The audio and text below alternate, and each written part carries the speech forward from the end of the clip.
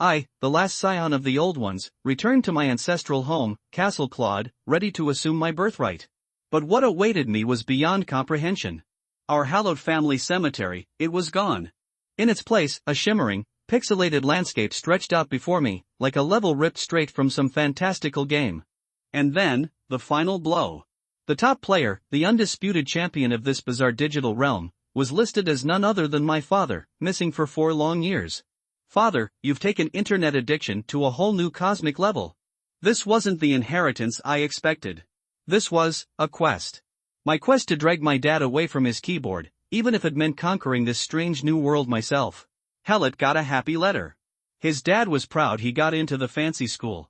His mom, always smart, had made the right choice taking him away. Everyone knew she had a son, but no one knew it was him. His parents had a deal, no secret talks with dad.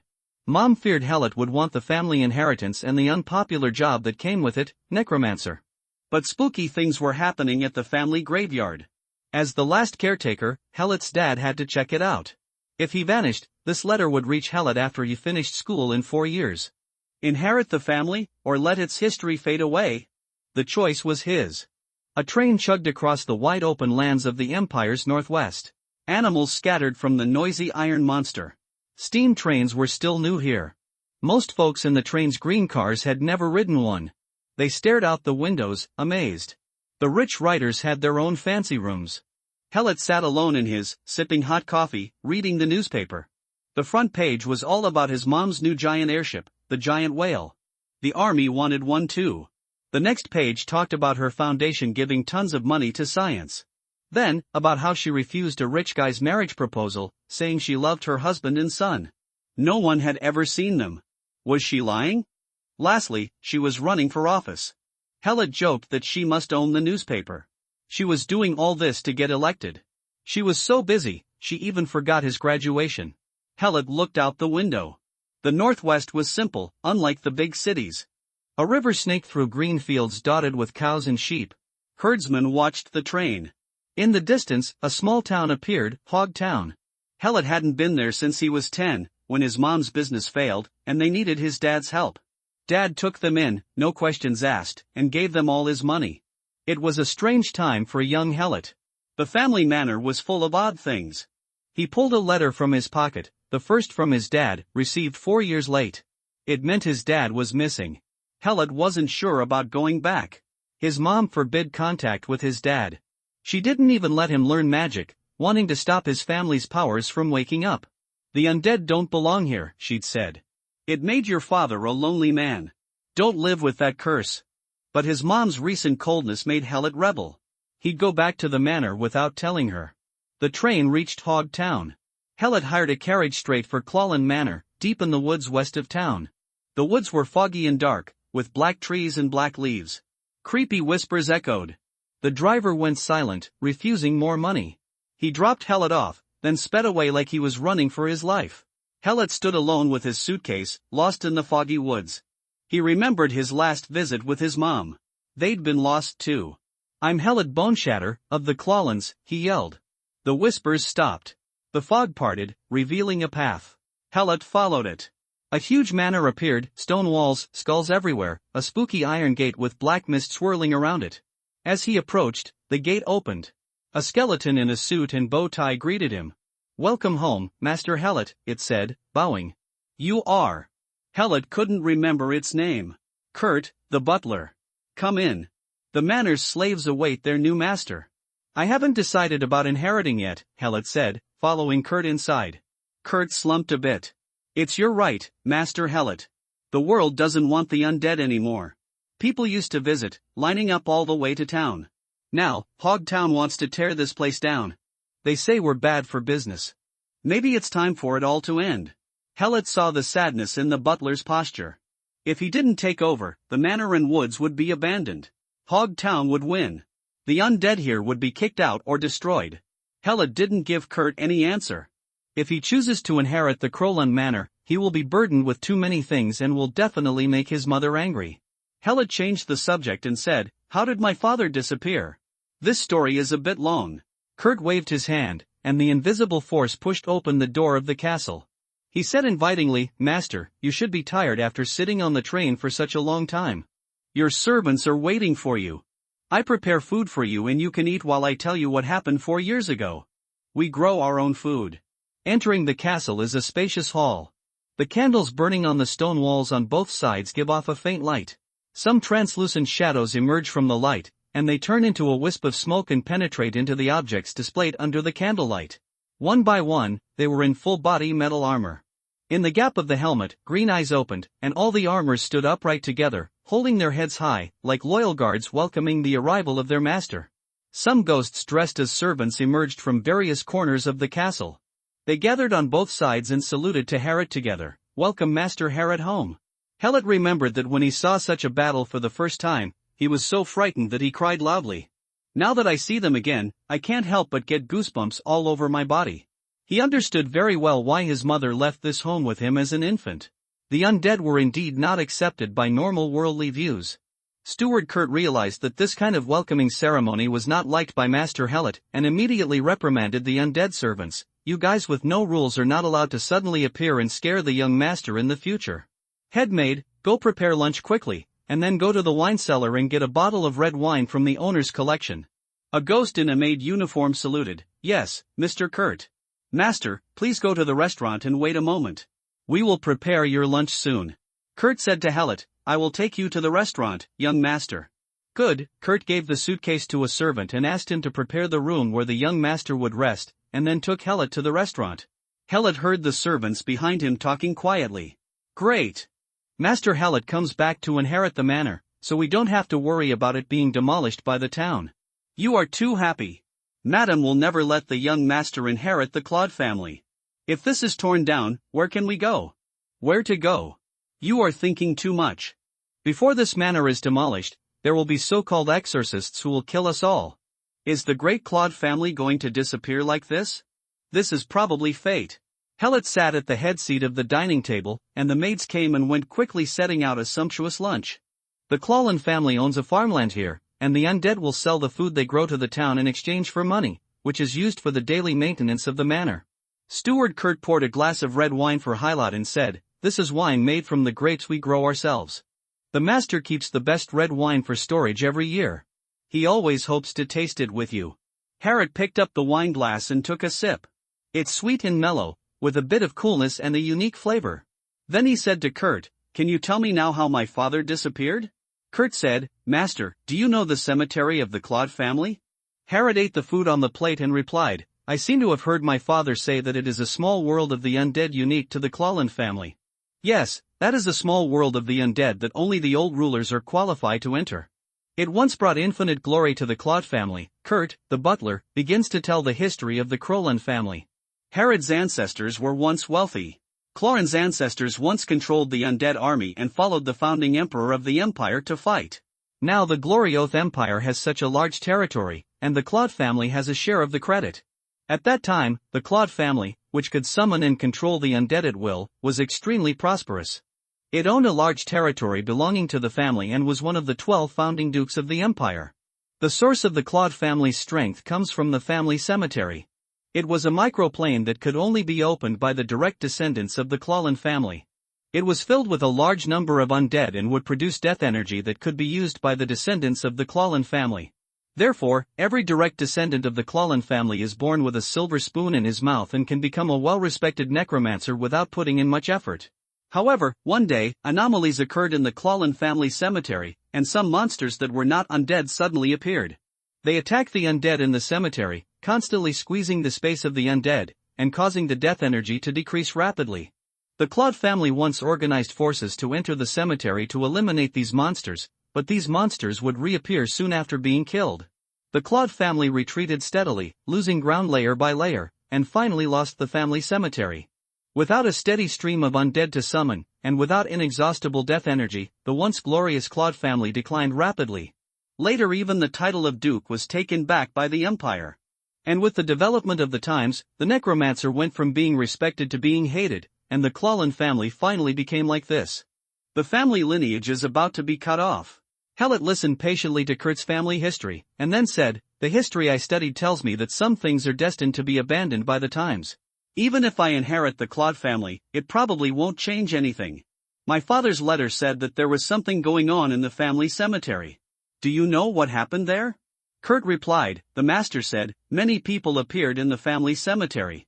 I don't know where they entered from. They don't seem to be people from our world. The master also said that when these people enter the family cemetery, they frantically attack every monster they see. Moreover, they will be resurrected after being killed by monsters. After resurrection, they will continue to run back to kill monsters. They kill monsters 24 hours a day. Most of the monsters are killed instantly as soon as they appear. These people compete for the area where the monsters appear and fight each other. It is simply crazy. The family cemetery was in chaos. The owner entered the family cemetery many times to investigate where these people came from. Why are they so crazy about killing monsters? Helot couldn't help but be intrigued. What did father find out? The master said that these people claimed to be players. It's just that the master did not come back after entering the family cemetery for the 5th time, and we undead cannot enter the family cemetery without the permission of the old rulers, so that's why 4 years after the master disappeared, I will send the letter left by the master to you, young master. Player. One word stirred a memory that Helot had not mentioned to anyone. That memory happened in another world, as if it were another life of his own. Helot had always thought that the memory was just a ridiculous dream. But Player and his father's description of Player's weird behavior seemed to indicate that those memories may be true. Helot stopped eating. He originally didn't have much interest in inheriting the family. This time he came to Clawland Manor mainly because he was worried about his missing father. Another purpose was to draw his mother's attention to him in this way. Now that he learned that his father disappeared in the family cemetery, and that there were so-called players in the family cemetery, Helot finally made up his mind. How can I enter the family cemetery? Although Helot was asking, he actually already knew the answer. Steward Kurt responded as expected, become a member of the Clawland family and start the lineage of the old dominators. And as the only direct member of the current family alive, you will also inherit the legacy of the Clawland family. Everything has glory and responsibility. In search of an answer, Helot answered without hesitation, okay, I am willing to return to the Claude family, inherit the family's glory, and fulfill family responsibilities. Kurt's open mouth now showed how shocked he was. Although he really hopes that the young master will inherit the Claude family, he also knows that the possibility of this is infinitely close to zero. The number of times the young master and the old master have met can be counted on one hand, and the relationship between them cannot be said to be deep. And the madam will never allow the young master to become a necromancer.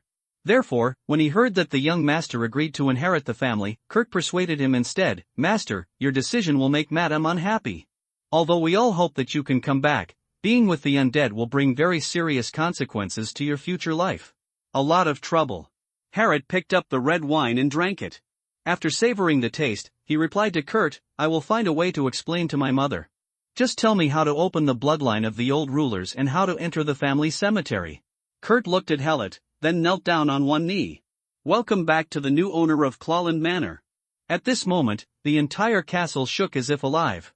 After receiving the news, all the undead in the manor knelt down in the direction of Helot and shouted together, Welcome the new owner of Clawland Manor to return. The fog in the forest area outside the manor is thicker, and the ghosts sing solemn songs in their unique accents. The skulls on the manor's walls all opened their jaws and smiled. 4 wisps of black smoke rose from the towers at the 4 corners of the castle and formed a large 6-pointed star formation over the castle. All plants within the manor withered in an instant, and all animals died in an instant. The large-scale anomaly even affected the town of Hog a few kilometers away. The cold wind swept across the streets, and everyone felt a sudden shock in their hearts. The townspeople couldn't help but look in the direction of Clawland Manor, feeling that something bad was happening there. A lot of people are thinking, Clawland Manor must be demolished as soon as possible. At this time, in the dining room of the old castle of Clawland Manor, a ring engraved with the runes of the undead lay in the palm of Helot's hand. He remembered that his father also wore the same ring on his finger.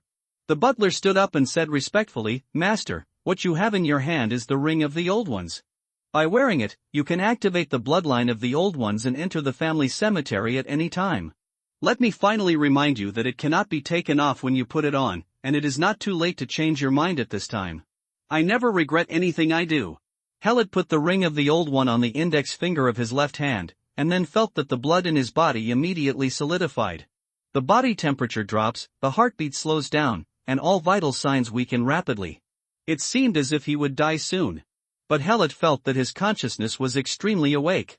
The mental power expanded rapidly, and when it reached a critical point, it suddenly shot out from the top of the head. Penetrating through the ceilings, it crashed into the center of the six-pointed star of the magic circle above the castle. Black smoke surged inside the magic circle, and countless undead souls showed their ferocious appearance inside. The sound of wailing echoed throughout the entire manor. Immediately afterwards, the huge magic circle shrank in a very short period of time, converging into a black beam of light that shot down, passing through the layers of ceilings like a black lightning from the center of Helot's eyebrows. Helot, who was in a dying state, took a sudden breath, and his vital signs quickly recovered. Everything returned to normal, as if nothing had happened. But Helot could clearly feel that there was something in his body that was not there before. An energy was flowing in his blood vessels, with the coldness of the end of life. That should be the death energy needed by the Necromancer to cast spells. At the same time, there is an additional door in the consciousness, like the door of a tomb. Helot touches in his consciousness. The tomb door appeared next to the dining table and opened slowly, revealing a long tomb passage inside. Helot stood up and was about to enter the family cemetery. Butler Kurt said quickly, "Master, please allow me to accompany you into the family cemetery. I don't know what the state of the family cemetery is now. If I encounter danger, I will fight to the death. Protect your master and come back." Helot looked at the dark tomb passage behind the tomb door, wondering what danger was waiting for him ahead. "Okay, come with me in." "Yes, master, I will lead the way for you." Steward Kurt walked into the open tomb door first, followed by Helot. The tomb door is closed, but there is light from an unknown source illuminating the tomb passage. The tomb passage has no end in sight. At this time, Kurt said, "Master, we are now in the space corridor leading to the small world of the family cemetery. We will reach the first floor of the cemetery after walking about 100 meters. There are 7 floors in the Clallan family cemetery, including the Skeleton Maze, Walking Corpse Cemetery, Ghost Forest, Vampire Tomb, Corpse Witch Altar, Night Palace, and Bone Dragon Pool. Each floor has a person loyal to the Clallan family, guarded by terrifying knights. It's just that the invasion of monsters prevented the death energy generated by the cemetery on each floor from supporting the terrifying knights guarding it, so they all fell into dormancy." While listening to Butler Kurt's introduction to the family cemetery, Helot looked at the familiar game interface that appeared after entering the cemetery. "Welcome to the world of heroes, please name your game character." Broken Bones Helot used his family's anonymous name. Please select your initial race, character creation abnormality. Initial race cannot be selected, default is human race. Please select your occupation, character creation abnormality. Profession cannot be selected, the default is Necromancer. Character initial attributes generated, role, Broken Bones race, human race occupation, Necromancer grade 1 bloodline, Old Dominator, Master of the Old Cemetery. The demand for control of the undead is reduced by 80%, the demand for the control of the undead in the Old Cemetery is reduced by 100%, and the effect of undead spells is increased by 50%. Specialty, Elementary Necromancy Life, 500 attack, 50, affects combat skill attack power, defense, 50, affects defense and vitality, command, 50, affects the quantity and quality of the troops under command, magical intelligence, 50, affects spell effects and magical energy, free attribute points, 0 combat skills, none spells, none equipment, Cornet B32 revolver, designed by Tomorrow Gun Design Bureau and produced by Tomorrow Light Arms Industry. It has 6 rounds of ammunition and can fire conventional ammunition and enchanted ammunition. See Serpent Fighting Dagger, designed by the Imperial Royal Academy of Magic and produced by the Imperial Royal Armor Factory. Sharp, armor-piercing enchantment, with paralyzing toxin. What kind of situation is this? Helot looked at the familiar yet unfamiliar game interface in front of him, and he couldn't help but have more questions in his mind. Familiar because there are memories of this type of game in my mind. In a dream, or in another life experience, I have played a similar game as a player. It feels strange because there is no information about this game in my memory. I wonder what I will encounter if I go further. Helot turned his attention to the butler Kurt who was leading the way. Some information is presented. Role, Kurt race, undead, skeleton, occupation, skeleton mage level, 29 influence, Old Cemetery. Within the influence of Old Cemetery, all attributes are increased by 10%. Feats, Elementary Dark Magic Life, 2430 attack, 260 defense, 243 magical wisdom, for 67 combat skill, sprint magic, psychic crit, explosive firebomb, soul shield equipment, fingerbone wand, a wand specially designed by the Clawlin family for skeleton mages. It can be installed on the palm of the hand instead of the phalanges. The effect of spells is increased by 5%, and the effect of dark spells is increased by 5%. Cornet A12 revolver, designed by Tomorrow Gun Design Bureau and produced by Tomorrow Small Arms Industry. It has 6 rounds of ammunition and can fire conventional ammunition.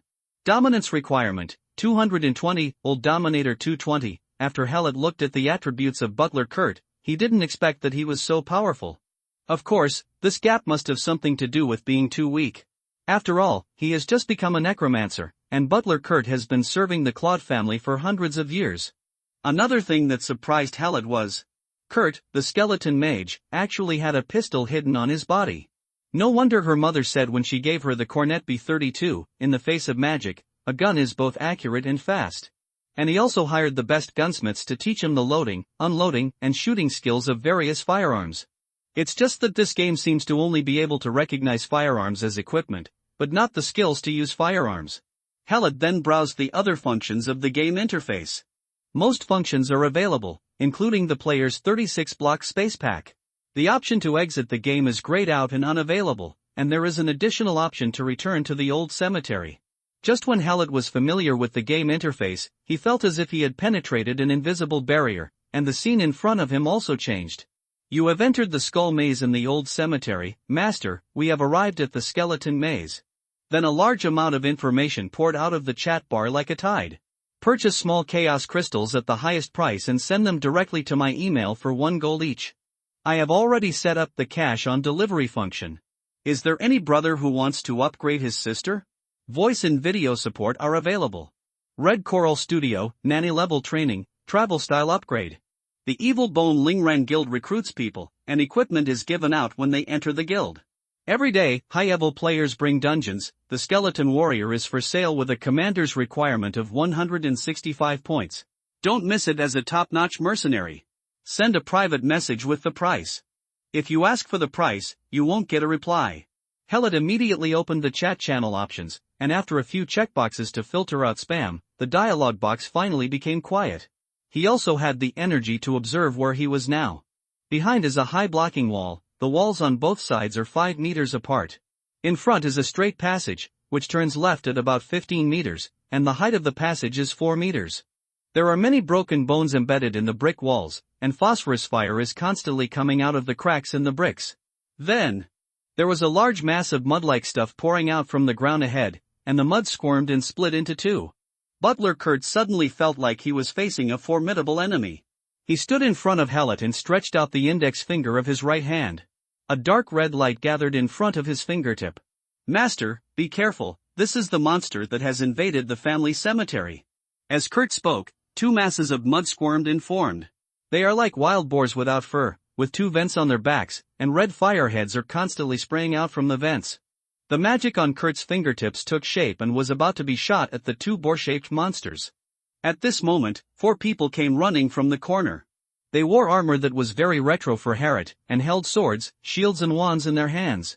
Without saying hello, he rushed towards the 2 monsters that had just come out. After a sword strike and a demon blast, the monster only had time to let out a scream before falling to the ground. The monster's body turned into sand, then turned into powder and disappeared, leaving some materials on the ground. A man dressed as a warrior quickly picked up what the monster exploded. The other 3 men pointed their weapons at Hallett. The leader was a magician wearing a black robe. He said to Hallett very rudely, "Brother, the 4 of us will just run around and clear out the monsters that have been refreshed in this area. You can change the place and don't delay our Russia class." Butler Kurt pointed the magic gathered at his fingertips at the other party and said in a cold tone, "Immediately apologize to my master for your offense.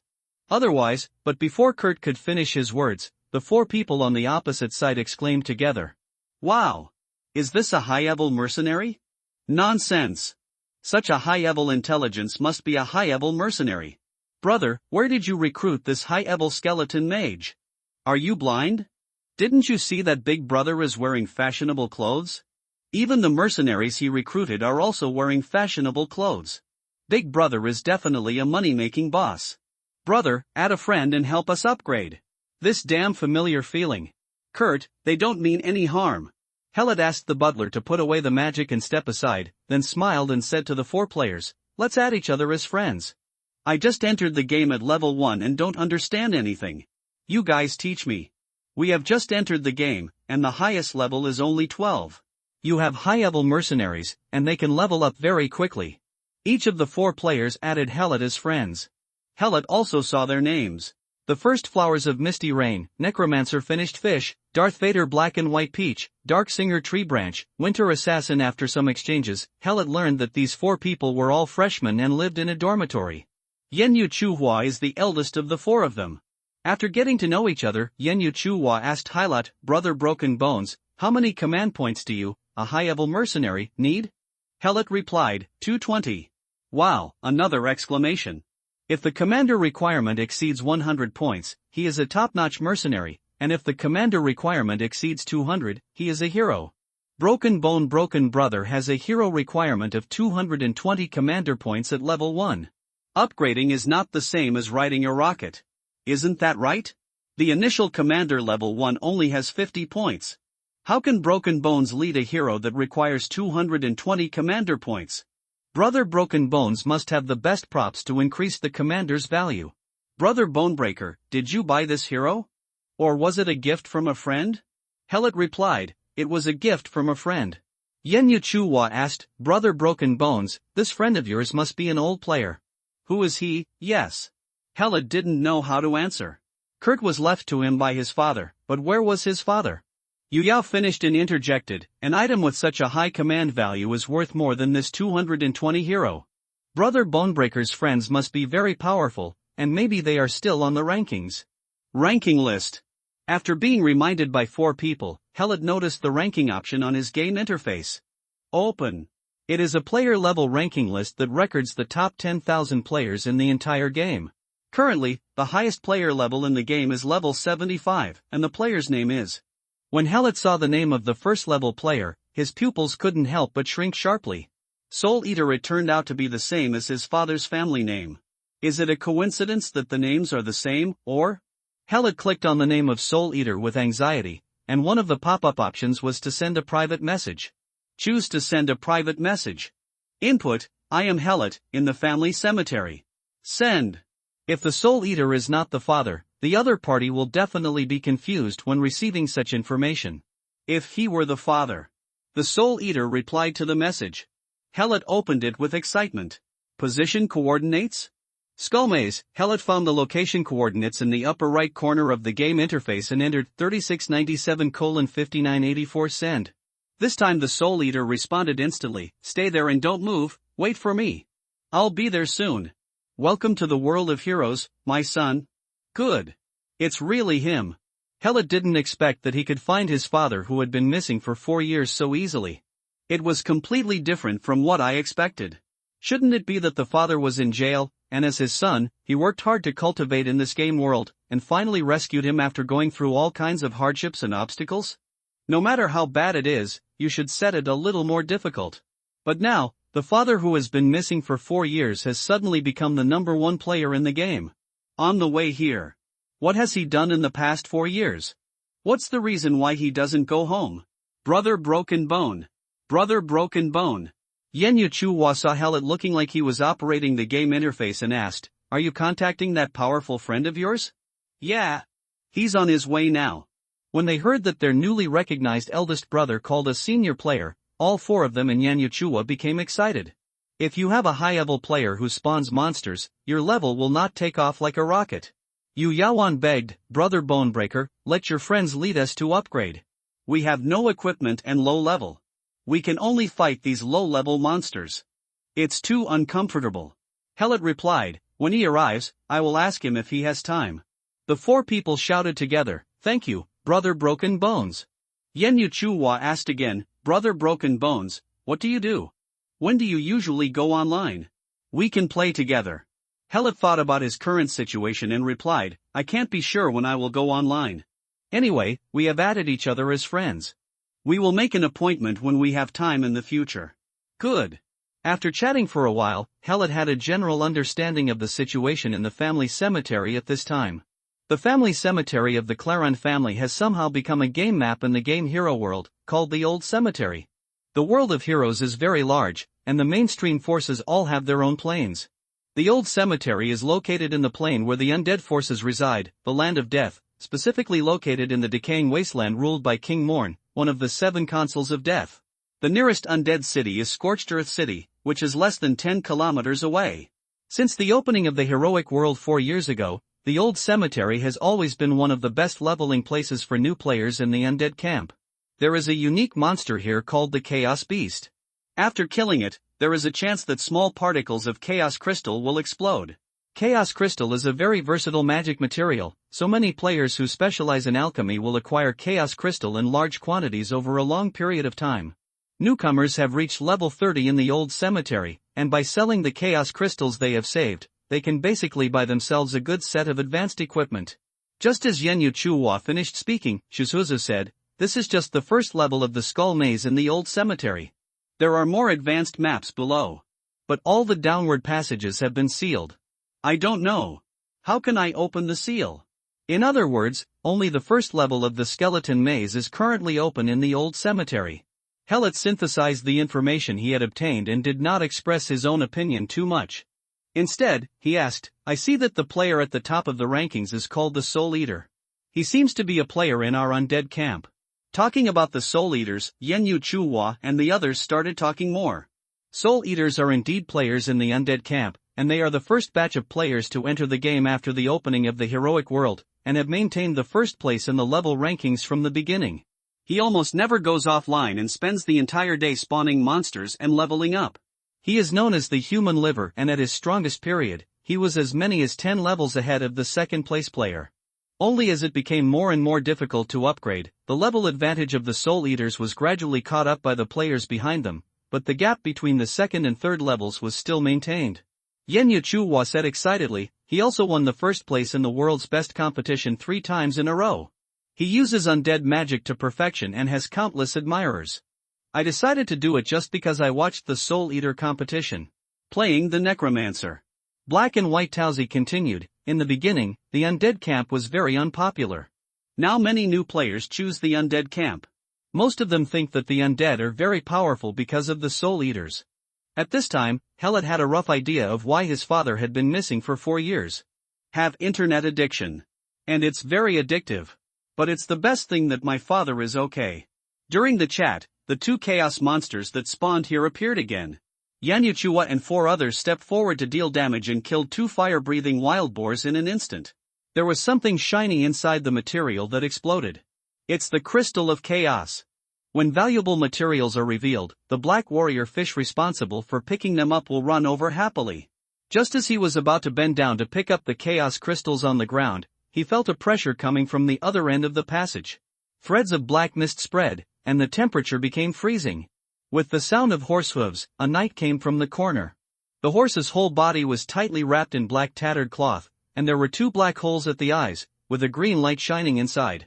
After being looked at, his whole body couldn't help but stiffen, and the feeling of terror was like a wall pressing down on him. The knight on horseback is wearing a black robe, with the edges of the skirt looking like mist. There was a mask made of human skin on his face, and there was a coldness in the stiffness that seemed to penetrate the bone marrow. The eyes were also glowing green, without any breath of life. When Butler Kurt saw the incoming person, he immediately stood in front of Hellet as if he were facing a formidable enemy. "Master, the opponent is extremely powerful, please return to the manor quickly." Hellet stood there motionless, quietly looking at the knight who was riding towards him. The 4 of them, Yenyu Chuhua, were startled at first, and then they all rushed towards the approaching knight, shouting like fans, "Boss Soul Eater! Boss of the Soul Eaters! Does the Soul Eater boss have any garbage? Please give some charity. Boss, can we take a photo with you?" The person who came was none other than the number 1 player in the heroic world, the Soul Eater. He had been looking at Hellet intently since he appeared, his cold eyes filled with joy and relief. Facing the enthusiastic newcomer fans, the Soul Eater jumped off his horse and said politely, "My friends and I haven't seen each other for a while. Can you give us some space to reminisce? I will give you some in a moment. Gifts and photos are no problem." Even though he is dressed up to keep strangers away, the words and actions of the Soul Eaters still have the heritage of being from a big family. Yenyu Chuhua and the others couldn't help but be infected by this attitude. They immediately stopped making noise and walked away along the passage together. The Soul Eater waved his hand, and a wall of bones rose up to completely seal the space. Then he quickly walked up to Helat, and after looking at him for a moment, he hugged him. I thought I would never see you again. I have been staring at private messages these days, looking forward to news from you, but I don't have much hope that you will come. I am very happy to see you. Herat said, I am also very happy to see you, father. The Soul Eater let go of Helat, relaxing as if he had let go of a huge stone in his heart, and then asked, Is your mother okay? Mom, she is in good health, but very busy. If she wasn't busy, I probably wouldn't come. Herat's feelings towards his father were very complicated at this time. The blood connection made him feel very close to the man in front of him, but he was also very unfamiliar. The Soul Eater patted Herat on the shoulder and said with a smile, If Irina knew that you inherited the Clanlan family, she would be so angry that she would tear down the Clanlan manor. Helat shrugged, I don't know how to face her now. She took me away from the Clanlan family and didn't even let me meet you, just to prevent me from becoming a necromancer. As a result, I still took the path that she couldn't accept the most. The Soul Eater said to Herat, The decline of the Clanlan family is not because the necromancer is not accepted by the world, but because the family has lost its strongest power. If you can recover the lost power of the Clanlan family, even become stronger and no one will dare to despise you anymore. Helat asked, You have been missing for 4 years and have you found the lost power of your family? No. The Soul Eater answered simply, and he continued, But I have a power that none of the ancestors of the Clanlan family have ever had. The Soul Eater spread his hands and death energy spurted out. The dead bones embedded in the wall moved violently, as if they were trying to break through the wall and crawl out. Helat knew what power his father was talking about. He threw cold water and said, This is just a game, father. No matter how strong you are in the game, it will not change the decline of the family. The Soul Eater took back the energy he emitted and said, What if I said the power of this game could be brought back to our world? Helat was stunned, How is this possible? But this is the truth, said the Soul Eater, I discovered it when I first explored the family cemetery. The strength I improved here, and even the props I obtained, can be brought to our world. Helat, with my help, you can quickly improve your strength in this world. I believe that the Claude family will soon be revived in your hands. Herat asked in confusion, Since the strength here can be brought to our world, shouldn't it be faster for you to revive the Claude family? Yes, that's what I thought when I first discovered this secret. But I made a wrong choice, and I can never go back. What did you do wrong? The Soul Eater took off his mask, and behind the mask was a skull with dried meat on it. There are no eyeballs in the 2 deep eye sockets, only 2 balls of soul fire swaying under the influence of emotions. In order to upgrade faster, I chose to give up my identity as a human and transformed into a lich. He stretched out his left hand, which was also close to the bone of dry flesh. The ring of the old dominator that he wore before was gone. At the same time, I also lost my identity as the old ruler, and I am no longer the owner of the old cemetery, so I cannot open the way back to the tomb. Helat immediately said, I can open it and I will take you back. With that said, Herat reached back and opened the tomb passage behind him. The Soul Eater shook his head, I tried this before I was transformed into an undead. Players couldn't see the tomb passage back to our world, and they couldn't enter. As I can't see it now either. The Soul Eater looked towards the location pointed by Herat, which should have opened the tomb passage home, but in his eyes there was only a wall full of dead bones. Helat asked, Is there no other way? The Soul Eater did not show any disappointment. He put on his mask again and said, Actually, this place is quite good for me. I can display undead magic unscrupulously, pursue the peak of power to my heart's content, and enjoy the respect of countless people. These 4 years have been very fulfilling for me. Ever since Irina took you away from me, I have never been so relaxed and happy. There is nothing to regret about not being able to go back. Herat could feel the Soul Eater's self-confidence from the inside out, with the same enthusiasm and vigor as a young man. He really likes it here. If this is the life you like, I won't interfere with you, but I will still find a way to take you home. Ha ha ha, the Soul Eater laughed, don't give yourself too much responsibility. Even becoming a powerful necromancer and reviving the Claude family are just the expectations of the previous Claude family patriarch. As a father, like your mother, I hope you can be healthy and happy. Don't be constrained by your family and bloodline, do what you like to do, enjoy the joy this game world can bring to you, and spend more time with your mother. This is my father's advice. Helat also laughed, I made a note, actually, I don't intend to bear the responsibility of reviving the family. I have passed the interview with Tomorrow Group and will return to the Imperial capital soon to start working. The Soul Eater asked in confusion, "You want an interview too?" Helot said helplessly, "My mother said, as the heir to the Tomorrow Group, I need to start from the lowest level. She even said that she would no longer give me any money, and that I would have to rely on my own work to earn all my future expenses." Poor son. The Soul Eater expressed deep sympathy for Harriet, and then said, "Your mother doesn't give you money, but your father does. These gold coins can be exchanged for money after you take them out and melt them into gold nuggets. There are also these equipments that I have carefully prepared for you." The Soul Eater transferred 3 million gold coins to Helot through a transaction. Along with the gold coins, a batch of equipment and props were transferred. All are top quality. Gray-brown covering, golden robe, need level, 1 life, plus 300 attack, plus 30 defense, plus 45 dominance, plus 25 magical wisdom, plus 65. The effect of undead magic is increased by 10%. The number of undead summons increases by 10%, and any shortage will be counted as 0. Strengthen 10% of your maximum attack, defense, and magic intelligence to the undead summons. Comes with magic. Ghost shield, automatically generated when attacked, absorbs 100% of damage equal to magic wisdom. Cooling time is 10 minutes. Set, exiled no returner, 1/4. Purple luggage, golden belt, need level, 116. Compartments of storage, supports quick use, life, plus 200 attack, plus 10 defense, plus 10 dominance, plus 10 magical wisdom, plus 10. The effect of magic potions in the belt space is increased by 30%. Duration 30 seconds, mercenaries, including heroes, can be stored. The number of occupied grids is calculated based on the volume of the mercenaries, with a minimum of 4 grids. The effect of poison magic is increased by 10%. Comes with magic. Corpse poison smoke, continues to consume the poisoned person's vitality. The effect is related to one's own magic wisdom, the enemy's defense and magic wisdom.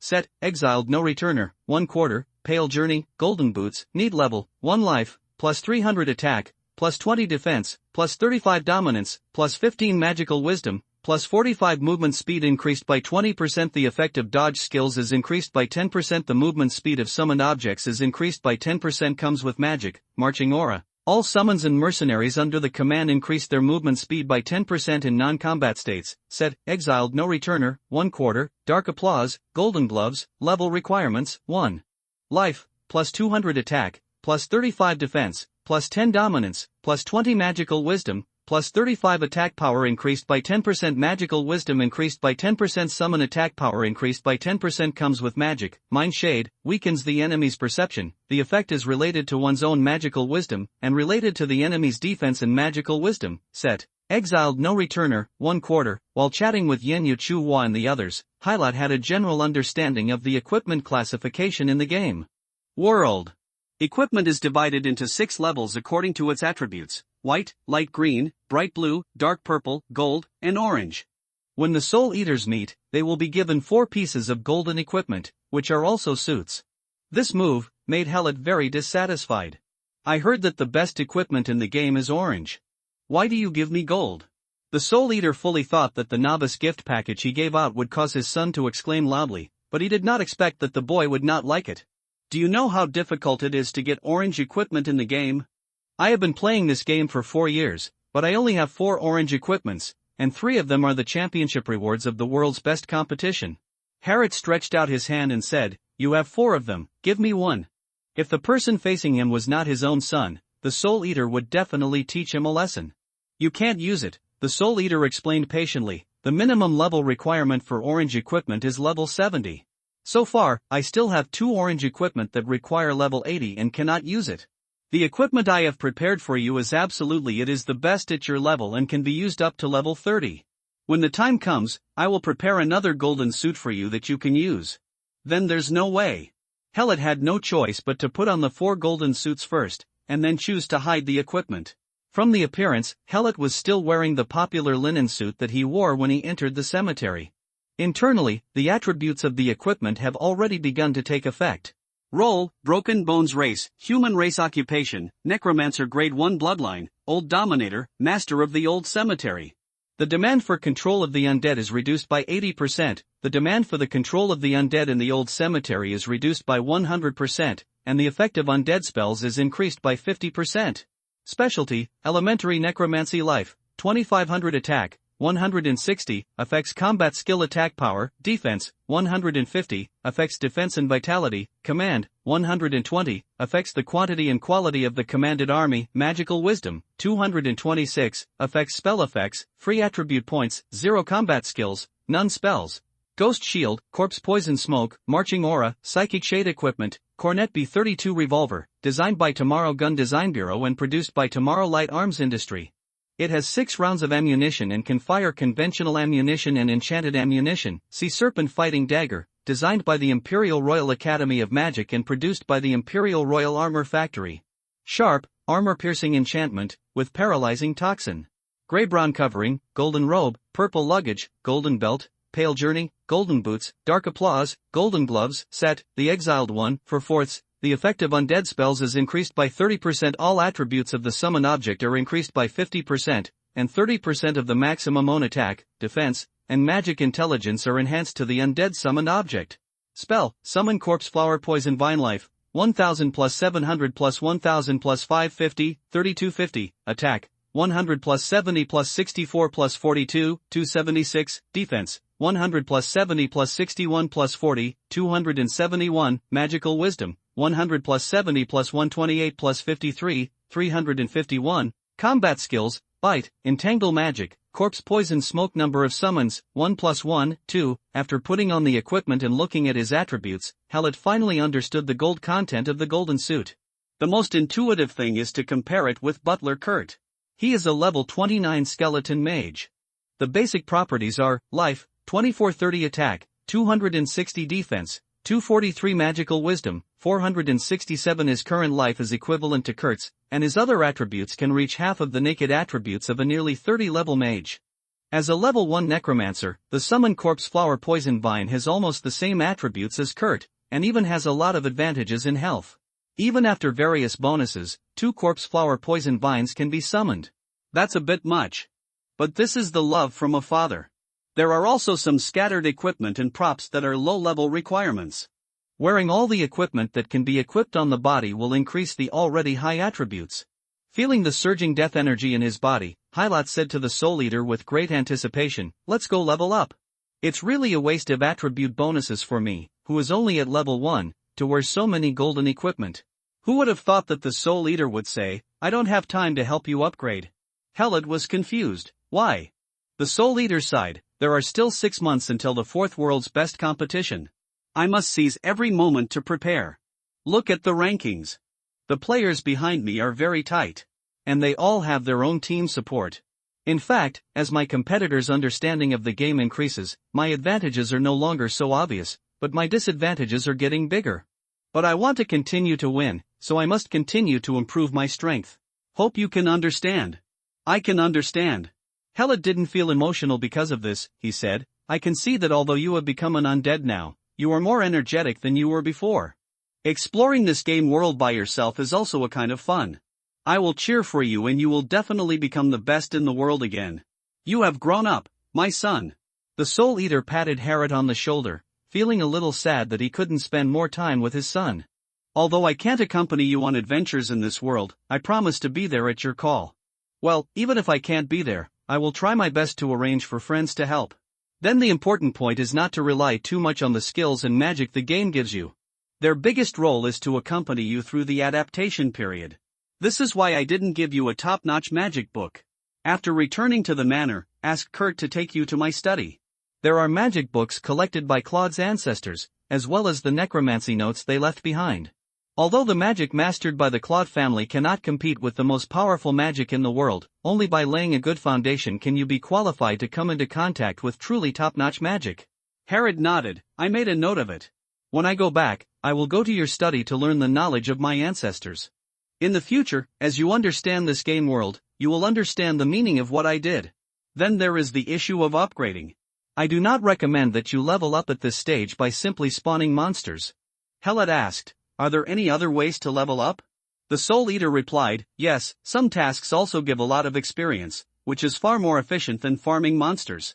Although it has been 4 years since the hero world was opened, there are still many novices coming in every moment, and there are all high-quality low-level leveling areas. Saturation, not only is it slow to gain experience, but it is also easy to start disputes with other players and waste time in fighting. I have a mission right now that would be perfect for you. What mission?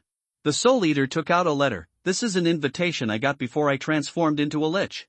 It is an invitation to the owner of the old cemetery to attend a party. Unfortunately, I haven't gone to attend yet. Just in a legend in the mission, he chose to become an undead. Now you are the owner of the old cemetery and just take over this task. Helot took the letter. The address above is, number 63, Tibia Street, Scorched Earth City. The seal of the letter was sealed with special ink pad. Helot couldn't help but smile and said, the invitation to the party you received 4 years ago will be too late for me to attend 4 years later. The Soul Eater said, the owner of number 63 Tibia Street in Scorched Earth City is still there. You can try your luck. After all, the undead have a somewhat different view of time.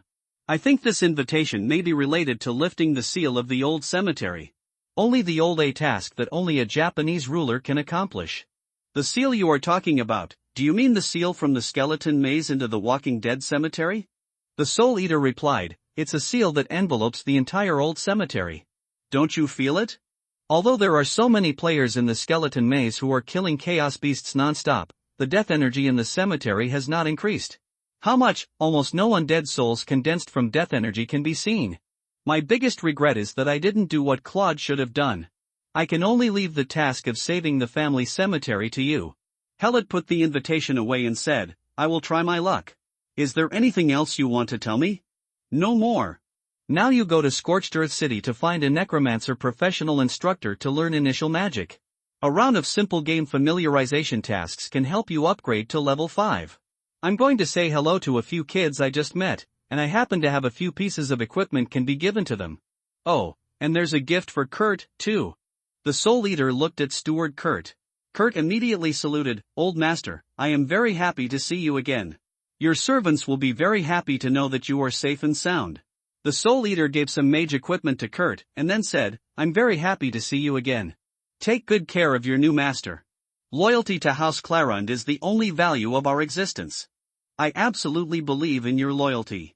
The Soul Eater turned to Helot and said, say goodbye to your new friends and go to Scorched Earth City. Good. The Soul Eater lifted the wall of bones and then said to Helot, don't tell anyone here. I am your father. Helot asked in confusion, why? Because, this damages my image. The Soul Eater whispered, I am the national idol and the #1 player.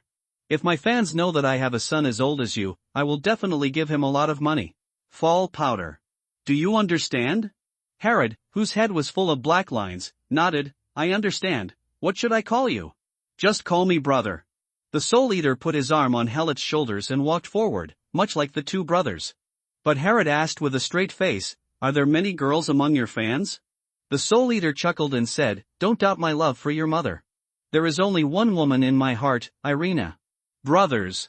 The father and son found 4 people from Yenyu Chuhua who were spawning monsters nearby. Helot explained that he needed to go to Scorched Earth City to learn skills, and left the Soul Eaters to take photos with them. Then he put Kurt in his bag and used the Scorched Earth City return scroll given by his father. After a daze, Helot appeared in the central teleportation array of Scorched Earth City. In the sky, a pale full moon hung above the night sky, and the desolate moonlight illuminated the city with gray and blue-gray as the main colors. The buildings of the undead are extremely tall and slender, like standing finger bones, exuding wisps of mist of death. On the left side of the Helot game interface, an overview of Scorched Earth City was written line by line with a bone pen. Scorched Earth City is part of the decaying wasteland ruled by King Morn, one of the 7 archons of death. The owner of the city is Dorothea, known as the Marquise, race, vampire. Since there are a large number of vampires in Scorched Earth City, it supports many blood slaves, making Scorched Earth City more tolerant of the existence of living creatures than other undead cities. While a large number of beings who believe in death have brought prosperity to the city, they have also brought many contradictions. For you who are coming to Scorched Earth City for the first time, this place is full of opportunities. While Helot was browsing the overview of Scorched Earth City, figures kept coming and going around him. They have different forms of undead and creatures of different races. It is impossible to tell which one is the player and which one is the so-called game NPC. This game is really very realistic. Helot looked at the terrifying city in front of him and couldn't help but sigh in his heart. It's like a real world. The public map of Scorched Earth City has been updated, Please explore the non-public areas by yourself. Hellet found the map of Scorched Earth City based on the prompts. My current location is in the city's central square, and most of the facilities that serve players are built near the central square. The Necromancer Comprehensive Career Center is on the south side of the square. Antibia Street. At the west end of the city, that area was specially painted blood red and marked as a living area. The vampire castle where the city lord is located is at the east end of the city. After briefly understanding the layout of the city, Hellet put away the map and walked towards the Necromancer Comprehensive Career Center. Walking into the lobby of the Necromancer Comprehensive Career Center and looking at the long queues in front of each business window, Hellet couldn't help but lament the popularity of the game Heroic World and the popularity of the necromancer profession. Consciously standing at the end of the new registration team, the conversation between the two players in front came to my ears. Have you heard? Soul Eaters appeared in Scorched Earth City. I not only heard about it, I also saw it.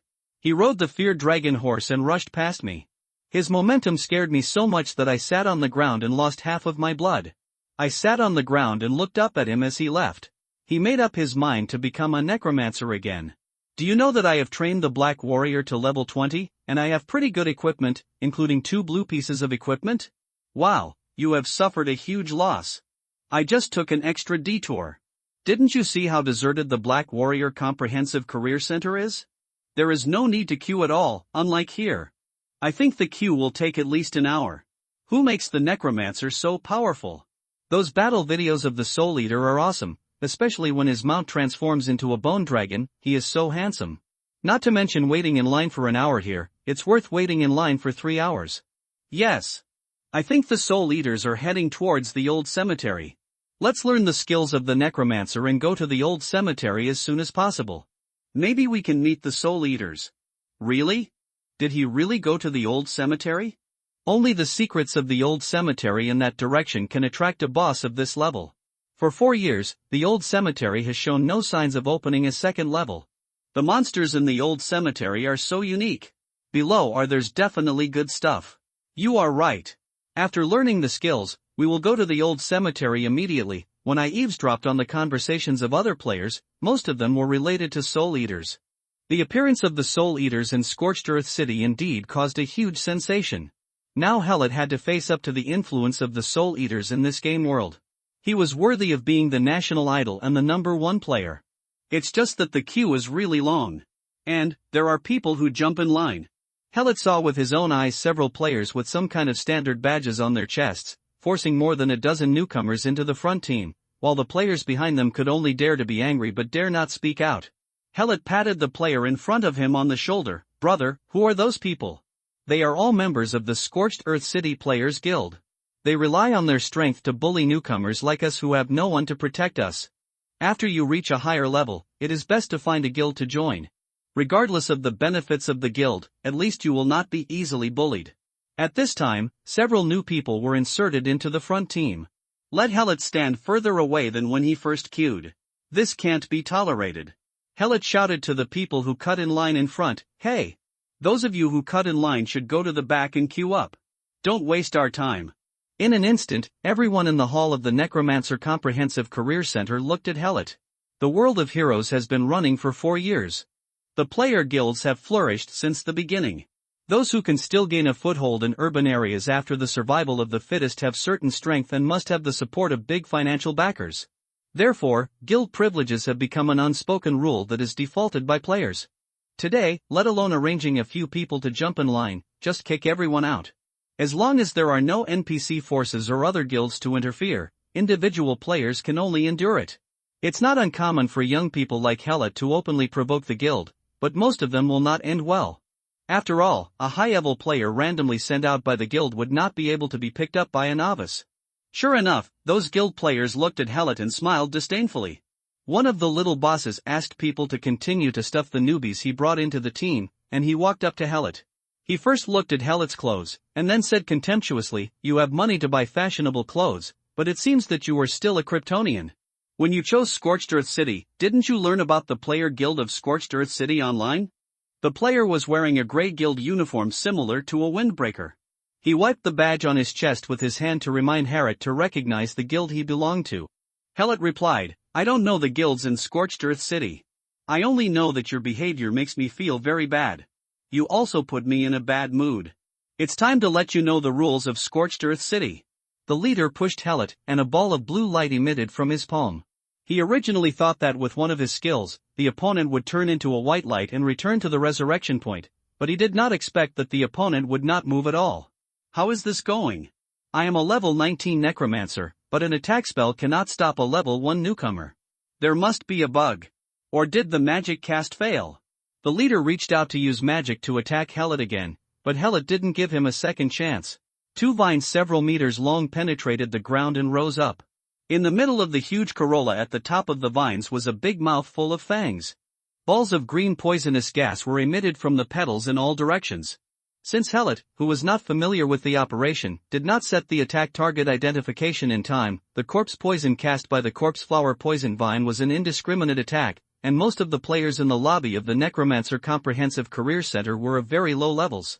For a moment, covered in the powerful corpse poison smoke cast by the corpse flower poison vine, the entire Necromancer Comprehensive Professional Center flashed with white lights of player death. The guild player who wanted to attack Helot was judged as the priority target by the corpse flower poison vines. 2 corpse flower poison vines bit and tore him, sending him to the resurrection point in an instant. All players who die have their levels reduced by 1. The alarm sounded in the Necromancer Comprehensive Career Center, because the corpse poison smoke released by the corpse flower poison spread to the business counter, and all the NPCs evacuated quickly. Soon, the packed lobby of the Necromancer Comprehensive Career Center became quiet, and there were still players with higher levels standing there. While using their skills to resist the poison and drinking the recovery potion, they unfolded their magic books and surrounded Helot. At this time, Helot also controlled the poisonous corpse flower vines, and the toxins in the smoke no longer attacked indiscriminately. Looking at the cleared Necromancer Comprehensive Career Center, Helot said innocently, "I'm sorry, I didn't control my summons." A player who seemed to be of a very high level said to Helot very seriously, "You seem to be a level 30 Necromancer. You said you can't control your summons. Do you think I'm a fool? And you are actually ranked 30th? Are the newcomers in the registration team deliberately looking for trouble? They must be sent by other cities to cause trouble. They want to drive away all the newcomers who join Scorched Earth City. Boy, who are you hanging out with?" 2 poisonous corpse flower vines guarded both sides of Herod, facing the hostile players with the front of the petals. Herod knew that he had accidentally caused trouble. "In order not to cause any more disputes," he said, "brother, the Soul Eater." The hall of the Necromancer Comprehensive Career Center fell into silence. The NPCs had all run away, and the low-level players were all dead. The remaining players with slightly higher levels unfolded different styles of magic books and surrounded Helot in the middle. Of course the players here are all necromancers, and as the number 1 person in the game world, the Soul Eater has a transcendent status in the hearts of all necromancers. So when Herod said, "Brother, Soul Eater," all the players here can't help but show their anger. The Soul Eaters will not send people to do such dirty things as massacre newcomers. Boy, do you know that at least 6 out of 10 necromancers chose this profession because of the Soul Eaters? If you frame the Soul Eaters like this, aren't you afraid that you won't be able to survive in the Necromancer Circle in the future? Who sent you to cause trouble in Scorched Earth City? The players slowly gathered around, preparing for a group attack to send Helot to the resurrection point.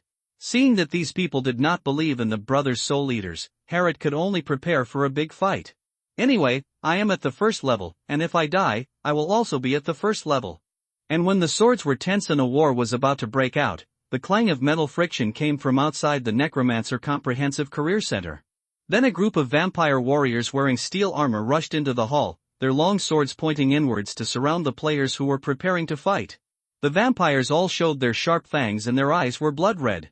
They only waited for an order to wipe out these troublemakers. When the players saw this formation, they immediately stopped. If they clashed with the vampire guards in Scorched Earth City, they were seeking death. A captain-level vampire warrior walked up to the players, glanced at the audience with a stern look, and asked, "Who is causing trouble here?" "It's him." All the players pointed at Helot. Then all the undead NPCs who were hiding came out and corrected Helot. "The evidence is solid." The vampire captain walked up to Helot, but without him making a move, the 2 poisonous corpse flower vines were broken into 2 pieces at the waist. Then he said fiercely, "Don't try to resist, weak human beings. Just because Scorched Earth City accepts the existence of creatures like you, doesn't mean it will tolerate your wanton behavior. Follow me to the vampire castle and accept the punishment from the Marquis. Seeing the remains of the corpse flower poisonous vine rotting and disappearing, Herod knew that there was a huge gap in strength between himself and the vampire warrior in front of him. So Herod stretched out his hands and allowed the vampire to shackle him. Then, amid the cheers of the players, he was escorted out of the Necromancer Comprehensive Career Center by the vampires. On the way to the vampire castle, Herod contacted the Soul Eater. "Father, I am in trouble. Didn't you go to Scorched Earth City to learn the skills of the Necromancer? What trouble could you encounter?" "I had a dispute with other players in the lobby of the Necromancer Comprehensive Career Center, and released the corpse flower poison vine. Because I didn't know how to operate it, I killed many novice players. Now I have been captured by the vampire, and I am heading to the vampire castle to see the city lord." The Soul Eater replied quickly, "It's okay. The Lord of Scorched Earth City is the vampire Marquis Dorothea, and I have some friendship with her. After you meet Dorothea, just say that you are my biological brother. She doesn't, it will embarrass you."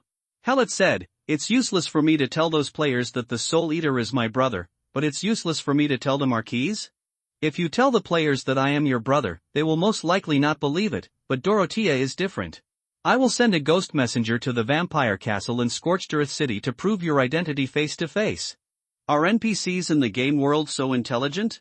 Although Herod didn't understand, he could only believe his father. He replied, "Okay. Have you left the old cemetery?" "Left, flying to my leveling area. Tell me if anything happens." "I understand, father." Herod, who was determined, followed the vampire guards escorting him to the vampire castle. The castle is built of hard black crystal stone, and the towering towers look ferocious and oppressive. Countless red bats hung upside down from the edge of the castle, their black bean-like eyes staring greedily at Herod's neck. Above the stone steps, the tall castle door opened, and the scarlet carpet extended from the doorway to the high platform deep inside. On the stage, a female vampire sat in an obsidian chair. She crossed her long legs in black stockings, looked down with her ruby-like eyes, and held a glass filled with blood or red wine in her left hand, showing the noble and cold temperament of a high-ranking vampire. And with a little bit of charm. Herod walked into the castle under the escort of the vampire guards, and the door behind him closed with a clang. "Lord Marquis." The vampire captain saluted Dorothea on the high seat, and then said, "The human necromancer who caused trouble in the Necromancer Comprehensive Career Center has been brought to you. Please execute a fair trial on him." Dorothea, who was sitting on a high seat, looked down at Herod and asked, "I didn't expect that you, who are so weak, are wearing many good magic items. Tell me, what is your name? What is the purpose of coming to my Scorched Earth City? If your answer satisfies me, I can make your death painless." Herod held his head high and said, "Brother, the Soul Eater." Upon hearing the name, Dorothea's expression immediately changed. She flattened her crossed legs, leaned forward, and asked, "What did you just say?" Helot repeated, "My brother is a Soul Eater, and I am his brother Broken Bones." Dorothea looked at Herod intently, and the hall became eerily quiet. After a while, a smile appeared on Dorothea's face, and she waved her hand to let all her vampire guards go out. After the door closed again, he sat upright and said, "You do look a lot like a Soul Eater, and it reminds me of what he looked like before he transformed into a lich. Is he okay now? I heard that the sorrowful king favored him very much." Helot replied, "I haven't seen the Soul Eater for a long time, and I just met him briefly today. He was very busy improving his strength, and left after giving me some props. Before leaving, he asked me to come to Scorched Earth City to learn magic." Dorothea couldn't help but fall into memories, and after a while she said to Herod, "The Soul Eater first learned magic in Scorched Earth City. He is very talented, and his strength is increasing at a speed far beyond my understanding. He is my most capable subordinate. Since he was spotted and taken away by the Sorrow King, I realized that my current subordinates are simply a group of brainless idiots, and most of them are indeed brainless." Helot replied smoothly, "When I see the Soul Eater again, I will definitely convey the Marquis' appreciation for him." Dorothea looked at Herod. "Although you are the younger brother of a Soul Eater, you must be punished if you commit crimes in my city. Just join my vampire guard and serve me off." Herod remembered his father's advice to him, "Do not give up your identity as a human under any circumstances, otherwise you will be like him and unable to return to your own world." "Lord Marquis, I don't want to transform into the undead yet." Dorothea leaned back and crossed her legs, looking aloof again. After taking a sip of the blood wine in the glass, he said to Herod, "For the sake of the Soul Eaters, I can make an exception for you and allow you to join my guard as a human." Helot thought for a while, and there seemed to be nothing wrong with joining Dorothea's guard. Anyway, I am only at level 1 now, so I will definitely not suffer. Okay, I'll join your vampire guard, Marquis. That's right. A smile appeared on Dorothea's lips, and then she said to Harriet, I have a very important task for you now. Harriet had a bad feeling and asked, what mission? There is a grey elf necromancer imprisoned in my dungeon. Your mission is to gain his trust in you. Harriet asked, what next? Dorothea laughed, young human, don't be so anxious. Complete the first step first, and then I will tell you the subsequent tasks. After saying that, Dorothea snapped her fingers. The castle door opened, and the vampire captain walked in from the outside. Dorothea pointed at Harriet and said, this is Broken Bones. Now he is a trainee guard of the 4th Squadron of the Vampire Guards. He is assigned a job of guarding the dungeon and is responsible for taking care of Master Lame. The vampire captain saluted Dorothea, I follow your orders, Lord Marquis. Dorothea said to Harriet again, this is the squadron leader Monty, the 4th Squadron of the Vampire Guards. Just follow his arrangements. Harriet saluted in a similar manner and said, I will follow your orders, Lord Marquis. Dorothea waved her hand, go down. Captain Monty took Harriet out of the hall. At this time, a bat flew in from the skylight above the hall. The bat flew in front of Dorothea, and its body turned into a swaying ghost, and then condensed into the half-length image of the Soul Eater. Dorothea, we haven't seen you for a while, and you look even more beautiful. Dorothea chuckled and said, your strength has also become stronger. I wonder if I am still your opponent now. We both work for the King of Sorrow and cannot be rivals. The reason I am communicating with you this time is for my brother Shattered Bones. He seems to have caused trouble in Scorched Earth City and was caught by your guards. Dorothea swung the blood wine in the glass and said, you are very well informed. He was indeed caught by me. If you want to rescue him, answer me a question first. Go ahead. Since you came to Scorched Earth City, why don't you come to see me? Dorothea looked at the Soul Eaters with some resentment in her eyes. This made the Soul Eater touch his nose in embarrassment, and then said, you know King Sorrow trusts me very much, so he gave me a lot of work, leaving me no time to visit my old friends. Next time I go to Scorched Earth City, I will definitely visit you. Dorothea did not continue to pester the Soul Eater and replied, okay, I'll wait for you.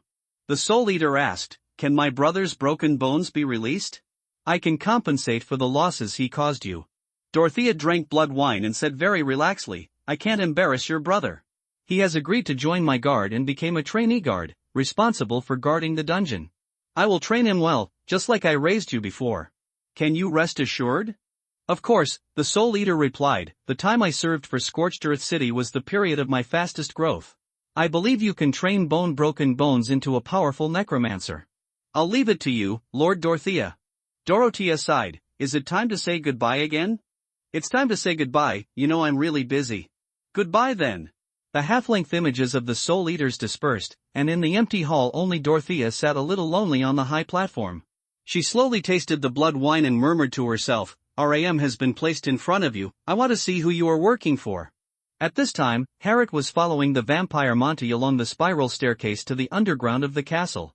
The dungeon built on rock was not only dark, but also very humid, with water droplets seeping from the stone walls dripping down continuously. From entering Scorched Earth City to now, everything Harriet has seen and heard makes him unable to believe that this is a game world for players to entertain themselves. Without the game interface in the horizon, this world would be no different from reality. Harriet also asked Yenyu Chuhua how this game was developed. Yenyu Chuhua's answer was uncontrollably creepy. No one knows who developed Hero World, and no one can influence how the game works. It suddenly appeared and then swept the world, becoming a second world that people could not live without. Moreover, the high-level NPCs in the game are all individuals with the ability to think independently. Magical, mysterious. Walking in the dungeon, my feet stepped through stagnant water. The vampire Monty who led the way did not have many words. He took Harriet outside a separate prison and then said, human, thank the Marquis for his kindness to you, otherwise you should be in the prison now, not become a distinguished trainee of the Vampire Guard. The person imprisoned inside is Master Lame, and your job is to take good care of him. Harriet looked into the prison. The walls of this independent prison were reinforced with steel plates. 4 chains fixed on the steel plates cuffed the prisoners' hands and feet. The length of the chains allowed the prisoners to move within a certain range. The prisoner was a gray elf with long, gray hair and beard. His upper body was naked, his skin was covered with black runes, and 2 steel nails were driven into his shoulder sockets. The pants on his lower body were torn into strands, he had no shoes, and the nails on his hands and feet were very long. Apparently had been held for a long time. Harriet asked, "What crime has he committed?" "You don't need to know." Vampire Monty threw a token to Harriet. "With it, you can enter and leave the dungeon freely, and you can also enter this prison. Don't do anything other than your duties, I will keep an eye on you." Harriet tossed the token in his hand. "Follow your orders, Captain Monty. I'll leave this to you." Monty turned and left, leaving Harriet standing outside the prison. The communication request from the Soul Eater flashed on the game panel. Harriet connected and said, "Father, your name did help me solve one problem, but it seems to have gotten me into another one. Dorothea asked me to join the Vampire Guard and assigned me to take care of a grey elf necromancer named Lame and gain his trust." The Soul Eater replied, "Has Liam been caught by Dorothea? It doesn't matter. When you meet Liam, tell him that the Soul Eater is your brother and he will cooperate with you. Is this okay?" Harriet couldn't help feeling that his father's network of relationships was a bit complicated. He looked at the grey elf sitting on the ground in the prison and sent a message to the Soul Eater. "Master Lame is a prisoner in Dorothea. He seems to have committed a very serious crime. What is your relationship with this grey elf? Still fine? I took on a lot of missions in order to level up quickly, and that's how I met Master Lame. He is a senior member of the Azure Society, and I have provided him with information many times." Harriet asked, "What is the Azure Society?" The Soul Eater explained to Harriet, "The undead camp is divided into 2 major factions, one is the undead, and the other is the living beings who believe in death. The Azure Society is a secret organization of the living sect. They have launched many rebellions and tried to acquire a piece of territory belonging to the Anima faction in the land of the dead. Of course, this was not accepted by the Necromancer sect, which had an absolute advantage in power, so all the rebellions of the Azure Society failed. But their hidden power is still very large, and the undead have been trying to find ways to eliminate them." Harriet couldn't help but marvel. "While you were serving the King of Sorrow, you were also passing information to the Azure Society?" "Yes, otherwise how can I maintain my level advantage? It requires both monster killing and various tasks. It is truly a human liver." Harriet considered the doubts about receiving this mission and said to the Soul Eater, "Dorothea asked me to gain Lame's trust, but then threw me directly into prison. There must be other purposes, right? She asked you to complete this task. Her main purpose should be to test me and see if I have anything to do with the Jeanlin Society. What do I do?" "You do whatever she asks you to do, and gain Lame's trust first."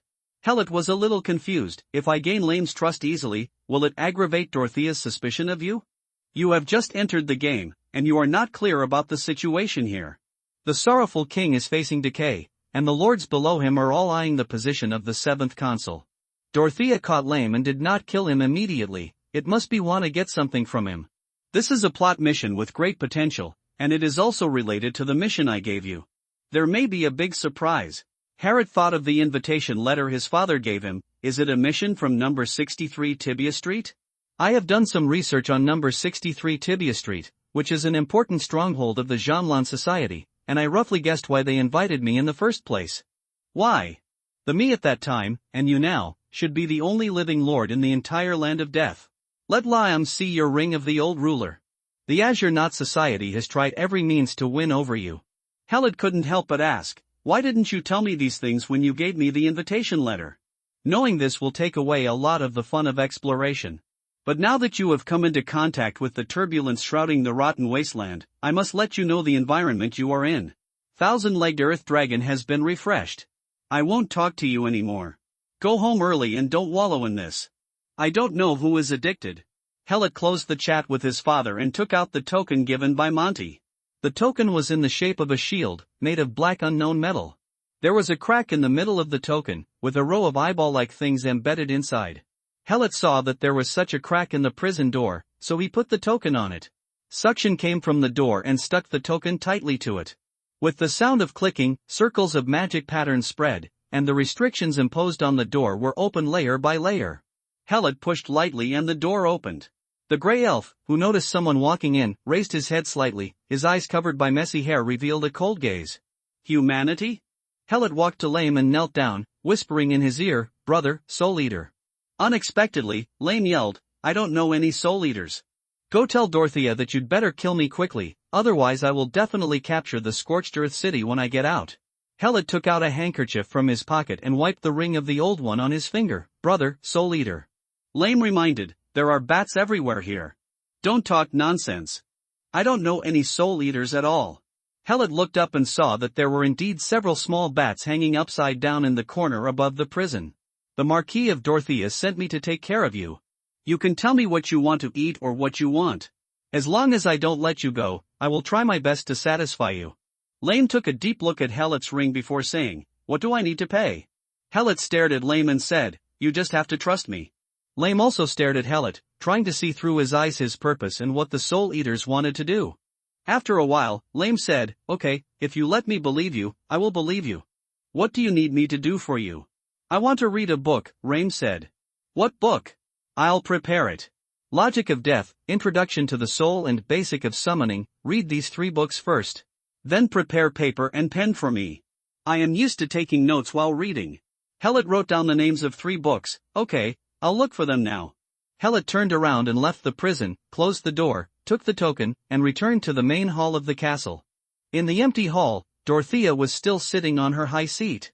Before Harrod could say anything, Dorothea waved her hand, and 3 books and some pens and papers flew into Harrod's hands. You completed the task faster than I expected. It seems that the Soul Eater is more courageous than I thought, and he does know me very well. Did the Soul Eater tell you about the Azure Society? Helot replied, I have said something. The Azure Society is a group of rebels. Dorothea nodded. The Grey Elf Lame is one of the original founders of the Azure Society. Now that you have gained his trust, continue to keep an eye on him for me, and you can try to satisfy him with whatever he wants. Whatever he asks you to do, you have to tell me. What I mean is, do you understand? At this moment, Helot roughly understood his role. Dorothea and Lame don't trust each other, so they need a middleman to act as a bridge for them to communicate. Soul Eaters who have friendships with both sides are undoubtedly the best candidates. In this case, it can be ripped off. Harrod replied to Dorothea, I understand, Lord Marquis. How much I tell you depends on how much you can give me. Dorothea sneered, are you blackmailing me? Helot smiled and said, I should be cheaper than the Soul Eaters. Seeing Harrod carrying out the Soul Eaters, Dorothea's expression couldn't help but change slightly, and her tone softened a lot. What you said makes sense. You have completed the mission of Dorothea, the Lord of Scorched Earth City, gaining Lame's trust. You gain a large amount of experience, 12,000. Your level is increased to level 2. Your level is increased to level 3. Your level is increased to level 10. You have 180 free attribute points. Please allocate them reasonably according to your career direction. The Lord of Dorothea is very satisfied with your efficiency in completing the mission and promotes you to the 2nd level guard of the Scorched Earth City Vampire Guard.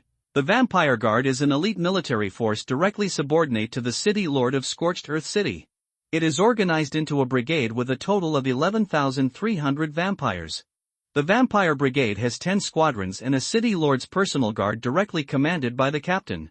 Each vampire squadron has 10 squads. Each squad has 100 vampires, divided into 1st-level vampire guards, 2nd-level vampire guards, and 3rd-level vampire guards. Level 2 vampire guards can command 5 level 3 vampire guards. 5 3rd-level vampire guards were recruited by Dorothea, and the command was transferred to Helot's management. The attributes of level 3 vampire guards can be viewed. Vampire Guard Level 30 Power, Scorched Earth City. Within the sphere of influence of Scorched Earth City, all attributes are increased by 10%. Feats, Novice Dark Magic, Novice Swordsmanship, Flying Life, 25-30 Attack, 360 Defense, 263 Magical Wisdom, 367 Combat Skills, Sprint, Moon Shadow Slash, Raid Magic, Death Wind Blade, Mental Intimidation, Dark Cloak Equipment, Vampire Armor, Defense increased by 10%. Scorched Earth City Vampire Guard Standard Armor, a protective gear that is both lightweight and protective, and has a certain magic recovery effect. Vampire Saber, Attack plus 50. Standard Weapon of the Scorched Earth City Vampire Guard, with Sharp Enchantment Effect, Dominance Requirement, 150, Level 2 Vampire Guard 150. After reading the attributes of the 3rd-level Vampire Guards, Harrod couldn't help but marvel. The lowest-level Vampire Guards are so strong. How strong can the top squadron leaders and captains be? No wonder players are so honest when they see the Vampire Guard appear. Now he has 5 level 3 Vampire Guards, a skeleton mage named Butler Kurt, who can summon 2 corpse flowers and poisonous vines. If we bring in more undead from the manor, we can organize an army to bake in the Skull Maze. That scene was definitely exciting. Helot fantasized about killing people in the skull maze and looked forward to the subsequent rewards. But after waiting for a long time, Dorothea was sitting on a high seat and seemed to have no intention of continuing. Helot reminded, "Your Majesty the Marquis, you can give me subsequent rewards." Dorothea didn't expect that Herod would be dissatisfied with the reward given to him, and couldn't help but said angrily, "Shattered Bones, based on your performance, it is only reasonable for me to promote you to a third-level guard. I should promote you to a second-level guard. This is already an exception, not to mention that your strength is far from what a second-level guard should have. Don't be too greedy, and improve yourself step by step like the Soul Eaters. My father improved himself step by step. That was because my grandfather died young." Helot remembered that his economics professor once said, "Only by maximizing your own value can others know your value." Therefore, Herod said bluntly to Dorothea, "It seems that, Lord Marquis, you still haven't figured out why the Soul Eaters left you and turned to the King of Sorrow. This is simply exposing Dorothea's scars in person." If anyone else had dared to say such things to her, the vampire marquise would have gone berserk. But this is Shattered Bones, the younger brother of the Soul Eater. He must know the answer that has been bothering him for a long time. Why did the Soul Eaters leave? Dorothea pretended not to care and said, "It must be because King Sadness is one of the 7 rulers of death, and I am just a lord under King Sadness. The Soul Eater betrayed my trust in training in him. What a selfish guy." Helot patted the horse gently and said, "It turns out that the Soul Eaters are so unbearable in the heart of the Marquis. But he has a high opinion of you. He said that you are a very considerate and ambitious lord." Only, hearing that the Soul Eater had such a good opinion of herself, Dorothea could not hide her emotions and squinted her eyes with a smile. Seeing that Herod didn't continue, he couldn't help but ask, "Just what?" At this time, Helot noticed something strange about Dorothea. "Why are you smiling like you stole a chicken? If vampires had a tail, it would be wagging by now." Thinking about the little emotion Dorothea showed every time she mentioned the Soul Eaters, Helot couldn't help but make a bold guess. Could it be that this vampire marquise has some evil thoughts about her father? Very stingy. Realizing that this vampire wanted to be his stepmother, Herod stopped being polite to her and didn't care about any rewards. He said, "I have worked so hard to complete the tasks you assigned, so I am not willing to give you such a small reward. I have never seen such a stingy undead, especially a city lord. So what if he is ambitious and ambitious? He can't achieve great things by scratching his head. My goal is to become the strongest, so why should I follow a city lord who has no courage?" Dorothea's face became increasingly ugly. Before Herod could finish what he said, she stood up angrily and shouted, "Aren't you afraid that I'll kill you now?" Herod saluted slowly, "Lord Marquis, these words were not said by me, but by my brother, the Soul Eater." Dorothea asked harshly, "He really said that about me?" At this time, Herod was already feeling happy. "Let's see if you will still pester my father in the future." Helot said categorically, "If you don't believe it, call the Soul Eater and ask him face to face." But just when Helot thought that Dorothea had been completely angered by him, the vampire marquise's anger gradually calmed down. She sat back in the chair feebly and murmured, "It turns out that he left me for this reason. He wanted to be the strongest, but I couldn't keep up with him." Helot was dumbfounded. "Why do you think about it? Shouldn't you hate Wujiwo so much that you kill me?" In order to achieve his goal, Helot decided to add more pressure. "Originally I didn't believe the Soul Eater's evaluation of you, but now it seems, the City Lord is really stingy. I don't know what the City Lord wants from Lame, but I definitely play an important role in it. But you actually regard me as your subordinate and think that letting me be a second-level guard is a favor? I am a third party, okay? There are also these 5 third-level vampire guards. I only have the right to command but not to use them. You can take them away at any time if you want. I really don't know how the Soul Eaters tolerated you for so long. I don't want to stay here for a moment now." This slap in the face makes a loud slap. Let me see if you can bear it. But who would have thought that Dorothea actually said, "You are right. No, the Soul Eater is right. I lack the courage to match my ambition, and the price I offered you is indeed too little." Helot was really dumbfounded. "You are a dignified city lord, how can you not be such a nymphomaniac? You should be angry, you should rush outside and point your fingers at the sky to scold the Soul Eater, and you should send someone to kick the Soul Eater's hateful brother out of Scorched Earth City. Now you actually want to pay me a higher price. I have principles." At this time, Dorothea calmed down her mood and allowed her mind to think normally, and then said to Herod, "I hope to have further communication with Lame. Since you have proven that you are in the middle value, I should give you the status you deserve. Now I officially hire you as the Special Affairs Consultant of the Scorched Earth City Vampire Guard, with a status equivalent to that of a squadron leader. The ownership of these 5 third-level vampire guards will be handed over to you, and then I will give you one of my personal guards. With that said, Dorothea snapped her fingers, and more than a dozen figures quickly appeared from various hidden places in the hall. They are all extremely beautiful female vampires, and their streamlined armor perfectly shows off their good figures. The aura they exuded showed that they were not just flower pots, and that they were qualified to protect Dorothea at close range, which was enough to prove their strength. Harriet asked Dorothea on the high seat, "Can I choose one of them?" "Yes." Dorothea replied clearly, "Your strength is too weak, and you are very important to my next plan, so you must be protected. Choose the one you like, select, she will return as you. Use the honey trap without any secret. But for my mother, I will never waver." "But, should I ask my father's opinion?" Helot felt that he was still young and could easily lose control, so he should listen to his father's advice. "I wonder if he has killed the 1,000-legged earth dragon now. Directly send a private message, Father, Dorothea wants to give me one of her personal guards." The Soul Eater replied very quickly, "You heard it wrong. How could that miser be willing to give you her personal bodyguard? It must be for the vampire bodyguard. The vampire bodyguard is very strong, all of them are at least level 50. Among the above-mentioned outstanding mercenaries, many are heroic units, you have earned it." Herod said to Dorothea in his heart, "You see, I am not making it up to say you are stingy." Herod replied, "It's either a vampire guard or a personal guard. Dorothea has already called them all out, and now they are standing in a row in front of me waiting for me to choose. You, what on earth did you do? That stingy man was willing to give you her precious personal guards. I have been with her for so long, and I have never even seen her personal guards. It would be strange for her to let you see her." Herod looked at these personal guards again.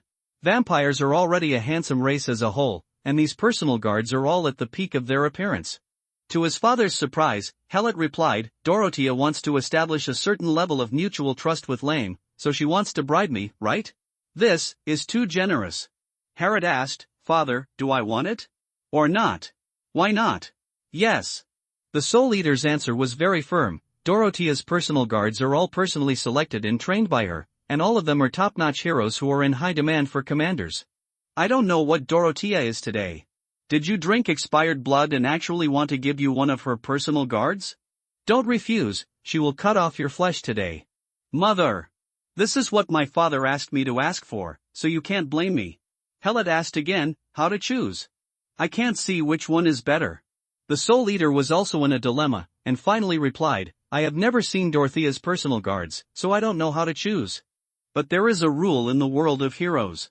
A powerful hero does not necessarily have good looks, but a hero with good looks can absolutely strong. You can choose whatever you like, Dorothea's personal guard. You won't suffer any loss no matter which one you choose." Wow! Explode, big explosion, there is an orange piece of equipment inside. "Son, both our father and son have gained a lot today." Helot was also happy. "Wasn't the equipment my father replaced belong to me? Start choosing a hero now." There are a total of 18 personal guards standing in front of them, each of them beautiful in their own way. But there was only the 6th vampire from the left. Helot couldn't help but look at her more from the beginning, and now he felt more and more comfortable with her. Generally speaking, vampires generally have a cold temperament, and their white skin, which lacks blood, makes them feel like they are not allowed to enter. But this vampire has a pair of spiritual eyes. There is no indifference to death in the red pupils, but they are full of passion. This energetic feeling was very appealing to young people, so Helot paid her more attention. Take a closer look. She has layered red hair with the ends reaching her shoulders. The silver half-armor only covered the chest, and underneath was a tight-fitting black elastic woven garment, tightened around the abdomen, and straddling a belt with a steel sword buckled on the belt. The material used for the skirt armor is also very economical. There are more than 10 throwing knives inserted on the sides and behind the buttocks. The legs are white and straight, and the metal boots on the feet are decorated with bat wings. Harriet stood in front of the vampire he liked and asked, "What is your name?" The vampire saluted and replied, "Reporting to Consultant Bonebroken, my name is Bressini." Harriet said to Dorothea on the high seat, "I choose her, Bressini." Dorothea didn't expect Harriet's eyes to be so cunning, and said with some reluctance, "If you know vampires, you should be able to see that Brazzini is just a newborn vampire. She is still very immature, and I am afraid she is not qualified to protect her. Your job." Harriet understood in reverse. Being able to be recruited into the personal guard by Dorothea soon after he was born is definitely a treasure. That's her.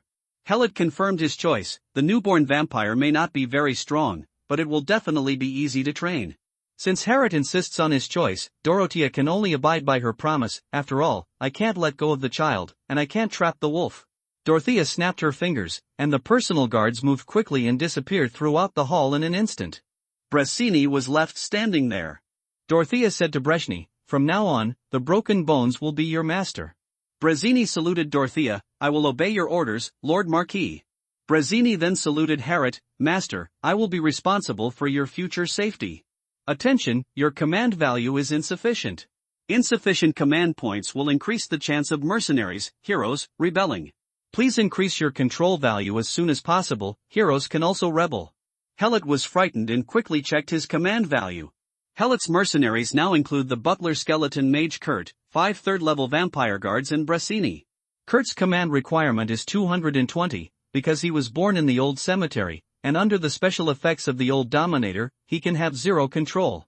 The rights to use the 5 third-level vampire guards are transferred, so command points also need to be occupied. Each vampire guard requires 150 control points, for a total of 750 control points. Because the old ones can reduce the command requirements of undead units by 80%, 5 level 3 vampire guards require 150 control points. My current command value. Each time the level is upgraded, the basic attributes will increase by 5 points each, and 20 free attribute points will be obtained.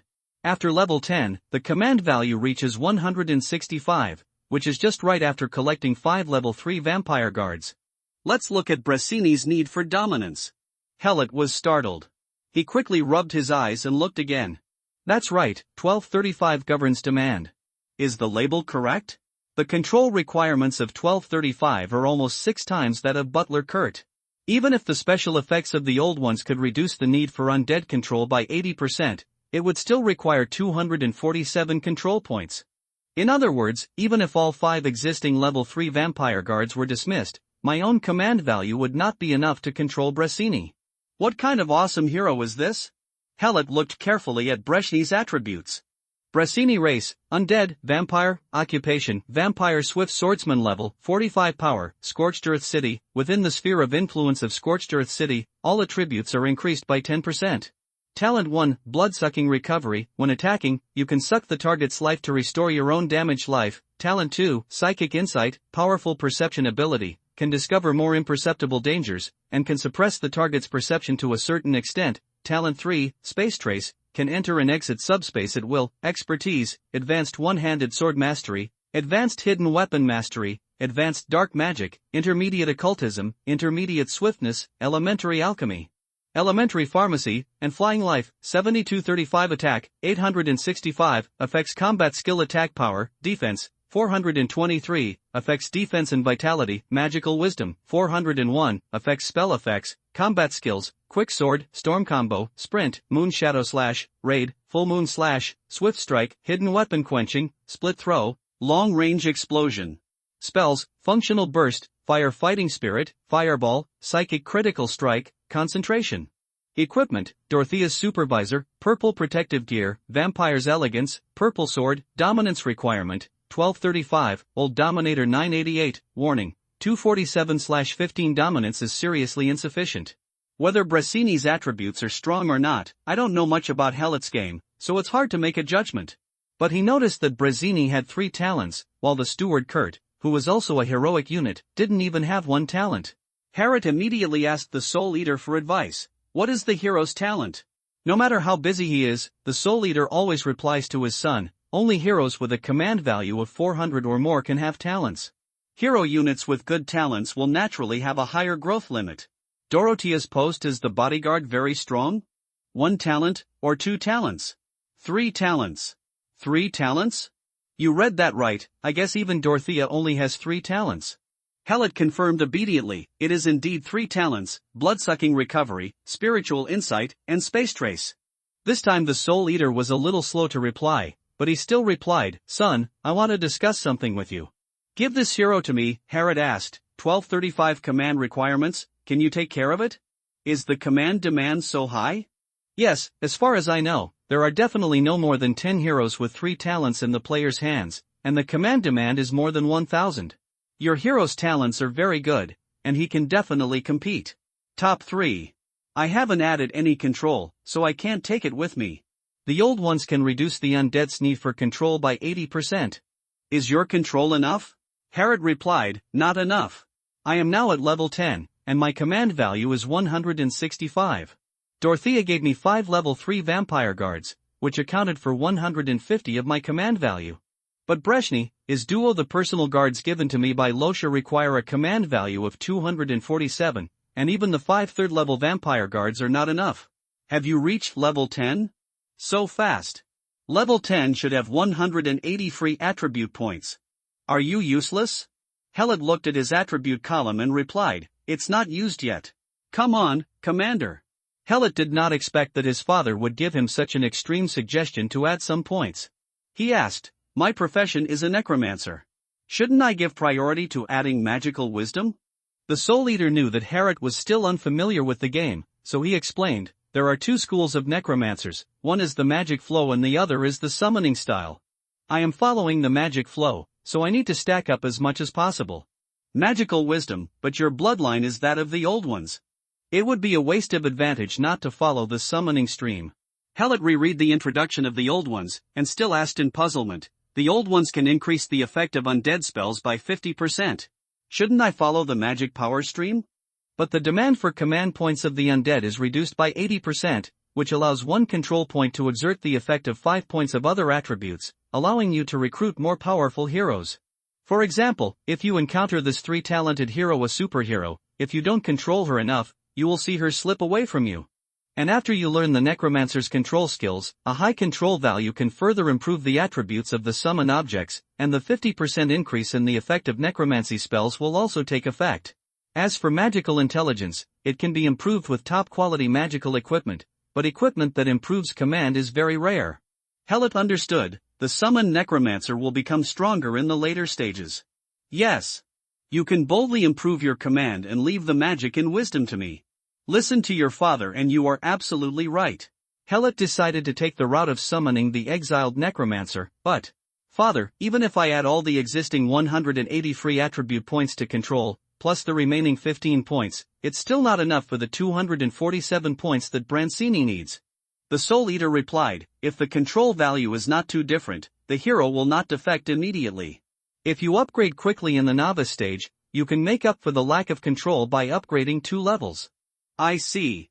If you have nothing else to do, just come here. I'm going to the next refresh point. Good. Helot adds all free attribute points to dominance. Breshny's need to rule changed. Dominance requirements, 1235, old dominators 988, note, 247/195 is insufficient domination and there is a risk of defection. While Helot was communicating with the Soul Eaters, he did not delay his conversation with Dorothea. It made Dorothea feel bad to send out her newly recruited subordinate with very high potential, but thinking that the subordinate was the younger brother of a Soul Eater, her heart didn't hurt so much. Now he not only needs the broken bones to help establish communication and mutual trust with Lane, but also needs to win over the Soul Eaters again through the broken bones. The gap needs to be bridged, so he should give what he owed to the Soul Eater, to his younger brother. Convincing herself in this way made Dorothea feel more comfortable. Then he said to Helot, does this satisfy you this time? Satisfied, I'm very satisfied. At this time, Herod had already learned from the Soul Eaters what level Breshny was in the player circle, and of course he was very satisfied. Dorothea continued, then continue to complete the work I gave you. Now you know what to do, right? Helot replied, report to the Marquis, I know what to do. I will find out more information about the Azure Society from Lane, and tell you all this information. Dorothea nodded, and then said, one more thing, is to arrange a meeting between me and the Soul Eater. Helot immediately became alarmed, this is because he is determined to be my stepmother. Herod had the heart to push back, but he was soft-spoken and short-handed. He had just received such a powerful hero, so it was hard to refuse him directly. I will inform the Soul Eater, but it depends on whether he has time. You know, my brother is very busy. Dorothea didn't act too eagerly on the matter of the soul eaters. Anyway, with Bone broken here, it would definitely develop in a good direction. Don't Lame want to read a book? Send it to him quickly. Yes, Lord Marquis. Helot held the book and led Breshny and 5 third-level vampire guards out of the hall. Coming to the dungeon again, dampness and rancid smell hit our face. In the darkness, various strange sounds came from each prison. There are resentful murmurs, there is the knocking and rubbing of bones, there are angry roars, and there is laughter that numbs the eardrums. Helot did not rush to find Lame, but stopped for a moment outside each prison he passed to observe what was locked inside. The vampire guards are very responsible. Whenever Helot stops, they will automatically stand in a defensive formation to protect their new master within the circle. Their hands were always on the hilts of the swords at their waists, their eyes were looking around vigilantly, ready to go into battle at any time. Brasini stayed closely by Helot's side. While performing her duties, she also kept looking at her new master from behind. He was confused as to why the Lord of Dorothea gave himself to such a weak human being. Brasini. A call made Brasini quickly recover her divergent thoughts, salute to Harrod and ask, Master, do you have any orders? Harrod asked, the Marquis said you were a newly born vampire. What were you before? Brasini replied, I used to be a blood slave, providing blood for vampires to eat. After discovering my potential, I accepted the first embrace of Marquis Dorothea and became a vampire. After looking at the walking corpses in a prison, Harrod turned and walked forward. Breshny and the vampire guards lined up to follow. The sound of steel boots on the stone slabs echoed in the quiet dungeon. It turns out that vampires are born like this. There are so many vampires in Scorched Earth City, so there should be a lot of blood slaves to raise, right? Brasini followed Helot step by step and answered at the same time, there are many. Blood slaves live in the living area in the west of Scorched Earth City. They can exchange for daily necessities by donating a certain amount of blood tax every week, but only it can guarantee that you will not starve to death. If you can make money with some skills, it can still improve the quality of life. What do blood slaves eat? There is no real daytime in the land of death. Although the moon that always hangs in the sky can provide illumination, it obviously cannot provide enough energy for photosynthesis of plants. Helot was very curious about how to solve the problem of feeding as there were so many blood slaves in Scorched Earth. Brasini continued to answer, bread mushrooms can be cultivated in moist underground caves, which are the staple food of the creatures living in the land of death. There are also some creatures that smuggle food and other things from other planes through space cracks, but this kind of dangerous behavior is always within the undead's reach. Why? Because the undead don't like things with the breath of life, and some creatures with evil intentions are doing harm to the undead through smuggling. Like the Azure Society? Yes, including the Azure Society. They attract creatures who believe in death to join their illegal activities by smuggling contraband. Do you think the Azure Society did the right thing? The sudden sharp question made Brasini not sure how to answer it. After thinking about it for a while, she had to say, I don't know. Helot seemed to be satisfied with Brasini's answer. He said, this is a good sociological topic. Maybe some of my knowledge can be used. Brasini asked with confusion, what is sociology? It's a very boring subject. Helot did not explain in detail because he had already arrived at the door of the prison where Lame was held. Taking out the token and opening the door of the prison, Harrod asked Breshny to wait outside with the vampire guards, and he walked in alone holding a book, paper, and pen.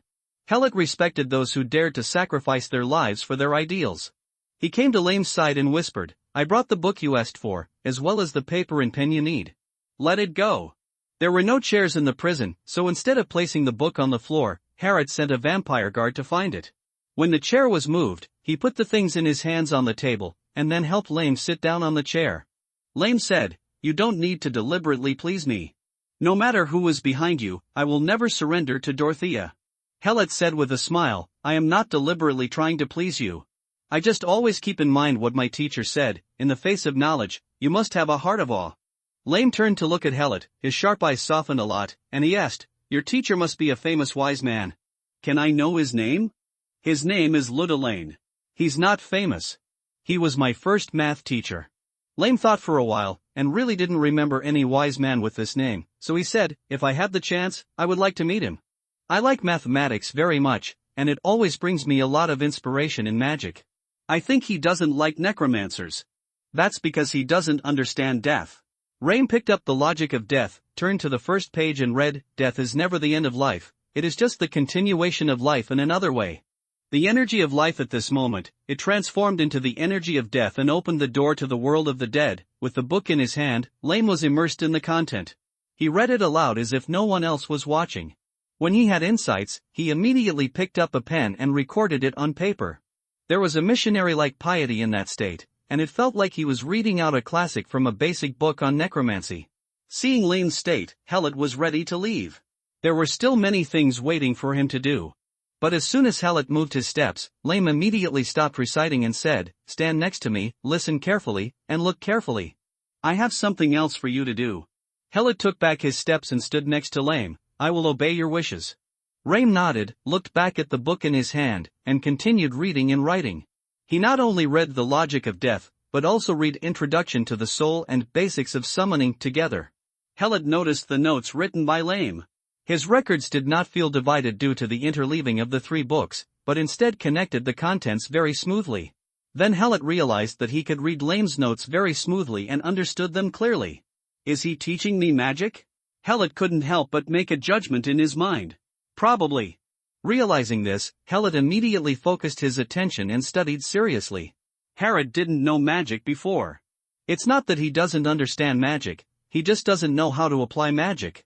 In fact, the Glorioth Empire has a complete magic teaching system, and magic theory is a required course at every stage of learning. A top student from the Imperial Academy may not be able to cast magic, but he definitely understands all the processes before magic is cast and the underlying logic used. Therefore, there is no obstacle for Helot to accept the knowledge imparted by Lame, and he can even gain new insights by combining what he has learned. Occasionally interrupting Lame to express his opinions not only did not make the senior necromancer angry, but instead made him look surprised. Helot also gradually understood what advantages his father mentioned over other players. The magic of my own world is connected with the magic of the heroic world. Although it is not as good as this world in terms of the highest level of magic achievements, and the ratio of magic talents in the population is far inferior, but since the rapid development of science and technology, my world has become more powerful in magic. Exploration in the micro direction is higher than this world. The explosion of mathematics, physics, chemistry and other disciplines has made magic no longer mysterious. Even scholars without magic can achieve high achievements in the field of magic theory. My father is a self-taught necromancer who lives at home. He has a natural advantage in learning the magic of this world. Compared with those players who only rely on skills to release magic, it is definitely a dimensionality reduction blow. And I have a systematic and solid foundation in magic theory, and I have participated in many magic architecture designs. After receiving magic from Lame, a change similar to a chemical reaction occurred. At this time, Herod was like an uncultivated fertile soil full of nutrients. When Master Lame planted the seeds of magic, the seeds sprouted and grew rapidly. You accept the teachings of Master Lame and learn the magic energy collection, passive magic, collecting free life or death energy to replenish your own magic energy consumption. You accept the teachings of Master Lame and learn the magic soul language, gain state magic. The soul language state can reduce the casting speed. The effect is related to magic wisdom. You accept the teachings of Master Lame and learn the magic of summoning skeletons. The number of summoned skeletons equals command value divided by 10. The weighting of skeleton attributes is related to the command value in undead magic talent, and the existence time of skeletons is related to magic wisdom. You accepted the teachings of Master Lame and learned the magic death coil, attack magic. You accept the teachings of Master Lame and learn the magic soul barrier, spiritual protection magic. You accept the teachings of Master Lame and learn the magic attack, summon command magic, which increases the movement speed and attack desire of the summons. The effect is related to control. The thresholds of knowledge were broken through one after another, and the magical structures were imprinted in Helot's mind. These are very complex three-dimensional magic models, with traces of magic flowing calmly within the web-like magic energy circuit. Helot seemed to be pushed into a magnificent palace. The magic that could only be calculated and understood on paper before could finally be touched with his own hands at this moment.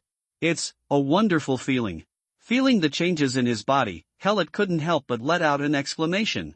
The grey elf Lame closed the book in his hand, stood up and looked straight at Helot and said, "I once exchanged magic with the Soul Eater, and many of his magical insights gave me great inspiration. I see you today. I found that you studied the same magic system, but your theoretical knowledge is far more than that of the Soul Eaters. I believe that your magical achievements in the future will definitely surpass those of the Soul Eaters and me. Helot knew that Lame regarded him as a mage on the same level as him, but Helot still took a step back and saluted Lame. I have always made it my goal to surpass the Soul Eaters. Thank you for showing me this is the most important lesson in my journey of learning magic. Lame accepted Helot's bow, then picked up a stack of manuscripts on the table and handed them to him. Take these manuscripts and bind them. I don't know how long I can live. I hope I can learn what I have learned before I die. A summary of the magic. You are responsible for helping me organize the manuscript. It would be better if you could include your views. Helot took the manuscript and replied to Lame, it is an honor for me to assist in writing your magic diary. However, I think the Lord of Dorothea has no intention of killing you now, and you still have a chance to get out alive. I don't trust Dorothea, and I don't trust the Soul Eaters either. I trust you just for words. From now on, you and I will only talk about magic, and don't talk about other things that have nothing to do with magic. Do you remember it? At your command, Master Liam. A smile appeared on Lame's thin face, and then he said, the magic power is sealed, and my energy is very low. Just stop here today. You can just come and pick up the manuscript at this time tomorrow, and then we will revise it together. Helot could see that Lame was indeed very tired, so he bowed and said goodbye. We will see you tomorrow, Master Lame. See you tomorrow. Lame dragged the chain back to the corner, closed his eyes and quickly entered a meditative state. Helot quietly left the prison. Asked Brazzini, who was guarding outside, Master Liam asked me to help him bind the manuscript. Do you know where there is a printing bookstore in Scorched Earth City? However, Brazzini looked at Helot with a strange look. Master, this is Master Lame's manuscript. If it is simply printed, it is an ordinary notebook. But if it is bound into a magic book, it will become a magic item with powerful magic power. Do you really want to simply bind such a valuable thing? Helot suddenly felt that the manuscript in his hand had become heavier, and the pages were like pieces of gold. He asked Brazzini, are you telling the truth? Can these manuscripts really be bound into magic books? Brazzini said with certainty, Master Lame is a very knowledgeable mage and extremely powerful. The Lord of Dorothea carefully designed a trap and paid a huge sacrifice to capture him. In that battle, several of the city lord's personal guards have died, otherwise I would not have been added to the bodyguard. Once the manuscript of such a legendary master is turned into a magic book, it will definitely contain a lot of power. Helot knew that Lame was very strong, but he didn't expect that he would be so strong. Master Lame's manuscript must not be simply bound. Is there a place to make magic books in Scorched Earth City? Yes, it's at number 63, Tibia Street, Shiching District. It's number 63 Tibia Street again. Helot turned to look at Lame, who was meditating. It turned out that we will only discuss magic from now on was meant for Dorothea. Cunning old fox. Helot briefly looked through the manuscript again, but could not see what information Lame had left in it. Anyway, number 63 Tibia Street is also my next stop, so let's go and see what secrets are hidden there. Take me to 63 Tibia Street. Brazzini, yes, master. Helot led his guards out of the dungeon, and a carriage was already parked outside. Pulling the cart are two ghost horses. Their strong bodies are constantly changing between reality and reality. Their manes and tails are like smoke, and green soul fire is burning in the eyes. The carriage is crafted from the bones of large creatures and is exquisitely designed without losing the unique horror style of the undead. The driver is a skeleton wearing half armor. Seeing Helot, the skeleton coachman immediately jumped down and saluted, Dear bone-broken advisor, it's a long way from here to Shiching District. This is the carriage given to you by the Marquis. Helot couldn't help but sigh. Dorothea's movements were really fast. Since the carriage is a gift, just accept it. Thank you, Lord Marquis. Brazzini stepped forward and opened the door. The interior was equally exquisite. Although the material was bone, it was polished to have the texture of jade, but the seats were a little hard. Helot sat down and whispered to Brazzini outside the door, assign our vampire guards to drive and let the skeleton coachman return to the Lord of Dorothea. Yes, master. After a while, Brazzini got into the car, sat opposite Helot and replied, Master, the arrangements have been made, shall we set off? Now sitting in the carriage driver's seat were the vampire guards under the command of Helot. The original coachman stood innocently next to the carriage. Helot nodded, let's go. Brazzini knocked on the carriage, and the carriage immediately started moving. The four vampire guards guarding the outside transformed into bats. After flying around the carriage for a week, they each clung to the four corners of the carriage and hung up. Helot, who wanted to know more about Scorched Earth City, continued chatting with Brazzini. Since you are a new vampire, You should have family in Scorched Earth City, right? Brazzini had been sitting across from Hallett with her knees together since she got into the car. Her body was tense and she was always storing strength, ready to deal with emergencies at any time. But his eyes were still observing his new master. It was just the question that Hallett suddenly asked that made her high mood dim. Family? Brazzini repeated this strange yet familiar name, and then replied, since I have become an undead, I no longer have a family. It seems that you have family. Do they also live in Xiqing district now? Brazzini was silent for a while, and although she resisted, she still replied with a nasal voice, yes. Harrod ignored Brazzini's mood and continued to ask, after you became the personal guard of the Lord of Dorothea, did you provide any help to your family? The continuous questioning made Brazzini couldn't help but burst out, Master, why are you so interested in my family? Hallett said, because I also have a family member who gave up his identity as a living person and became an undead. I want to know if becoming an undead will weaken my feelings towards my family members. I wonder if he will eventually forget about me. After hearing Hallett's answer, Brazzini, who was a little angry, instantly dissipated her anger. She looked out of the car melancholy and said as if to herself, the souls transformed by the deceased will not leave behind their feelings for their families, and the souls transformed by living beings like us will not forget it. We just have to bear watching them. Growing old, suffering the pain of passing away one after another, and then becoming a real undead due to the wear and tear of a long time. I did not help them after I transformed into a vampire. Why? Breshny looked at Harrod, I don't have the energy to help them. The Lord of Dorothea provides us with everything we need, but there is no money. Hallett thought about Brazzini's lack of selfishness and the strict rules in Scorched Earth City, but he never expected that it would be such a reason. Although Dorothea is a bit stingy, she is not so stingy that she is reluctant to give pocket money to the personal guards, right? Hallett continued to ask. This time Brazzini didn't resist chatting. Dorothea is mean not only because she is a bit stingy, but also because she really has no money. The main body of the land of the dead is the undead, and the undead themselves do not have high material and spiritual needs, so they will naturally not form large-scale commercial activities. Scorched Earth City is already considered a relatively prosperous city because of its high tolerance for living beings. Those cities of the undead that severely exclude living beings are truly lifeless in the literal sense. Many undead souls can just dig a hole somewhere and lie there forever until they rot into ashes. The prosperity of Scorched Earth City is only compared with other undead cities. If you don't have money, you really don't have money. In addition, Dorothea has been expanding its military equipment in recent years and preparing for war to compete for the position of power. It can be said that the warehouses of Scorched Earth City cannot even sweep out the ashes. Fortunately, the undead do not have high material or spiritual needs. In addition to supplying vampire blood food, they do not need military pay. This is also the biggest advantage of the undead army over the armies of other camps. With the introduction of Brazzini, a local vampire, Harrod finally had a general understanding of Scorched Earth City. Master, we have entered Xiqing district. Brazzini reminded Harrod, her tone and expression more vigilant than before. She also knocked on the carriage to send a warning signal to the surrounding vampire guards. Hallett looked out the window. The scene outside made him feel as if he had traveled through time again. This is simply a prosperous human town. After walking in Dongqing district for such a long time, I didn't see many people on the road. Most of them were undead patrols.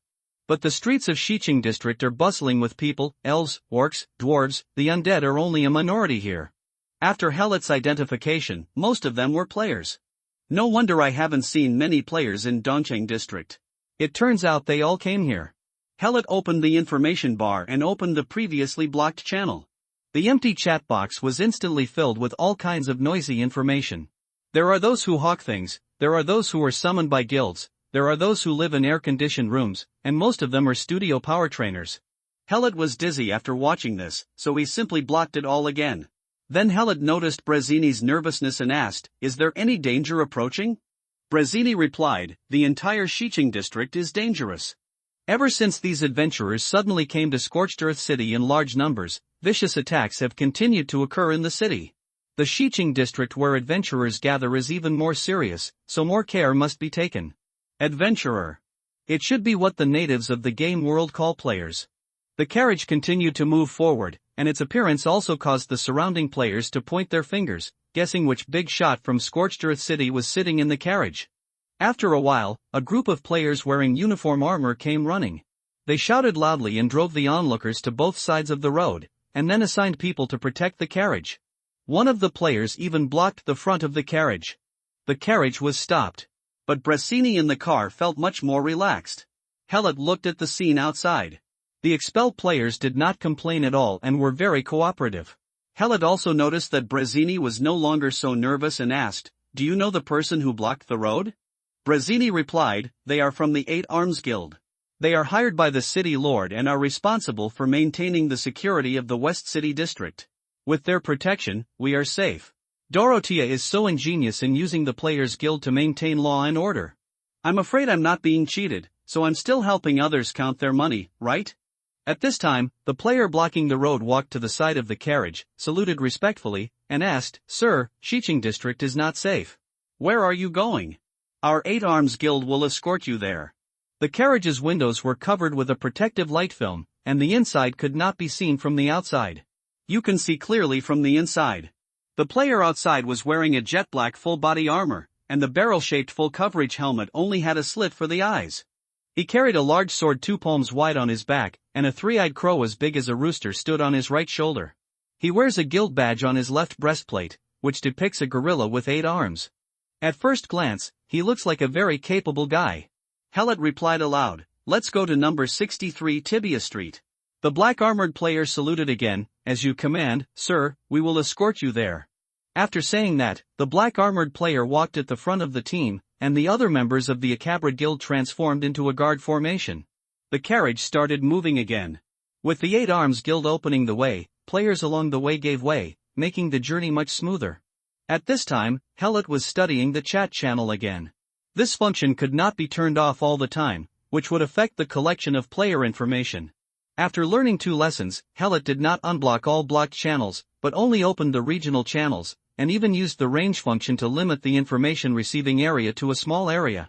Messages sent by players appear in the information bar, which is no longer a clutter of scrolling. Who is in the carriage? You actually asked the forgotten Kirishima of the Eight Arms Guild to personally come to escort you. This is too much honor. You look like a newbie at first glance. Let's first see who the driver is. I'll go. Vampire guards. The bats hanging around the carriage are also the city lord's vampire guards. The horse pulling the carriage is not a skeleton horse, but a higher-level ghost horse. Looking at the craftsmanship of the carriage, it is definitely the highest level of manufacturing in Scorched Earth City.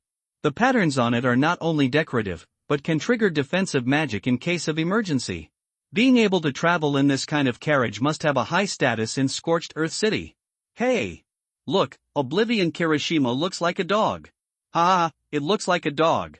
The Eight Arms Guild relied on Tatarosha's stinky feet to obtain the privileges of the West City District. Have you ever licked Dorothea's feet? How do you know they smell bad? You call us a dog for forgetting that Brother Kirishima is a dog. Don't you dare to be anonymous. Isn't it right to call Oblivion Kirishima a dog? All of your Eight Arms Guild are dogs. Do you think Oblivion Kirishima looks like a dog? Picture. I can still bear being called a dog, but I forget that Kirishima is a real dog. Ha ha ha ha, Helot couldn't help but laugh when he saw the scolding in the information column. Looking at the black-armored player in front of him who was clearing the way for the carriage, he must have forgotten Kirishima. The Eight Arms Guild and the forgotten Kirishima have a bad reputation among the Scorched Earth City players. However, Kirishima could indeed endure the oblivion. The DPS who was hit in the face still walked in front to clear the way for the carriage. There is so much fun in the information bar. As he watched, the carriage stopped. Forgotten Kirishima came to the carriage again, saluted and said, "My lord inside, we have arrived at number 63 Tibia Street. Would you be honored to open the door for you?" Herrick replied, "Open the door." Forgotten, Kirishima stretched out his hand to open the car door, and then looked inside, trying to determine which big shot from Scorched Earth City was coming. But when he saw Helot, he was stunned. Humanity. Still a player. The clothes Helot wears are quite different from the style of the game, and have always been considered to be fashionable clothes bought with Krypton gold. Then, Oblivion Kirishima turned to face Brasini, took off his helmet and stretched out his hand. "Sir, your beauty can make my heart stop beating. Please allow me to help you get out of the car. I am your loyal knight Oblivion Kirishima." After seeing Brasini, the anger in Kirishima's heart due to being scolded immediately disappeared. All he saw in his eyes was the bright and beautiful vampire in front of him, and he was thinking about how to improve his friendship with this beautiful vampire. As for that annoying player, I'll talk to you alone later.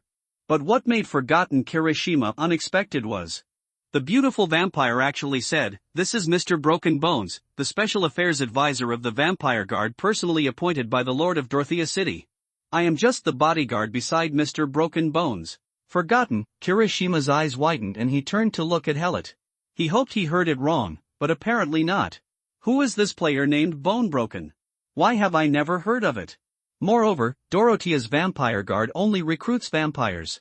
How did he, a human, get in?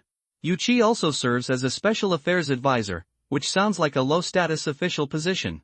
A lot of questions filled the mind of forgotten Kirishima, and at the same time, he felt like the wife he was about to marry had been slept with first. The 8-Armed Ape Guild has been working hard in Scorched Earth City for 4 years.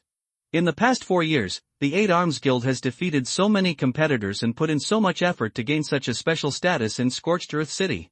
Now the 8 Arms Guild is not only deeply trusted by the Lord of Dorothea City, and is hired to manage the security of the West City District, there are also many people in the guild who have obtained official positions in Scorched Earth City and are climbing towards the center of power step by step. The future of the guild is bright. But where did this broken bone come from? He actually entered the core army of Scorched Earth City as a human and held important positions. Looking at the specifications of the carriage and the escorts arranged, we can see how much Dorothea values him. This is definitely a competitor that touches on the core interests of the 8 Arms Guild. Forgotten Kirishima said to Helot very rudely, "Hey, what mission are you doing? Share it and let me see it." Kirishima's face changed so quickly that he forgot about him, which made Helot immediately feel a strong dislike for him. He sneered and said, "Just now I called you sir, now I call you hey. Stand back, good dogs don't block the way. How dare you scold me?" Knowing that the other party was a player, Oblivion Kirishima lost his good temper just now. Being called a dog all the way, he also exploded at this moment. "Do you know that you offended the 8 Arms Guild in Scorched Earth City? What will happen?" The three-eyed crow on Kirishima's shoulder spread its wings and showed a fierce look, as if it would attack immediately. At this time, behind the forgotten Kirishima, 5 bats flew over and transformed into 5 vampire guards. 5 long swords were drawn out and pointed at the back of forgotten Kirishima. The members of the 8 Arms Guild didn't know what happened, but when they saw forgotten Kirishima being surrounded, they all rushed over and aimed various weapons at the vampire guards. The onlookers were immediately interested, waiting to see a good show. Facing Oblivion Kirishima, who showed hostility, Helot said, "I don't know. But I know. What will happen to you if you dare to attack me? Do you think I'll be scared by you? You can try." The two faced each other tit for tat, and the battle was about to break out. But at this moment, a sword was placed on the neck of forgotten Kirishima. Just now, in order to court the beautiful vampire, Oblivion Kirishima took off his helmet, and now his vitals were covered by the sword's edge. But the beautiful vampire's voice sounded from behind, "Pay the price for your offense." The blade of the sword emits a bright light. Forgotten, Kirishima received a fatal blow to his vitals, his health points were instantly emptied, and his body turned into a white light and disappeared. The next appearance is the resurrection area of Scorched Earth City. Forgotten Kirishima couldn't believe what he was experiencing. The vampire was clearly still sitting in the car, but why did he appear from behind him? Thinking of the guild members who were still at the scene, he immediately contacted them to find out what happened. Then, before he could send the message, people were resurrected one after another, and all of them were players from the 8 Arms Guild. "You were killed too? Brother Kirishima, that female vampire is too powerful and can also use hidden weapons. We originally wanted to avenge you, but she killed us all." Forgetting Kirishima's face turned very ugly. Today, he and the 8 Arms Guild were really embarrassed. Especially myself, a player on the dignified level ranking list, was killed by a sneak attack. He dropped a level and was kicked off the rankings. If you don't avenge this revenge, how can you still hang out in Scorched Earth City in the future?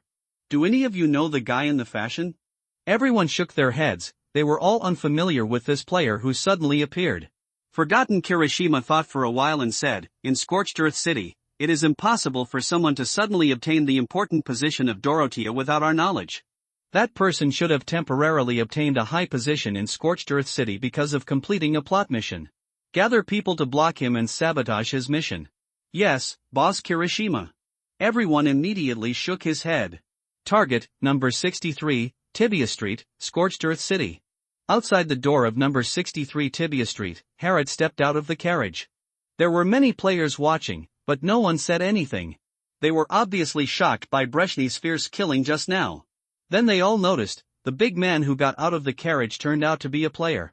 Who is he? Why do you enjoy such high standards of treatment? But no matter who he was, if he killed Oblivion Kirishima and so many people from the Eight Arms Guild as soon as he showed up, there would definitely be great fun in Scorched Earth City from now on. Bressini sheathed her sword and saluted Harriet. Master, all those who dare to offend you have been killed. Well done. Harriet praised Bressini and walked into the library in front of him. Number 63 Tibia Street is a library. Entering the door is a spacious reading hall. Rows of bone seats are filled with people reading, and many of them are gamers. Further inside are several rows of bookcases several meters high, and the grids of the bookcases are filled with books. There are floating ghosts wandering among the bookcases. They sort the collected books into categories and follow instructions to find the books that readers want.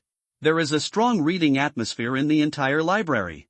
Even if readers have necessary communication, they will lower their volume and try not to disturb the tranquility here. When Hallett walked in the door, a ghost with only half a body and a vague face floated over. It looked at Harriet and the vampires following him, bowed first and then said, "Scholar, is there anything I can do for you?" Harriet showed the ghost the manuscript he was holding. "I want to make a magic book." The ghost smiled and said, "It is not as easy as you think to make your own magic book.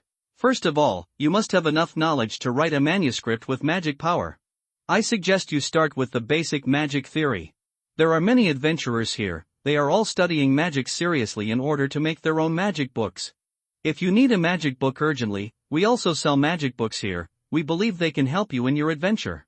Hallett could hear the contempt for adventurers, that is, players in the ghost's words. Through the short battle just now, Hallett has realized that the player is just an embroidered pillow in front of a real strong person. By watching the news on the regional channel, Hallett discovered that Forgotten Kirishima was actually a player on the leaderboard, with level 66 and ranking of 9,156. Although there is still a big gap between him and the first place Soul Eater, he is already out of reach for most players. However, such a high-level player was killed in one blow by Breshny, who was only level 45. It was evident how low his strength was. Of course, this battle has the element of Bressini's sneak attack, but sneak attack is also a way of fighting. Harriet understood more of what his father had said. Retracting his somewhat divergent thoughts, Harriet said to the ghost, "The manuscript in my hand was not written by me. It was written by a real master. You can take a look at the contents. I think you will change your mind." Hallett handed over Master Lame's manuscript. The ghost took it in his hand and was attracted by the contents after just one glance. Looking again, its body seemed to be blurred as if it had been struck by lightning. After restabilizing his body, the ghost asked in an urgent tone, "Where did you get this manuscript?" Hallett replied with a smile, "You don't need to know the origin of the manuscript. Just tell me whether it can be used to make a magic book." The ghost did not know the identity of the young man in front of him, and the vampire entourage around him was obviously from the vampire guard directly under Dorothea. To be on the safe side, the ghost made an invitation. "The preciousness of this manuscript is rarely seen in the world. If it is made into a magic book, we need the best craftsmen here. Please come with me, please vote, please read. Newcomers and new books are very important to me to read. Please lead the way."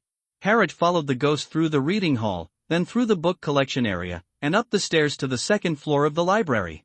The ghost took Harriet to the door of a room and said, "Can you ask your entourage to wait outside? The binding equipment inside is very expensive, and it will be difficult to repair if it is damaged." Harriet said to Brazzini, "You wait outside and don't let irrelevant people disturb us." "Yes, master." Brazzini gave a few instructions to the vampire guards, and the vampires spread out to guard the several passages leading to this room. The ghost recited a spell, the door opened, and the smell of ink hit his nostrils. Entering the room, you saw more than a dozen ghosts surrounding a rectangular table, with papers of different sizes piled in the middle of the table. These ghosts formed an assembly line. Some of them cut paper, some sketched magic circles, some made rubbings of book manuscripts, and some sealed magic energy. They bound books very efficiently. As the door to the room closed, all the ghosts stopped what they were doing and looked at Hallett together.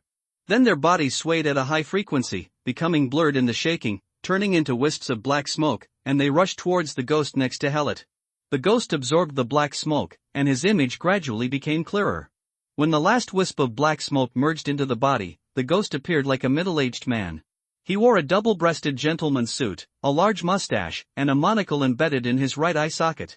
The ghost gracefully saluted Hellet. "My name is Frank, and I am the operator of this library. May I have the honor of knowing your name?" "Broken Bones." Hellet replied, "I didn't expect that the operator of number 63 Tibia Street was actually an undead. I heard that this is a stronghold of the Azure Society. It seems that my information was wrong." Ghost Frank smiled and said, "How can a library run by a ghost be the stronghold of the Azure Society? Someone must be joking with you." Hellet said, "I will find the Soul Eater to ask about the situation." Hearing the name of the Soul Eater, the smile on Frank's face immediately tightened. "Do you know the Soul Eater?" The smile moved to Hellet's face. He wiped the ring on his finger and said, "My brother is a Soul Eater." Seeing the ring of the old one, Frank's eyes almost popped out of his head. "Did the Soul Eater give you an invitation letter?" "There is an invitation letter." Hellet took out the invitation letter. "The address is also here. I just don't know if the invitation letter from 4 years ago can still be used 4 years later."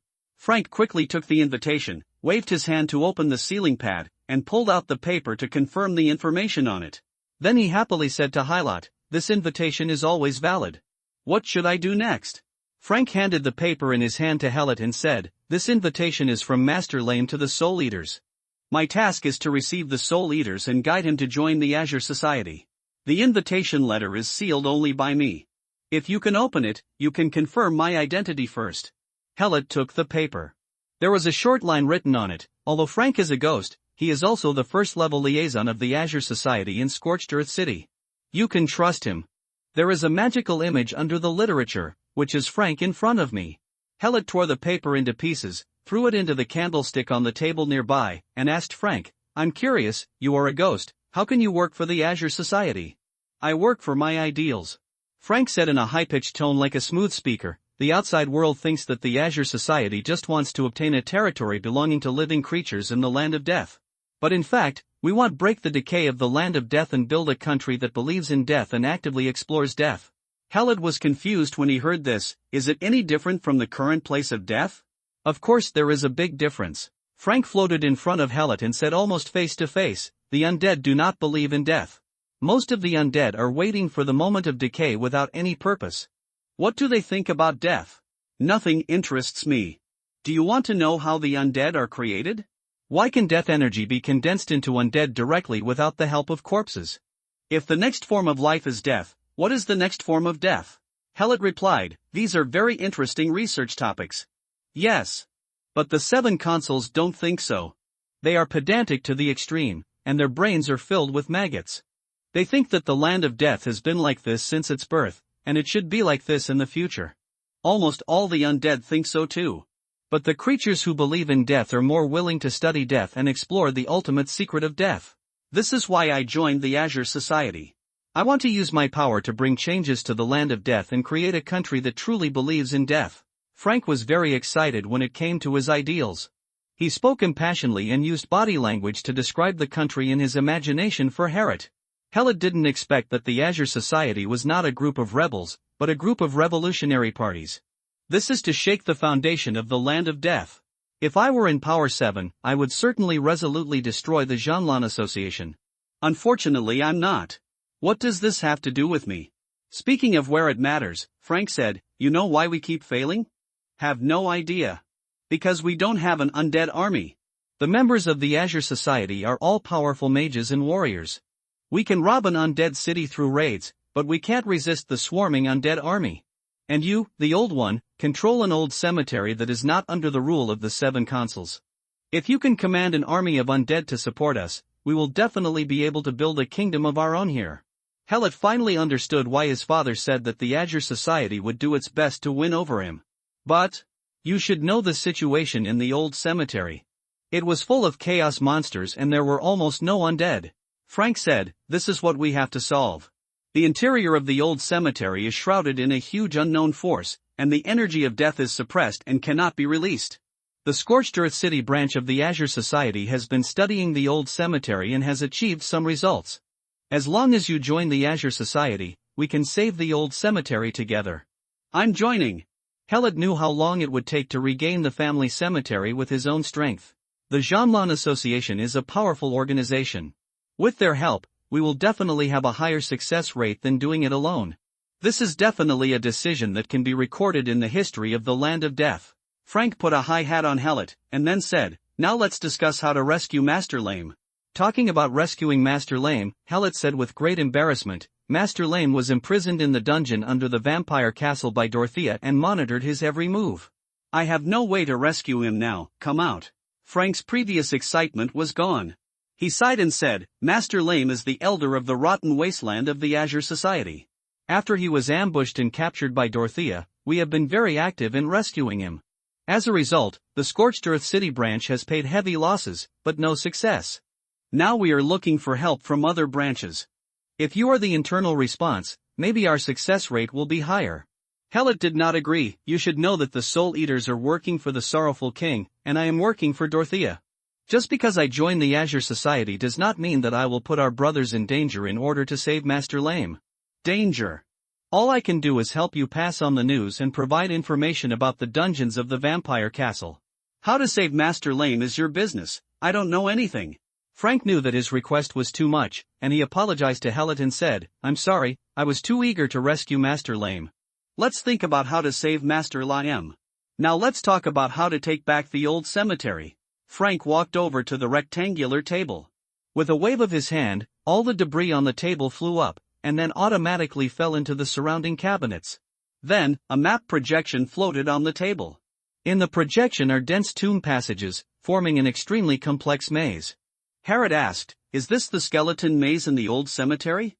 "Yes." Frank stretched out his hands to inject magic into the magic projection, and the skull maze rose and turned into a three-dimensional map. After the map was stable, Frank introduced, "This is the map we sent people into the skull maze many times to draw. We judged that the maze itself is a super large magic circle." "Is the skeleton maze a magic circle?" Hellet came closer to observe.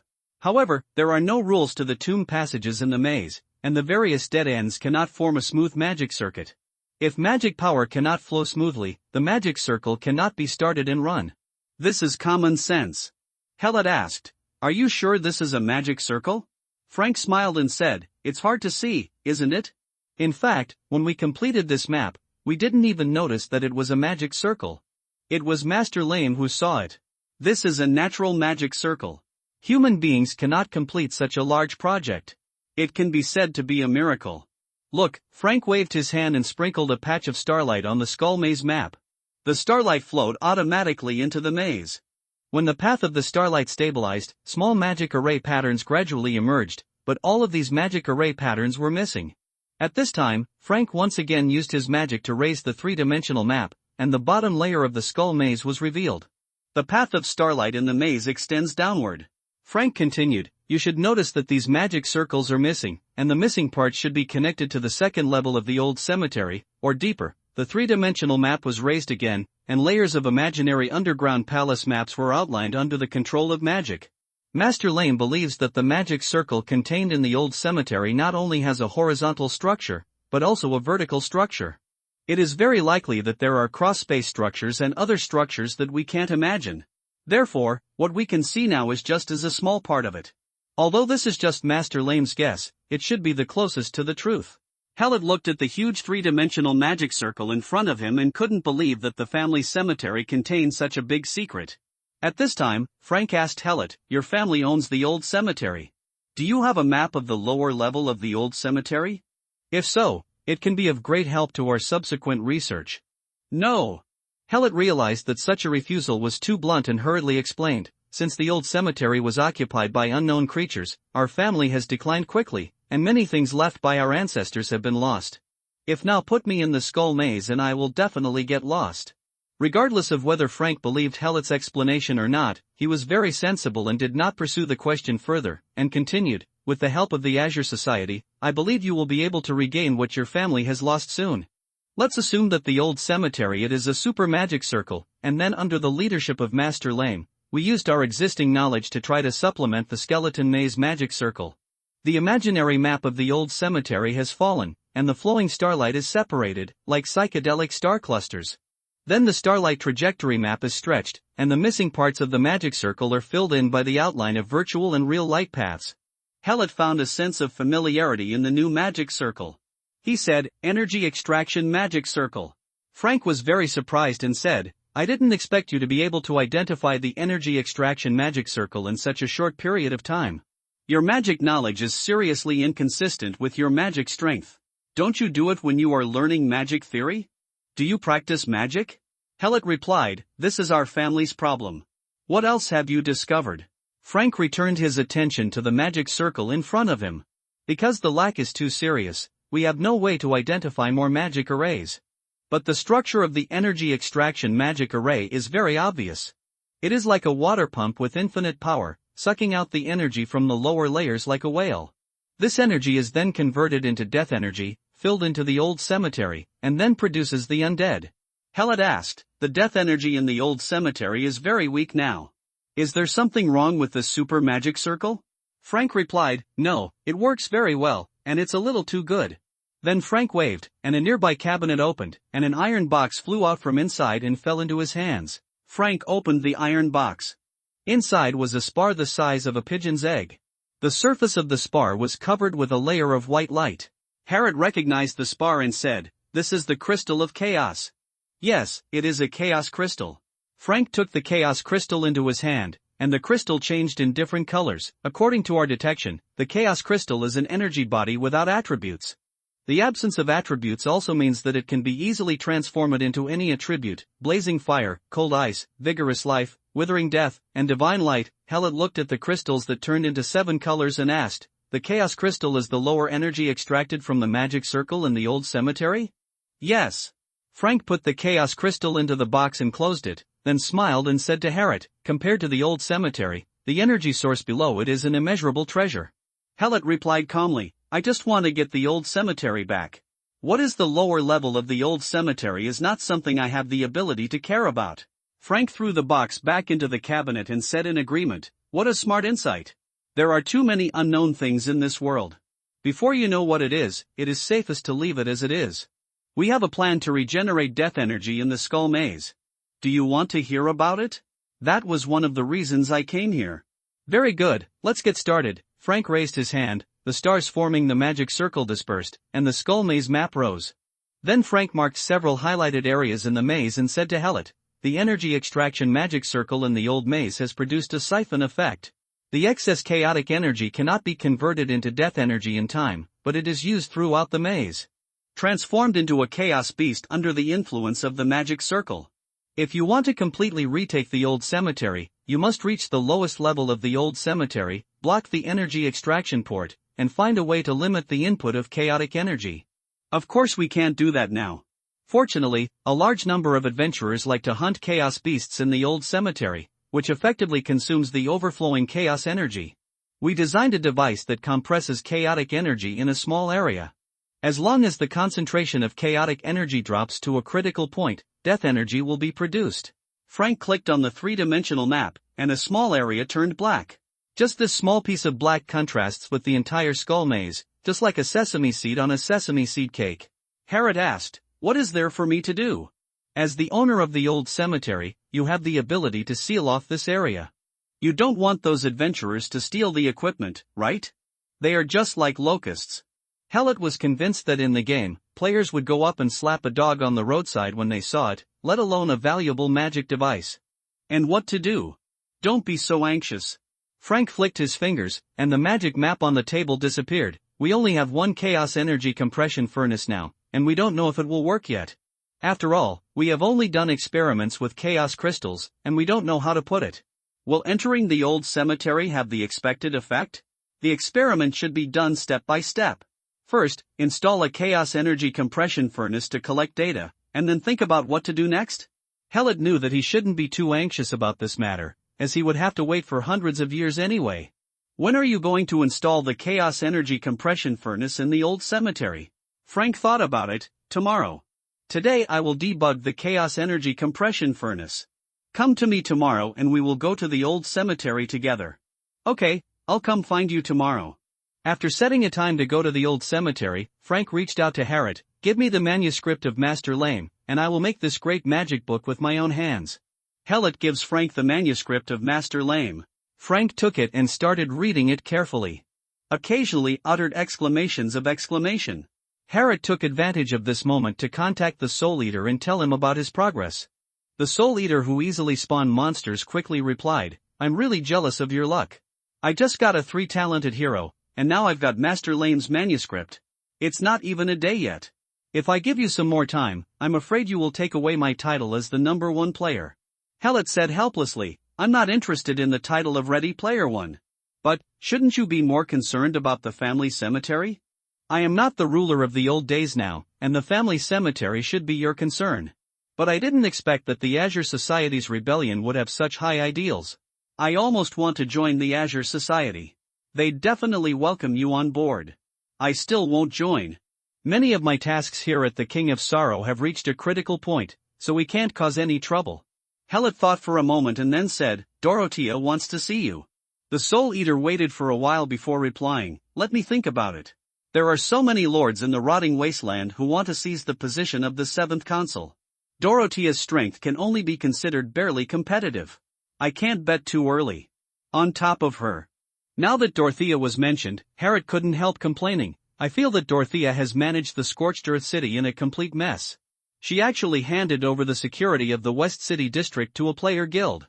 This kind of thing is in the Empire. If someone dares to propose privatizing the Public Security Bureau, I don't know how many people will be guillotined." "Ha ha ha. You are talking about the 8 Arms Guild. They will donate a sum of gold to Dorothea every month, and now Dorothea is willing to sell anything in order to arm the army. The undead are not as long as you care about the life and death of the life sect, you only need to ensure a constant supply of vampire blood. What benefits can the 8 Arms Guild get? I don't know much about running guilds. I only know that the 8 Arms Guild is actually a branch of the Yamato Orochi Guild. The Yamato Orochi Guild is one of the top 10 guilds. In the player's world, there are large financial groups that provide financial support, and it is very powerful. Big. By the way, you can also ask your mother for some investment and bring in some gold. I think mother is more likely to use a cannon to blast the 2 of us. Probably." The father and son chatted, and the originally unfamiliar relationship became closer and closer. On the other side, Frank has read Lane's manuscript in detail. "I have said it long ago. If Master Laam had not been running around for our ideals, he would have written a masterpiece that can be passed down to the world.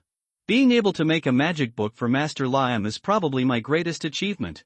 Hellet ended the call with his father and asked Frank, "Master Lame will ask me to bring out more manuscripts in the future. Should I wait until there are more manuscripts before making a magic book?" Frank shook the manuscript in his hand and said with excitement, "The wisdom contained in these manuscripts is enough to open up the mysterious field and create the basis for a magic book. In the future, you can bring the manuscripts and continue to fill them in the magic book. The magic book, the power will continue to grow stronger with the addition of Master Lame's wisdom. I'll leave these manuscripts to you.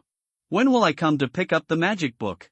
Frank did not answer, but asked Hellet, "Master Lame mentioned some of your insights on magic in his manuscript, and he highly praised your magic knowledge. I hope you can help me copy these manuscripts, reorganize it, preferably write your annotations, and complete the most important process in making a magic book as a co-writer." Hellet asked, "How important is it?" "I still have things to do." Frank replied, "Only by using a magic book written by yourself can you exert its full power. Do you see the adventurers in the reading hall downstairs? They are all studying the most basic magic theories attentively, thinking that they can use a magic book written by myself. This process will be long, but it is definitely worth it, because what they finally gain is not only a magic book of their own, but also an absorption of magic. I can see that Master Ram thinks highly of you. Don't miss this opportunity." Harriet agreed. "What should I do?" "First sort out Master Lame's manuscript, and I will prepare the materials for making the magic book. Let's get started." Frank's body shook violently, and then 1 turned into 2, 2 turned into 4, and 4 turned into 8. In a short time, the surroundings of the rectangular table were filled with Frank's separated ghost body. The ghosts moved in perfect harmony. They used magic to move the required materials from the surrounding cabinets to the center of the table, and then divided their labors to process the paper, ink, glue, and all the materials that would be used. The preparations for making the magic book are proceeding in an orderly manner. Hellet found a corner of the table where the ghosts would not be disturbed and sat down. A ghost brought him ink and a quill. Writing records knowledge, knowledge opens up wisdom, and the power of wisdom is endless. Frank's voice echoed in Hellet's ears. Helot used magic power to gather his spiritual power, and his spiritual consciousness entered a state of selflessness. Then he picked up Master Lame's manuscript and read it, and he suddenly saw a whole new world. The words on the paper floated up, and I was floating in a dark universe. The sound of Master Lame's recitation sounded in my ears, and the words were connected into sentences, forming magic circles. The illusion shook, and Helot suddenly felt like he was sitting in a class at the Imperial Academy. On the podium is his magic tutor, and the blackboard is filled with magic knowledge. The magical knowledge I had learned before burst out like a spring. A lot of inspiration filled his mind, and an impulse that could not be released without writing it down made Helot quickly pick up a quill, dip it in some ink, and start writing furiously in the blank space of Master Lame's manuscript. Helot didn't notice that a black round hole slowly opened above his head. Stars lit up one after another inside the black hole. Although they were very sparse, there seemed to be countless stars waiting to be lit in the deep and boundless space. The ghosts raised their heads and glanced at the black hole above Helot's head. They all immediately lowered their heads and accelerated the progress of their work. After an unknown amount of time, Helot put the last stroke on the last page of the manuscript. After taking a long breath, I felt that my body and mind were not exhausted from excessive thinking, but instead felt extremely relaxed and happy. Looking at Master Lame's manuscript again, it has changed beyond recognition. At first, Lame's manuscript was very neat, and the elegant font showed the cultivation and magnanimity of a master. Now, the words are filled with annotations. The densely packed text and symbols fill the originally artistic manuscript like graffiti. If it is seen by someone who does not know the value of it, there is a high probability that it will be lumped into a ball and thrown into the wastebasket in disgust. Frank's voice sounded behind Helot. It seems that I completely underestimated your ability before. Your annotation is simply a broader extension of Master Lame's wisdom using another magic system. Master Ram has brought a treasure to the Azure Society. Are you ready to make a magic book? Helot looked up and saw that all the ghosts in the room disappeared, and Frank returned to his previous appearance. After expressing admiration for Harriot's annotations, he placed the magic book in his hand on the table in front of Harriot. The book cover is made of some kind of animal skin. After being dried, hardened and enchanted, it has a simple and thick texture. There are blank papers inside, each piece of paper is emitting fluorescence, and a faint ink halo is swimming on the paper. The book is 10 centimeters thick as a brick. Helot replied to Frank, I'm ready, what should I do? Turn to the last page. Helot turned over the blank magic book and opened the back cover. Frank continued, write the author's name at the end. Master Liam's full name is Saito Ismas Tree Liam, and your name? Helot picked up the pen and asked, do you need my full name? No need, names are just carriers of wisdom. Helot wrote Saito Ismas Tree Liam on the last page, and then the old one. Okay. What to do next? Look above you. Helot looked up and saw the black hole opened above his head, with stars twinkling inside. What's this? This is the mysterious realm, which will be opened by wisdom. What you have to do now is, to imprint the wisdom into the magic book. Open the title page, write your message, and let the starlight of wisdom descend. Harriot turned the magic book to the front and opened the title page. Pick up a pen and write death is never the end of life, it is just the continuation of life in another way. Saito Ismas Tree Liam. When Helot wrote the last stroke, the stars in the black hole above his head fell one by one.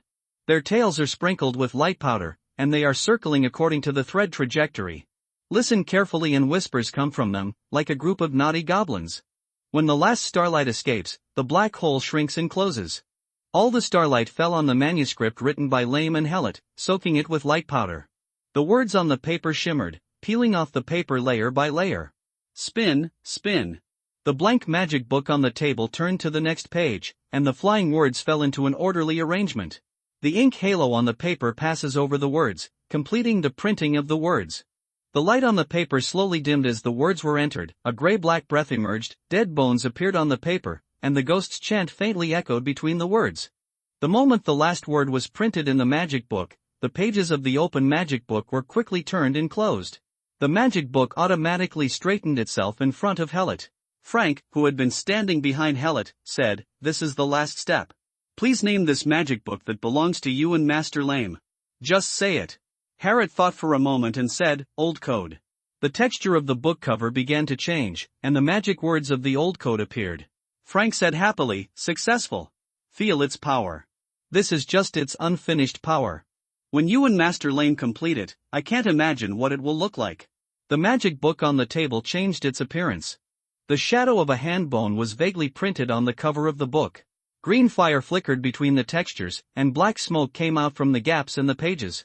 The entire magic book was still shaking restlessly, as if something was trying to crawl out of it. Harrod reached out and picked up the old code. The book immediately became calm, and the overflowing black smoke shrank back as if frightened.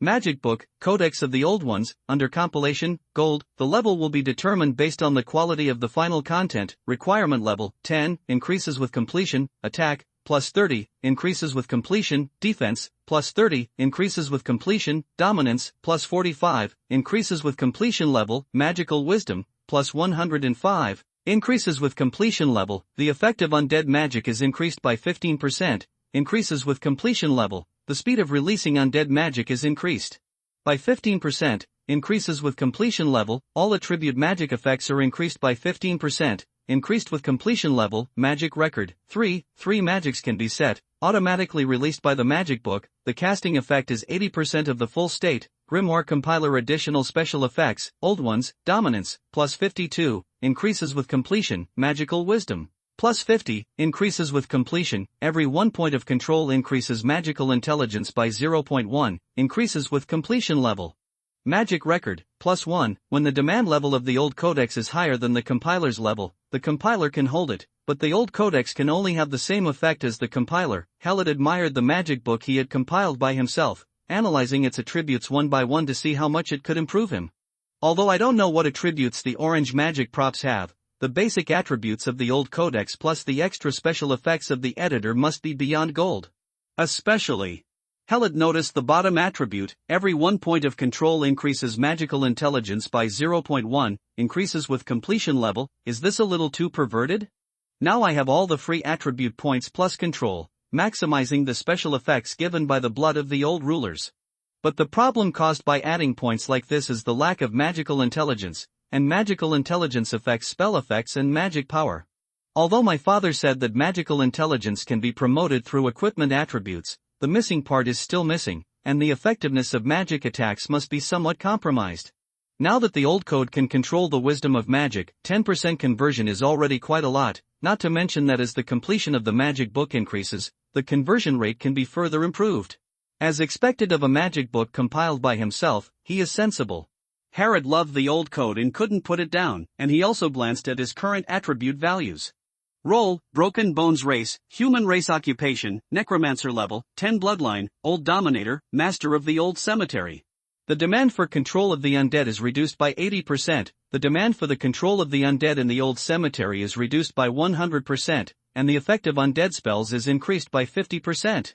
Specialty, Elementary Necromancy Life, 3250 attack, 230 defense, 225 rule, for 42 magical wisdom, 454 free attribute points, 0 dominance pulled to 442.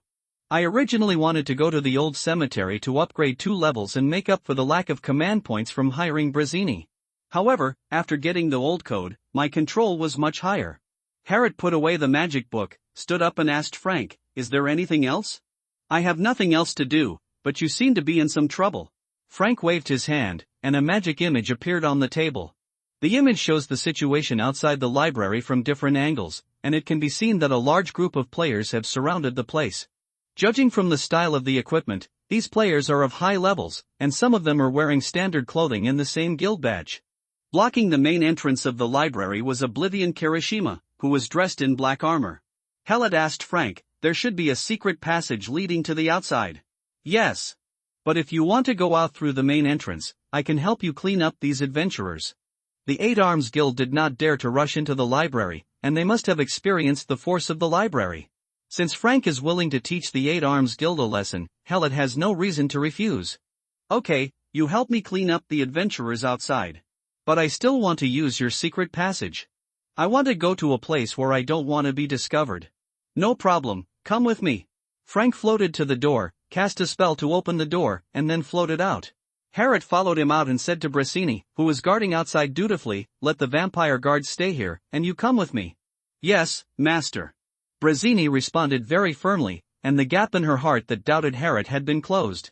Frank took Hallett to another room. There was nothing in it except a mirror in the middle. This is a one-way portal, and the other side is in a safe house 2 blocks away. If you want to hide your identity, you can ask the skeleton guarding inside for 2 smocks.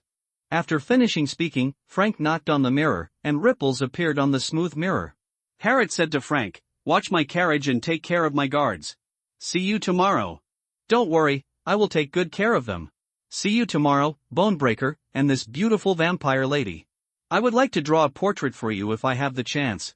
Brazzini gave the attentive Frank a roll of his eyes, and then said to Harriet, "Master, please let me go in first." Harriet nodded, and Breshny drew her sword and crashed into the portal. Hellet followed closely and walked in. After a moment of trance, Harriet walked into a dilapidated house with drafts on all sides. In a corner of the house, a skeleton lay half buried in the earth. Brazzini just glanced at the skeleton and observed the situation outside through the holes in the house. The next moment, the sound of magic explosions came from not too far away. Hellet opened the chat channel, and people of all kinds began to fill the screen. "Wow! The boss of the library turned it on, it's a death ray. Run quickly. Even the deadly cloud bombs have been thrown, and you are still watching the fun, you are not afraid of death. The 8 Arms Guild has been mowed down, so cool.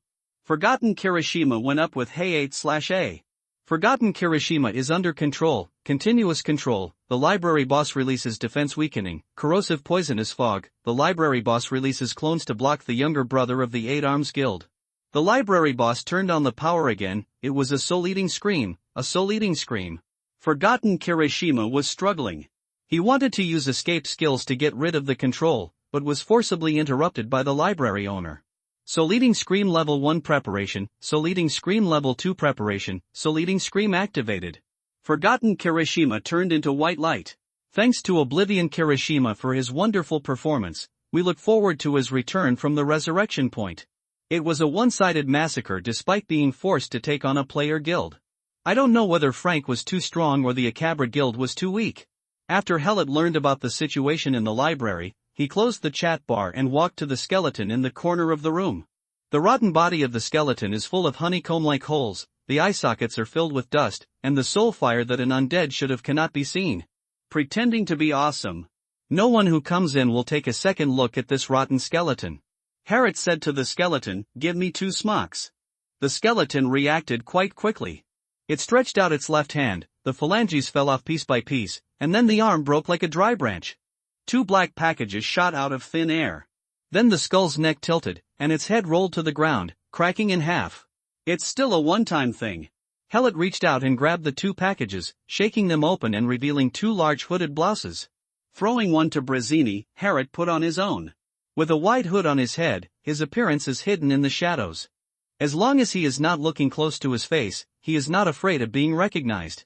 Brazzini also put on a blouse to cover up her beauty and slim figure. Brazzini asked Harriet in confusion, "Master, where are we going?"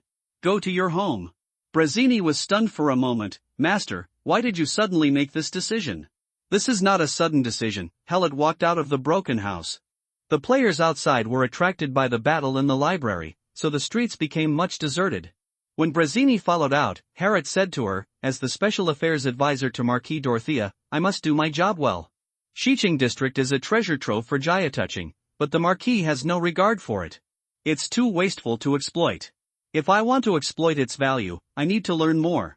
It just so happens that your family lives here, so we'll go and see them." The reasons Hellet gave were reasonable. Brazzini still said with some reluctance, my home during my lifetime was very poor, and I'm afraid I won't be able to entertain you." "That's such a coincidence. I have nothing but money." Hellet grabbed a handful of gold coins and tossed them in his hand. "I'm not used to visiting empty-handed. Let's go buy some gifts first." The Xiqing district of Scorched Earth City is subdivided into multiple areas. Players' activities are concentrated in the business district, and most of the shops are opened by players. They mainly deal in equipment, materials, medicines, mercenaries and other businesses, and most of their customers are players. Free folk who believed in death had their settlements. More than 80% of the other areas are occupied by the lowest level of blood slaves. They donate blood tax every week in exchange for daily necessities. Extreme poverty is not enough to describe their life. As soon as Hellet and Brazzini entered the blood slave area, they were surrounded by a group of children. They stared wide-eyed and stretched out their hands to beg for food. Looking at these skinny, severely malnourished children, one can't help but feel pity. When Harriet was about to take out some money and give it to them, Brazzini reached out and stopped her. Master, if you give them money, you will be immediately surrounded by more children, which will eventually cause a commotion. Harriet stopped taking the money. You are right, let's go to your house first. It was my home during my lifetime. Brazzini corrected Harriet's mistake, then lifted some hat brims, her red eyes glowing brightly, and her fangs stretched out from the corners of her mouth. Stand back, untouchables. When the children saw that it was a vampire, they all ran away in fear. Brazzini lowered the brim of her hat again and said to Harriet, Master, please follow me. After expelling several more groups of begging children, they finally arrived at Brazzini's former home. It was a mud house with a crooked door panel that seemed ready to fall over at any time. Brazzini stepped forward and took a long time to summon up the courage before reaching out and knocking on the door. A cough sounded from inside. Cough cough cough, who is that outside? Cough cough cough, Brazzini timidly replied, it's me, Father, Brazzini. The coughing suddenly stopped, and soon the door was opened, and a tall but thin man came out. His face was full of sickness, but his eyes were very alert, looking at Brazzini intently. Brazzini lifted her hood. After the man saw her appearance, especially her red eyes, he immediately stepped back in panic and saluted, my lord. Brazzini, who had expected this scene for a long time, held back the sadness in her heart, then stepped aside and said, this is Mr. Bonebroken, the newly appointed Special Affairs Advisor of the Vampire Guards by the Marquis. Your Excellency has some questions to ask you. You must answer truthfully. The man was so frightened that he immediately saluted Harriet, Lord Broken Bones, I dare not hide anything from you, cough cough cough. Harriet also lifted up his hood and showed a friendly smile, don't be nervous, it's just a casual chat. Let's go in first, it's so eye-catching here. When the man saw that Harriet was actually a human being, he couldn't help but be stunned for a moment. Before the man could react, Harriet walked into the house. It's a bit too much to describe the house as having only 4 walls, but there really isn't much decent furniture. Harriet found a sturdy-looking chair and sat down, then asked the man who followed him, what's your name? The man replied respectfully. Geoffrey Odom Brazzini walked to stand behind Harriet, looking at her father with eyes full of worry about his condition. Harriet asked again, is there anyone else at home? Odom replied, there are also my wife and 2 sons. They all went out of the city to collect food. I didn't go with them because I was sick. Harriet smiled and said, fortunately you didn't follow, otherwise we would have missed the point and you wouldn't be able to see your daughter. Odom quickly said, my daughter is dead. Brazzini's body couldn't help but tense. Harriet said to Brazzini, bring a chair to your father and sit down. Yes, master. Brazzini moved a chair for Odom and helped him sit down. Although Odom resisted a little, he still sat down. Harriet said to Odom again, you don't need to be too nervous. The first purpose of my visit this time is to see Brazzini's family, the second purpose is to understand the blood slaves of Scorched Earth City. Status quo. In order for you to answer my question better, drink this first. Harriet took out a purple bottle. The liquid inside was as viscous as pulp, emitting halos from the inside out. Brazzini recognized what was in the bottle. It's a full-effect recovery potion. Harriet threw the bottle to Brazzini. I don't know if this medicine can cure your father's illness, but it will definitely alleviate it. Don't read it at the beginning of a new book. In order for this book to survive, please read it to the last chapter. Brazzini received the bottle and said with some fear, this medicine can save lives at critical moments. It is really precious. The potion has been given to you, it's up to you how to use it. Thank you, master. Brazzini opened the potion bottle and said to her father, Father, drink it and your illness will be cured. Odom looked at Harriet, then at Brazzini, and drank the potion obediently. Then Odom's body glowed, his skinny body gradually expanded, his muscles bulged, and his skin appeared healthy. Harriet couldn't help but be surprised by the effect of the full-effect recovery potion, which seemed to really bring the dead back to life. No wonder my father was so stingy and only gave 10 bottles. They were probably really rare. Soon Odom seemed to have changed into a different person. Under the effect of the full-effect recovery potion, his body was burly and powerful, and there was still a vague aura exuding outwards. This made Harriet more interested in Odom and his family. After all, there is a 3-talented Brazzini, so there should be secrets to be discovered. Harriet asked, can you answer my question now? Odom replied angrily, thank you, Lord Shattered Bones. Please ask, as long as I know, I will answer everything truthfully. Harriet asked the first question, the world of the undead is not suitable for living creatures to survive at all, but Scorched Earth City has raised so many blood slaves. Where did your ancestors come from? And why did you enter the land of death? Odin began to explain the legends passed down by his ancestors to Helot. The plane where humans live is called the Holy Continent. In ancient times, human tribes fought wars. Some tribes became stronger as they fought and formed countries, while most tribes were annexed or eliminated after defeat. One of the tribal leaders who believed in death was unwilling to perish. He used his own life as a sacrifice to launch a large-scale witchcraft and teleported the tribe's most powerful warrior to the land of death. He hoped that these warriors could find the ultimate meaning of death in the land of death, launch a counterattack with the strongest power of death, and complete the resurrection of the tribe. In the process of searching for the ultimate secret of death, these warriors evolved a brand new undead spirit, the vampire. However, the vampires abandoned their mission and all surrendered to the 7 consuls of death. In turn, they enslaved the remaining warriors and turned them and their descendants into the current blood slaves. Blood slaves not only provide vampires with blood food, but also provide vampires with soldiers. This is very useful information. Warriors who can be selected by tribal leaders and entrusted with important tasks must be the best among the best. Blood slaves thrive in the land of death. Even if a small amount of foreign blood is mixed in, it will not change the inheritance of the overall excellent blood. The blood slaves looked weak and allowed themselves to be bullied, but they were actually malnourished. Just look at Odin now and you will know that the blood slave of the land of death is definitely a potential stock. However, how to develop this potential stock is a problem that is not easy to solve. There are too many difficulties. First of all, vampires regard blood slaves as food for themselves, while blood slaves regard vampires as traitors. This is difficult to reconcile. Helot put this question aside and asked about the living conditions of the blood slaves. Food, clothing, housing, and transportation. What jobs are there, what resources are around the city, how blood slaves trade with each other. Helot turned the social survey questionnaire he took during college into questions, and obtained various information about the blood slave area of Scorched Earth City from Odin one by one. There are approximately 200,000 to 300,000 blood slaves under the rule of Scorched Earth City. Some of them live in Scorched Earth City. In addition to paying regular blood taxes, they are also responsible for city construction and miscellaneous labor. Blood slaves outside the city are scattered in various centralized settlements, and their main jobs are agriculture, winemaking and mineral mining. As Scorched Earth City increased its military strength, the corvée assigned to the blood slaves became more onerous, but the daily necessities did not increase much. Odin's illness was caused by continuous work in the blacksmith camp. If he could not receive timely treatment, he might not survive for a few days. Odin has such a good foundation and can fall down from exhaustion, which shows that the entire blood slave group in Scorched Earth City is on the verge of collapse under the squeeze of Dorothea. Odin's subsequent answer also confirmed Helot's guess. The death toll of blood slaves in nearby neighborhoods is increasing rapidly. This gave Helot a strong sense of crisis. The distance between Scorched Earth City and the old cemetery is less than 10 kilometers, and they are neighbors that cannot be moved away. However, although the city cannot be moved, the owner of the city can be changed. When Dorothea coveted the position of the 7th governor, there must have been forces in the dark eyeing her position as city lord. According to Brazzini, there are only more than 10,000 vampires in Scorched Earth City, and other types of undead are dozens of times more than vampires.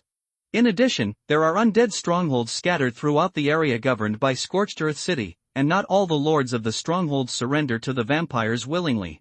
Dorothea is simply seeking death by handing over the security of the city's western district to the Players Guild, and squeezing the survival base of the vampire race in this way. No wonder my father was unwilling to bet on Dorothea. It stands to reason that Dorothea's life and death has nothing to do with him, but it is better to have a simple-minded vase vampire as his neighbor in the old cemetery than to replace him with a shrewd guy. It looks like we are really going to do something for Scorched Earth City.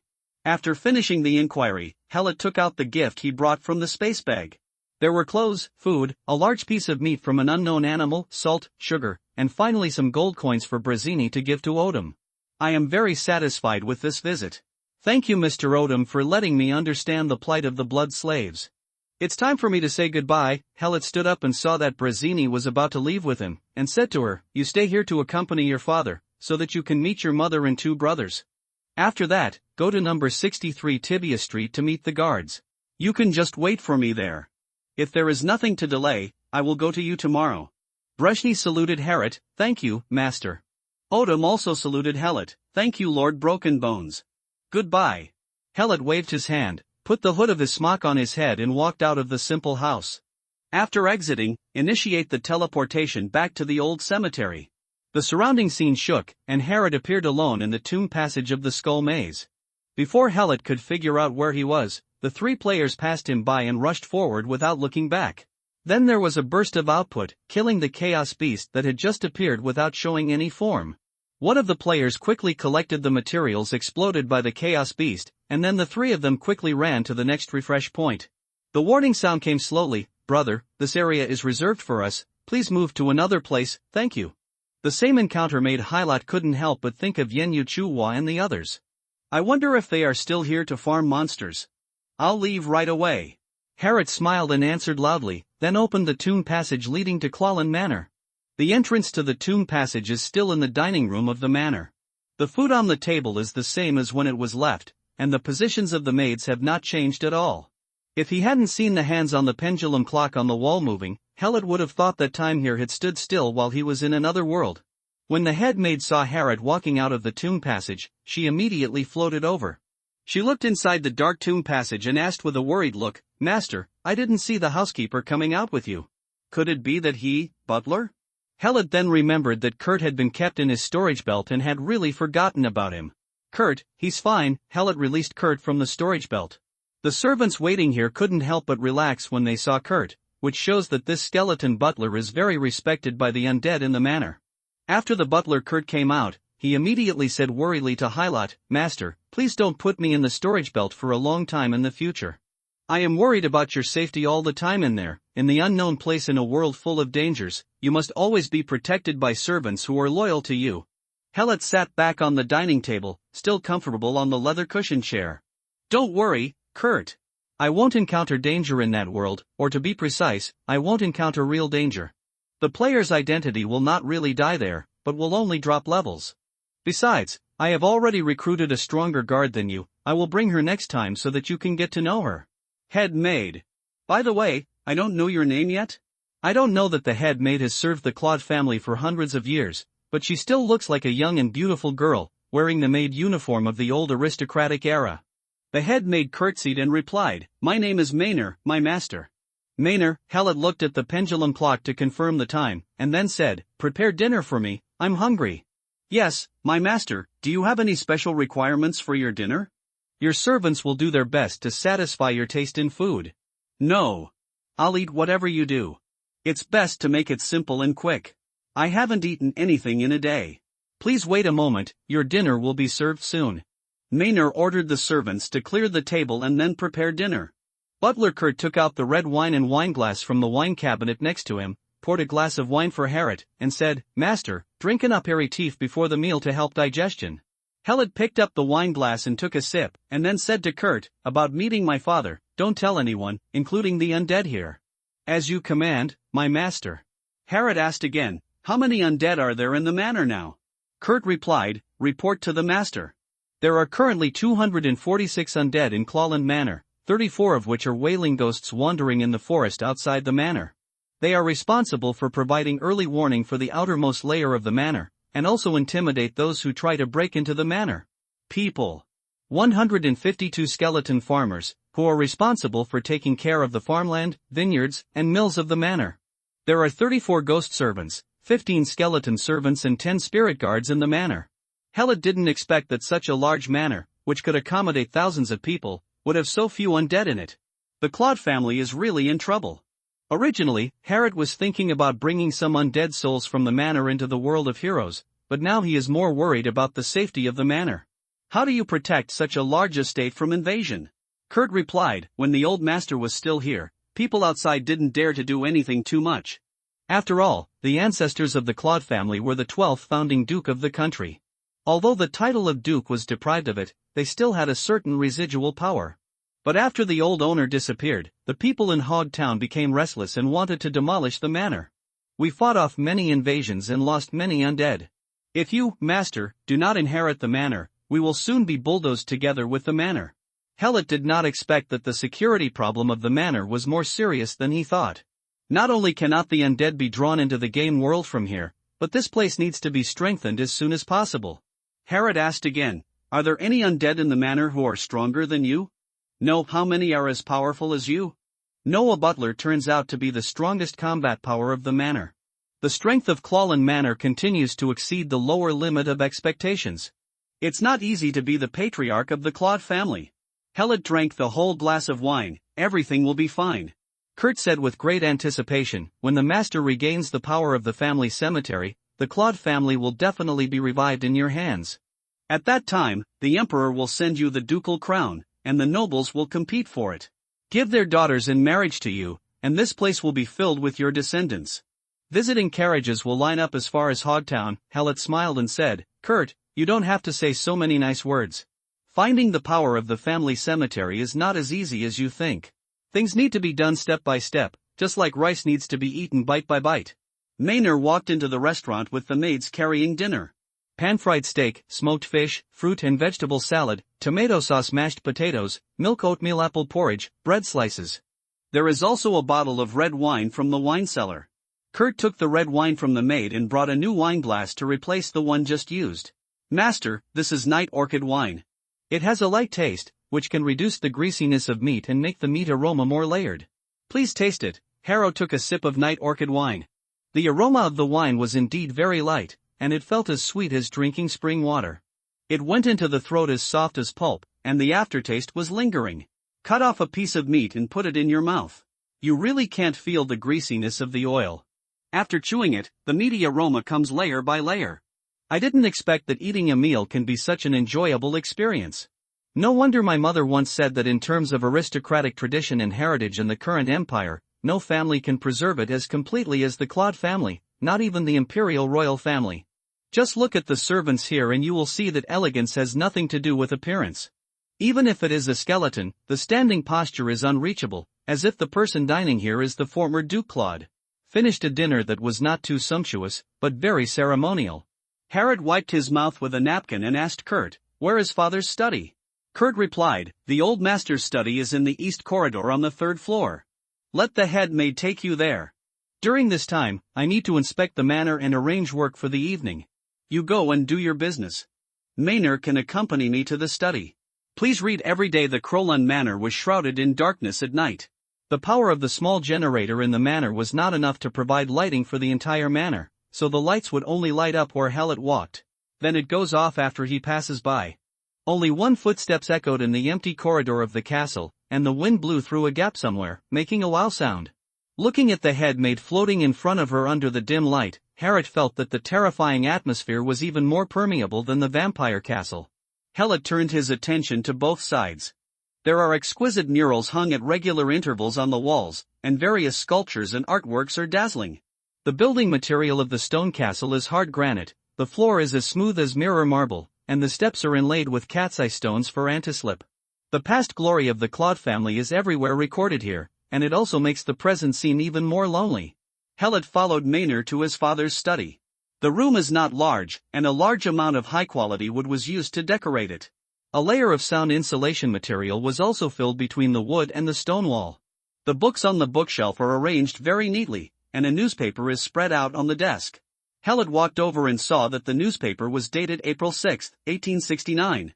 The headline was, Tomorrow Group successfully acquired the Chernobyl Ice Shipping Company. Maynard opened the window to let in the fresh air from outside.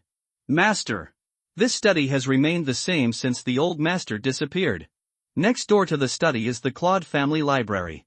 There are more than 300,000 books in it. Just tell me what you want to see. Have you and Butler Kurt found the old master? Maynard wanted to find out the news about his old master, but was afraid it would be bad news. Helot sat on a chair and folded the newspaper and handed it to Maynard. There is no news about my father yet. Tomorrow I will continue to search in the family cemetery. I now want to learn the spells passed down by the family. You should know which books are suitable for me as a beginner. There was no news from the old master, which made Maynard very depressed. She took the newspaper and put it in the cabinet beside her, and at the same time replied to Helot, I suggest you, master, read the Gravekeeper's guidance notes first. Compiled by the powerful Necromancer the Hermit. It records in detail the characteristics and application methods of the death energy in the family cemetery, the characteristics and cultivation methods of different undead, as well as meditation techniques suitable for the children of the Claude family to learn and use. Gravekeeper's Guidance Notes is a must-read for every direct member of the Claude family for generations to come. Just bring me the Gravekeeper's Guidance Notes. This book is in the library. I'm going to get it for you, Master. Maynard wanted to go through the wall to the library next door, but remembering Kurt's instructions, he changed direction the moment he was about to hit the wall, opened the door and floated out. Seeing the somewhat busy head maid, Harriet smiled and then took out the old codex. Sure enough, it was just as his father said. Not only did he bring out all his equipment, he also brought out the old code. Feel the magic flowing in your body, no less than in the game world. The old codex in my hand feels like a restless kitten. The power contained in it always wants to show its power, but it is tamed under Helot's will. As a magic book, the old code not only provides considerable attribute bonuses, but also has the function of active spellcasting. Currently, the old codex can record and release 4 preset magics. And the magic I know now includes. Helot looked at the magic he could use now. Ghost Shield, Corpse Poison Smoke, Marching Aura, Mind Shade, Magic Energy Collection, Soul Language, Summon Skeleton, Death Coil, Soul Barrier, Attack. Excluding the passively released magic, there are not many preset magics that can be selected, and there are even fewer magics that are suitable for preset in the magic book. After repeated consideration, Helot decided not to pre-install attack magic in the magic book for the time being. He didn't know what level of logic and intelligence the magic book had to cast. If the magic went out of control and caused indiscriminate attacks, people here were not like players who could resurrect after death. The magic was screened again. Darkness of the mind weakens the enemy's perception. The effect is related to one's own magical intelligence, as well as the enemy's defense and magical intelligence. Non-lethal magic is used to give the enemy a negative state. Even if the target is wrong, no one will be killed. Soul Language, gain state magic. The casting time can be reduced in the soul language state. The effect is related to magic wisdom. A very good auxiliary magic, automatically released by the magic book, which can keep you always blessed with this buff when needed. Soul Barrier, spiritual protection magic. Mental attack magic is a very vicious and difficult to defend spell. If you have the ability, it is best to turn on mental protection all day long. But a person's energy and magic power are limited, and there will always be times of negligence or fatigue. There are 2 solutions, one is to wear magic props that can resist mental attacks, and the second is to find a magician bodyguard to replenish the buff anytime and anywhere. Having a magic book that can automatically cast magic at any time is like adding a permanent layer of mental protection to yourself. As for the 4th preset magic, Harriet repeatedly selected it but failed to find the right one. I know too little magic, so let's do it in the air first. Preset magic is recorded in the old codex. Helot let go of his hand, and the magic book couldn't wait to fly up. The book cover was opened, and the pages inside turned rapidly. Black smoke filled the air, and skeletal hands with teeth and claws were revealed from time to time in the smoke. That arrogant energy is unparalleled. However, the old code that showed its sharpness did not delay the work of assisting in spellcasting. Helot could feel that there was a protective shell on his spiritual level. Although the protective shell is still very thin now, as his magical wisdom increases in the future, the mental barrier will definitely become more and more reliable. The effects of soul language are also felt. At this time, there was a knock on the door. Helot stretched out his hand and recalled the smoking old code into his hand, closed the cover and threw it into the space bag. Come in. The door was pushed open and Maynard walked in carrying a tray. There was a thick book on the tray and a cup of steaming tea. Master, I made you a cup of meditation tea to help you concentrate while reading. The Gravekeeper's Guidance Notes I brought is the 26th revised edition, which contains many chapters about the past generations of Crowley. A collection of annotations by the outstanding mage of the De family. Thank you, Maynard. Harriet took a sip of tea, picked up the Gravekeeper's Guidance Notes and started reading the family classic. In this world, necromancers are divided into 2 schools. One is to use corpses to create undead. They are called corpse stitchers. What they are good at is splicing and sewing corpses to create powerful corpse puppets. The second is to use pure death energy to manifest undead bodies that can be controlled. They are called gravekeepers. Before the Chlorins came along, there were only corpse stitchers in the world. Gravekeepers are the self-proclaimed name of the Claude family. Later, with the spread of the undead magic mastered by the Claude family, Gravekeepers became a sect of necromancers alongside the corpse stitchers. In the eyes of all the tomb keepers, the former glory of the Claude family and the mighty undead army pushing all the way were the beacons that illuminated the way forward for them. Although the Clallan family is now in decline, and the tombkeepers are becoming worse with each generation, some tombkeepers firmly believe that the secret of how to become the strongest necromancer must be hidden in the Clallan manor, but even the Clallan family none of the members knew. After nightfall, the town of Hog, which had not yet had much nightlife, was quiet, and most of the residents who had worked hard all day had rested. The newly installed street lights on the main roadside of the town illuminated the secluded bluestone streets, and a carriage drove out of the town towards the forest to the west. The driver of the car looked extremely nervous. He looked around sensitively, and any slightest movement would frighten him. He didn't want to take this business, especially if he still went to Clallan Manor, where there were really undead. If a child in the town cries at night, the adults will scare him, crying will attract the undead, and they will eat the disobedient children. Although the undead in Clallan Manor have never actively harmed anyone, and they can even sometimes be seen coming to the town to buy things, not everyone has the courage to face a talking skeleton. But the coachman had to do this business because the customer was brought by the detective from the town's police station. As we go deeper into the forest, the light cast by the moonlight becomes darker and darker, and the fog gradually thickens. Then a low roar like the wind sounded from all sides. The coachman knew that it was not the wind, but the ghost of the undead hiding in the woods protecting Clallan Manor. If you continue to push inside, the ghost will attack. The gangsters in the town once tried to sneak into the Claude Manor to steal things, but they didn't even see the walls of the manor, so they fled back in fear and almost died from a serious illness. The town doctor said he had been cursed by a ghost using dark magic. Curse. Thinking of this, the coachman immediately pulled the horse forward. He jumped down, the cramp in his calf made him fall down and gnaw on the mud, and a cool breeze blew over his scalp. The driver was so frightened that he hurriedly got up, opened the door of the carriage and said to the passengers inside, "Sir, we have been surrounded by ghosts. We can't go inside anymore, they will really kill us." A very feminine voice sounded from behind the driver, "If you don't move forward, we will kill you too." The coachman turned around and saw the passengers who were supposed to be inside the carriage appearing outside the carriage at some point. There were two people on the other side, both wearing high-collar windbreakers and wide-brimmed hats. Their appearance could not be seen clearly in the dim light. However, there is a big difference in their statures. One is strong and the other is thin, but they both exude an uncomfortable aura. The biting coldness made the coachman shiver. Facing the two passengers who threatened him, the coachman took courage. "Many people saw Inspector Morpheus coming to see me tonight. If I die, someone will go to the mayor tomorrow. I have relatives here. Work in the mayor's office. The money Inspector Morpheus gave me is enough to send you here.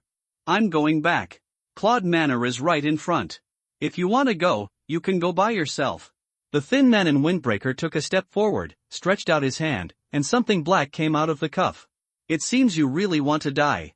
When the thin man in trench coat was about to take action, his companion stopped him. "Sears, don't cause trouble to Inspector Morpheus. We still need his help for many things." "You're right, Micro, we still need Inspector Morpheus."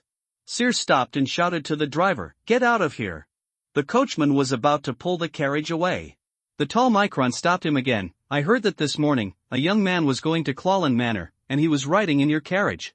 The approaching moans made the driver just want to leave as soon as possible, but he knew that the two people in front of him were also dangerous guys. "I had no choice but to answer as quickly as possible. Yes, this morning, a young man took my carriage to the Clallan Manor. But like you, I only sent him here. Whether he entered the Clallan Manor, I don't know." Micron asked again, "Did he say what he was doing at Clallan Manor? I never inquire about a guest's privacy if they don't take the initiative. I really don't know anything. Can I leave?" The last question. Micron raised his head slightly, and the light in his eyes flashed away. "Is Weston Crowland really missing?" The coachman replied, "I can't give you an accurate answer. 4 years ago, the owner of Clallan Manor came to the town every day to buy newspapers. But in the past 4 years, no one has seen him.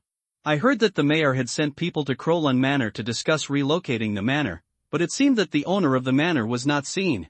The people who come to the town to buy supplies now are all the manor's butlers, who is a skeleton wearing human clothes. I think Inspector Morpheus should tell you all about it." Micron nodded. "Yes, the detective told us a lot about Clallan Manor. You can go, goodbye and good luck." The coachman jumped on the carriage and left quickly. There were shadows in the mist, and the ghosts guarding the manor surrounded the two intruders. In Crowland Manor, only the light in the study was on. Gravekeeper's Guidance Notes uses a very traditional writing method and is aimed at family-style unknown teaching. Many of the contents are summaries of experience. Helot used to learn optimized and improved modern magic, paying great attention to formulas and the underlying logic of magic. Reading the Gravekeeper's guidance notes with modern magic thinking will inevitably lead to some conflicts, but these conflicts are not contradictory. On the contrary, after careful analysis, an additional problem-solving idea emerges. The old code records another type of magic system. It does not have detailed magic underlying logic. It is simply a matter of rapid change and quantitative changes leading to qualitative changes. Qualitative change to a certain extent, I am the underlying logic of magic. I create the laws. Reading and thinking put Helot into a meditative state of selflessness, and Maynor always stayed by his side. Until the butler Kurt knocked on the door and walked in. He leaned over and whispered in Helot's ear, "Master, someone has invaded the manor." In the mist of the woods, the carriage disappeared without a trace. The wind swept the leaves on the ground and made a rustling sound. A black and gray shadow suddenly jumped out of the fog and rushed towards the intruder. The resentful sounds around him suddenly became sharper, like a horn sounding during a charge, and more shadows flew out. The two men in trench coats who were besieged did not show any panic. They stood still and seemed not to pay attention to these ghosts at all. The moment the first ghost was about to pounce, the thin Seers raised his arm, and a black light shot out from his sleeve. The black light volleyed into a floating ghost dog. Its head was exaggeratedly big and its mouth was full of jagged fangs. The hair and tail on the ghost dog's body are in the shape of smoke, and its limbs are running in the air as if on the flat ground. The ghost dog that appeared was extremely fierce. It flew up and pounced on the ghosts that came up. It pinned the ghost under its body, opened its mouth and bit at the ghost, tearing off a fragment with each bite. The ghost wailed and struggled hard, but the huge disparity in strength made its resistance useless. More and more ghost dogs were released by Seers, and the ghosts that rushed up were intercepted one by one, and they all became prey. The ghosts hidden in the mist dare not attack anymore and can only wander nearby and use their voices to scare intruders. But how could an intruder who had won a battle be frightened by such a threat? When the ghost dogs tore the captured ghosts into pieces, Seers couldn't help but burst out laughing. Ha ha ha ha. Are these low-level ghosts the only ones in the Clawland family now? That's ridiculous. So sad. I don't know what you are still guarding? Since the Clawland family is finished, why not open the passage and welcome us in? Only by taking refuge in the truly strong will you have the value of continuing to exist. Really strong? How strong? A voice came from the depths of the woods, and two vague figures appeared in the mist. Seers looked at his companion, and when he saw no response, he took a step forward and asked loudly, "Who are you?" "I am the new owner of the Clawland Manor." Harrod walked out of the fog and said to the two intruders, "Helot Clawland. There's a new owner at Crowland Manor." Seers and Microlo were both surprised. Wasn't Weston Crowland, the last gravekeeper of the Crowland family, missing? Why did a new owner suddenly appear? After Seers saw Harrod's appearance clearly, he couldn't help but laugh. "Such a low-level lie can't fool us. You are the young man who went to Clawland Manor this morning. Your purpose should be the same as ours. Get out immediately, this is my advice to you. Otherwise, my lovely puppies will have to add another dinner." 5 ghost dogs floated up. They faced Helot, exposing their sharp claws and fangs. Just waiting for an order, he would tear the person in front of him into pieces. Kurt, the butler who came with Harrod, stepped forward, his hands filled with magical energy, and said to the two intruders, "The Clawland Manor has welcomed a new owner. This land belongs to Clawland. The territory of the D family is recognized and protected by imperial law. Get out of here now, persona non grata." Kurt could tell that the other party was a powerful necromancer, and he did not want a conflict for Helot's safety. Seers smiled and said, "The new owner of Clawland Manor has died. Hasn't this place become an ownerless land again? Young man, am I right?" Helot also laughed, "You are right. When I die, this is a no man's land. But as long as I live, I have the right to do anything to those who invade the Clawland family's territory. I accept your body and soul." Harrod stretched out his hand, and the old codex flew out. The cover of the book opened, the pages flipped, and black smoke came out of the book. Then 2 corpse flower vines emerged from the ground. After showing off their intertwined mouthparts, they also identified the marked attack target. The 2 corpse flower poisonous vines burrowed into the ground again, and the surface undulated and spread towards the 2 intruders. Micro, who had been silent until now, slammed his hands on the ground. A black magic circle appeared on the ground, and then the ground rose, and a 10-handed corpse puppet made of human limbs emerged from the ground. It is like a giant centipede, with its disheveled head opening a large mouth that is split to the base of the ears, spitting out a tongue like a poisonous snake, and spraying venom outwards. The venom fell to the ground, sizzling and emitting white smoke. 2 corpse flower poison vines were forced out of the ground, and together they released corpse poison smoke, twisting and biting at the 10-handed corpse puppet. Seeing that Helot's summons was entangled, Sears immediately gave orders to his ghost dog. The 5 ghost dogs immediately charged, their barks echoing in the forest. Helot casts Summon Skeleton. Helot's command value is now 442, and he can summon 1 skeleton for every 10 points of command. In an instant, 44 skeletons appeared in front of Helot. Skeleton, Summon of the Undead level, 10, cannot be upgraded, Attack, 80 plus 50 plus 27, 157, Defense, 60 plus 30 plus 20, 110, Skill, Group Charge, when the number of skeleton summons is greater than or equal to 10, the skeleton's movement speed increases by 20%. As the lowest level summoned object of the Necromancer, the basic strength of the skeleton is relatively weak, but with the high command value and the bonus given by related skills, the attack and defense of the skeleton summoned by Helot has reached a relatively considerable value.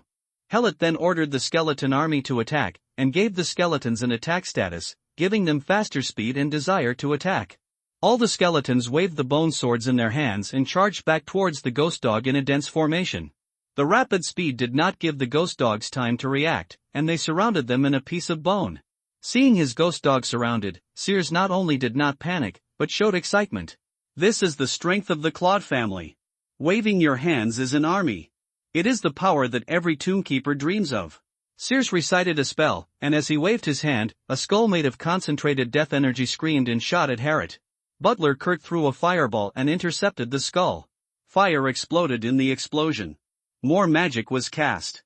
On the battlefield, the summons of both sides were fighting in the middle, and 4 mages were throwing magic at each other at both ends. The poison magic caused the trees to wither quickly, and the shockwave of the explosion tore the dead trees into pieces. The ghost dog broke the bones of the skeleton, and the skeleton used the bone sword to chop the ghost dog into pieces. The poisonous corpse flower vines were entangled with the 10-handed corpse puppet, and the venom was mixed with the poisonous mist. The corpse flower poisonous vines were emitting corroded white smoke, and the 10-handed corpse puppet's body was covered with ulcers corroded by the corpse poison. The battle became more and more intense.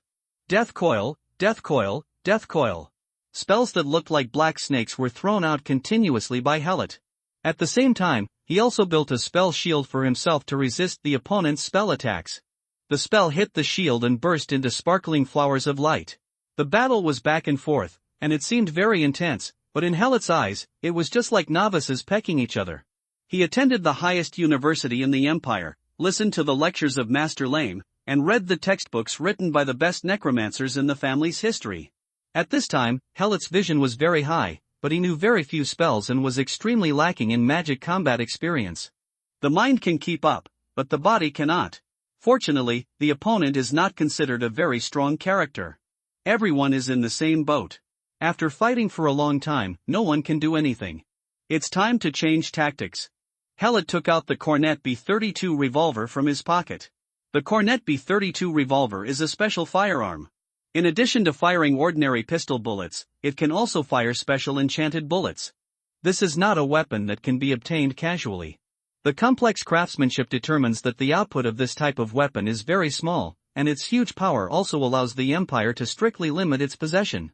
Moreover, the price of an enchanted bullet is equivalent to the price of the entire gun, so even those who have such weapons are reluctant to use them, and many people just regard them as collectibles.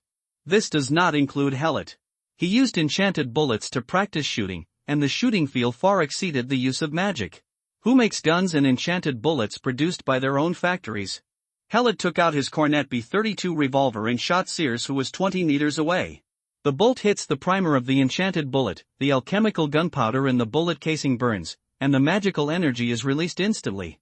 The enchantment array built into the gun body is activated, and circles of magic arrays unfold along the barrel. As the magic energy is poured into the gun, while the bullet accelerates in the barrel, the enchantment array built into the warhead accepts the burning of the barrel array.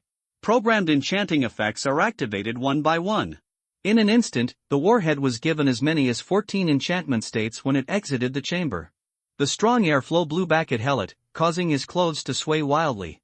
The two intruders on the opposite side didn't expect that when everyone was fighting, you actually pulled out a gun.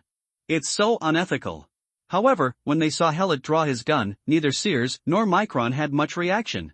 Guns have been invented for a long time, and mages have long had ways to deal with gunshots. The shield condensed by magic can well resist the shots of such weak pistol bullets. However, when they saw the magic circle appearing on Hellet's pistol, they realized that they had offended the wrong person. But it's too late. The bullet with a powerful magic-breaking effect was shot at a speed far exceeding magic, easily penetrated the magic shield in front of Sears, and opened a bloody hole in his forehead.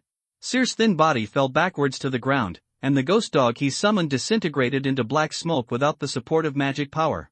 The remaining skeletons changed their attack targets and rushed toward Micron, who commanded the 10-handed zombie puppets. Micron was distracted by the power of the shot, and a nearby explosion blew off his hat. Under the hat is a head without hair or eyebrows. The face is covered with abscesses and the nose has rotted away, leaving only 2 holes. Very typical appearance of a corpse stitcher. Seeing Sears being killed with one shot, Micro knew that his strength could not block the fire of this specially supplied firearm, and immediately chose to escape. His body suddenly exploded, and green poisonous smoke spread, obscuring Hellet's sight. Then a group of headless child corpses rushed out of the poisonous smoke. They fled in all directions on their hands and feet, leaving the gun-wielding Hellet at a loss as to which one to shoot. At this time, the old code rushed out. It flew like a night owl, and its magic power brought strong winds to blow away the poisonous smoke. Then, a big-head dwarf with a naked butt was seen banging his head on the ground. The area was filled with pieces of clothing torn apart by the explosion, as well as a hole in the ground. The hole was left when the 10-handed corpse puppet came out. The big-head dwarf probably wanted to use this hole to escape, but why did he bang his head on the ground next to the hole? Hellet saw the hovering old code and knew that it was releasing the dark curtain of the mind that interfered with the dwarf's senses. In the poisonous fog, the dwarf who wanted to escape had a misperception of the location of the hole, and that's why he banged his head on the ground. The identity of the dwarf is self-evident. He controls the child corpses to form a tall and powerful figure. When in danger, he can release poisonous mist, and then use the child corpses to confuse the opponent's sight and cover his escape. Unfortunately, it was discovered by the old code. Harrod had a new understanding of the intelligence of his magic book, and no longer gave the dwarf a chance to escape. The moment the dwarf jumped up and was about to burrow into the hole, Hellet raised his hand and fired. The bullet enchantment was completed in an instant, sending the dwarf rolling in the air. When it landed, it rolled over several times and hit a tree before stopping. The uncontrollable 10-handed corpse puppet was broken into pieces and scattered on the ground. The scarred corpse flower poisonous vines slowly retracted into the ground. The battle was over, and silence returned to the woods. The old codex flew back and fell into Hellet's hands. The black smoke was collected into the pages of the book and the book cover was closed. Butler Kurt walked around the area to confirm that there were no hidden intruders around, and then walked to Hellet's side. Master, the howling ghost said that the 2 intruders came from the direction of Hogtown in a carriage. They also had an argument with the coachman, and during the argument, they were invited by Inspector Morpheus from the Hogtown Sheriff's Office. Come. Harrod put away the old code and asked Kurt, is Inspector Morpheus also a necromancer? No.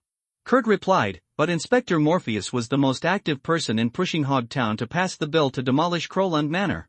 After the railway was opened to Hogtown, the town called for the demolition of Crowland Manor. There are more and more people in De Manor who say, the presence of the undead will deter investors from coming to Hogtown. Hellet turned and walked towards the manor and said, no one can demolish the Crowland Manor. I am going back to sleep. At breakfast tomorrow, count the current assets of the manor and give it to me. Yes, my master. Kurt followed behind Hellet, his back straight and his head held high. Behind them, the remaining skeletons collapsed one by one into broken bones, and then decomposed into death energy and floated into the air. The ghosts in the mist dispersed and resumed their duties of guarding the perimeter of the manor. Their melancholy voices are full of joy, and they are happy that the manor has a new owner. After a while, a group of skeleton slaves came from the direction of the manor. They collected the corpses and body parts on the ground, dug a hole and buried them all. In the early morning, a ray of sunlight came through the window and woke up Hellet. After riding the train for a few days, it was so comfortable to sleep on the big, fluffy bed. Last night I fell asleep almost as soon as I touched the pillow, and now I don't want to get up even if I wake up. But after going through what happened yesterday in his mind, Hellet had to get up. There were still many important things waiting for him to do today. But what about my clothes?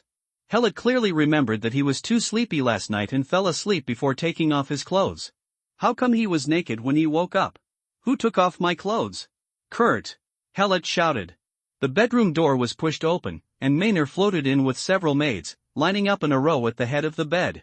The maids were holding the clothes he wore yesterday. Hellet quickly pulled the blanket to cover his private parts and asked Maynard, "Where is Kurt?" Maynard replied, "Master, good morning. Your butler is leading your servants to repair the garden of the manor at this time. If you have anything to tell the butler, I will ask your maid to call the butler now." "No need. Who took off my clothes?" "It's us, master," Maynard replied with a smile. "It would be very uncomfortable to sleep with clothes on, and the master's clothes were dirty, so we took off the master's clothes and washed them." The maids all pursed their lips and smiled. "Don't know what they are laughing at." Hellet said, "Put down your clothes." The maids put down the clothes they were carrying. Maynard asked, "Master, do you need us to help you dress?" "No need, you can go out." "Yes, master." Maynard asked the maids to go out first, and then said, "I am right outside the door, ready to listen to your call." "No." Maynard walked out of the bedroom and closed the door. Hellet immediately stood up and quickly put on his clothes. It was a bit unaccustomed to being served so meticulously all of a sudden. Walking to the window, there is a large garden outside. But the garden was deserted, filled with withered weeds and small shrubs. At this time, Butler Kurt was pulling weeds in the garden with his skeleton slaves. Of course they were doing this for the new owner. After all, the undead did not appreciate living things. A maid floated to Kurt's side and said a few words to him. Kurt then faced Hellet, who was overlooking this side, and then led all the skeleton slaves to salute their master. Hellet pointed to Kurt in the direction of the restaurant, turned around and walked out of the room. In the restaurant, after Hellet sat down, the maids immediately served a sumptuous breakfast. Kurt also rushed over, holding a stack of documents in his hands. "Master, these are the existing assets of Clawland Manor. Let it go." Hellet was eating breakfast while flipping through the information on the assets of the Clawland family.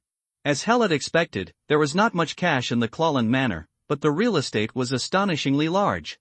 After all, he was one of the 12 founding dukes, and his skinny camel was bigger than his horse. The Clawland Manor itself is a museum with a large number of antiques, artworks, and jewelry. There are too many gold and silverware to count. Then there is the private domain of the Claude family. Except for the Clawland Manor, which covers an area of up to 4 square kilometers, the forest outside the manor and the large land to the west are all owned by the Clawland family. Even the entire town of Hogg was once within the territory of the Claude family. However, with the decline of the family, much of the land was legally occupied under various names. Even so, the area of the Clawland family's private territory recognized by the Empire still accounts for 1/3 of the total area of Hogg Town. He is a well-deserved big landowner in Hogg Town. But the current situation.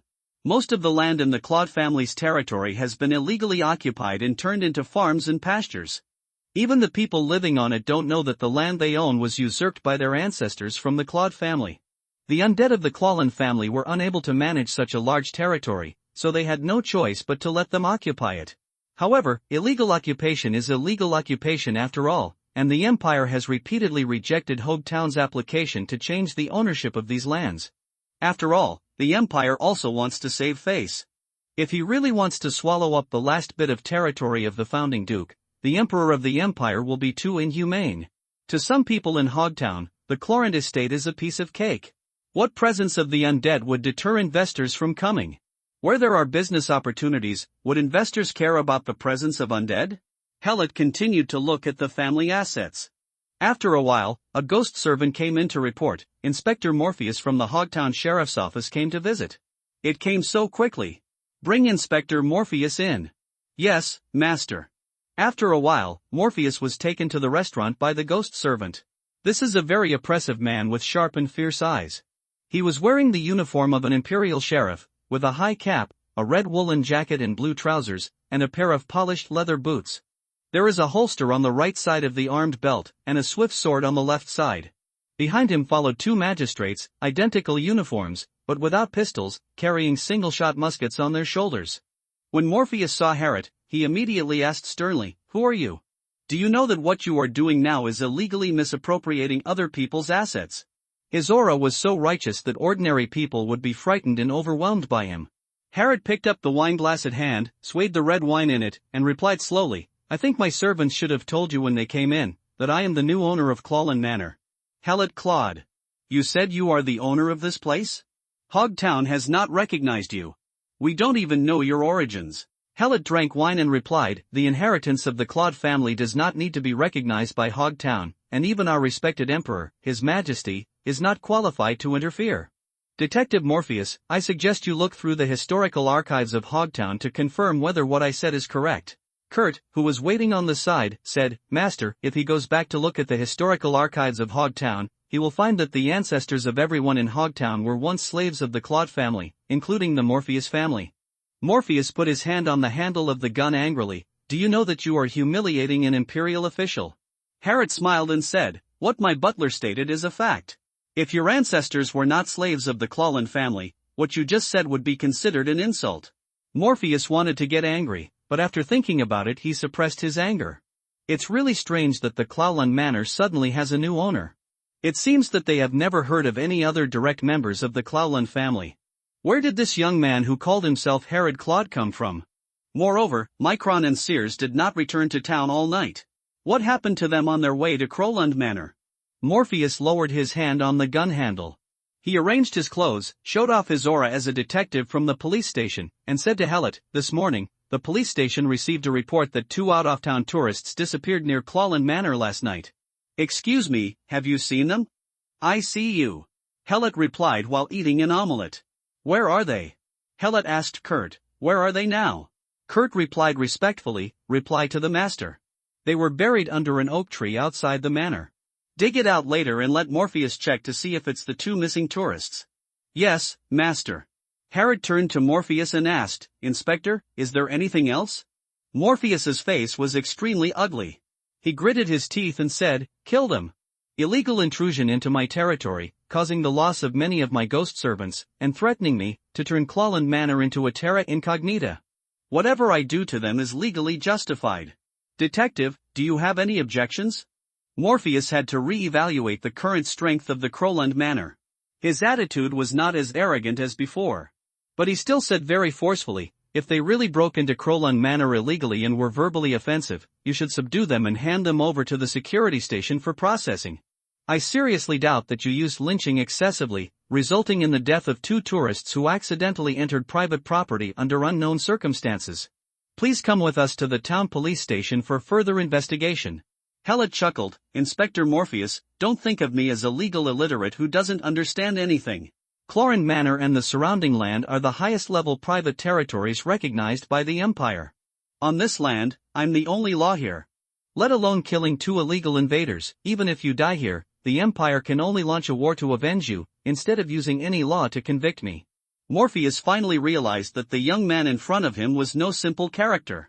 His own efforts to dismantle the Crowland estate encountered major obstacles.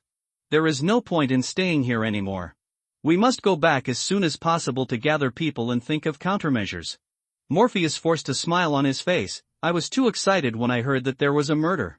You don't have to take any responsibility for this case. But I still hope that you can go to Hogtown to register. After all, a change of ownership at the manor is a big deal for the whole town. I will go to town when I have time. Have you had breakfast, Inspector? I can ask my servant to prepare one for you. Morpheus did not dare to eat the food here. He took off his hat and bowed and said, we have all had breakfast, thank you. Without disturbing your meal, we will take our leave. Please also ask your servant to take us to see the 2 tourists' body and allowed us to take it away. Can Harrod summoned a ghost servant and took Morpheus and the others to dig up the corpse? When everyone left, Kurt was worried and said to Helot, Master, if those corpses are taken away by Morpheus, they will cause panic in Hogtown with just a little use. The body of the thin man yesterday was normal, but the body of the dwarf and those corpse puppets were not acceptable to ordinary people. Are the corpses used to make corpse puppets stolen? Or kill a living person? Especially when there are so many children's bodies, it's simply heartbreaking. Even if it is known that these things were done by the corpse stitcher, as the gravekeeper of the Crowland Manor, he will definitely become the target of the townspeople to vent their accusations. After eating and drinking, Harrod wiped his mouth with a napkin and said to Kurt, in a pool of calm water, only throwing a big stone into it can disturb the fish hiding at the bottom. Don't worry, Kurt. Graham's Loron Manor has a new owner, and it won't be bulldozed so easily. I'm going to the family cemetery. You can stay and continue to take care of the garden. Crowland Manor should have more colors. Yes, my master. Harriet stood up and opened the door of the family cemetery. Walking in the tomb passage leading to the skull maze, Harriet thought about what he would do in this game world in the future. The first thing is of course to improve your own strength as soon as possible. The encounters yesterday and today showed that there will be more troublesome things and more powerful opponents coming in the future. Talking can't stop greedy guys, only strength can make them bow their heads and obey. The second step is to regain control of the family cemetery with the help of the Azure Society. Finally, there is the umbrella that turns Scorched Earth City into a family cemetery. To sum up, these three things to do are actually one thing. Passing through a membrane, Harriet appeared in the skull maze of the old cemetery. The familiar game interface appeared in view, and the information channel was as lively as ever. There is also a message box that keeps flashing. It was his father, and Yen Yuchua and the others. First open the message from my father. There is news from Scorched Earth City that a player has been favored by the city lord Dorothea and backstabbed the 8-armed ape guild who had been conquering the plot of Scorched Earth City. It also caused heavy losses to the 8-armed ape guild. The main force dropped one level on average, and Forgotten Kirishima was killed twice in a row. I think that player should be you. Do you need me to come forward and talk to the 8-arms guild? The Soul Eaters came forward to mediate, and of course they were able to put the 8-arms guild in order. But Helot didn't want the storm to subside just like that. He replied, "Father, I have just entered the game. I can handle the affairs of the 8-arms guild by myself. Please help me find out who are the important figures in the 8-arms guild in Scorched Earth City, and what are the main directions of their strategy. And what's the ultimate goal?" The Soul Eater's reply was quick, "I will check it for you. But don't show off when you encounter something you can't handle. Especially when the Yamata no Orochi guild behind the 8-arms guild comes to an end, you must tell me that there are these troublesome guys are not comparable to someone like Forget Kirishima. Don't worry, father. I have a brother who is the #1 player. Why wouldn't I use it at a critical moment? It's just that you don't need to take action now. I'll play with the 8-arms guild first. Then I wish you a happy time.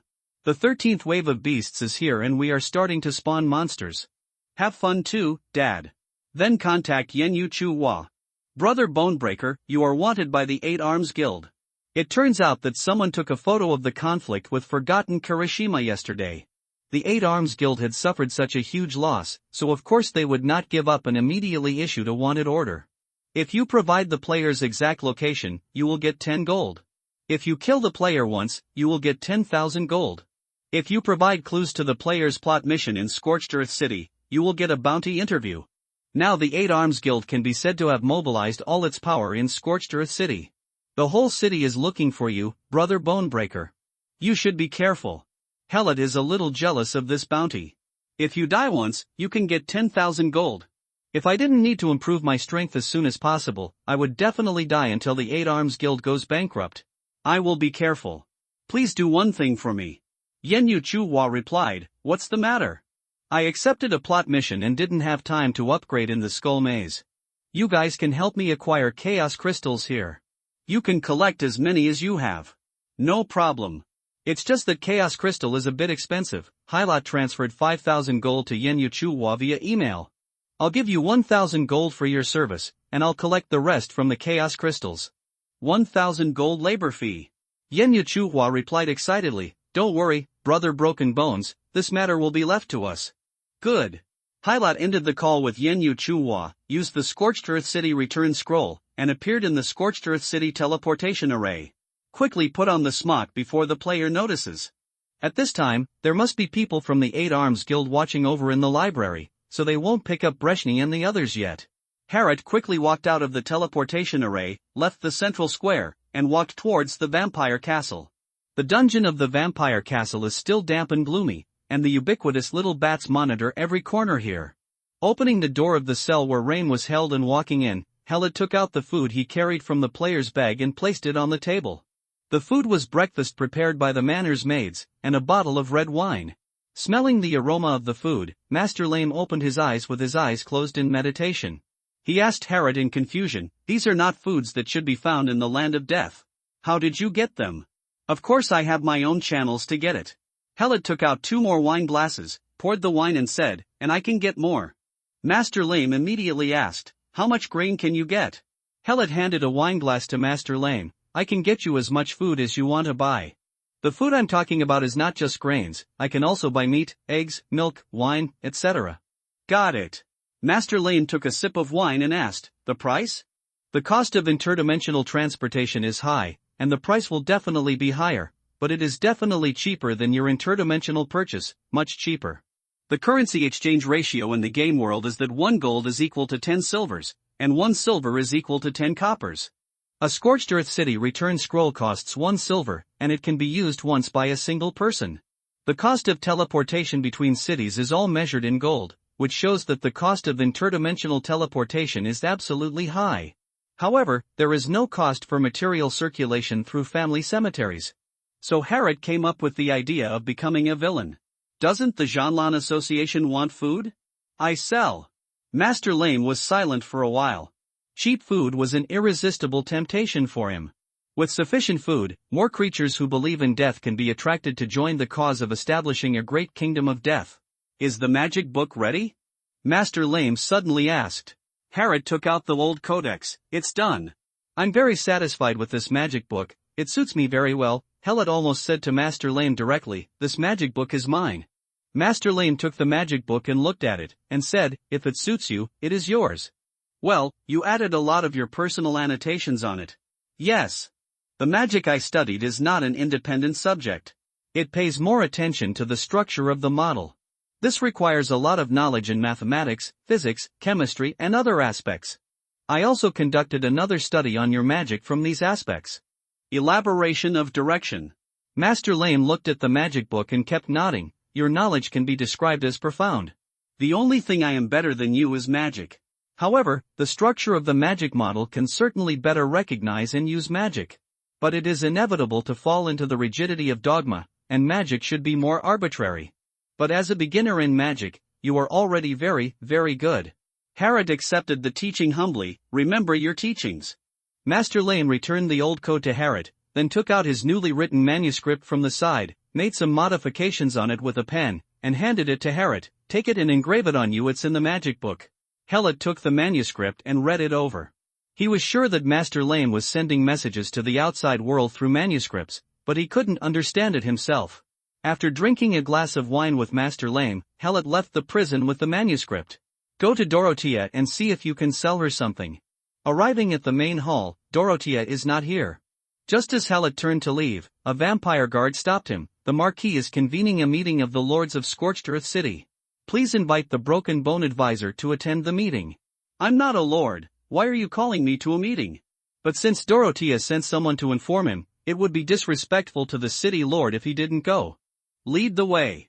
Harrod followed the vampire guard out of the main hall through the side door, then zigzagged through the corridors and arrived at a bright conference room. There was a lot of noise in the conference room. Lord Dorothea, don't go too far. Even if you break all the bones in my territory, I won't be able to hand over 1,000 sets of armor. Your vampire is a warrior, so our soldiers are not warriors? If you want to equip the vampire with full armor, can't we issue a steel sword to our warriors? Dorothea, you only have more than 10,000 vampires, and we will be the main force on the battlefield in the future. Who are you? A human. Helot entered the conference room and instantly attracted the attention of all the undead. They all couldn't figure out how a human could come into the Scorched Earth City Lords meeting. It was simply an offense to all the undead lords. Dorothea, who was sitting at the head of the conference table, said with a cold face, "This is my newly hired special advisor. Broken Bones, who is participating in this meeting as my staff. Broken Bones, sit back and don't express your opinion freely." Harrod couldn't help but secretly laugh in his heart. Dorothea was really ill and had to seek medical attention this time. If you can't handle these lords, can I help you? Where does your confidence in me come from? Love the house and the bird? Harrod saluted Dorothea and the many undead lords, then walked to a corner and sat down. On the conference table made of long bones, in addition to the city lord Dorothea, there were more than 20 undead lords. Most of them were skeletons, walking corpses, and ghosts. There was only one corpse which sitting on the left side of Dorothea, with an arrogant expression showing that he had a special status. Although the undead lords were a little dissatisfied with Dorothea inviting a human to attend the meeting, they all restrained themselves. The purpose of their participation in the meeting cannot be affected by the sudden appearance of this human being. After Dorothea waited for Harriet to sit down, she said to the corpse which lord next to her, "Hurtado, there is an iron mine in your territory that is rich in reserves and very easy to mine. I want you to hand over 1,000 full armor isn't much." The corpse which Hurtado said arrogantly, "Lord Dorothea, you seem to have no idea about the difficulty of making armor. Moreover, our land of death does not have high-quality charcoal, and magic is needed to make iron and steel. Also because smelting iron is difficult, and most undead wars do not involve the use of large-scale armor. Skeleton soldier sea charge is more practical than any sturdy armor." Dorothea said, "But my vampires cannot be consumed like cheap skeleton soldiers. Everyone, the role of vampires on the battlefield is strategic. We have a faster flying speed than ghosts and have very high comprehensiveness, melee combat and magic abilities. Ensuring our survival is the key to winning the war. I need to equip my soldiers with sufficiently sophisticated armor and weapons." "You cannot have any doubts about this." Facing the angry Dorothea, Hurtado replied, "There is no 1,000 armors. This is my answer to you, Dorothea. The Scorched Earth City is not the Scorched Earth City of vampires. Before the arrival of vampires, we have been here for countless years. I will give you another 100 sets of full armor at most. Don't try to continue to exploit us. This will not do you any good." Hurtado's tit-for-tat confrontation gave other undead lords more confidence. They all said that they had no surplus food at home and were unable to support Dorothea's military expansion. The meeting gradually became out of control. If it weren't for the fact that Dorothea was the lord of Scorched Earth City, the undead lords would have begun to denounce her. "Enough! Shut up!" Dorothea couldn't help but shouted, "I am not expanding my army just for myself. The sorrowful king is facing decay, and a big war is about to come to the entire rotten wasteland. If we don't expand our army, who will protect you? If I lose, will you be able to keep your territory? Hurtado, do you want to oppose me, or do you want to resist me?" Hurtado stood up abruptly, "I don't oppose you, and I don't want to resist you. But the demands you made on me are far beyond my capabilities. Dorothea, since Scorched Earth City doesn't welcome me, I'd better leave." Hurtado pushed down the chair and walked out of the conference room angrily. Upon seeing this, the other undead lords also said goodbye and left. Soon, only Dorothea and Harriet were left in the huge conference room. Without outsiders, Dorothea sat there like a deflated rubber ball, muttering, "Am I wrong? I think you are wrong." Dorothea looked at Harriet, "Do you even think I'm wrong? Why can't I think you are wrong?" Harriet was speechless at Dorothea's mysterious confidence, and said, "Don't you see? Hurtado used this incident against you to raise his personal reputation to a very high level. At the same time, putting you on the opposite side of all undead lords. So what?" Harriet was even more speechless towards Dorothea. If it weren't for the family cemetery, he really wouldn't want to wade into this muddy water. He couldn't help but shook his head. No matter how powerful the vampires are, they are still in the minority. As Hurtado just said, the skeleton sea charge is more practical than any solid armor. Have you ever thought about how powerful it will be if you continue to cast it on them? Pressure will lead to real resistance. Can Scorched Earth City block the joint attack of so many undead lords? Dorothea said firmly, "My position as city lord was conferred by the sorrowful king. They dare not resist me. But the king of sorrow is facing decay, and the order of the rotten wilderness is collapsing. Even you are thinking of competing for the position of the 7 consuls. Don't your subordinates have bold ideas?" Harriet's words finally made Dorothea face her situation. She said, "I will inform them now to delay the donation, but it's too late." Harriet shrugged, "If you order to suspend the donation now, those undead lords will only place the credit on Hurtado's head and regard this order as your weakness." "What do I do?" Harriet replied, "Find a lord who is neither strong nor too weak, teach him a lesson, and show your strength as the lord of Scorched Earth City. Wait until other lords regain their respect for you before making an announcement. Withholding offerings eases your relationship with the lords." After hearing Harriet's advice, Dorothea's eyes lit up. "I have long seen that you are as smart as a soul eater, so I will do as you say." Dorothea knocked on the conference table, and the bones engraved on the table moved to form a map of Scorched Earth City and the surrounding territories. "Who should I teach a lesson to?" Dorothea looked at the map and thought.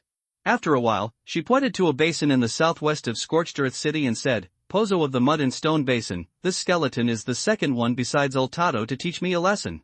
If he is unhappy, consider him unlucky. No, he deserves it. Helot looked at the map and after recognizing the terrain around the old cemetery, he said to Dorothea, if the lord of the city has nothing else to do, I will leave. Master Lame is still waiting for me to sort out the manuscript. Use it to make a seal. Who would have thought that Dorothea suddenly looked at Harrod and asked, can you get cheap food? Another fish was hooked. Harrod nodded and replied, I can get a lot of cheap food. Dorothea asked, can you get cheap armor and weapons? You can't be so stingy. Although the armor and weapons I can get are indeed very cheap. Helot smiled helplessly and said, Lord City Lord, armor and weapons are never cheap. If you need armor and weapons, I can find a way to get some at the best price for you. Dorothea was a little disappointed that it was not cheap enough, but when she was about to order its suspension of donations, she had no source to search for, so she could only find a way to buy it. Show me the samples first. If there is no problem with the quality, I will buy them in large quantities. Helot replied, of course there is no problem with the quality. But I think the city lord's top priority is to buy food, not weapons of food? Dorothea was surprised that Harrod actually proposed to buy food for her. Living food is not necessary for vampires. Vampires can eat it or not. There is nothing that a glass of blood wine cannot solve. Even if there is no supply of blood and wine, the vampire will not starve to death. At most, the power it can exert will be reduced. This is the advantage of the undead compared to the living. Basically, there is no need to consider logistics. Dorothea said firmly, I don't need food. No, you need it. Why do you think I need food? Do you know why the Jeanlin Association purchases food in large quantities? Dorothea looked at Harrod and replied, they use food to win over the creatures who believe in death. I warn you, I will never allow you to sell food to the Azure Society. Once their power is restored, they will definitely rob my scorched earth city. Harrod took out another bottle of wine and a wineglass. He first poured half a glass of bright red wine into the wineglass, then took out a knife and made a cut in the palm of his hand. The smell of blood instantly stimulated the vampire's instinct. Sharp fangs protruded from the corners of Dorothea's mouth, and her eyes became even redder. She didn't know what the broken bone Harrod wanted to do, so she sat there and watched quietly with restraint. Helot clenched his hands and dripped his own blood into the wineglass. The blood halo spread and quickly merged with the wine. After the bleeding stopped, Harrod pushed the wine mixed with his own blood to Dorothea. The needs of living beings for food are not only to fill their stomachs, but delicious food is irresistible bait for them. Therefore, the food transported across plains by the Azure Society at high prices can win over the living beings who believe in death. You can do the same. Dorothea picked up the wineglass and took a sip. Her eyes immediately shrank sharply. She couldn't help but take a big sip, then raised her neck and drank the rest of the wine. Relishing the lingering fragrance lingering on her tongue, she couldn't help but ask, what kind of wine is this? Wine. A wine made from fruits that grow in the sun. The more sunshine, the better the quality. Helot said with a smile. The main food source in the land of the dead is bread mushrooms, and the taste of this stuff is hard to describe. In the player communication forum, as soon as bread mushrooms are mentioned, there will be tons of complaints. The wine brewed by bread mushrooms was also sprayed all over the body. Therefore, among the players, there is also a group of merchants who transport food to the land of death. However, the carrying capacity of space luggage is limited, and the tolls are still high, so the price of food in the land of death has always been high. But no matter how high it is, there are still players who consume it. After all, it is much cheaper than running to the living plane by yourself. Food is a consumable product. After eating one meal and thinking about the next, it is definitely a business that can make a lot of money. Harrod discovered that he must have inherited his mother's excellent business genes. Dorothea recalled the aroma of the wine and asked Harrod, wine is a rare delicacy for vampires, but why should I purchase food to win over the creatures who believe in death? The undead are the masters here. The undead are the masters of the land of death, but vampires are not. Harrod continued to pour wine for Dorothea. Some undead believe that vampires are not pure undead. The lord of the city should know that. Harrod pushed the wine without blood to Dorothea. Dorothea corrected, it's not that some undead, but many undead think so.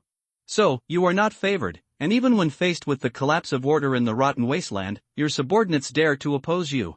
If you just want to defend Scorched Earth City, you can continue the old ruling strategy, but if you have aim higher and if you don't make new strategic adjustments, your end will come soon. These words were very harsh, but Harriet's identity allowed Dorothea to suppress her anger and listen quietly. How to adjust? Maybe you haven't realized it yet, but you are doing it. Winning over the Azure Society is actually winning over the creatures who believe in death. It's just that you don't realize what benefits wooing the life sect can really bring to Scorched Earth City. Other than letting them fight for me, I can't think of any use for the psychiatrists. Helot has become accustomed to not having too high demands on Dorothea's enlightenment. Seeing that she had drained the wine in the glass, he patiently explained while pouring the wine, the survival of living beings will inevitably produce the circulation of materials, that is, transactions. The more frequent the transactions, the larger the scale, and the faster wealth will be accumulated. Scorched Earth City, if we can extract more taxes from it, we will naturally be able to get money for military expansion. Dorothea is still very sensitive about money. You must know that she gave Harriet an official position and a status equivalent to the captain of the Vampire Guard Squadron, and even gave him a personal guard, but she didn't spend a single coin. Dorothea sipped the wine, her ears twitching. Keep talking. Scorched Earth City is one of the few cities in the land of death that is willing to accept living beings, but the food supply determines that the population of living beings that the city can bear has reached its limit. If a large amount of cheap food from the living world enters Scorched Earth City at this time, it will definitely spread. Creatures from all over the land of death are attracted here. At that time, City Lord, you only need to lie down and collect the money, and you will also have money to buy more and better weapons from me. Dorothea thought about it for a while, and then expressed her concerns. A large number of creatures coming to Scorched Earth City will definitely enhance the strength of the Azure Society. Lord City Lord, moving closer to the creature sect is your biggest and possibly only advantage in fighting for hegemony in the rotten wilderness in the future. There is no fundamental conflict between the philosophy of the Azure Society and the purpose you want to achieve. They want land, just give them a piece of it. Instead, they need your legal recognition of their access to land. The land of death is the place where the undead die. No matter how powerful the forces of the living beings are, they cannot shake the rule of the undead here. After listening to Helot's analysis, Dorothea's spirit immediately improved, and the resentment accumulated at the meeting was swept away. She drank all the wine in one gulp and praised Harrot. You are simply the wisdom given to me by the god of death. Last time I let the Soul Eaters slip away from me, this time I will never let you go again. That when the Soul Eaters change their minds and come back to me, with you brothers, who will still be my opponent in this rotten wilderness. Ah, don't just laugh. My advice is undoubtedly going to help you survive from the dead end and then rise to the top, so you can just praise me with a few words while smelling of alcohol? What about real rewards? But Helot waited until the end and did not wait for Dorothea's reward. Instead, she snatched away the remaining wine. Euphemistically called, they are all from the same family. Who is your family member? There is a long way to go to help such a miser. Helot left the vampire castle, put on his smock and used the Scorched Earth City return scroll to reach the central teleportation array, and then walked to number 63 Tibia Street, Shiching District. At this time, a ghost carriage had just driven out of the city gate into the desolate wilderness. Sitting in the carriage was Hurtado, Lord of the Corpse Witch. His expression showed joy oozing from his bones. He was too satisfied with his performance at the meeting of lords in Scorched Earth City. Dorothea, who insisted on going her own way, was being isolated.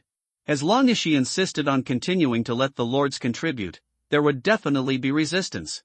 At that time, I can unite all the lords to form a coalition to attack Dorothea, and the Scorched Earth City will be my Scorched Earth City in Hurtado. The carriage stopped suddenly, and a voice came from outside. I would like to express my highest respect to the great worded Doomsday Witch. I am Oblivion Kirishima, requesting your interview. Hurtado quickly restrained his overly arrogant mood and said in a low and majestic voice, "Come in."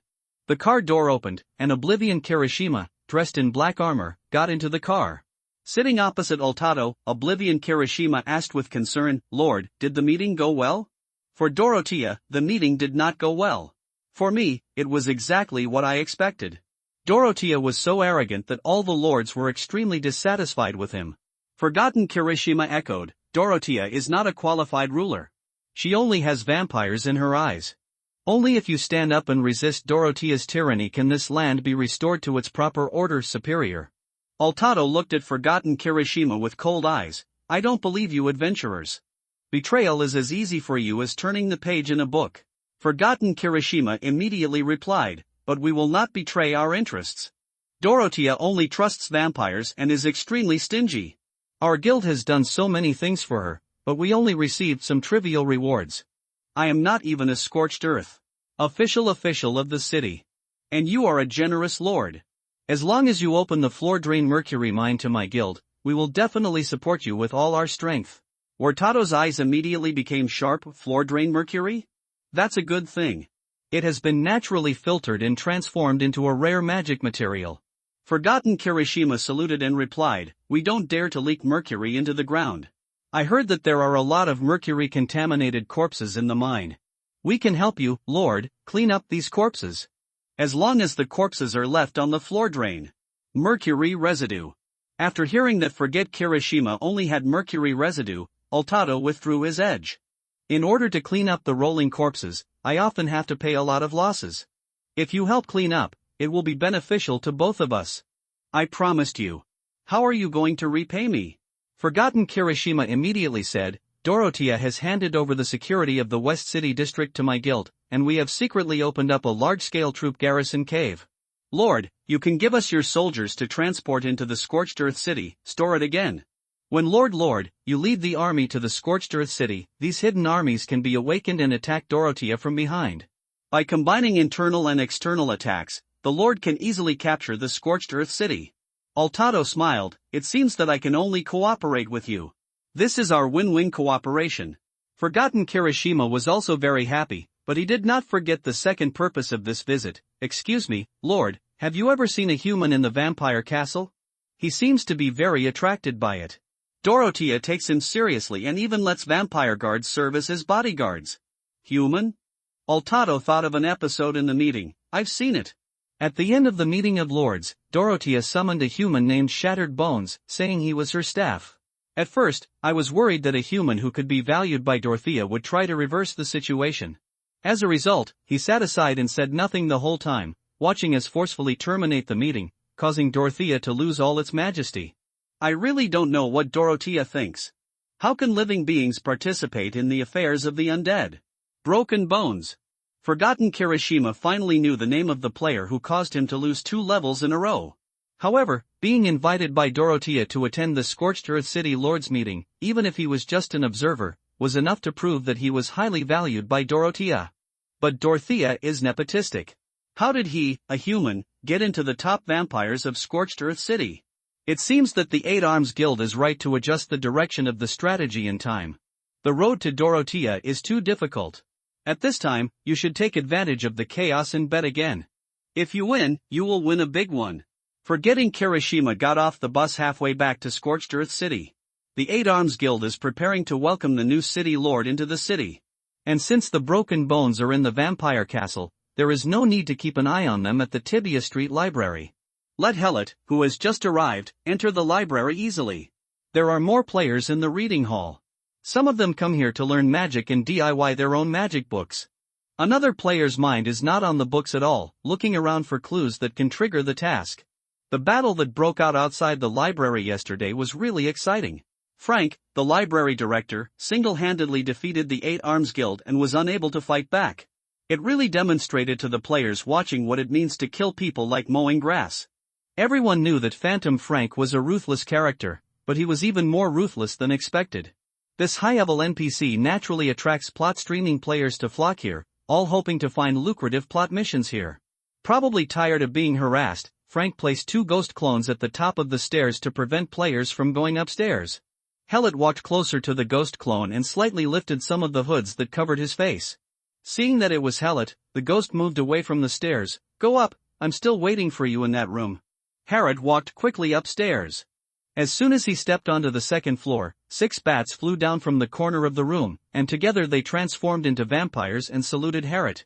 "Master, your guards await your orders."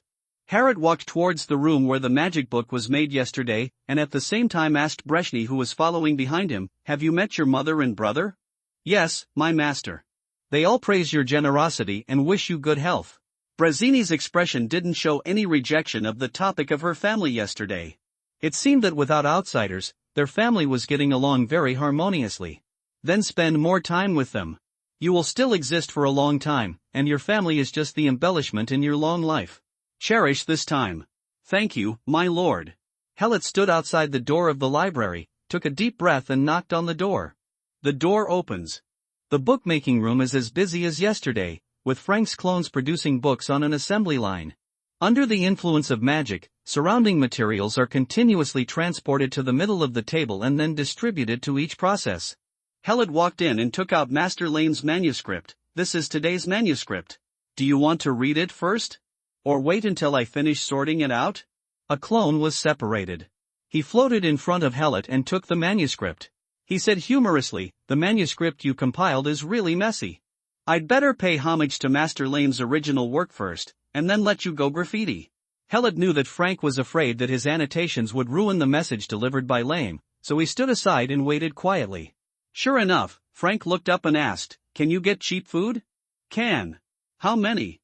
"There are so many that the Jeanlin Association can't buy them all." Frank said unconvinced, "You underestimate the wealth possessed by the Azure Society. I think you're underestimating my food supply."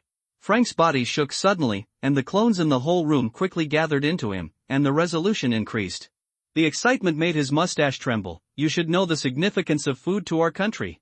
I allow your description to be a little exaggerated, but not too exaggerated." Hellot said, "In fact, I have said it very conservatively.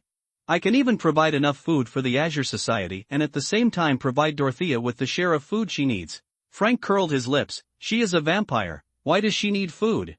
In the future, vampires will stop drinking blood and eat bread instead?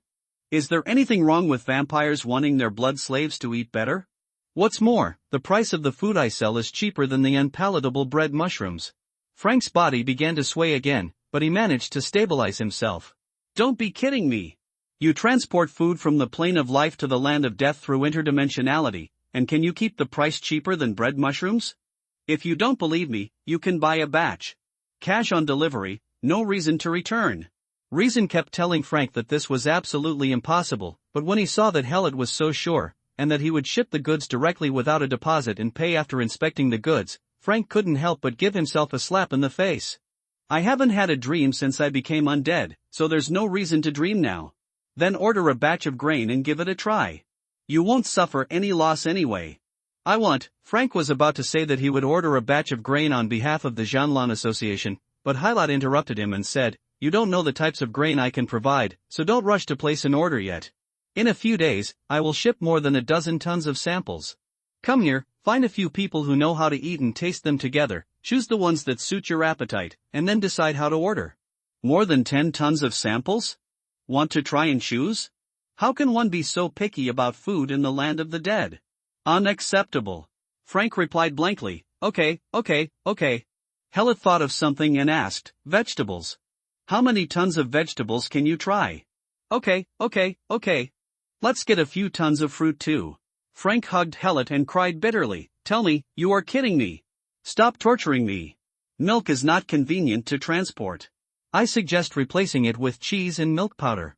There are also sugar, salt, grease, meat." With a snap, Frank collapsed in front of Hellot. Yesterday, he was besieged by the Eight Arms Guild, but he didn't even suffer so much damage. After a while, Frank reunited, and then he begged Herod, Stop, don't irritate me anymore. Let's print the magic book first, and then go to the old cemetery to test the chaos energy compression furnace. If I am not mistaken, as the owner of the old cemetery, you can use the energy inside to open the teleportation array to other planes. If you want those food supplies to be transported out of the old cemetery smoothly, you need more control." "That's right," Hellot said with a smile. "If we don't want these food supplies to be attacked along the way during transportation, we must do everything we can to make this experiment successful. You first sort out Master Lame's manuscript, and then I will debug the chaos energy compression furnace to see if there is anything missing." Frank leaves the bookmaking room. Hellot sat down at the table and began to sort out Master Lame's manuscripts. In a dark enclosed room underground in the library, Frank faced a mirror and recited a spell. As the mirror rippled, a figure wearing a skull mask loomed. "Frank, it seems like you have good news to tell me." "This is indeed good news, Director of the Mandarali branch." Frank saluted the figure in the mirror, and then told him about the grain transaction. When the Mandarali branch chief heard that Hellot could obtain so many types of cheap food supplies, he was also shocked and forgot to control his emotions. "Are you sure you haven't been infiltrated by mental illusions?" Frank answered firmly, "I just used the deletion comparison method to conduct a comprehensive test on myself. Except for a slight increase in mental waves, everything else is normal. I think after hearing this news, it is normal for the mental waves to increase. High is the exception. Branch Chief, if the broken bones can really provide us with cheap and abundant food supplies, the value to our society will be far greater than that of the old cemetery.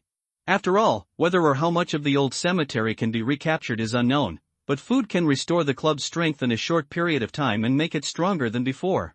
We must strengthen the protection of broken bones and recruit him to become a core member of the society. The Mandarali branch director thought for a while and replied, until we find out the details of Master Lame's ambush, protecting Bonebroken's secret is the greatest protection for him. I don't think it is appropriate to absorb Broken Bone as a core member now. Opportunity. Frank asked, do you still think there are traitors in the society? This possibility cannot be ruled out.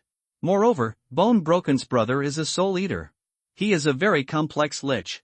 He not only provides intelligence to the society, but he is also ruthless when attacking us. The sorrowful king is facing decay, and the soul eater is at that time. Broken Bones was arranged to find you with the invitation letter from 4 years ago, which made people have to doubt the purpose of the soul eaters. We must strive for Broken Bones to move closer to the community, but we must also take due precautions. The rotten wasteland is going to be in chaos. I wonder if the entire land of death will be in chaos.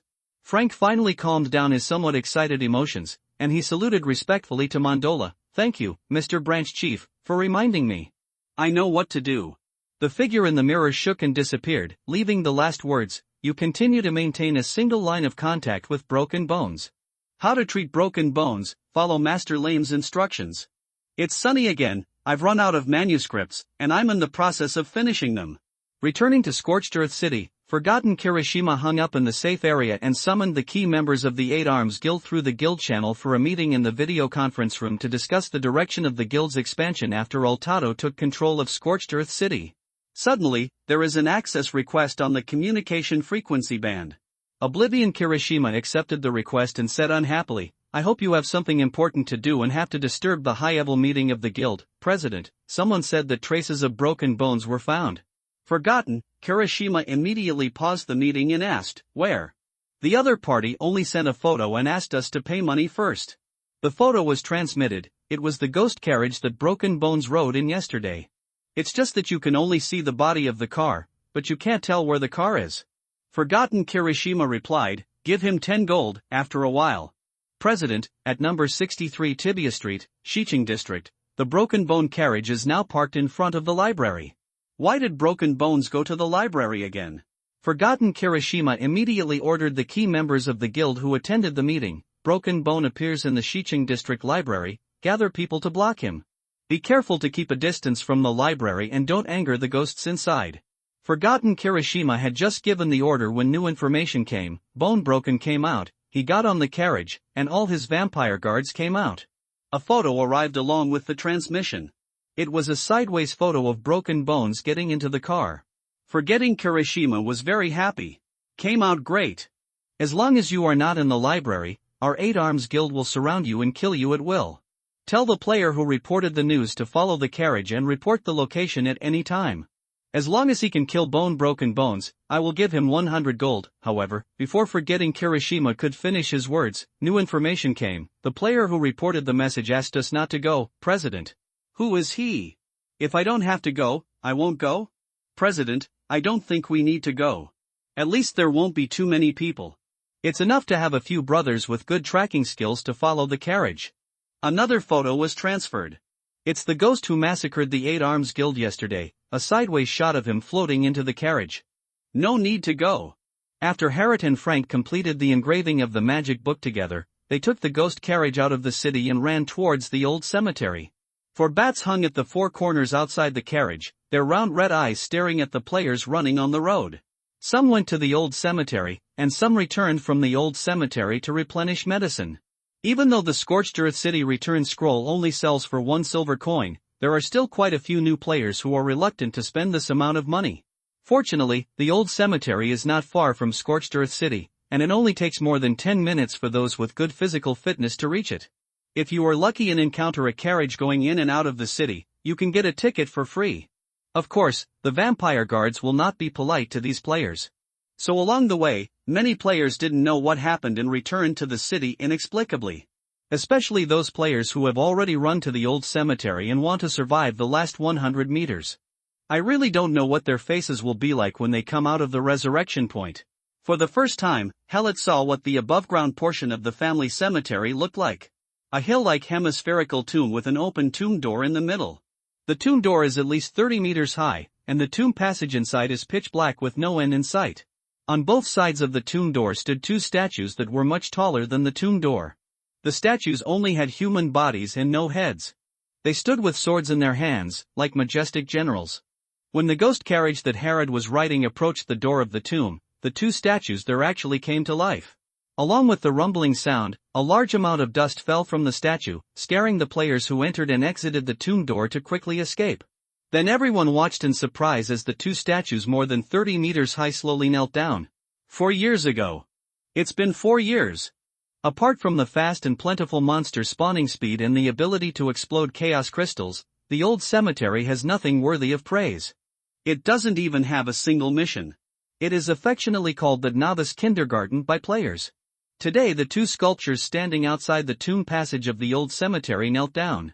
Does this mean that the secrets of the second level of the old cemetery will finally be revealed, and a new hidden map will be open to players?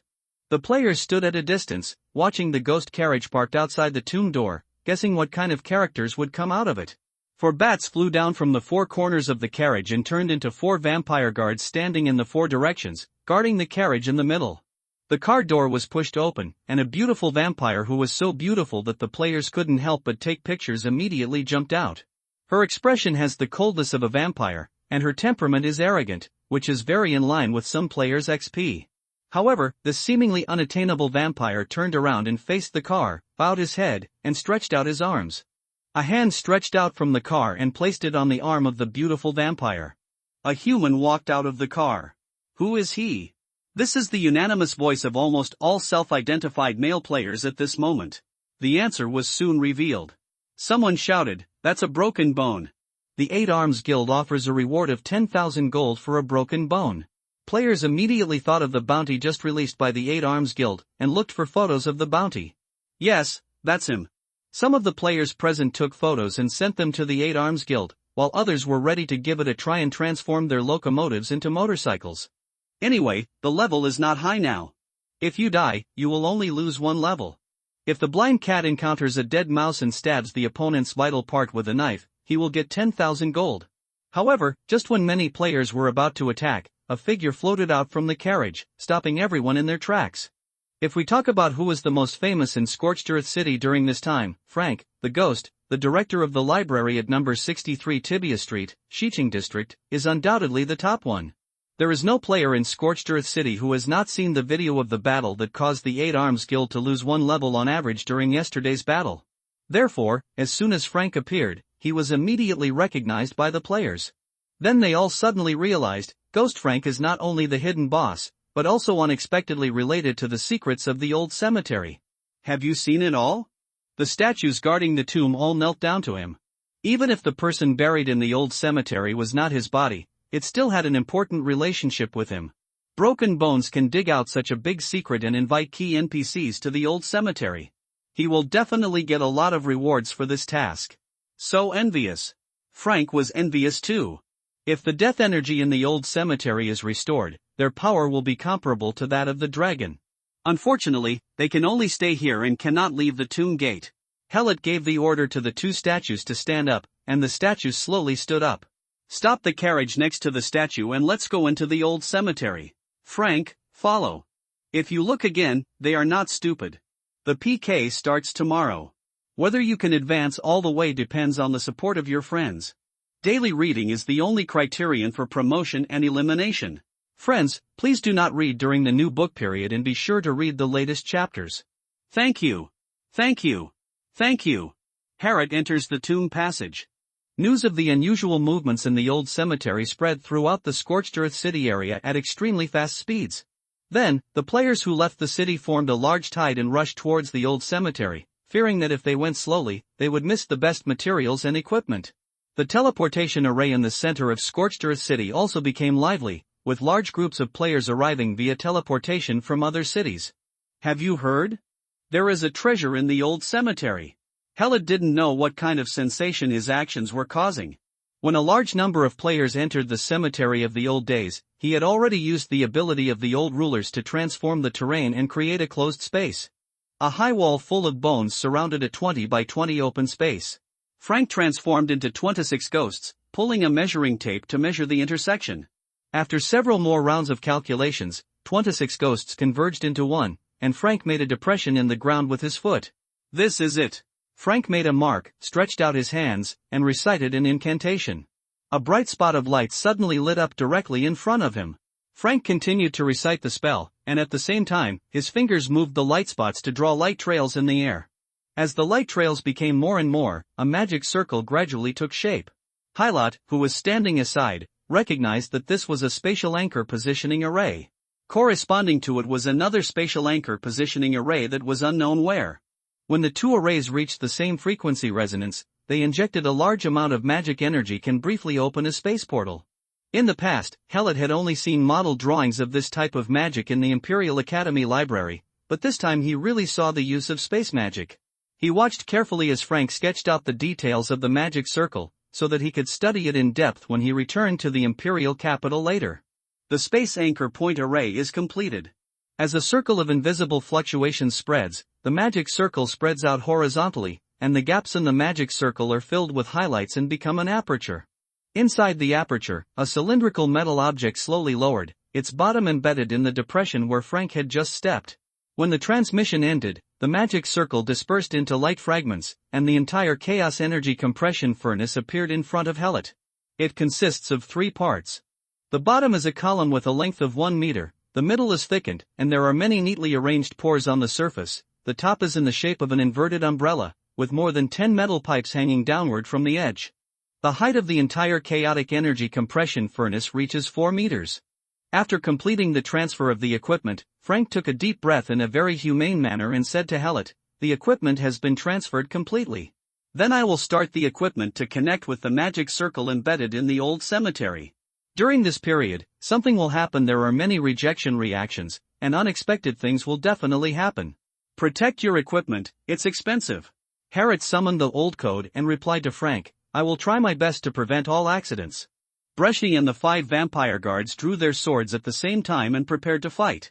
Frank said, "Then let's get started." Frank dispersed into a cloud of gray smoke and got in through the air holes around the chaos energy compression furnace. Immediately afterwards, the compression furnace was pressed down fiercely, and the lower column penetrated a little deeper into the ground. Then, the compression furnace accumulated strength and pressed down again, and the column continued to be nailed downward. This was repeated hundreds of times, and the lower cylinder of the chaos energy compression furnace was completely pressed into the ground, and the ground began to shake violently. High-pressure airflow spurts out from the air holes on the compression furnace, making a harsh whistle. At the same time, the game releases regional tasks. Alert! The skeleton maze in the old cemetery is being disturbed by external forces and is about to enter an extremely unstable state. Status 1, in the skull maze, the refresh speed of chaos monsters is greatly increased. Status 2, in the skull maze, the chaos monster level +10. Status 3, in the skeleton maze, the probability of recruiting skeleton mercenaries is increased, and the refresh rate of skeleton creatures is increased. Status 4, a boss-level chaos monster, the swallowing giant toad, whose strength is unknown, appears in the skull maze. Status 5, the skeleton maze guarding the undead enters the awakening stage, and the hidden secret realm, horror sarcophagus, is temporarily opened. The camp attack and defense event starts. Adventurers entering the old cemetery must choose their own camp, chaos beasts, skeletons. During the camp attack and defense event, there is no death penalty, and the experience of killing monsters from the enemy camp is doubled, and the explosion rate is doubled. The giant swallowing toad died first, and some areas of the Walking Dead cemetery on the second floor of the old cemetery are open. The income of all adventurers in the Chaos Beast camp is 30%, the undead guarding the skeleton maze dies first, and the skeleton maze returns to stability.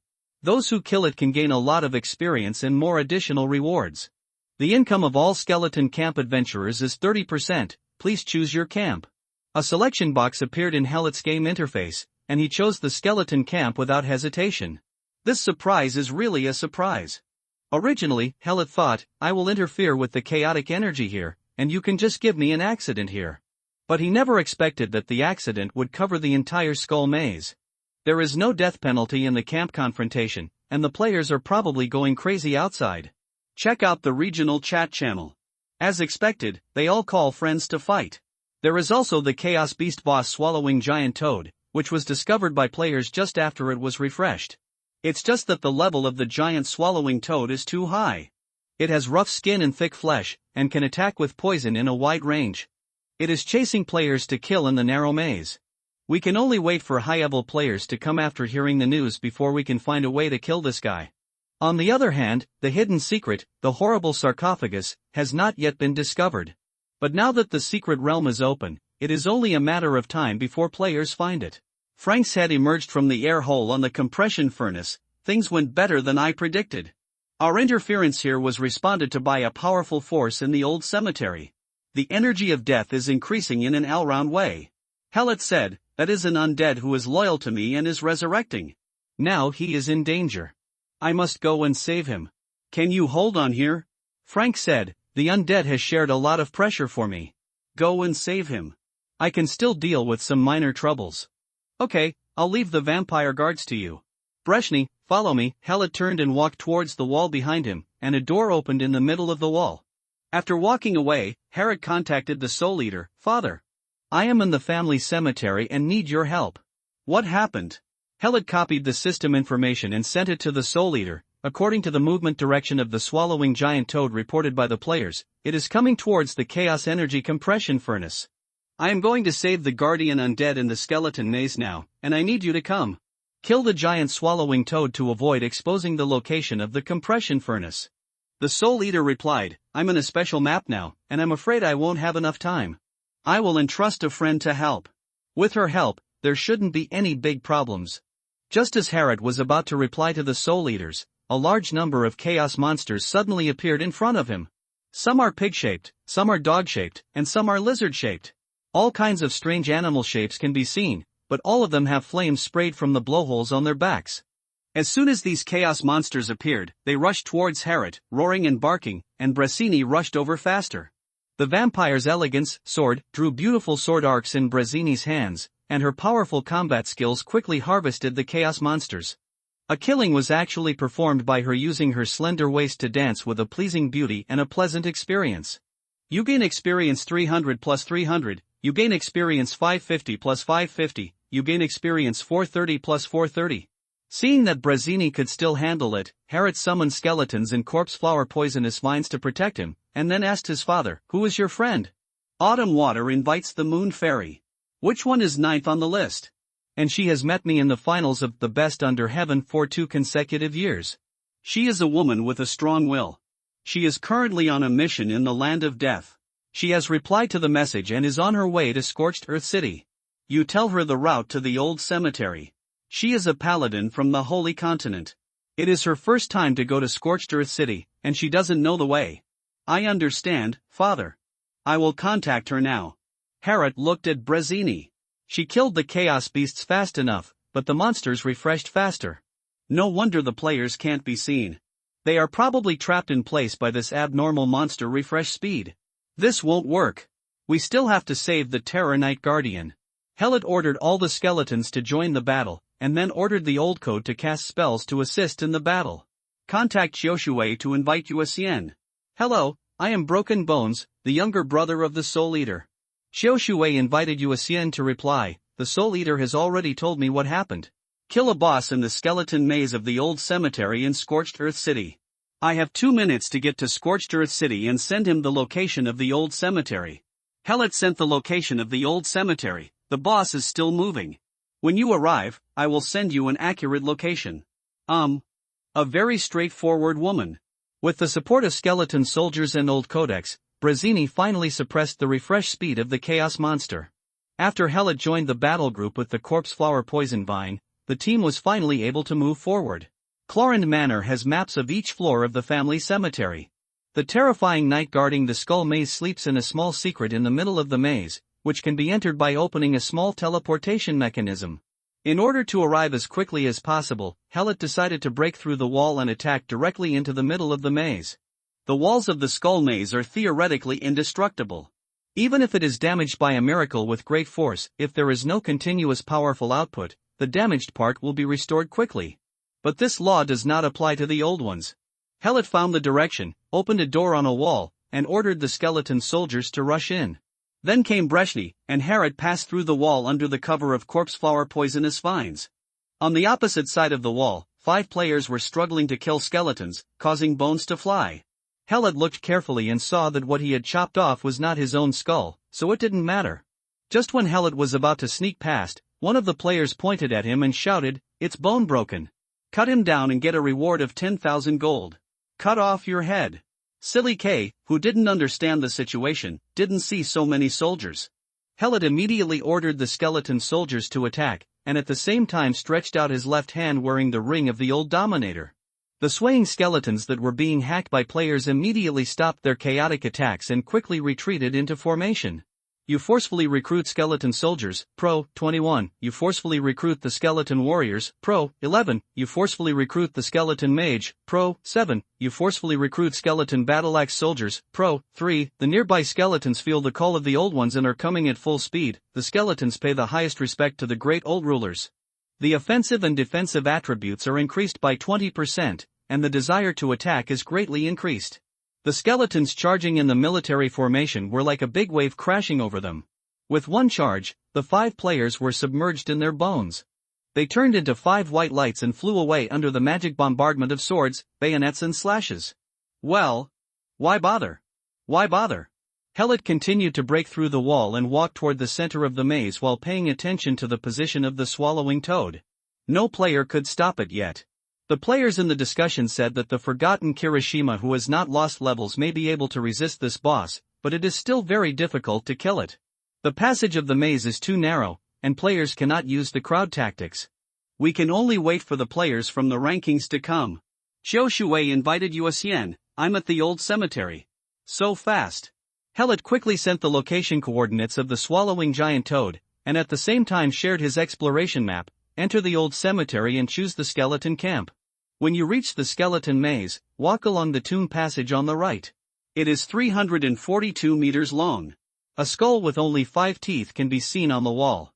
Press the upper teeth inward and pull out the lower teeth to open a hidden tomb passage. Taking this tomb passage can save half the journey. If you don't know which way to go, feel free to ask me. Helot ended the call and continued walking forward. At this time, the regional chat channel exploded. It was the autumn water inviting the moon fairy. I saw the autumn water inviting the moon fairy. Am I not blind? The silver spear shines on the white horse. The autumn water invites the moon fairy. It's her. Isn't she from the holy continent? A boss on a low-level map. Can you help her run across the plain to kill her? Who knows? I also saw Xiao Shui invite Suasian, so strong. So sassy. The appearance of Xiao Shui Inuit fairy was like a strong wind blowing in the old cemetery. Every player looked around while struggling to clear monsters, hoping to see the face of this number 2 person in the world. But forgotten Kirishima, who was leading a team to kill skeletons, felt gloomy. Why did she come to the old cemetery and go straight to the giant swallowing toad? All of his 8-armed ape guilds have chosen the Chaos Beast camp and are trying their best to find the horrible sarcophagus to prevent the opening of the second floor of the old cemetery. No matter what benefits the second level of the old cemetery can bring to the players of Scorched Earth City, as long as it is related to the broken bones, he must not be allowed to succeed. Forgotten Kirishima contacted Xiao Shui to invite Yuasian, Sister Yuasian, I am Forgotten Kirishima, from the Yamata no Orochi Guild. Forgotten Kirishima knew that the 8 Arms Guild was nothing in the eyes of others, so he took out the name of the association. What's up? Seeing the reply from Xiao Shui Yuasian, Forgotten Kirishima immediately said, Can you not kill the giant toad? A boss of this level is of little value to you. Why not join us to conquer the horrible sarcophagus? You will get a lot with the first kill, lots of experiences. For players of Chioshui Yueshian's level, sometimes a large amount of experience is more attractive than top-notch equipment. Xiao Shui invited Yuesian to reply, not interested. Hitting a cold nail made forgetting Kirishima very unhappy. But Xiao Shui invites Yuesian, whether it is his status in the game or his family background outside the game, even the Yamata no Orochi Guild must deal with it seriously. Forgetting Kirishima didn't dare to cause a conflict, so we can only let Xiaoshui invite Yuasian to approach the giant toad. Fortunately, there is news about Broken Bones. He is leading an army of skeletons to move towards the center of the skull maze. Army of skeletons. The player's command value determines that it is impossible to hire too many mercenaries. The skeleton army must be a systematic army commanded by plot missions. Whatever lies at the center of the skull maze, just stop Bonesplitter from completing his mission. Forgotten Kirishima ordered, all online members of the 8-Armed Ape Guild, move to the center of the skeleton maze at full speed. Attack Broken Bones and the skeleton army led by him at all costs. Whoever can kill him back to Scorched Earth City will receive a bounty of 20,000 coins and a piece of golden equipment. There must be a brave man under the heavy reward. When they heard that they were rewarded with a piece of golden equipment, all the members of the 8 Arms Guild rushed towards the center of the maze with screams.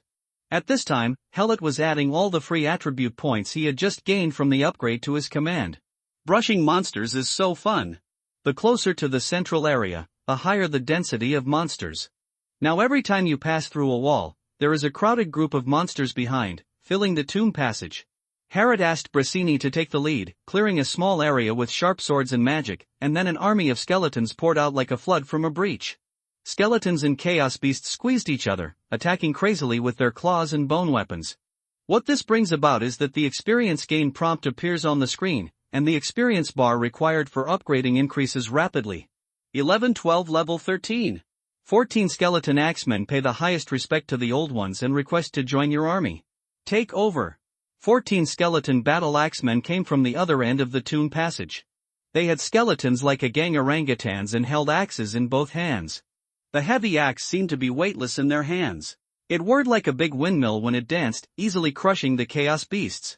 After receiving several rounds of skeleton soldiers, Hellet had a general understanding of their differences. Skeletons with the suffix lin belong to the monster category.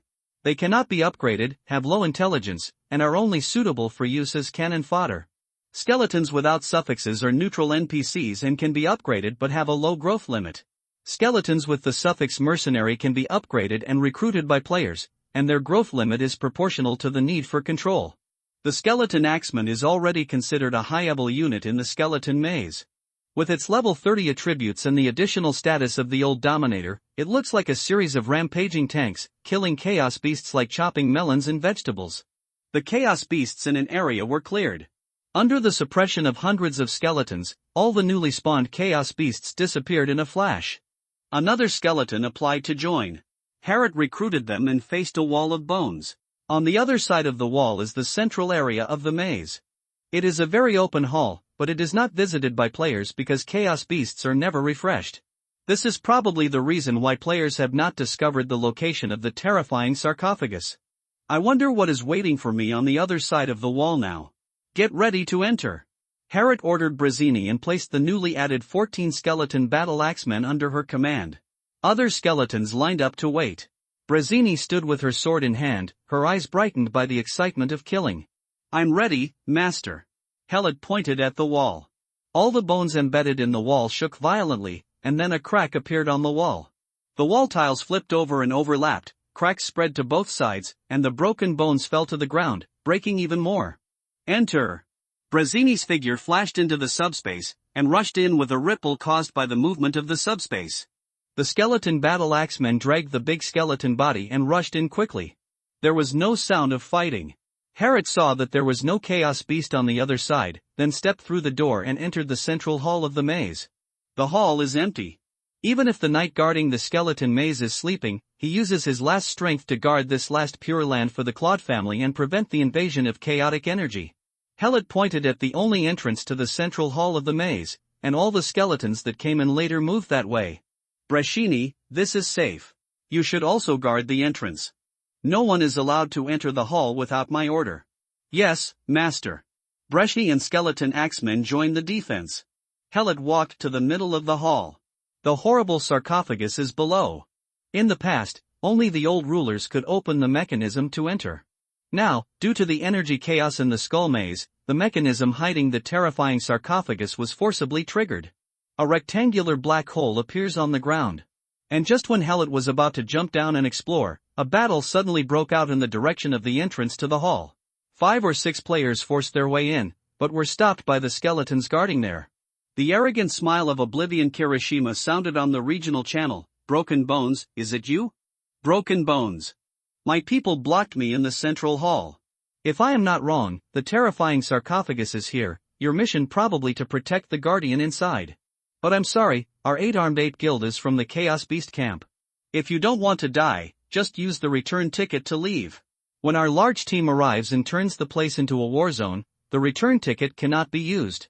Helot frowned. Why is the 8 Arms Guild so lingering? I am not the one who kills the guild. If you have the ability, you can go find trouble for Frank. Helot ignored the provocative Oblivion Kirishima.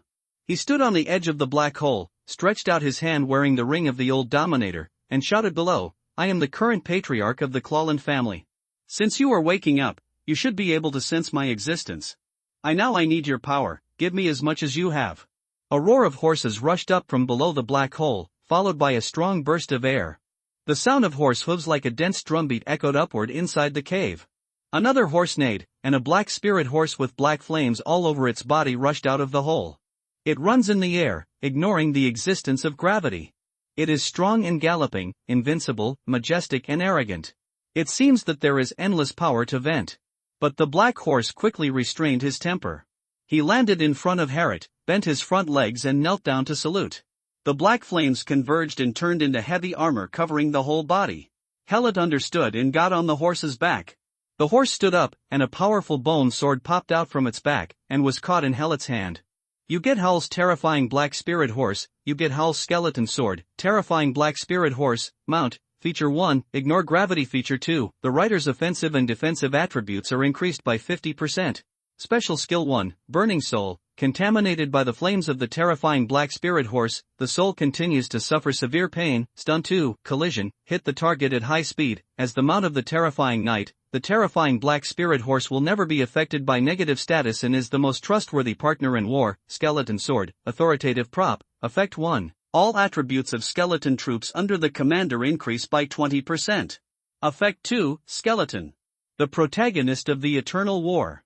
During the war, skeletons can use other skeletons to repair their bodies. After the war, skeletons can reorganize their bodies as long as there is soul fire left. Effect 3, gather the maze skeletons. All the skeletons in the skull maze gather to the location of the skeleton sword. The moment Helot rode the terrifying black spirit horse, black flames began to wrap around his legs and wrap around his whole body, and then suddenly went out. A set of pure black armor covers the whole body and is integrated with the horse armor. Helot raised the skull sword high, his will covering the entire skull maze.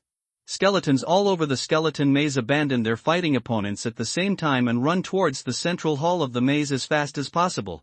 They try their best to avoid fighting. In the face of any obstruction, they only use their numbers to force their way in.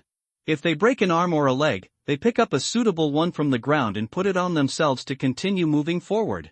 Skeletons are being lost in large numbers, but more and more are gathering. Helot put away the skeleton sword. It was an authoritative item and it was best not to be used as a weapon. Then just wait for the skeleton reinforcements to arrive in a steady stream. Forget Kirishima, you want to block me? You don't know whose home this is. Harrot spurred his horse into a gallop. The terrifying black spirit horse stepped into the air and made a clear sound of horse hooves, leaving a long-lasting black flame in the air.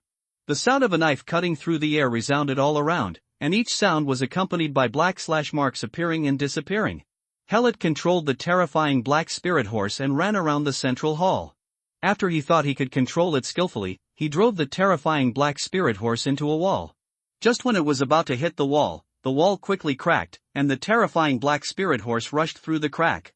Although Helot deployed heavy troops at the entrance of the central hall, as the number of players in the Akabra Guild increased, the skeletons were lost quickly. After all, the highest level of a skeleton is only 30, and 30 is the end of the novice stage for players.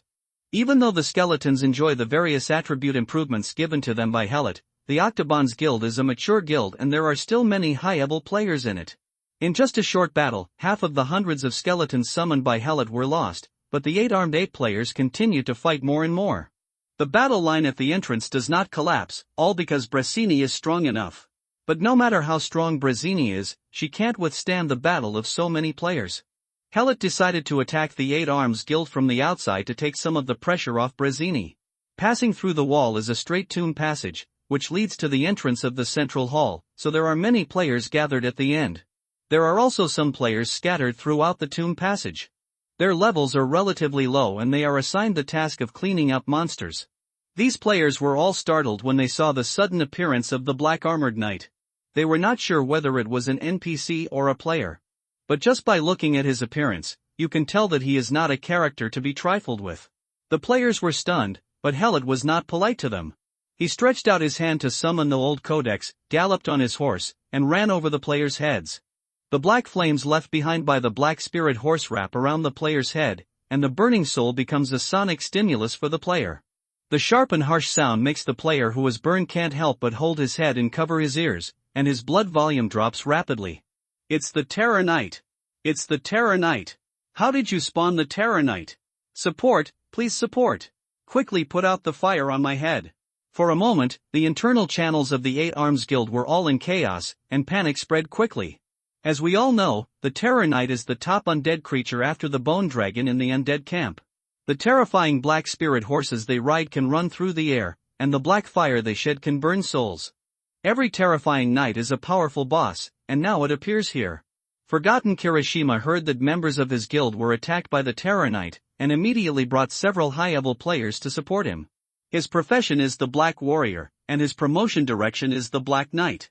If he can have a black spirit horse, he has a high chance of being converted into the Terror Knight profession. Kill the terrifying knight and have a chance to capture the black spirit horse. Although the success rate is very low, some players have succeeded. Forgotten Kirishima ran over in a panic and asked the guild members who were attacked, "Where is the Terror Knight?" "That way." Forgotten Kirishima looked back. Wasn't that the direction he came from? The tomb passage is so big, even if it runs on the ceiling, it's impossible not to see it. Just when Kirishima was wondering, there was chaos on the guild channel again. It's the Terror Knight. We were attacked by the Terror Knight. Why is the Terror Knight running over? Can't you stop it with so many people over there? Forgotten Kirishima immediately asked in the guild channel, quickly report the coordinates of the appearance of the terrifying knight. 365:147. Forgotten Kirishima looked at the coordinate comparison map and became even more confused. Between the two locations where the Terror Knight appeared were all members of his own guild. How come no one saw how it passed? Are there two terrifying knights? Forgotten Kirishima immediately led people to the location of the newly discovered terrifying knight. After arriving, the Terror Knight was lost again. Then, the Terror Knight once again invisible passed through the tomb passage controlled by the Eight Arms Guild and appeared at the location where it first appeared, sending all the players who had just survived back to the city. Play with me. There was an elusive and terrifying knight on the periphery, and the Eight Arms Guild did not dare to attack the entrance to the central hall of the maze. Forgotten, Kirishima could only keep urging the guild members who had not yet arrived to speed up their support, planning to wait until there were enough people before rushing in at once. Players from the Eight-Armed Ape Guild are constantly coming to support, and skeletons are also coming in a steady stream. The two sides start encounters on the road. While fighting and advancing, we were losing money. When we got near the central hall, keep going. Every corner of the skeleton maze is fiercely fought, and most players enjoy the pleasure of gaining a large amount of experience. Until a system message suddenly appeared in each player's game interface. Congratulations to the adventurer Chiu Shui for inviting Yuasien to kill the swallowing giant toad first. After the camp attack and defense event ends, some maps of the Walking Dead cemetery on the second floor of the old cemetery will be opened. After the camp attack and defense event ends, skeleton monsters and neutral skeletons will be added to the skeleton maze, and the probability of skeleton mercenaries appearing will increase. Readers, please read it every day and vote more. After the system prompted that the swallowing giant toad was killed, the speed of spawning monsters in the old maze obviously began to slow down, indicating that the camp's attack and defense event had entered the final stage. Hilot received the message from Chiu Shui inviting Yuasien. The mission is completed. If there is nothing else, I will go back. The swallowing giant toad was killed in time without exposing the location of the chaos energy compression furnace. Hilot replied gratefully, "Thank you, Miss Chiu Shui Yuasien, you have done me a great favor. Needless to say, if you're polite, this favor must be repaid by the Soul Eaters. I'm leaving, and the task is not finished yet. Goodbye and have a good time." Helot turned his attention to the battle on his side. The entrance to the central hall of the labyrinth was breached. Forgotten Kirishima led more than a dozen high-level players to use combat skills and magic attacks, blasting Brazzini upside down. Also flying in were the shattered bones of the skeletons. Brazzini transformed into a bat in the air and continued to dodge the incoming magic.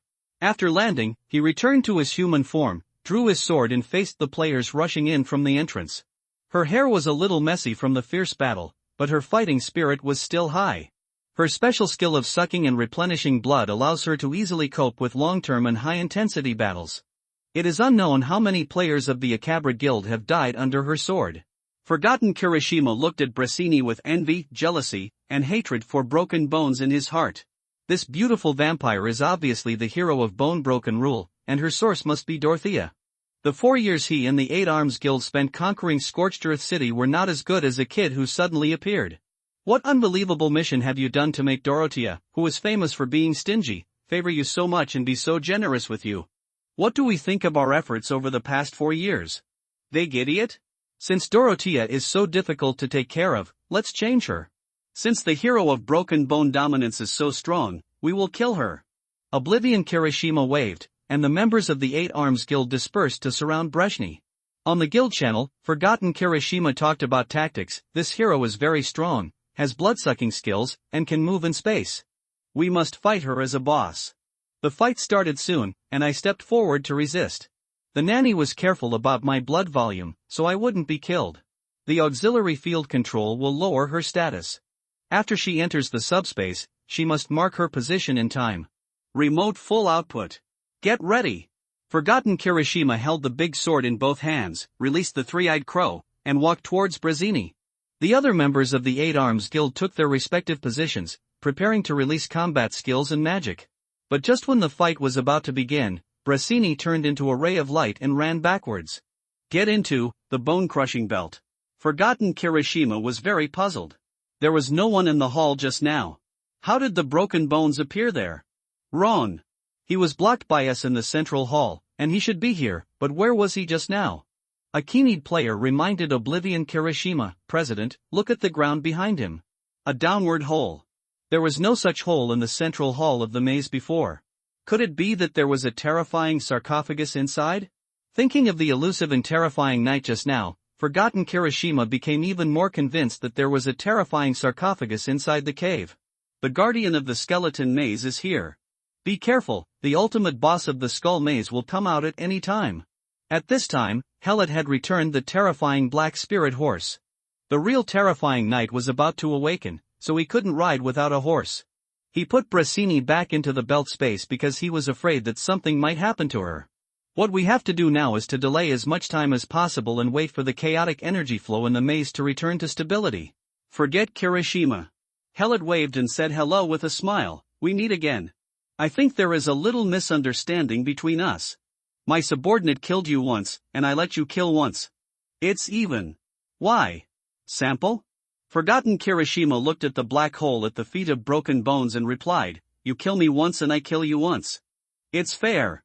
But what about those people who were killed in our guild? Let's talk about ours first, then theirs. I'm right here, come and kill me, I will never fight back. Oblivion Kirishima didn't move. He didn't believe that Broken Bones would really let him kill him to settle the matter. He must have other purposes. For example, sacrifice. In short, observe the situation first before making a decision. Anyway, this place has been involved in a state of war, so no return scroll or anything else is available. Forgotten Kirishima signaled his men to keep their distance, and then said to Helot, since you are so sincere, why don't you come over and let's have a good talk? As long as the misunderstanding between us is resolved, I don't have to kill you. Seeing that the people of the Eight Arms Guild were retreating instead of advancing, Herod knew that they had been intimidated by him. If we can talk like this. Okay, let's talk about it like this. Is there a terrifying sarcophagus under your feet? Helot looked down at the hole at his feet. Flames were rising. It is indeed a terrifying sarcophagus. The guardians of the skeleton maze have reached the final stage of awakening, and you are still in the Chaos Beast camp. If you don't want to die, you should leave as soon as possible. I don't want the misunderstanding between us to deepen. Forgotten Kirishima smiled, it's just a boss, it can't scare me. It just so happens that the main force of our Eight Arms Guild is in the Skull Maze, so we can have a group activity to kill the boss and get equipment. Forgotten Kirishima kept urging those guild members who had not arrived yet in the guild channel. We have all seen the strength of the swallowing giant toad. As a boss that is equal in offensive and defensive events in the camp, the strength of the Maze Guardian is definitely not weak. Helot also laughed. Confidence deserves praise. Then, let's start your performance. As Helot finished speaking, a red fire rushed out from behind him. The black spirit horse carried a ball of human-shaped flames and ran wildly in the air. In the flames was a knight wearing black and red armor, without a helmet, and with a burnt red skull on his head. System information will follow. The Skeleton Maze Camp Attack and Defense event ends. Guardian of the Skeleton Maze Terror Knight Howl Burning Skeleton awakens. The Skeleton Maze adds a special mount, the Burning Bone Horse, a special undead unit, the Burning Cavalry, and a daily boss, the Burner. Horrible Night Howl rushed towards the wall of the hall. He stretched out his saber and drew a stream of fire on the wall. The bones on the wall struggled and peeled off, sparks raining down on them. The bones burned and exploded, then rolled, bigger and bigger, bigger and bigger. Then the skeleton knights with their whole bodies burning rushed out of the fireball and followed Howl. Seeing such a scene, Forgotten Kirishima had no intention of organizing a guild to kill the boss. And according to the system prompts, this terrifying knight is not a low-minded boss at all. He is an indigenous NPC system of the game. He is not only powerful, but also has advanced intelligence. It's not something that players can overturn casually with wheel battles. Besides, they are the party with the numerical advantage. The terrifying Night Howl blocked the only entrance to the hall with the burning cavalry he summoned. The wall of fire surrounding the four walls of the hall continued to burn, and the resulting burning cavalry continued to walk out of the fire. The siege of the Eight Arms Guild began immediately. All the burning cavalry charged with flaming whips. Seeing that he couldn't run away, Oblivion Kirishima could only bite the bullet and lead his guild members to fight to the death. Once the two sides confront each other, it is a fight to the death without reservation. Helot watched the battle ahead quietly, with many puzzled questions in his eyes. According to the records of the Claude family, undead souls like the burning cavalry have never appeared in the skeleton maze. And the terrifying knight guarding this place is named Howl, not Howl Burning Bones. Howl's body did not have such a fierce fire. He was a terrifying knight promoted from the skeleton. Are the family records wrong? How could it possibly go wrong? There was no suspense in the battle. With more enemies and fewer enemies, they were crushed by strength. The players of the Acromantium Guild who were arrogant just now all flew back to the resurrection point of Scorched Earth City. The central hall fell silent, with only the flames on the skeletons burning. Howl Burning Bones rode a black spirit horse towards Helot, followed by rows of burning horsemen. Please show me the ring of the old one. Howl, riding on the black spirit horse, looked down at Herod. Helot stretched out his left hand and displayed the ring of the old one. Howl looked at the young man of the Clawlin family dotingly and asked, "You said you are the current patriarch of the Clawlin family? Children, please don't lie. Tell me who the current patriarch of the Clawlin family is. I can ignore your small mistake of pretending to be the clan leader." Helot looked at Howl and said, "I don't want to be the leader of this clan, but I am the only old one now." All the flames on Howl's body were retracted into the armor, and only the skull was still burning. He asked solemnly, "The only old one?" "Yes, the only one." Howl immediately jumped off the black spirit horse and knelt down to Herod. All burning cavalry dismounted and knelt down. "Please forgive me for the offense I just committed against you, my master. Loyalty to the Clawlin family is the only value of my existence, and I will dedicate everything I have to reviving the Clawlin family. Howl Burning Bones asks for your rule, accept." Howl Burning Bones race, undead, skeleton, occupation, Terror Knight level, 55 influence, Cemetery of the Old Ones. Within the influence of the Old Ones, all attributes are increased by 10%. Talent 1, Commanding Skeletons, significantly improves the attributes of skeleton units under his command. Talent 2, Charge into Battle, it is easier to break through the enemy's defense on the battlefield. Once a breakthrough is made, the commanding army's attack power and desire to attack will be greatly improved. Talent 3, Burning Cavalry, affected by the energy of chaos while sleeping, the power of fire is awakened. Mixed energy crystals are consumed to train ordinary skeletons into burning cavalry. Expertise, advanced riding, advanced long weapon mastery, advanced commander, intermediate tactics, intermediate marching, intermediate training, intermediate dark magic, elementary fire magic, elementary investigation. Life, 10265 attack, 1085, affects combat skill attack power, defense, 624, affects defense and vitality, magical wisdom, 512, affects spell effects, combat skills, dash, knowing blow, war horn, fiery rush, rush, war stomp. Spells: Functional Burst, Unyielding Will, Fireball, Psychic Critical Strike, Concentration, Firetail. Mount: Terrifying Black Spirit Horse Equipment, Terrifying Armor, Skeleton Sword, Painful Saber Dominance Requirement, 1302, Old Dominator 1302, 3 talents again. If he hadn't learned from his father that heroes with 3 talents were extremely rare, he would have thought that heroes with 3 talents were ordinary. It can be seen from the talent that Howl Burning Skeleton is a troop-leading hero. Commanding offensive units such as skeletons can better utilize his talent advantages. The third talent, Burning Cavalry, also explains Howl's changes. While he was sleeping, he was affected by the energy of chaos. Not only did he mutate himself, he also gained an additional talent. Train skeletons into burning troopers. Ordinary skeletons are only level 10. The minimum level for a skeleton mage is level 20. Skeleton Axeman is level 30. Hellet checked the attributes of the new unit Burning Cavalry. Burning Cavalry, Undead Skeleton Type Mutation, level 45 attacks, 516 defense, 298 skill 1 Flame Whip. Use a riding crop to perform a medium-range fire attribute attack, skill 2, charge. The faster the speed, the stronger the attack power, skill 3, Sea of Fire. When the number of burning cavalry exceeds 10, the cavalry line advances to form a Sea of Fire offensive. Output: Old Cemetery. Training. After watching the burning cavalry, Hellet couldn't help but exclaimed, "It's so outrageous that you opened the door to outrageous things. It's as outrageous as it gets." The burning cavalry not only has 3 skills, but all 3 skills are attack-oriented. Its offensive and defensive attributes are seriously shifted towards the attack side. It is simply a unit that exists only for offense. Burning Cavalry is now only produced in the Old Cemetery, and the production volume is not yet known. But Howl can train the Burning Cavalry, which means that as long as there are enough Chaos Crystals, the Burning Cavalry can be trained in large quantities using the lowest level skeletons. Howl's position in Hellet's heart has risen to another level. This is definitely a strategic hero, and the command requirement of 1302 is enough to show how good Howl is. "Get up, Howl." Howl stood up, his mighty body taller than the tall Harrot. "Master, who were those people just now? Why were there no bodies left behind when they died?" Being able to ask this kind of question is the difference between Howl and game NPCs. Players are adventurers to game NPCs, and their attitude towards the death of adventurers is, "Someone died, but not you."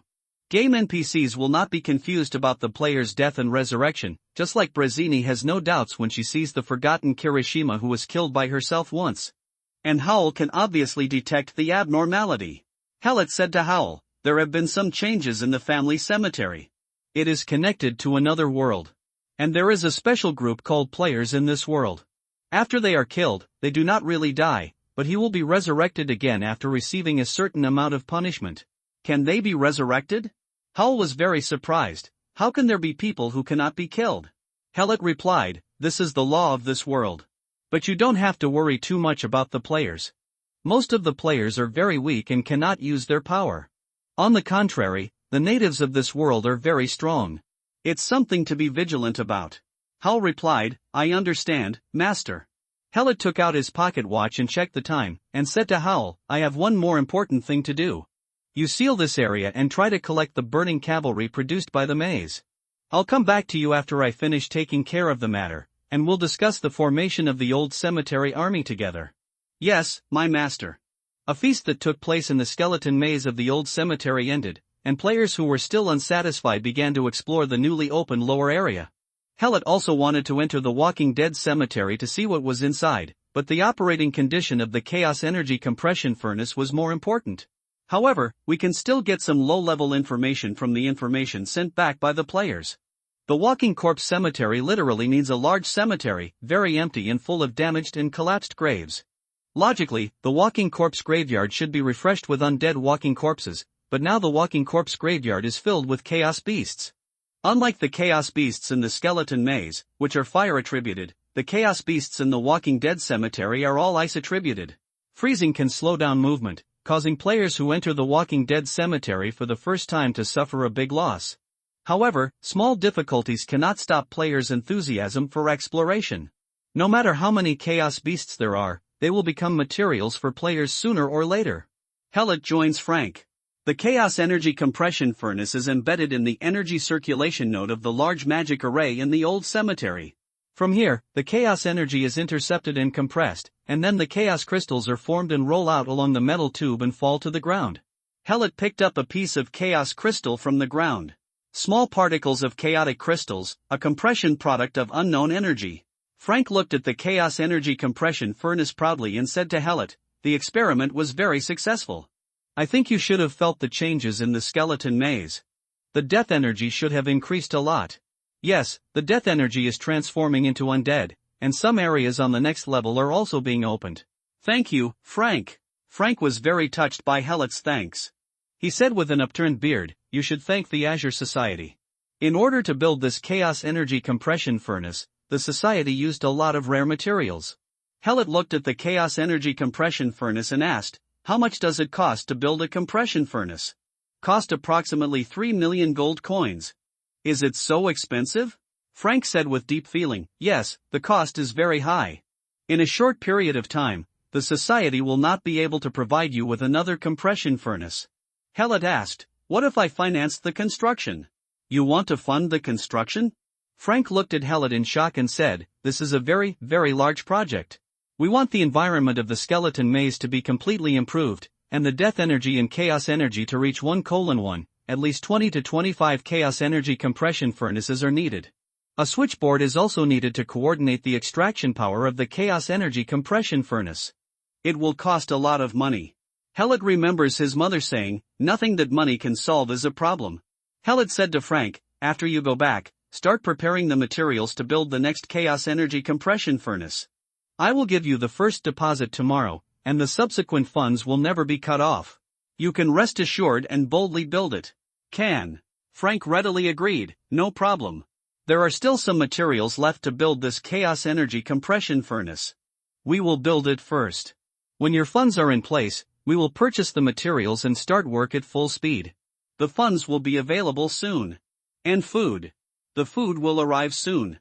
Harriet sent Frank away and began to transform the skull maze. The first step is to plan a storage area. Materials entering and exiting the two worlds need a place to be stored. Then there is the garrison area. In the future, the skeletons refreshed in the skeleton maze cannot be allowed to be used by players to gain experience. These are the property of the Clawland family and must be protected by selecting the best. Then there is the exclusive monster spawning area. Neutral skeletons and mercenary skeletons can both upgrade their levels, and chaos beasts are undoubtedly ready-made nutrients. Moreover, brushing chaos beasts can also explode chaos crystals, which is a necessary material for training burning cavalry. As a result, players who upgraded in the skeleton maze saw a strange phenomenon. The walls of the maze actually moved on their own.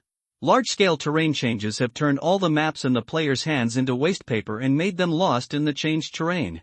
All kinds of curses filled the regional channels. Hellet didn't care about the players' gaming experience at this time. He pushed the walls one by one according to his own plan and carved out the required spaces one by one. Finally, connect to the central hall. Seeing Howl again, Harriet told him the information he knew about the game world. As a general who had fought with the ancestors of the Claude family, Howl quickly came up with his own opinions. The family cemetery is only suitable for recruiting soldiers, and is not suitable for large-scale military garrison and training. Master, you need to find a land for your army to display, and you cannot trap them in the cemetery. Hellet agreed with Howl. If the enemy blocked the entrance to the cemetery in the olden days, no matter how many troops there were inside, they would not be able to break out. The army must be placed outside to better protect the old cemetery. Dorothea in Scorched Earth City is about to start a war. This is a good opportunity for the old cemetery to show off. You prepare an army to follow me in the war. We have to carve out a piece of land for ourselves. As you command, my master.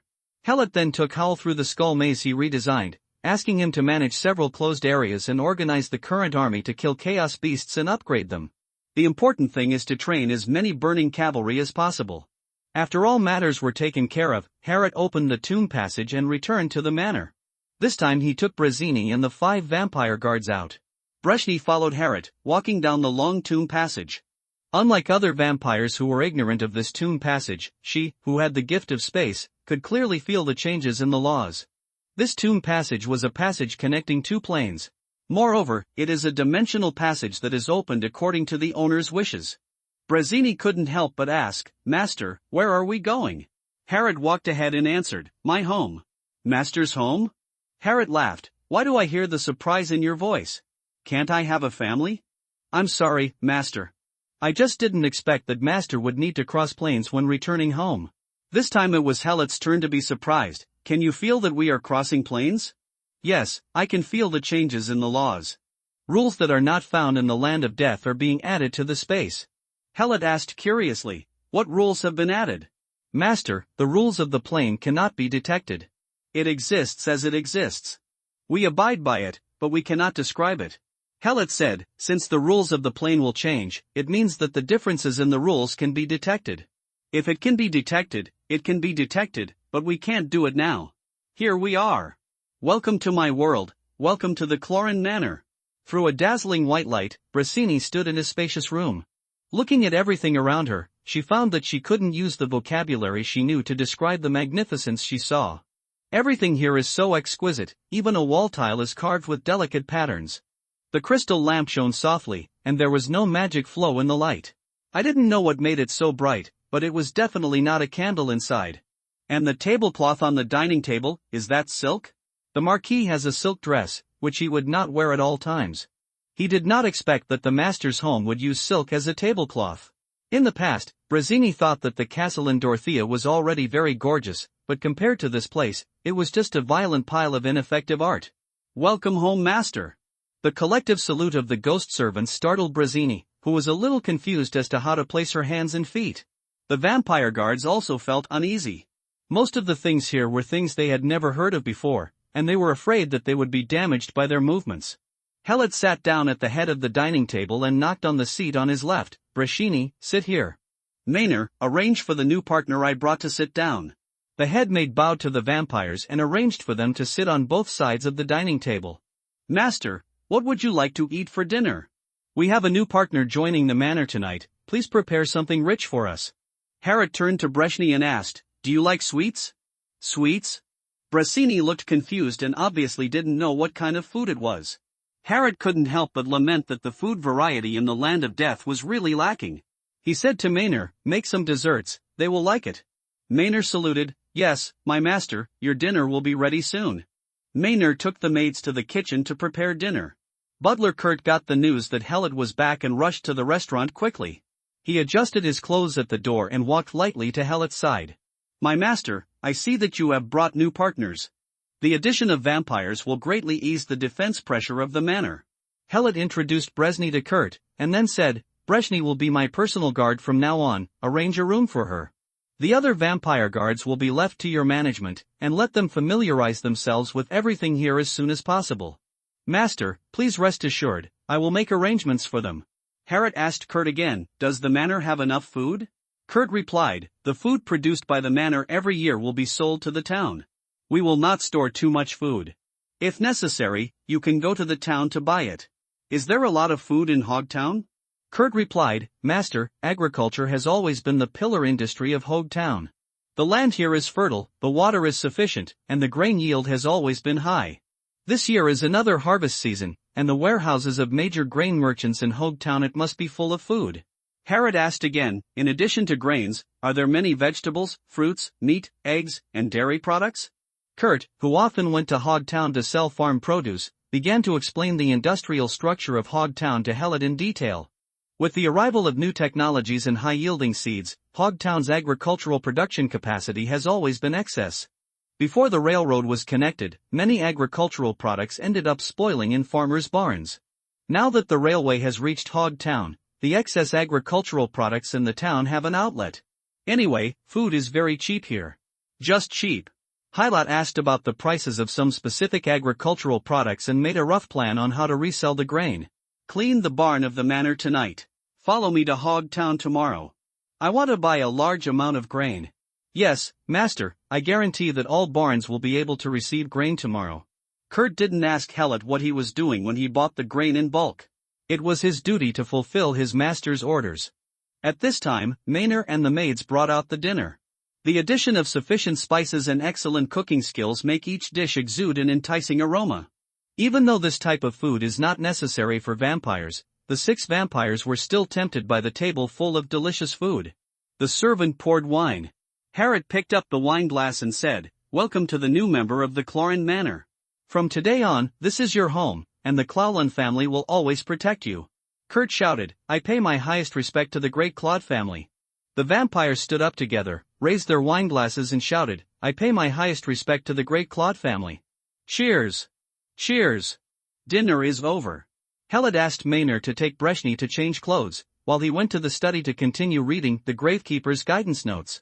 After reading more than 10 pages, Maynard and Breshny knocked on the door and walked in. Brazzini took off her armor and put on a dark dress and a pair of high-heeled leather shoes. Standing there like a beautiful and handsome human girl, people can't help but want to take another look. Maanur also praised Breshny's beauty. There are only a few clothes in the manor that were left by the lady when she was young. I didn't expect Breshny to fit well. I have never seen such a beautiful vampire. If she is a human girl would be nice, and the manor would have a new mistress. There will be a young master and young lady soon. Helot coughed, Maynard, you are thinking too much.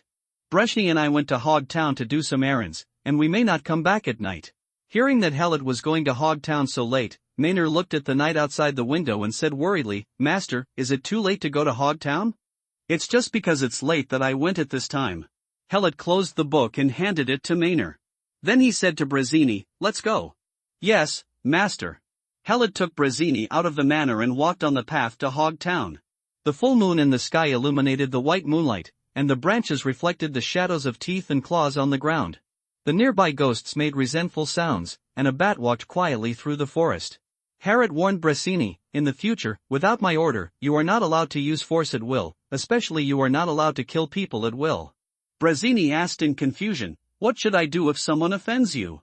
You can ask Kurt, he will teach you how to deal with different situations.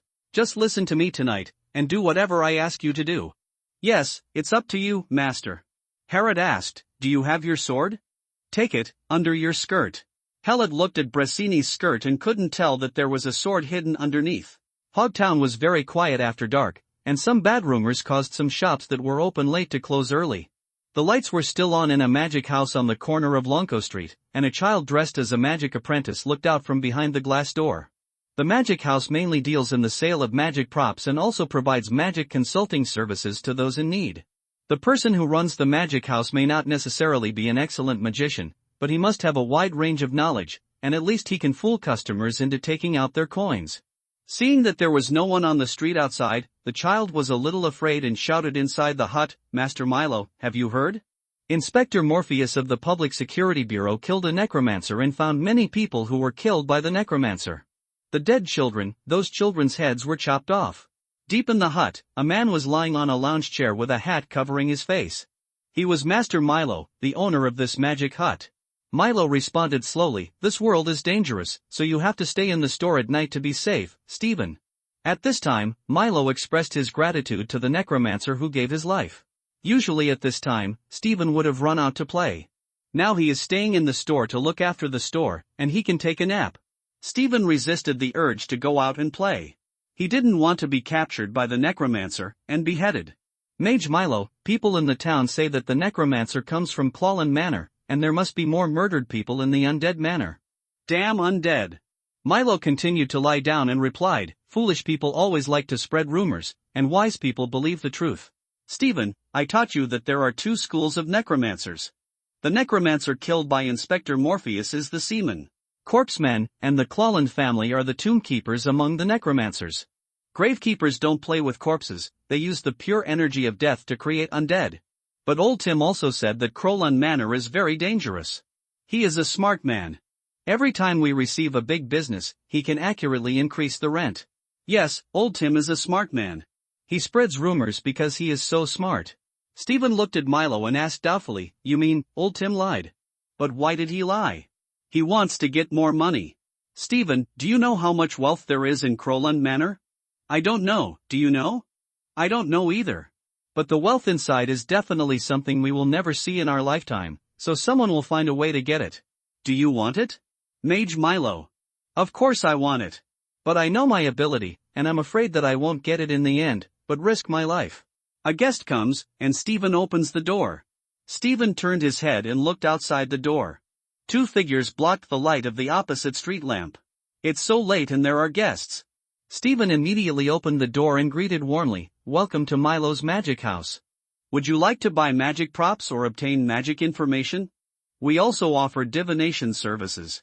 This lady, you are so beautiful. Stephen saw the lady coming in and was immediately attracted by her beauty. But when Stephen wanted to imitate adults and ask for a kiss on the hand from a beautiful lady, his body was violently pulled back.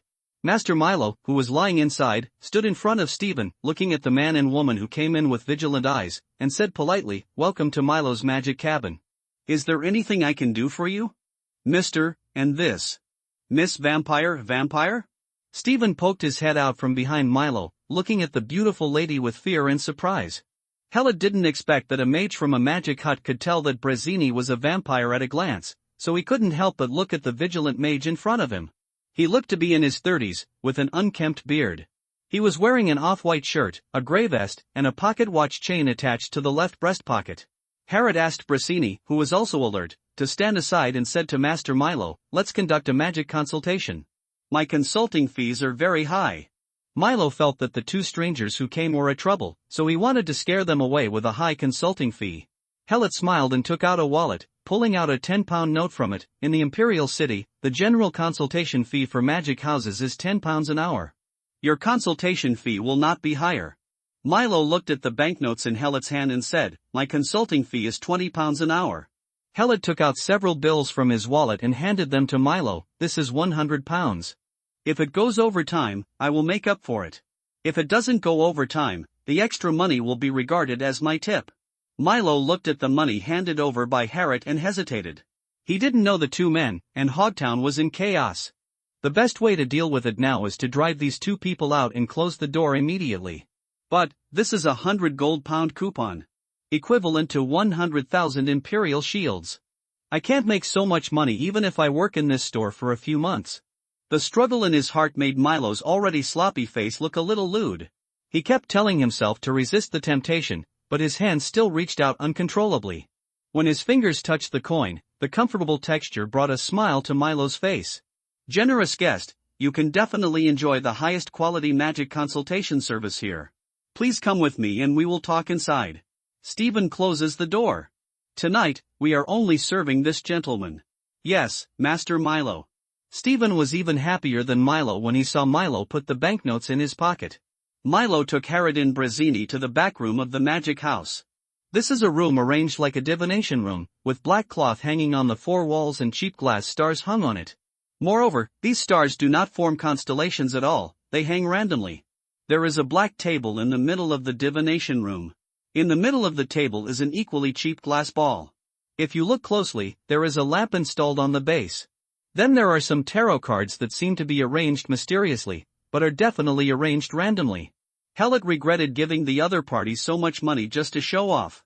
"If the other party is a true magic stick, I will be pure savvy." Milo sat down, pushed the crystal ball and tarot cards under the table, and explained with a smile, "Divination is just my part-time job, and the women in the town like this kind of mysterious and non-dangerous thing. You know your stuff and I won't fool you with this kind of trick. Okay, guest, what do you want to ask?" Now Helot can only trust the only magic house open in Hogtown at this time.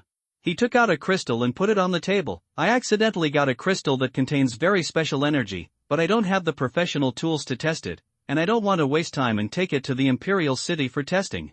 Since you are using magic, those in the hut must have tools that can detect it." The crystals that Helot took out were small particles of chaos crystals obtained from the Skull Maze. There were no testing kits in the Crowland Manor, so he took them to town. Milo professionally took out a pair of white gloves and put them on, then gently picked up the chaos crystal. Stephen tacitly held a dop-light projection lamp and shined the beam on the crystal. In an instant, the chaotic crystal burst out with dazzling brilliance, filling the black divination room with dreamy colors. Stephen's hands trembled in fright, and he missed the light, and the chaos crystal turned back into an ordinary crystal. Hiss, Milo couldn't help but take a breath. It's such a strong energy, and the energy attributes are very chaotic. Where did you get it from? I have no idea of coveting it, I just want to use the environment in which it exists to gain some knowledge about it. It's more understanding. Hylot said secretly, I got it by accident, and I don't know where it originated from. Can you test it here? Now for Milo, it is no longer a matter of money. This is a substance that has never been discovered, and it is most likely a pure energy crystal. No mage will let it flow away from his eyes. It can be tested. Milo realized that he had lied and quickly added, I can still do the most basic testing items here. But if you need more detailed data, you still have to go to a big city and have the most professional organizations to conduct comprehensive data collection. Can I start? Helot sat in a chair nearby and said to Milo, this is the purpose of my coming here. You can start working, I won't disturb you. Breshny stood by Helot's side and faithfully performed her duties. Milo immediately asked Stephen to find and move the necessary tools and instruments, and then began to conduct detailed inspections of the chaos crystals, and asked Stephen to record the data of each item. Seeing Milo's professional skills, Helot couldn't help but let go of his previous worries. Milo has definitely received a formal education in modern magic, and his movements are of the standard laboratory style. At least the three-point light cutting technique is not something that Yaluzi magician can skillfully perform. How could such an outstanding magician, who was a hot commodity for emerging business companies willing to pay large sums of money to hire, go to a remote agricultural town and open a magic cabin? Support the construction of hometown? Stephen, Milo did not forget to teach his apprentice when he was inspecting, look carefully, I am using a three-phase electrolytic liquid to conduct electric pulse shock on the crystal. The voltage here must first start from 0.2 scale. Starts and then increases by 0.1 ticks per second. The crystal is very sensitive and it has already reacted. If you pay attention to the electric sparks generated, they are directional, which shows that the energy in the crystal can quickly adapt to external changes and produce a stable discharge phenomenon. Amazing! This is a spar with full attribute energy, and the energy inside is very easy to be transformed and utilized. I can't figure out how it remains stable. It should just explode during the energy conversion process. Stephen asked in fear, won't it really explode? It would have exploded long ago. Now we are ready to activate its fire attribute transformation. As the most unstable magic element, the fire attribute can tell us, where is the stability limit of this crystal? Stephen was trembling with fear, Master Milo, I'm still young and I don't want to die. Milo did not stop the experiment. Instead, he was so excited that he was a little crazy. He dropped a drop of molten metal and murmured, sometimes, magic experiments require risking your life. How can you know if you don't gamble? What's the final result? Just when the metal solution was about to drip onto the chaotic crystal, a hand reached out and grabbed the metal solution away. Milo looked up at Helot, who was standing across the table at some point, and asked dissatisfiedly, what are you doing? Helot spread his hands, and the metal solution was floating in the air on his palm. I'm asking you to test the crystals I brought, not to provide crystals for you to do high-risk magic experiments. You don't meet the conditions for dangerous magic experiments at all, so don't gamble your life casually. You can't bet on this stone. Milo finally calmed down, but he was also a little scared. I'm sorry, I was too focused and didn't control my hands well. Then Milo took the test record form from Stephen, handed it to Helot and said, I can see that you are a professional mage, you can understand these test data. In summary, it is a universal energy crystal. As long as you use the right method, it can be easily converted into any energy attribute you want. I have never heard of the existence of this energy body. If you make it public, it will make the whole world crazy. It can directly subvert the foundation of many disciplines. Helot looked at the test record sheet. Milo did what his small shop could do to the extreme. It can now be concluded that chaos crystals exist in this world and can be used. It contains huge energy, is easy to output and change its properties, and its structure is very stable. It is simply the perfect energy source that you have always dreamed of. And this energy is now exclusive to the Clawland family. Helot put away the chaos crystal, then took out a few coins and placed them on the table. I am very satisfied with this magic consultation. This is my recognition of your work, and I hope you can keep this secret for me. Milo took the money and said, don't worry, sir. I know what to say and what not to say. For example, I never asked about your origins from the beginning to the end. From the moment you step out of my magic hut, my little apprentice and I will completely forget you. My name is Helot Claude. Helot suddenly announced his home, causing Milo's face to change color instantly. Claudel. You shouldn't have told me your name. I told you I would forget you. Helot smiled and said, no, you won't forget us. You don't have to be so nervous. I'm not telling you my name to kill anyone. The value of this crystal is not worthy of me doing something that breaks the bottom line. Milo did not relax because of Helot's words. His fingers glowed with magic, ready to use magic to counterattack at any time. He asked Helot, what do you want to do? Harriet showed that he had not prepared magic with his hands, and then replied to Milo, you run a magic cabin, and you must have business dealings with the magic props supplier. I want to purchase a batch of magic props through you, and I also need you to transport them to the Crowland Manor. I tell you my name just to show my identity. The news that Cloran Manor has a new owner has spread in Hogtown. It's just that Milo didn't expect that he would meet him so quickly, and he brought a very special energy crystal, followed by a beautiful vampire, and wanted to purchase a batch of magic props through his magic cabin. Milo asked very carefully, Mr. Claude, what kind of magic props do you want to purchase? Hellet replied, shields, long swords and strong, sharp, and armor-breaking enchanting potions, 300 sets of each. What do you want to do with ordering these supplies? Hellet smiled and replied, it's definitely not a rebellion. Last night, my manor was invaded by unknown people, which caused me a lot of losses. That's why I thought about purchasing some legal weapons to protect me. Manor. In the past, purchasing shields, swords and enchanting potions in large quantities would definitely cause a lot of trouble. However, with the development of firearms, cold weapons are no longer the mainstream, and more private collections and transactions are taking place. What Milo is worried about is whether these weapons will eventually be chopped on the heads of the residents of Hogtown based on the greed of some people in Hogtown for the Claude Manor. I don't know how I will be implicated if I provide weapons to the Crowland Manor. Mr. Claude, the trouble you are facing now cannot be solved by 300 sets of shields and swords. Hellet threw a few gold bars on the table. How I solve the problem is not your concern, and you are not my only choice. When greed blinds some people, a show of force can calm them down. You should know what I mean. Milo understood. The Clalland family has the ability to quietly transport weapons into the Clalland Manor, but the other party purchases them from their own magic cabin in order to convey information to the citizens of Hogtown. Claudel Manor is strengthening its armaments, don't mess with me. Such a warning can indeed deter some timid people. However, Milo said regretfully, I pessimistically predict that your kindness will not change anything. Some people have already invested everything in order to achieve their goals. Hellet said with a smile, if you want to die, let him die. The smart people will make money first. Master Milo, I think you are a smart person. Milo also laughed, and he saluted Hellet, Mr. Claude, the things you ordered will be delivered to your manor soon. When Harriet took Brazzini out of Milo's hut, the eastern sky had turned white. Unexpectedly, a chaos crystal test took a whole night. Now there are many people on the street who get up early to work. Are you sleepy? Brazzini. While Milo was conducting the chaos crystal test, Hellet took a nap using meditation and was in good spirits now. Brazzini actually stood there all night. Brazzini replied, Master, I am an undead soul. For us, sleep is just to waste boring time. Then let's go to the next stop. Kurt said that the store that has been buying food from Clalland Manor seems to be called Sanders Food Company. Sanders Food Company is the largest grain purchaser in Hogtown. It always offers a price slightly higher than the normal purchase price to attract farmers in Hogtown to sell their agricultural products to them. Therefore, Sanders Food Company has been very busy since the morning, with truckloads of grain queuing up outside the warehouse compound, waiting for staff to weigh and put them into storage. After Hylot revealed his identity and expressed his intention to purchase a large amount of food, he was taken to a quiet room to wait. After a while, a middle-aged red-haired man walked in.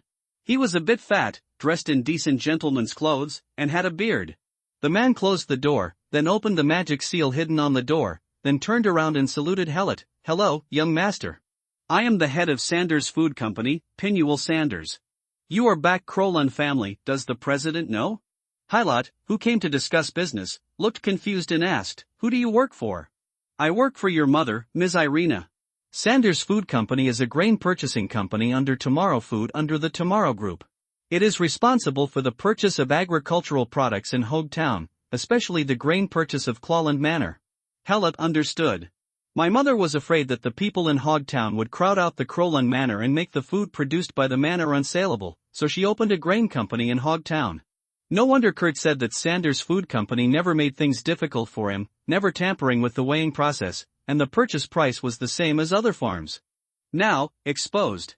Harriet made a final struggle and asked, can you not tell my mother about my return to the Clalland family? Sanders' answer was as expected, I'm sorry, master. When I learned that the Claude Manor had a new owner, I wrote and sent it. This time it's really over.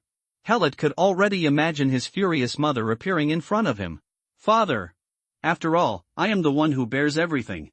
Helot asked Sanders, does mother know about my father's disappearance? I know. The president asked me to investigate the disappearance of Mr. Claude.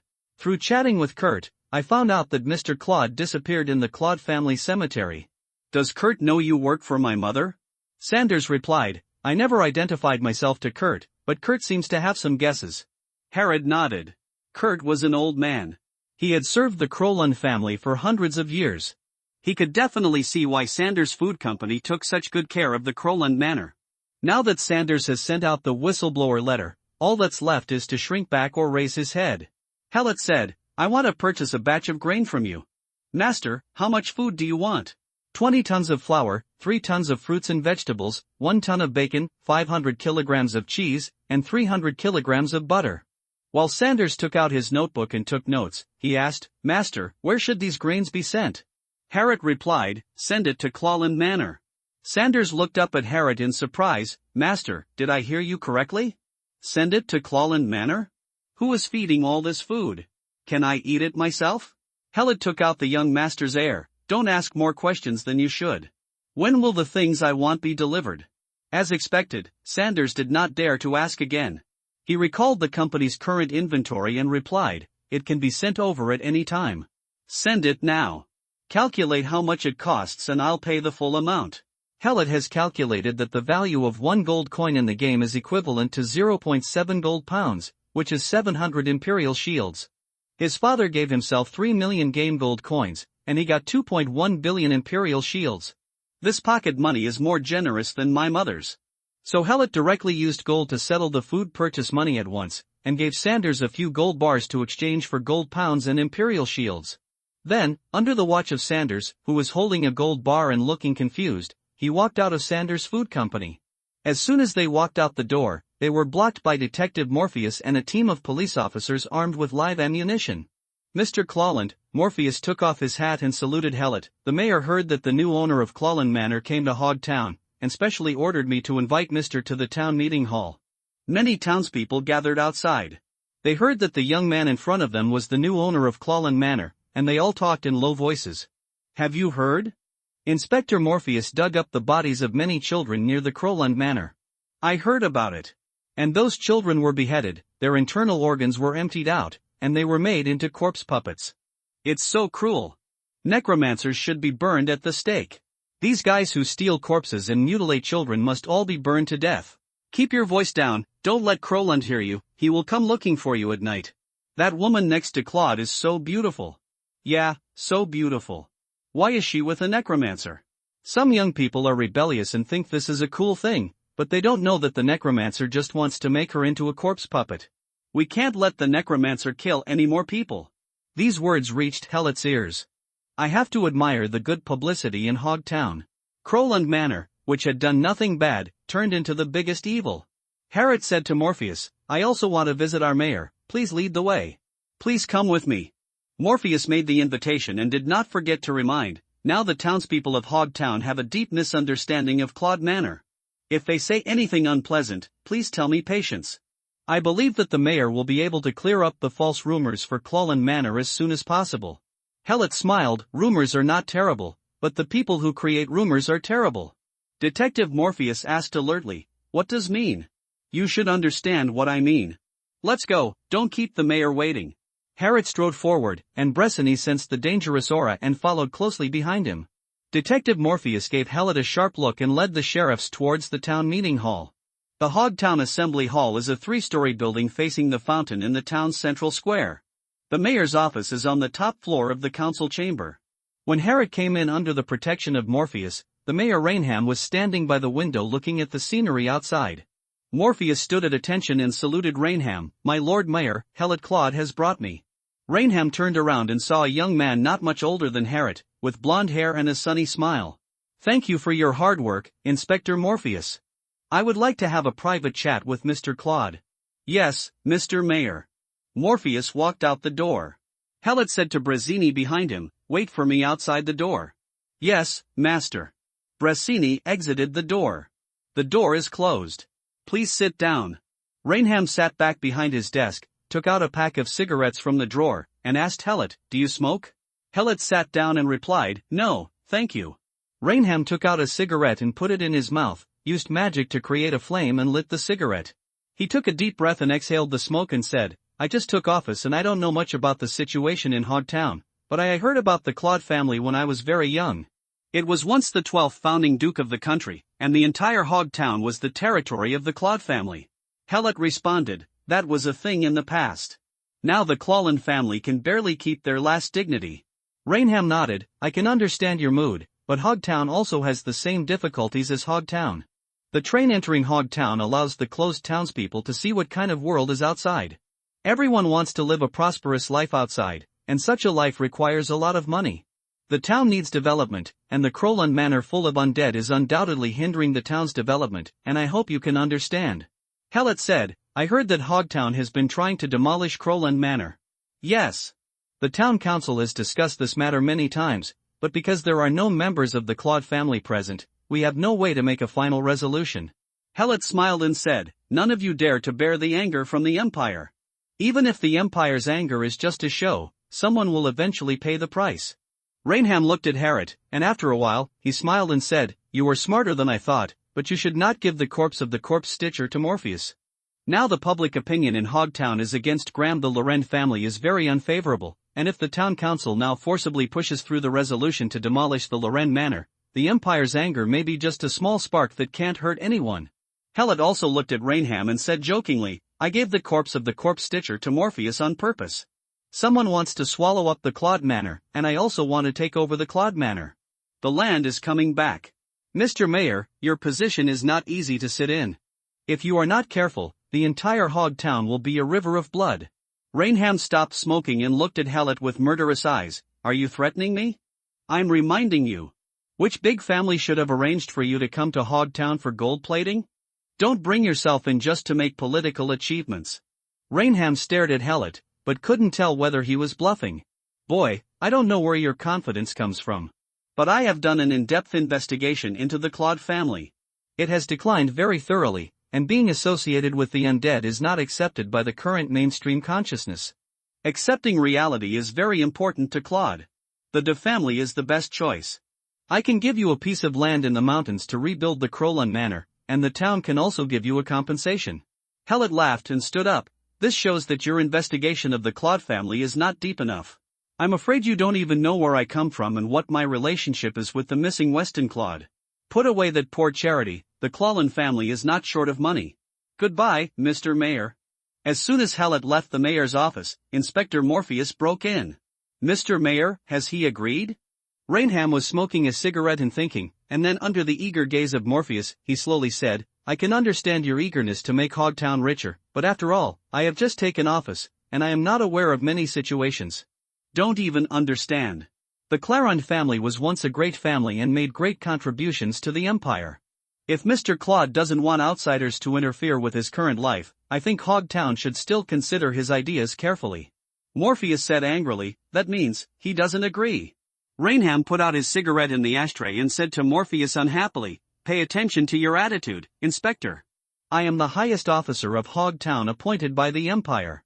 I don't care what you squires are doing in Hogtown. No matter how powerful your power is, you must have the respect you deserve for me." Morpheus realized that he had lost some control.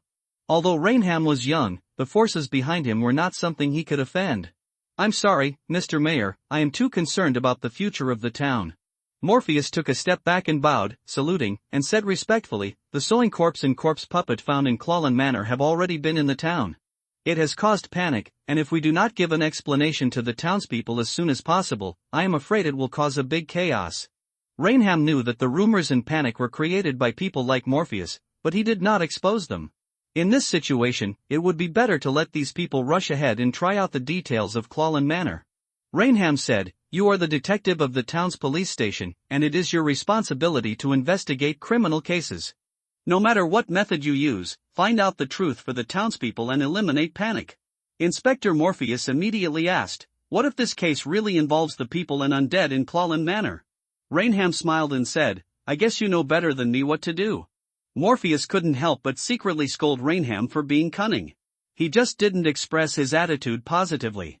He was obviously unwilling to take risks and wanted to gain benefits.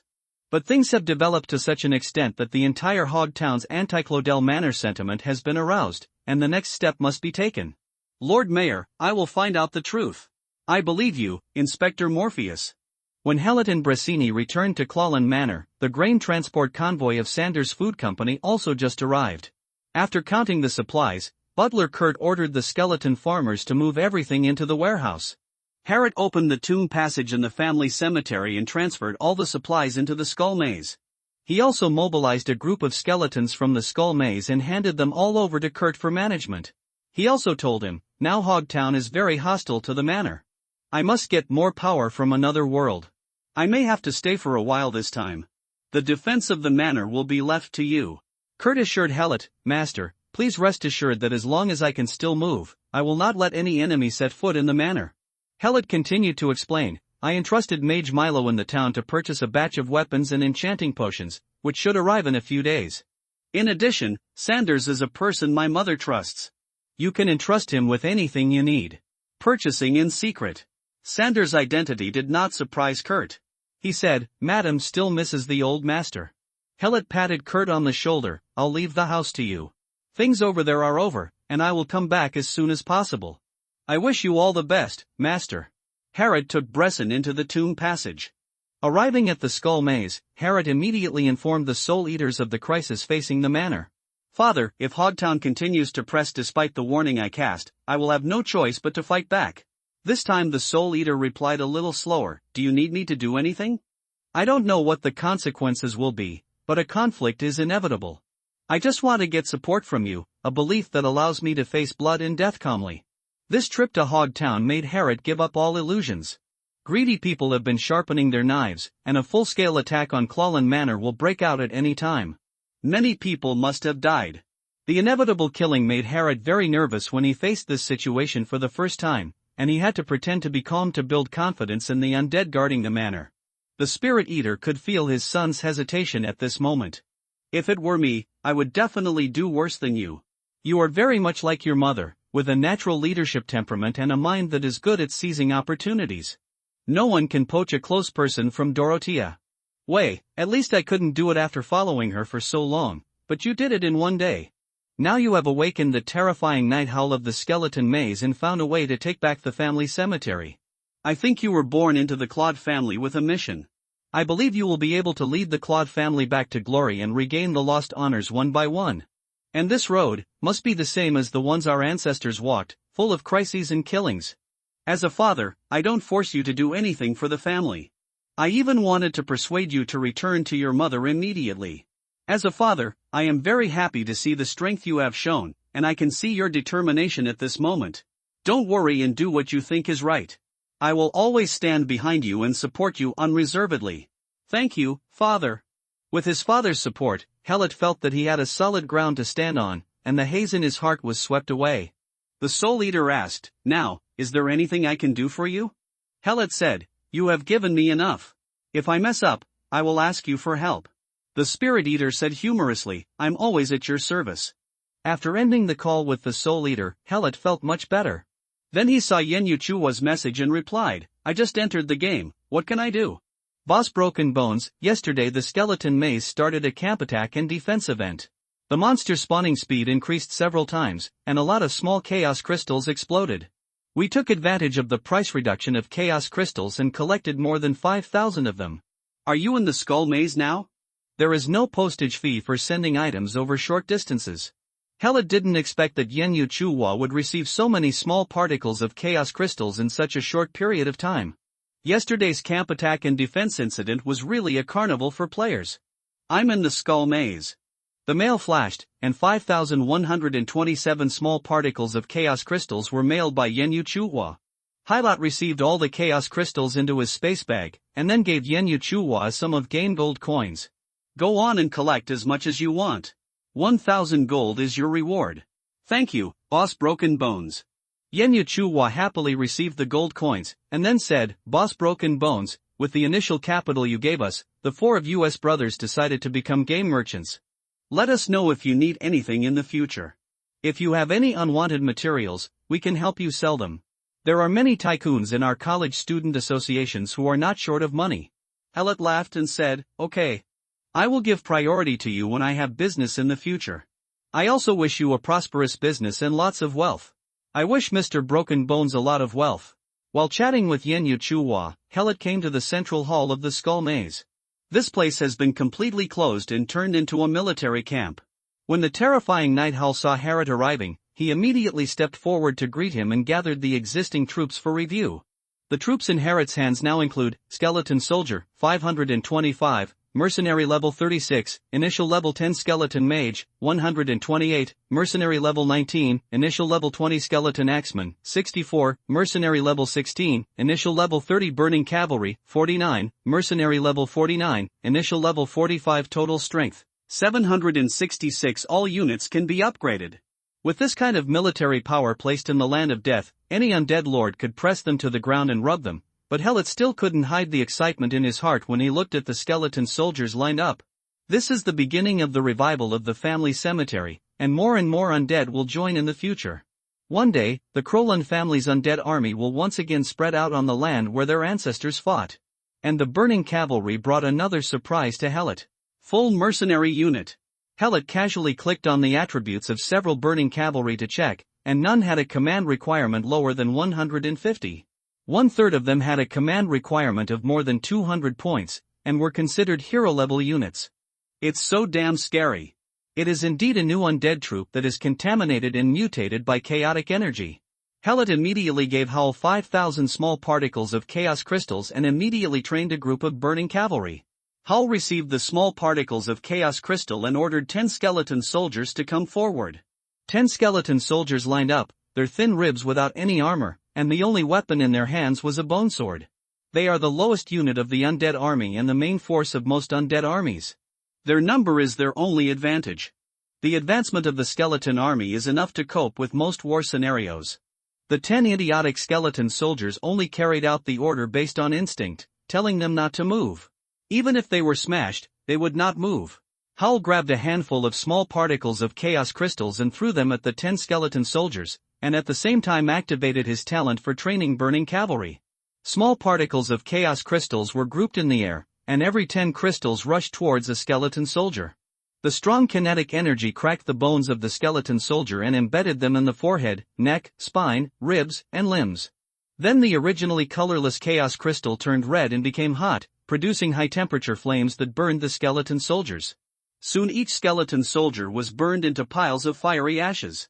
A whirlwind blew onto the ashes, and the red-hot powder swirled to form a magic circle pattern. The ashes became even brighter, changing from red to blazing white, and then violently erupted into flames upwards. Amid the fireworks, a high-pitched hooting sound erupted, and the ashes were blown up by the fire to form a burning skeleton. The horse brayed again, and the magic circle at the feet of the burning skeleton expanded instantly. A skeleton horse, bathed in fire, rose from the center of the magic circle, carrying the burning skeleton on its back. If you look closely, the bones inside the flame are broken, and the connecting bones show complex rune patterns. The first batch of burning cavalry was trained, consuming 100 small chaos crystals. Helot looked over the 10 newly released burning cavalry. All are mercenary level units with a command requirement of 100 or more, but the quality is worse than the natural burning cavalry. Only 2 of the 10 burning cavalry units have a command requirement of 200 or more. Helot asked Howl to continue training. Battalions of burning cavalry were trained. After all the 5,000 small chaos crystals were consumed, there were 500 less skeleton soldiers and 500 more burning cavalry in the central hall. With more data comparison, Helot can confirm that the overall quality of the burning cavalry obtained through training is lower than the naturally produced burning cavalry, but they can still reach the level of mercenaries. This little regret is not worth mentioning in terms of the overall harvest. After all, from the lowest skeleton soldiers to the special mutant burning cavalry, the combat power of a unit can be improved by several orders of magnitude, bringing the army of the old cemetery to a whole new level. Helot has more expectations for the war he will participate in next. It's just that, the camp attack and defense events lasted too short. I'm afraid there will rarely be a good time to collect so many small particles of chaos crystals in one day in the future. Naturally, we can't train so many burning cavalry at once like today. Accumulating an army mainly relies on accumulation over time. If you want to speed up the output of the army, you need to install more chaos energy compression furnaces to increase the output of death energy. Building a chaos energy compression furnace requires money.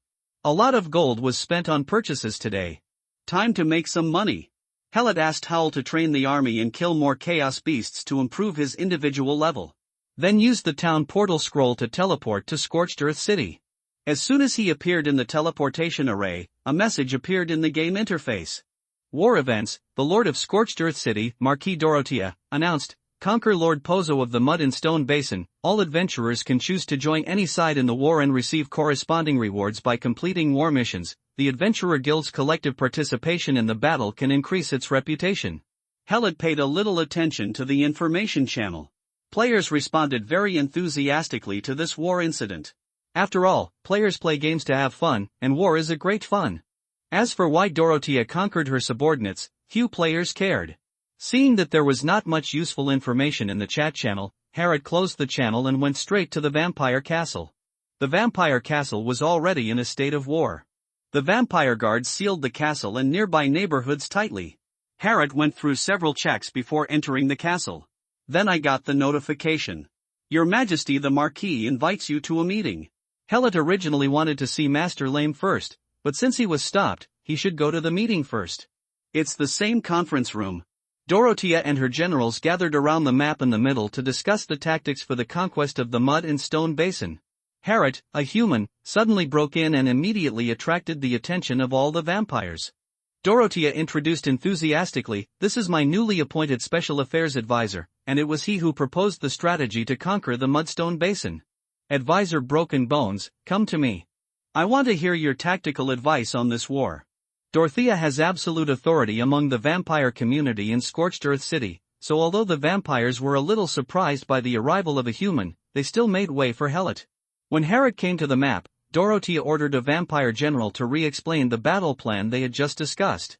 According to the military strength of Scorched Earth City, going to the Mudrock Basin is simply a matter of sweeping away fallen leaves in the autumn wind and smashing small nails with a sledgehammer. When the army pressed on, Lord Pozo could only struggle. The vampire's tactic is to push forward directly, using a large number of skeletons to attack Hedon, and then the vampires break through from the air, with combos and a central flower. Mudstone Basin does not have the air power to compete with the vampires, nor does it have enough ground firepower for air defense, so it can only be bullied and ravaged by the vampires. It can be said that a Bozo Lord is not looked upon by Dorothea at all. What the vampire is worried about is whether other lords will send troops to support Mudstone Basin. Especially the most powerful corps which were Tato. In order to block the reinforcements from the Mud and Stone Basin, Dorothea planned to send a vampire general to lead troops to garrison the Sunken Pass, and put half of the army at the Sunken Pass to guard against Ultato. After introducing the tactics, Dorothea said to Helot, follow me and attack the Mud Basin. There is nothing wrong with Scorched Earth City's war arrangements, but Harrod is not willing to follow Dorothea's side. This kind of big scene is a good opportunity to gain experience. Of course, you have to be on the front line, and it is best to have a high degree of autonomy. Helot pointed to the rocky wilderness of Ultato's territory and said to Dorothea, the garrison defense at the Sunken Pass is too passive. If Ultato does not support the Mud Basin and does not attack the Sunken Pass, it will marching towards Scorched Earth City will put us in a passive position. Once we mobilize our troops back to defend Scorched Earth City, the war may be prolonged, and the chances of other lords participating in the war will also increase. Dorothea felt that what Helot said made sense. Once this war dragged on for too long, other lords would think that Scorched Earth City was too weak. Dorothea asked Harrod, do you have any good suggestions? Harrod replied, the advantages of vampires over other undead are their super high mobility and comprehensive combat capabilities. Please give me a squadron of vampires, Lord Marquis, and I will lead them deep into the rocky wilderness, constantly attacking undead strongholds and camps, forcing the black people to where Tato had to devote more military power to defense. Naturally, he does not have the strength to provide support to the Mud and Stone Basin. As long as the Marquis fights fast enough in the Mud and Stone Basin, the lords with evil intentions will have no time to make a choice. Once this tactic of inserting a knife into the rocky wilderness is used well, Ultato will indeed suffer for a while and miss the opportunity to support the Mudrock Basin. But this army is in the enemy's hinterland. Once it is surrounded, it may not be able to come back. A squadron is 1,000 vampires, and Dorothea still feels very distressed. She asked Helot, How sure are you that you can break out? Helot replied, please, your majesty the marquis, remove the bats that are monitoring Master Lame. I think Master Lame will tell me something sincere. Dorothea looked at Harriet and asked, what do you want to talk to him about? It's something the marquis wants to talk to him about. But surveillance can't gain Master Lame's trust. Dorothea thought for a while and said to Harriet, okay, I promise I won't monitor your conversation. Harriet saluted Dorothea, thank you, Lord Marquis, I will definitely bring you satisfactory results. Go ahead. Helot left the conference room and entered the castle dungeon. Arriving at the cell where Master Lame was imprisoned, all the bats monitoring the place had indeed withdrawn. Enter the cell. Master Lame, who was meditating with his eyes closed, opened his eyes and asked Helot. Dorothea removed her eyes and ears. Is it you who did it? Helot set another table of delicious food and opened a bottle of red wine. I was the one who persuaded Dorothea to withdraw. If she wants to cooperate, she must first establish trust, and trust must be accumulated bit by bit. Master Lame stood up from the ground, sat down on the chair, reached out and grabbed a piece of dessert and put it into his mouth to eat. The hatred between us and Dorothea will not be eliminated because of her little concession. And she wants to. What they are doing is undoubtedly as absurd as letting the sun shine into the land of death. The undead will never allow vampires to become rulers, just as the undead will not allow living beings to establish a kingdom here. You are still fighting to establish a kingdom.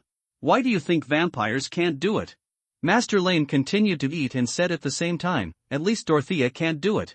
She is very strong individually, but very exclusive. She only trusts vampires. The Azure Society will not place bets on her. All community members must be held accountable. Seeing that Lame had deep prejudices against Dorothea, Helot stopped trying to persuade her. After all, these prejudices were facts. So Helot told the story about Scorched Earth City's upcoming war against Mudstone Basin. Finally, he said the purpose of his visit. Yesterday, Frank and I successfully placed the Chaos Energy compression furnace in the Skull Maze. The death energy in the old cemetery has increased a lot, and the army of the undead belonging to me is growing. I needed a large enough military merit to obtain a territory from Dorothea, so I took the initiative to apply to command an army to fight deep into the rocky wilderness. Dorothea is willing to give me a squadron of vampires. I can send out 800 cavalry myself, and I still need a regiment of accompanying mages to provide magical support for the entire army. Fighting in the enemy's hinterland. If you want to attack in an organized manner and then withdraw in an organized manner, you must have strong heavy fire support. Although vampires all have good spellcasting abilities, if you want to flexibly use combat magic, you still need a professional team of mages. The Blue Society does not have a large number of troops, but the level of mages is absolutely excellent. Lame stopped eating and drinking and considered Helot's request seriously. Then asked, your army is cavalry? The Burning Cavalry is an undead unit that has been mutated by chaos energy. Helot solemnly introduced his unique undead unit to Master Lame. Although they do not have the full combat capabilities of vampires, they are offensively capable. Definitely better than vampires. If trained well, the Burning Cavalry is no weaker than a vampire. Helot didn't brag, and the entire mercenary unit decided that the Burning Cavalry had a very high lower limit. The cavalry, like vampires, has the strategic value of changing the trend of war. This is very attractive to the Janlan Association. The Azure Society does not lack excellent mages, but it lacks an army capable of conquering and fighting. The old cemetery is not suitable for the hoarding of large armies. Obtaining a territory from Dorothea is in line with the future strategy of the Azure Association. Master Lame took out today's manuscript and was about to revise it. Harriet stopped him and said, don't rush to give orders yet. Are these foods delicious? Master Lame heard the information revealed by Helot and asked hurriedly, has the food you mentioned arrived? Helot smiled and replied, in my old cemetery. 20 tons of flour, 3 tons of fruits and vegetables, 1 ton of bacon, 500 kilograms of cheese, 300 kilograms of butter. I only charge gold for payment. Helot then gave Master Lame a list and the price of the food. Helot has calculated that gold is cheap in the game world, but food is expensive in the land of death. Even if he sells this batch of food to Janlan Association at a very low price, he can still make 10 times the profit. Sure enough, Master Lame was very satisfied with Helot's offer.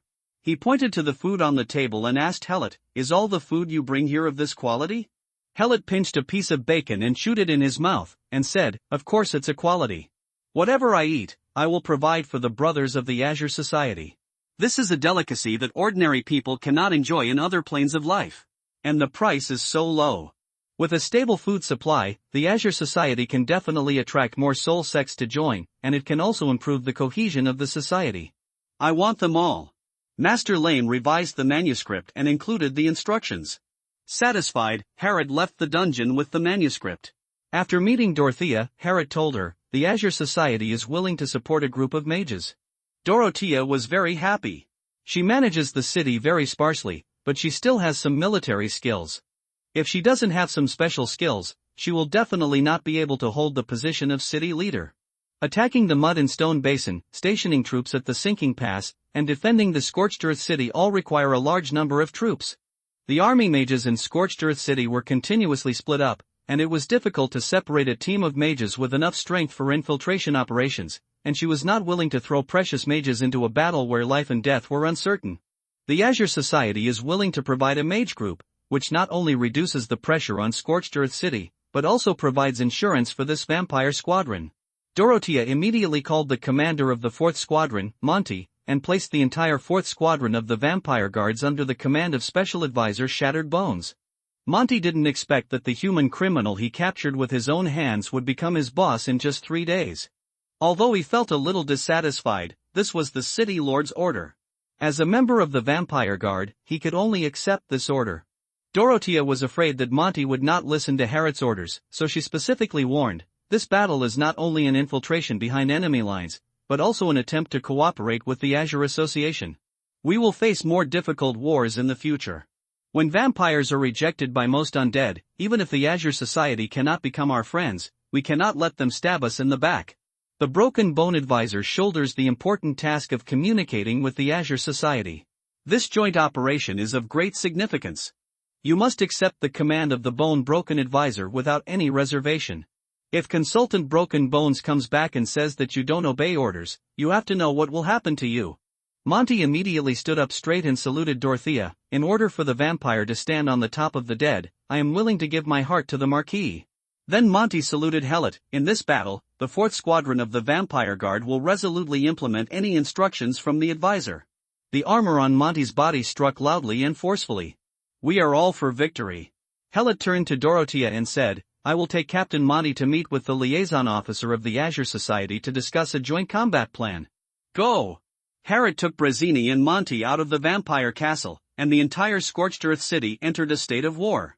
The vampires rushed into the houses of the undead, drove out all the undead inside, and formed on the spot to join the army of Scorched Earth City. In this way, under the command of the vampire, a large number of skeletons walked out of the city gate and lined up in rows in the flat wilderness. A dark cloud-like ghost army floats above the skeleton army. Skeleton horse chariots gathered on both wings of the skeleton army. Standing on the chariots were the spellcasting units of Scorched Earth City's military sequence. Finally, the vampire warriors wearing full body armor lined up neatly and walked out of the city with loud steps. Dorothea and her vampire generals ride at the forefront of the vampire army on ghost horses. The army sets out. All the skeletons turned towards the direction Dorothea was pointing, like a white tide. Following the army were the players participating in the battle. Most of them chose to join the Scorched Earth City camp. After all, Dorothea's military strength far exceeded that of the Mud and Stone Basin, and Lord Pozo was a big grudge waiting to gain experience. Of course, there are also players who are highly skilled and brave enough to join the Mud and Stone Basin.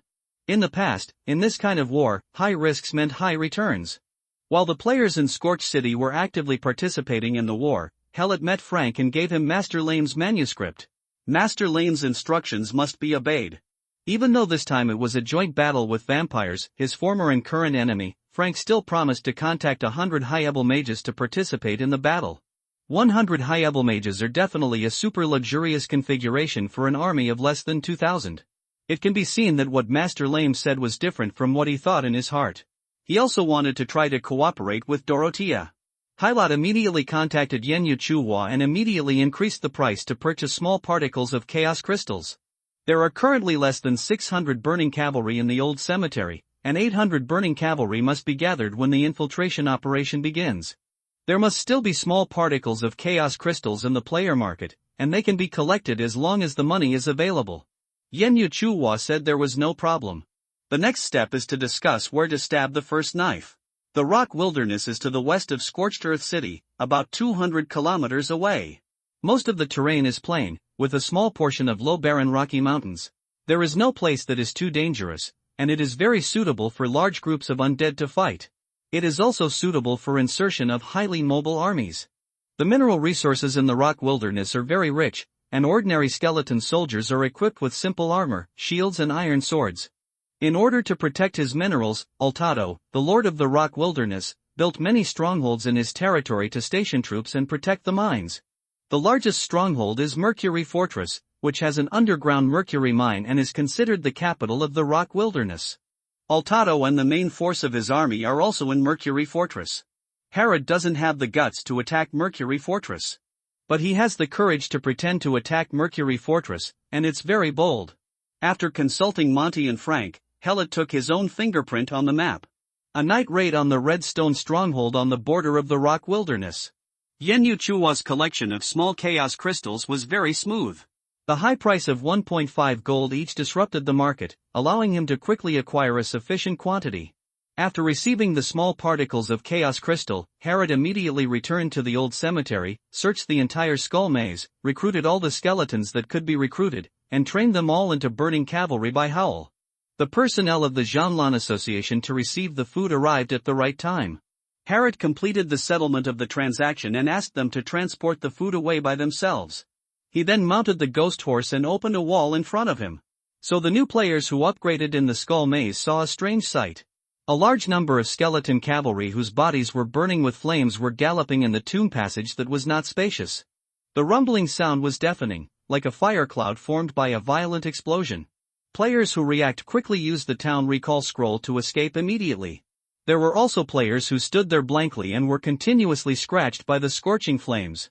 In a short time, they turned into a white light and flew back to the Scorched Earth City. Helot and Howl rushed out from the entrance of the old cemetery with 800 burning cavalry. After the formation was unfolded, the burning cavalry formed a sea of fire offensive and galloped outside the east city of Scorched Earth City. While running, Howl kept giving orders, and the burning cavalry separated from the large army one after another. Some of them rushed forward as the vanguard of exploring the path, some spread out on both sides to provide flank cover for the large army, and some are dragged behind the large army to drive away players trying to follow.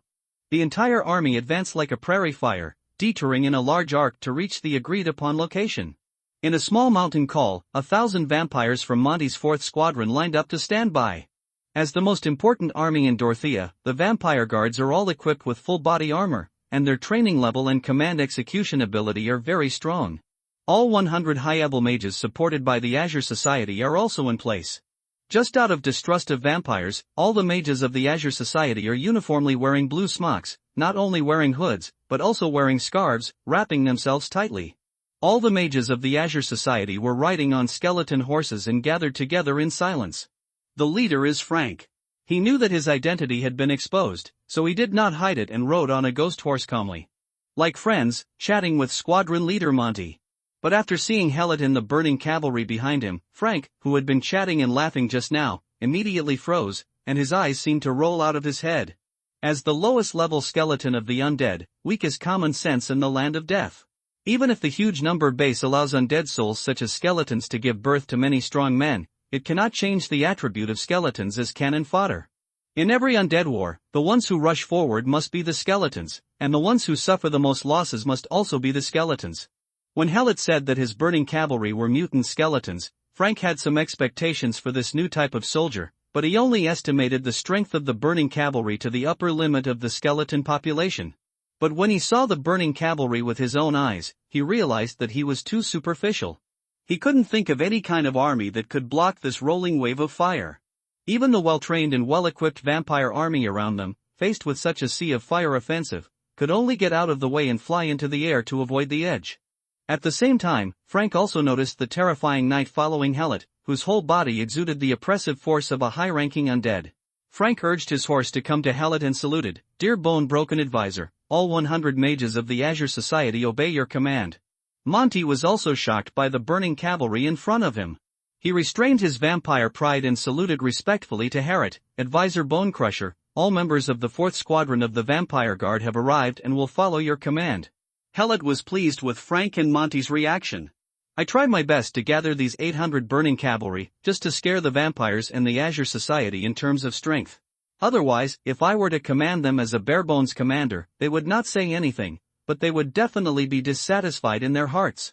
This is my general, the horrible Night Howl Burning Bones. He is a very good commander who has commanded many large-scale battles. In this infiltration operation, Howl led the burning cavalry, Monty commanded the vampire guards, Frank commander of the mage group accompanying the army. This is the first time that the three of us have jointly fought, and we are entering dangerous enemy lines. I hope that the three of you can cooperate sincerely and assist me in fighting a beautiful invasion battle. Your orders are followed, Counselor Bonecrusher. Your orders are followed, Counselor Bonecrusher. Master, please don't worry. Hellet took out his pocket watch and looked at the time, then looked at the sky. The moonlight dimmed, indicating that the land of death had entered night. It's time. Hellet snapped his pocket watch shut and ordered, the whole army march towards the Redstone stronghold at full speed. Follow the order. Monty waved his hand, and all the vampires instantly transformed into bats. They flew up silently, spread out, and flew towards the northern sky. Howl gave the fire-out order, and all the burning cavalry restrained the flames on their bodies, leaving only a glimmer of light on the red-hot bones. Hellet led the burning cavalry towards the north. The mages of the Azure Society rode their horses to follow. The sound of the galloping cavalry gradually disappeared into the darkness. The rock wilderness is on the west side of Scorched Earth City, and the mud and stone basin is on the southwest of Scorched Earth City. That direction is the focus of attention from many parties and must be noticed by all parties. Especially the players, most of them are just idlers who eat both sides. If they knew the traces of this attacking force, there was no guarantee that no one would report it. Therefore, Herrick decided to assemble on the east side of Scorched Earth City, detour to the north and then west, cutting in from the northeast of the rock wilderness. Most of the areas in the Land of Death are empty and silent, and are also filled with various dangerous monsters. Vampires fly silently in the air, and their good night vision allows them to detect moving things in advance. Then an attack started quickly and ended in a short time. One after another, dangerous situations that may reveal their whereabouts were eliminated, and players who accidentally encountered staying up all night to level up ended up looking back in confusion at the resurrection point. They were killed by something. The vampires gave full play to their specialties and used actual combat to show what the undead with the strongest comprehensive capabilities were. Under the cover of the vampires, the ground cavalry ran confidently and boldly at high speed. A few hours later, the raiding party entered the rocky wilderness. When approaching the Redstone stronghold, Hylot ordered the army to stop advancing and hide on the spot. Then he took Brazzini, Monty and Frank and quietly went to the vicinity of the Redstone stronghold to conduct pre-war reconnaissance. The Redstone stronghold was built around an iron mine, covering an area of about 6 square kilometers, the size of a small city. However, the Redstone stronghold does not have the same defense system as a city. There is only a stone low wall built around the camp. The high part is 2 meters and the low part is just over 1 meter. War horses can easily cross it. Some defense towers were built behind the low wall, with skeleton mages guarding them. Monty and Brazzini turned into bats and entered the Redstone stronghold to investigate, and Frank also separated some ghost clones to sneak into the camp.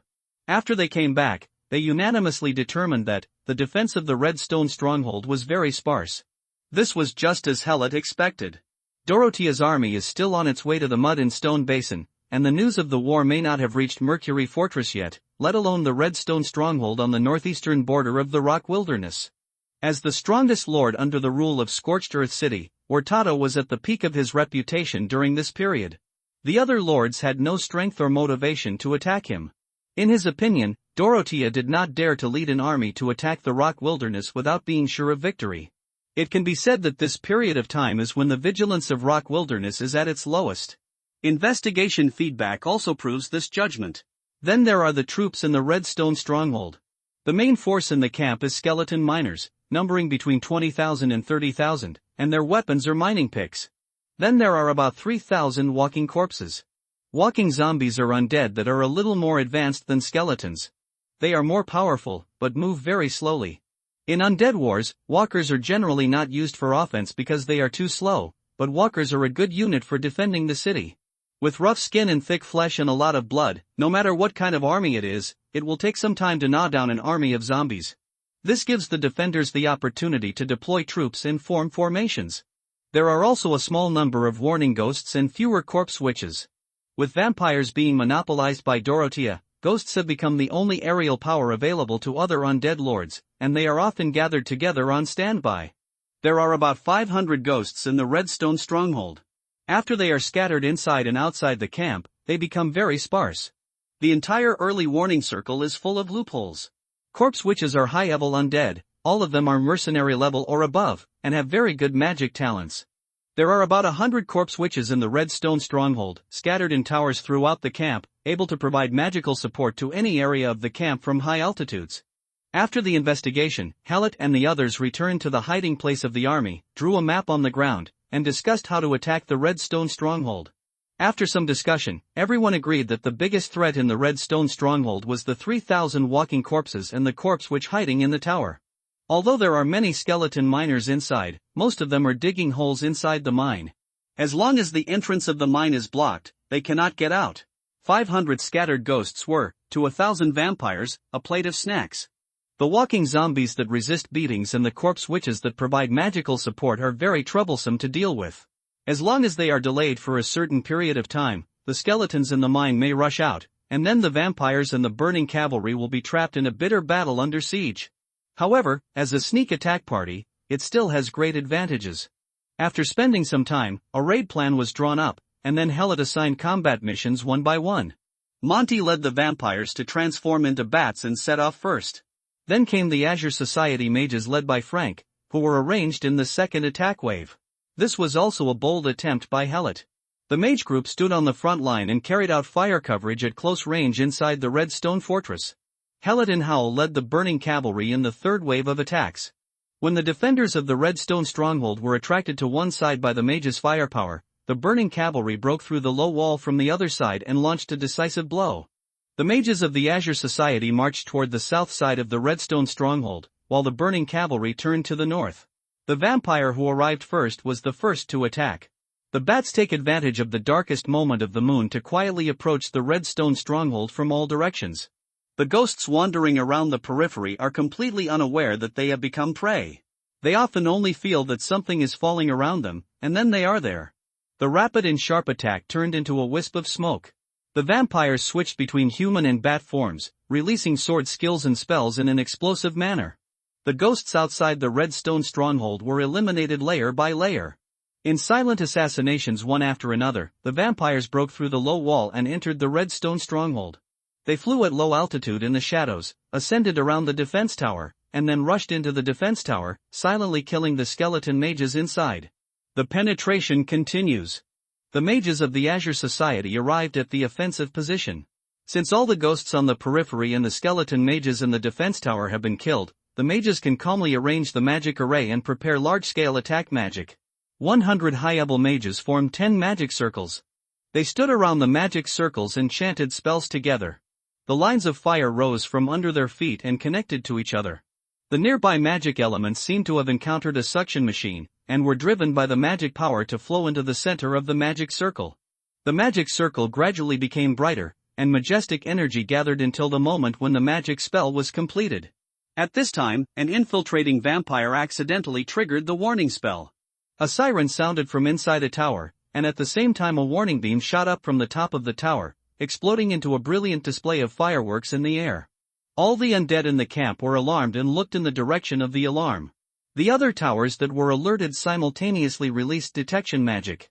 More and more vampires were discovered, and more warning beams were launched. Enemy attack. An old voice that sounded like it crawled out of a grave resounded over the entire camp. At the same time, on the south side of the Redstone stronghold, 10 light balls as dazzling as the sun rose into the sky, and then drew a parabola in the dark night and hit the towers in the camp.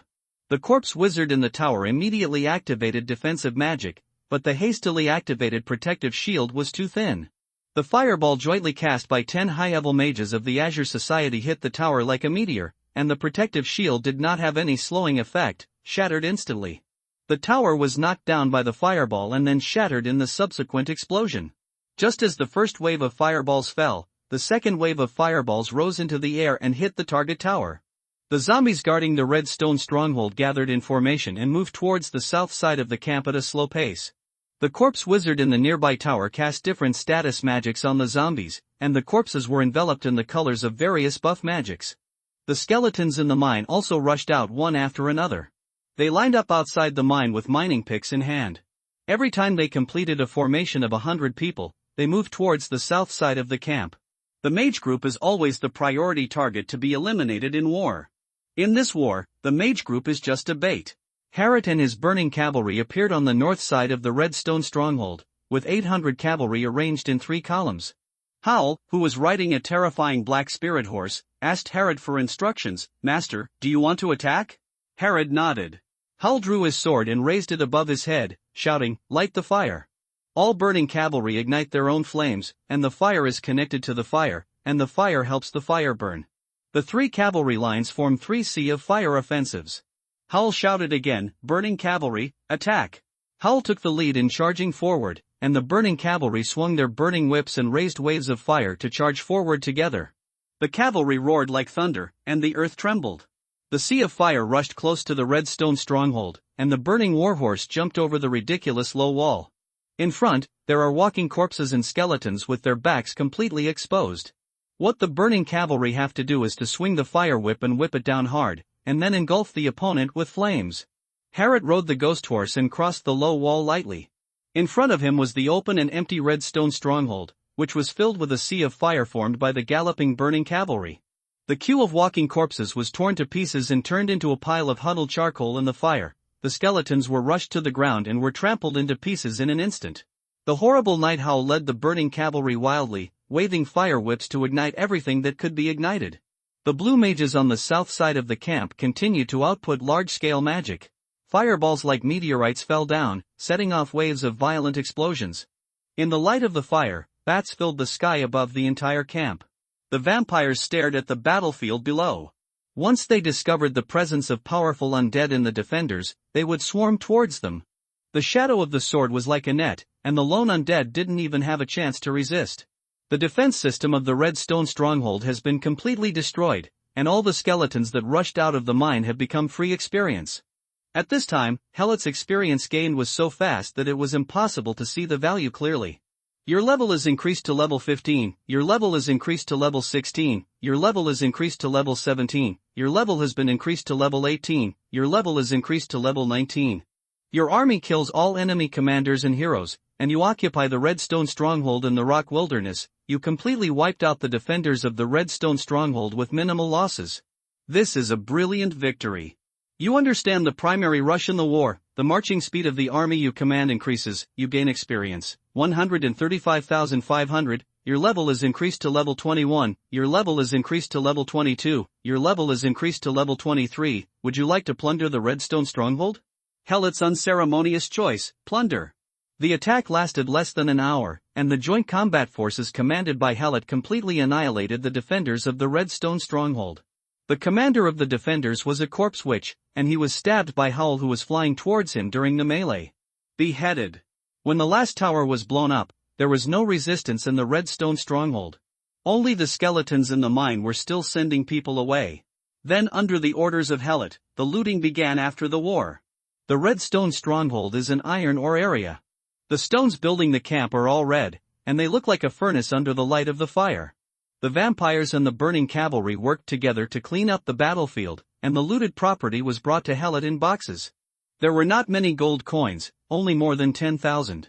Helot put them all into his space bag with a wave of his hand.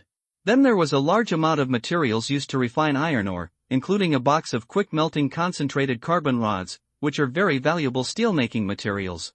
Helot put them into his space bag without ceremony. There are also a lot of iron tools, including skeleton miners' pickaxes, armor pieces from walking corpses, iron nails, iron sheets, and iron ingots piled up in mountains, with an uncounted amount of fine steel mixed in. These are all very valuable resources in the land of death, but the player's space luggage capacity is limited, and the army has to continue to attack the hinterland of the rock wilderness, so it is impossible to carry these burdens. Not being able to take it away made Helot very troubled. Frank made a suggestion: recruit the skeleton miners in the mine. How to collect it? Due to the speed of the raid, only a few of the skeleton miners in the mine came out. Now the burning cavalry and the vampires are blocking the entrance of the mine. The remains of the skeletons have blocked the entrance, and the skeleton miners inside are all sealed in the mine. It is estimated that the number is not 20,000, but more than 10,000. Helet's level has now reached 23, and his command value is close to 800, but it is far from enough to control 10,000 skeletons. Frank said, "You are the Special Affairs Advisor appointed by Dorothea, the Lord of Scorched Earth City. The Rock Wilderness is the jurisdiction of Scorched Earth City. As long as Lord Ultado is not independent, the undead in the Rock Wilderness belong to the Scorched Earth undead system. This time you led the troops to fight under the orders of the Lord of Dorothea, occupied the Red Stone Stronghold, and killed the defender of the Red Stone Stronghold. Naturally, you have the power to collect the ownerless undead in the Red Stone Stronghold." After Frank's explanation, Helet understood instantly. He remembered that when Dorothea gave him 5 vampire guards in the first place, they also did not use his command points. My relationship with the 5 vampire guards at that time was only the right to command, not ownership. Now that he is the Special Affairs Advisor appointed by Dorothea, and has a formal official position in Scorched Earth City, he naturally has the power to collect the undead within the jurisdiction of Scorched Earth City. Likewise, there is only command power, no ownership, and no need to occupy one's own command points. At this moment, Helet understood how powerful Dorothea was, and also understood why Dorothea wanted to fight for the 7th consul. Ruling the rotten wasteland, all the ownerless undead can be recruited to his command with just one command. The skeletons stuffed into the mines for mining must be low-level undead. It is worth a try to collect them under the banner of Dorothea. So Helet led his subordinates to the exit of a mine. There are a total of 10 mines in the Redstone Stronghold, and this is one of them. The mine has been filled with rotten bones. The skeleton miners inside are struggling to squeeze out among the bones. More than a dozen vampires are guarding outside the cave. When they see skulls popping up, it's like whack-a-mole. Usually it's a heavy chop when it goes up. An experience is received. But now Helet no longer looks down on this meager experience. Remove all the debris blocking the hole and let the skeleton inside come out. Frank, who was following Helet, waved his hand, and several azure mages stepped forward and chanted spells at the entrance of the mine. The clogged bones and debris flowed away. The skeleton miners huddled together in the mine rolled and rolled out. The vampires rushed forward, grabbed the skeleton miners' hands and feet with extraordinary skill, twisted them into the chest, and stuck them in the ribs. A skeleton becomes a ball of bone. Some other vampires took the bundled skeletons to a cleared space, first arranged them neatly, and then stacked them layer by layer. A pyramid was built out of skeletons. Helet was shocked at this kind of operation. Do skeletons really have no human rights? But I have to admit, the effect of this is really good. The skeleton without a command does not have much initiative in the first place, and after being restricted in movement, it has no movement at all. It can only turn its head occasionally to look at its companions above, below, left, and right. Other mines were also opened, and the vampires followed suit, and each skeleton pyramid was built up. More than 15,000 skeleton miners were captured in this way. Helet rode on the ghost horse and walked between the skeleton pyramids. Hal followed him on a terrifying black spirit horse, holding the head of a corpse witch on his sword. Helet said loudly to the skeleton miners, "I am the special advisor appointed by the Lord Dorothea of Scorched Earth City. This attack on the Red Stone Stronghold is the Lord's punishment for Lord Ultado's wrongdoing. Now that the guard of the Red Stone Stronghold has been beheaded, on behalf of the Lord of Dorothea City, I absolve you of the crimes you committed and recruit you to join the army directly under the Scorched Earth City. You humble people have no right to refuse. Lower your heads and surrender to the Lord of Dorothea." It is instinct for low-level undead to obey their superiors. When Helet raised the banner of Dorothea, the Lord of Scorched Earth City, all the skeleton miners bowed their heads almost simultaneously to express their surrender. 15,000 skeleton soldiers were instantly added to Helet's command sequence. At this time, the night turns to day, the moon in the sky becomes brighter, and gray morning mist rises in the wilderness outside the camp. The losses from last night's battle were also calculated. Vampires killed 36, burning cavalry killed 47, azure mage died 0. It was a hearty victory, and it also gave Helet greater confidence in this infiltration operation. 50 vampires were left behind to manage the recruited skeleton miners and carry the loot back to Scorched Earth City. Helet led the main force towards the next attack target. On the other side, Dorothea led the main force of Scorched Earth City, and after a day and night of non-stop marching, they reached the outskirts of the mud and stone basin. Dorothea did not reorganize her army and directly divided her troops into 3 groups to attack the defenders in various parts of the mud and stone basin. She personally led the middle army to attack the Quagmire fortress where Lord Pozo was stationed. Lord Pozo was startled by Dorothea's attack without warning. While he mobilized troops from various places to defend the Quagmire fortress, he sent envoys to meet Dorothea to express his surrender. At the same time, he sent messengers to ask for help from the lords of all parties. Dorothea beheaded the envoy directly. The purpose of this battle is to establish prestige, and the best thing to establish prestige is of course Lord Pozo's head. There is no peace in this war. Dorothea also sent messengers to the major lords to tell them, Lord Pozo is slandering me everywhere, and I am very unhappy. Don't make me unhappy again at this time. The strong sense of threat showed the majesty of the Lord of Scorched Earth City. Before Lord Pozo and Dorothea's messengers arrived at Mercury City in the rock wilderness, Altado already knew about the war launched by Scorched Earth City against the Mud and Stone Basin. The person who delivered the letter was Oblivion Kirishima of the Eight Arms Guild. In the Lord's room full of mummy specimens, Forgotten Kirishima said respectfully to Altado, who was sitting in the bone chair, Lord. Dorothea launched an offensive against the Mud and Stone Basin without any warning. It went beyond everyone's expectations. What one would expect, considering the scale of her troop movements, is that she really wants to kill Lord Pozo. Hurtado tapped the armrest of his hand with his withered fingers and said while thinking, at the last Lord's meeting, Pozo and I made Dorothea lose her majesty in front of the other lords. She didn't dare to attack me, so he can kill Pozo and regain his authority. Pozo is no match for Dorothea, I must send troops to save him. Forgotten Kirishima said, based on the information we obtained from our investigation, Dorothea sent a heavy force to the Sunken Pass. The Lord wants to support the Mud and Stone Basin, and there is no way around the Sunken Pass. The rock wilderness supports the Mud and Stone Basin. If you don't want to fight the Sunken Pass, you have to climb over the mountain. But by the time the army crossed the mountain, Lord Pozo's head had probably been made into a wine cup by Dorothea. Attacking the Sunken Pass also won't save the Mud and Rock Basin. Hurtado was very confused and said, why did Dorothea suddenly attack Pozo? If she cannot quickly conquer the Mud Basin, the situation in the entire Scorched Earth City will become extremely unfavorable to her. According to Dorothea's with my personality, I shouldn't take such a risk. Forgotten Kirishima continued, we don't know why Dorothea suddenly made such a decision, but to kill Lord Pozo to establish his power is indeed a huge gamble on Scorched Earth City. I have a suggestion that may make you unhappy. Altado looked at Forgotten Kirishima and asked, what's your suggestion? Give up supporting Lord Pozo and lead the Rock Wilderness Army to attack Scorched Earth City yourself. Hurtado said calmly, Lord Pozo is hated by Dorothea because he supports me. If I don't save him, will the other lords still trust me? Forgotten Kirishima knew that Altado had already made a move, and he was even waiting for himself, an outsider, to make this suggestion. He persuaded, if the Lord leads an army to attack Scorched Earth City, Dorothea has only two choices. One is to give up. Attack the Mud and Stone Basin and return to defend Scorched Earth City. The other trusts the defense of Scorched Earth City and continues to attack the Mud and Stone Basin. If Dorothea returns to defense, the Lord will have saved Lord Pozo, and the other lords will respect you even more. If Dorothea does not return to defense, you will see Scorched Earth City in one fell swoop, and then call on other lords to send troops to attack Dorothea trapped in the Mud and Stone Basin to avenge Lord Pozo. As long as you occupy Scorched Earth City, other lords can only respect you. Altado nodded with satisfaction, you are a wise man.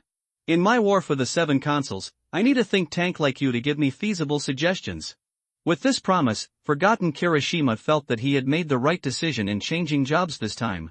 Assist Altado to capture the Scorched Earth City, and then assist him to conquer the rotten wasteland and aim at the 7 ruling positions. At that time, I will have better resources than I ever will. I will also quickly return to the rankings and advance all the way up there. Players all over the world will know me. Oblivion Kirishima. Soon, the ghost messenger sent by Lord Pozo arrived, requesting Rock Wilderness to send troops to support Mudstone Basin. Altado replied, the Rock Wilderness will send out troops immediately, and Lord Pozo must resolutely resist Dorothea to buy time for reinforcements to arrive. Then Dorothea's ghost messenger arrives. Altado replied, Pozo offended the Lord of the City, and the Lord of the City punished him. He deserved it. I will never be as stupid as Pozo and make the Lord of the City unhappy. Send away the ghost messengers on both sides. Hurtado immediately issued an order to the entire territory as the Lord of the Rock Wilderness. The army must gather and move to the border of Scorched Earth City. However, as soon as Altado's order was issued, a corpse witch guard rushed in a panic. Lord, the Redstone stronghold was attacked by the Scorched Earth City army. Lord Klein was killed, Redstone fell, and the defenders were completely wiped out. What? Werta was very surprised. Isn't Scorched Earth City attacking the mud and stone basin? How did you come to my territory? But before Werta could ask more questions, another guard rushed in. Lord, the Grey Earth camp was attacked by the Scorched Earth City army. Lord Hamoud was killed. The Grey Earth camp fell and the defenders were completely wiped out. Then the guards rushed in almost non-stop. Lord, the Inforest camp was attacked by the Scorched Earth City army. Lord, the Floating Corpse Quarry was attacked by the Scorched Earth City army. Lord, Sakali's escort team was attacked by the Scorched Earth City army. General Sakali was killed in action, and all the mercury from the floor drains he escorted fell into the hands of the enemy. Listening to one military report after another, Hurtado went from anger to confusion at first, and then to some fear. The attack route of this Scorched Earth City army was obviously heading straight towards Mercury Fortress. Moreover, they move extremely fast and attack extremely swiftly. They are definitely an elite force in Dorothea's hands. Could it be that Dorothea's attack on the mud and stone basin was just a strategic confusion, and her real purpose was me? Then Hurtado realized that what Dorothea wanted to do to him was not important. More importantly, Hurtado stood up and asked the guard who came in last, "You just said, all the mercury in the floor drain delivered by Sakari was lost." "Lord, this is the reward for the escaped ghost." Lord Sakari escorted the convoy to the gravel beach 70 kilometers north of the fortress, and was attacked by the Dorothea Vampire Guard. Lord Sakari organized the escort force during the defense. A skeleton cavalry with flames burning all over its body charged at them, and at the same time, a very powerful mage group carried out magic bombing on them. Moreover, the Flaming Skull cavalry was commanded by a terrifying knight. The defense organized by Lord Sakali was instantly broken open. In the melee, Sakali was beheaded by the terrifying knight, and the entire escorting army was annihilated. Hurtado was furious, magic energy erupted, and a shockwave spread outward from the Lord's fortress. All the undead in Mercury Fortress were so frightened that they crawled on the ground. "I order that all deserters who escort the mercury leaking from the ground will be burned at the stake. Notify various camp strongholds in the Panchur wilderness, mobilize troops to encircle and suppress the invading enemy forces, and recapture the robbed floor drain mercury." On the gravel beach about 70 kilometers north of Mercury Fortress, Helot rode a ghost horse onto a high hill. Under the high hill is a battlefield where the battle has ended. The remains of various undead are scattered among the rubble. There are also many large craters formed by magic explosions, showing how brutal the battle just was. In the middle of the battlefield are 10 vehicles equipped with special metal barrels. The vehicles are surrounded by the remains of the undead, including those on the rocky wilderness side and a large number of burning cavalry and vampires. Several metal barrels on the car were damaged during the battle, and mercury continued to seep out and roll out from the gaps. It's mercury from the floor drain. And it's high-purity floor drain mercury. This is a very precious alchemical material that can be added to metal to increase the magical conductivity of metal equipment. It can also be used to create enchanting coatings for the entry of magic spells. Many mysterious summoning spells and spells also require mercury to be drained from the floor. Helot knew that the special cornet pistol in his arms was coated with magic mercury, and the floor drain mercury, as a natural magic mercury, was definitely more effective than industrially manufactured magic mercury. Only, according to squadron leader Monty, floor drain mercury is a specialty of Mercury Fortress. Hurtado values floor drain mercury very seriously, and he is not willing to give it to Dorothea even if she wants some. So, this batch of floor drain mercury has such a huge quantity and such high purity. Where is it going to be transported? Harrod looked towards the direction of Mercury Fortress. The vampires turned into bats and spread a large net in the air to monitor everything around them. At this time, Hurtado should know about the existence of our infiltration force. Coupled with this batch of mercury leaking from the floor, he must have mobilized troops to surround them. "You can't stay here for long." Helot looked at the gravel beach again. The Azure Mage has repaired the cracked mercury bucket, and the mercury flowing out of the floor drain has also been picked up with magic and poured into the bucket. However, all the vehicles carrying the mercury barrels were destroyed, and Hal could only hand over the more than 40 mercury barrels to the burning cavalry to carry. Frank floated to the high hill and said to Helot, "Advisor Bonebroken, Hurtado will definitely lead his troops to chase us after he lost so much mercury. We must leave here as soon as possible." Helot asked Frank, "Where do you think Hurtado is going to transport all the mercury from the floor drains?" Frank shook his head. "All the undead who led the army were killed, and the rest are all idiotic skeletons.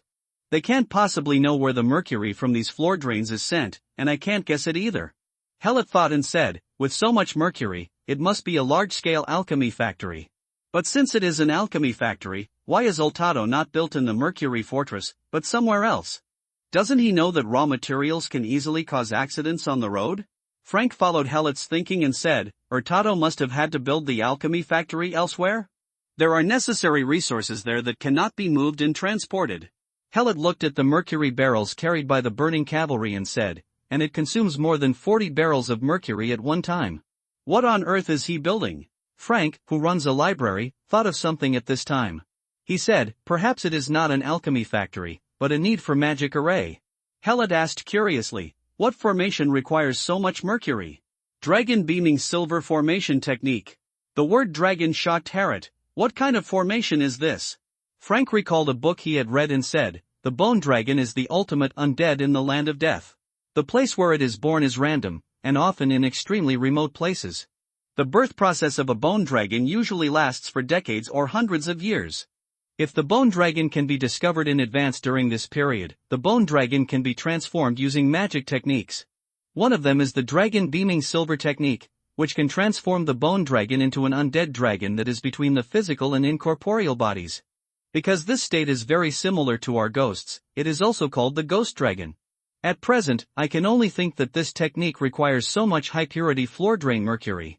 At this time, Helot immediately thought of his father's mount, the terrifying dragon horse. That should be a modified bone dragon. Helot immediately contacted his father, do you know the dragon beaming silver technique? The Soul Eater quickly replied, yes, it's a very advanced bone dragon transformation technique. When I discovered my skull dragon, I also considered using the dragon beaming silver technique, but it required too much magic mercury, and the purity requirements are extremely high, so we can only give up. Finally, I used the slightly less difficult Terror Dragon Horse replacement technique to transform the bone dragon into a terrifying dragon horse. Why do you suddenly ask about the long Xuanyin Shu? Helot replied, Dorothea is attacking the mud and stone basin.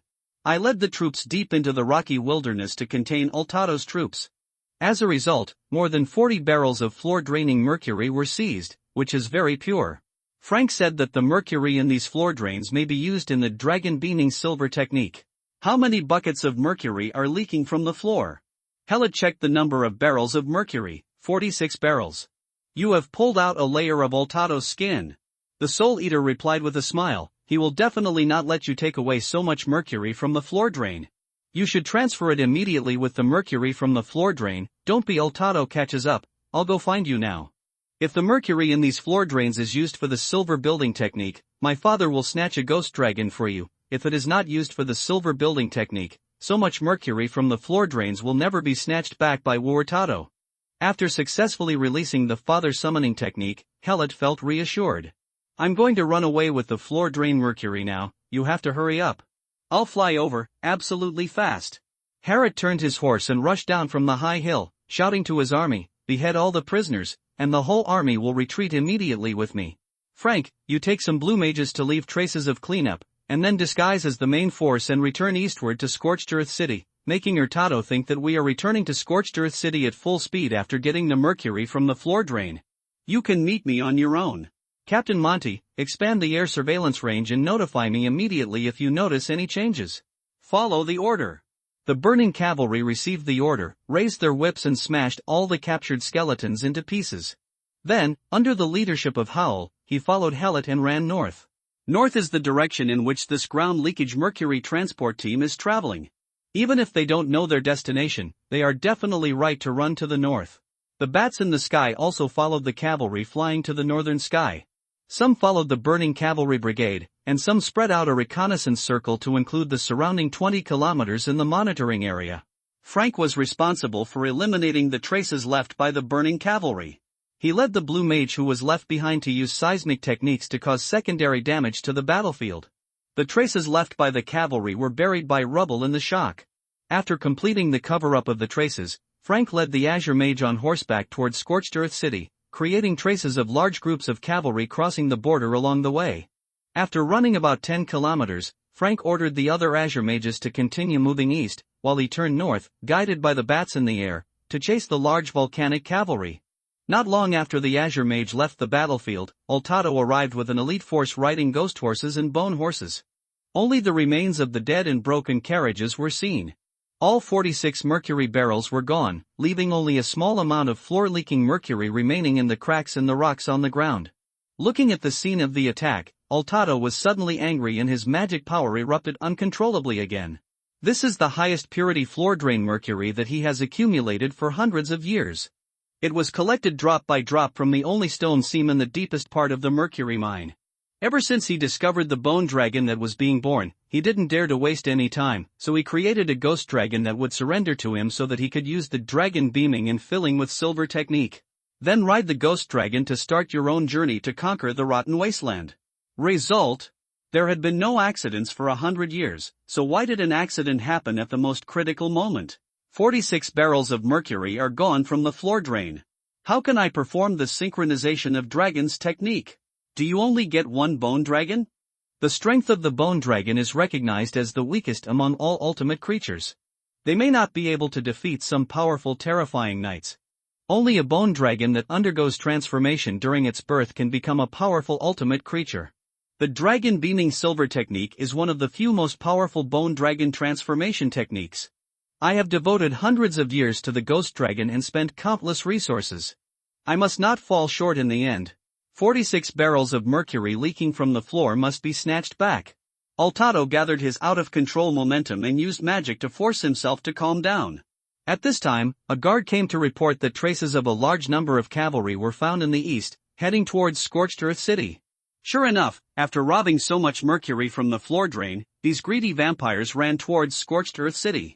Oltado immediately led his army to chase in the direction of Scorched Earth City, and sent ghost messengers to notify the camp strongholds along the way to send troops to block the border and intercept the invading Scorched Earth City army. Forgotten Kirishima, who came with him, caught up with Oltado on horseback and asked, "Lord, why did you transport so much mercury from the mercury out of the mercury fortress?" Oltado turned his head and glared, "This is not something you are qualified to ask. Do what you should do. If this elite army of Scorched Earth City can be eliminated and the stolen mercury from the floor drain can be successfully recovered, I will take advantage of the situation and go to Scorched Earth. The city launches an attack, you and your guild must cooperate." Forgotten Kirishima then asked, "What if you fail to destroy this Scorched Earth City elite?" "Impossible, I will definitely find them and kill them all." After saying that, Oltado accelerated his speed, and his army quickly passed by Oblivion Kirishima. Forgotten Kirishima slowly stopped and looked at the army running towards the east, feeling a bad feeling in his heart. Hopefully it won't take too long in Oltado. Forgotten Kirishima uses the Scorched Earth City return ticket. If Oltado can attack Scorched Earth City in time, the Eight Arms Guild must cooperate with him to seize the city as soon as possible. The space shook, and Forgotten Kirishima appeared in the Scorched Earth City teleportation array. At the same time, a figure appeared next to him in the teleportation array. Then that person summoned a bone dragon, then rode it up into the sky. The central square of Scorched Earth City instantly boiled. "It's a Soul Eater! Soul Eater! Soul Eater, I love you, and I will give birth to zombies with you."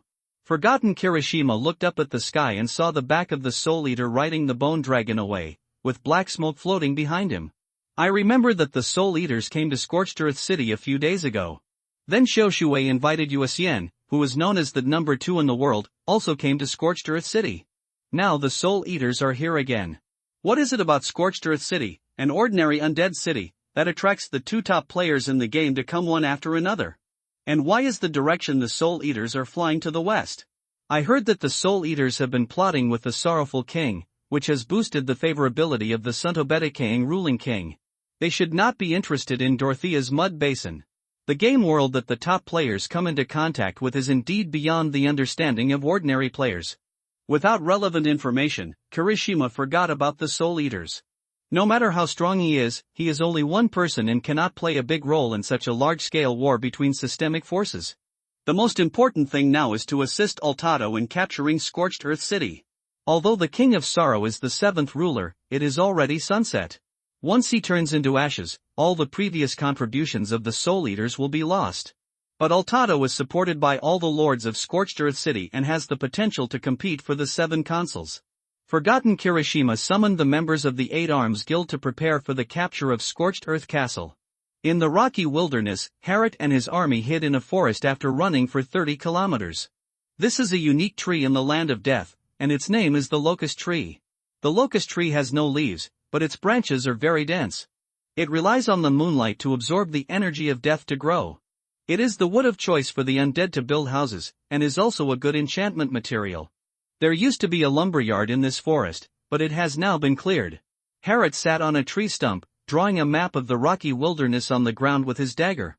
Hall came over and reported to him the current strength of the joint combat force. Vampire, 706 Burning Cavalry, 489 Azure Mage, 85. Most of the troops lost were killed in the attack on the Mercury convoy. The army coming out of the Mercury fortress was really strong. If the joint combat force had not taken advantage of the sneak attack and the opponent was too lax, the result of this battle would have been it's hard to say yet. After a while, Captain Monty came to report. Hurtado led his army towards the direction of Scorched Earth City. After a while, Frank arrived. Hellot called all the main members together to discuss where to go next. If there is a born bone dragon, based on the size and military configuration of the team transporting Floordrain Mercury, its location should not be far away. It should be a day's journey. The undead can keep marching without resting. Even if there are skeletons of infantry units in the team, they can go far in a day. Hellot drew a fan shape on the map, and then drew a circle based on the location of the attack on the Mercury convoy. This area should be the area where the bone dragon is located. But this area is still very large. Even if all the vampires are spread out, it will be difficult to discover them in a short time. At any moment, Hurtado will discover that he has been deceived and realize that the existence of the bone dragon may be exposed. Once Huerta strengthens the defense around the bone dragon, it will be much more difficult to snatch it. Hellot said to his subordinates, I estimate that Huerta will not use too many troops to protect the bone dragon. Too many troops will be easily exposed. Once our city lord knows about it, Scorched Earth City will definitely do its best. Rob, other lords will also take action. We now have a chance to snatch the bone dragon, but the time window is very short, and we must find the specific location where the bone dragon is hidden as soon as possible. Do you have any good ideas? Captain Monty said, I suggest sending vampires to search this area immediately. Since there are undead garrisoned, there should be traces to check. Frank looked at the map drawn by Hellot and said, I can organize the mages to start a divination, and maybe we can narrow down the area that needs to be searched. Hellot looked at Frank. He was stroking his beard very seriously, not like he was joking. All right. Since there is no good way, the only choice is to let the mages try the divination technique in mysticism. Frank went to organize mages to conduct divination, and Captain Monty went to select vampires with good eyesight to prepare for an aerial search. Hull hid the burning troopers, ready to go at any time. Follow the order. The subordinates went to do their own things. The message from the Soul Eater came over, I have entered the rock wilderness. Have you found the location of the bone dragon? Hellot informed the Soul Eaters of the area where he estimated the bone dragon would be, and then said, this area is still too big. Frank is leading the Azure Mages to conduct divination, hoping to narrow the area. In the woods, Frank led 12 magicians who were proficient in occultism to form a circle, holding special spells with their fingers, and reciting incantations together. In the open space between them, the black mist of light kept rolling upwards, and symbols with some meaning flashed from time to time in the mist. Harrod has studied occultism, and different mages have different interpretations of the oracles obtained from divination. Knowing the truth through divination is no easier than winning a lottery ticket. The Soul Eater quickly replied, leave the matter of finding the bone dragon to me. Harrod asked, can you find the bone dragon? Of course. 4 years ago, I gave up my identity as a human and became a lich because I was tempted by the inheritance of a lich. What inheritance? Dragon Witch. He has a very strong spellcasting ability and can obtain power from the undead dragon. The final form is to fuse the undead dragon and transform into a Dracolich. My main job at the Sorrow King is to train the bone dragon. As long as there are really bones here, the dragon exists and I can find it. Wait for my news. A dragon's roar came from the distant sky, and the pressure from the ultimate creature swept over the woods.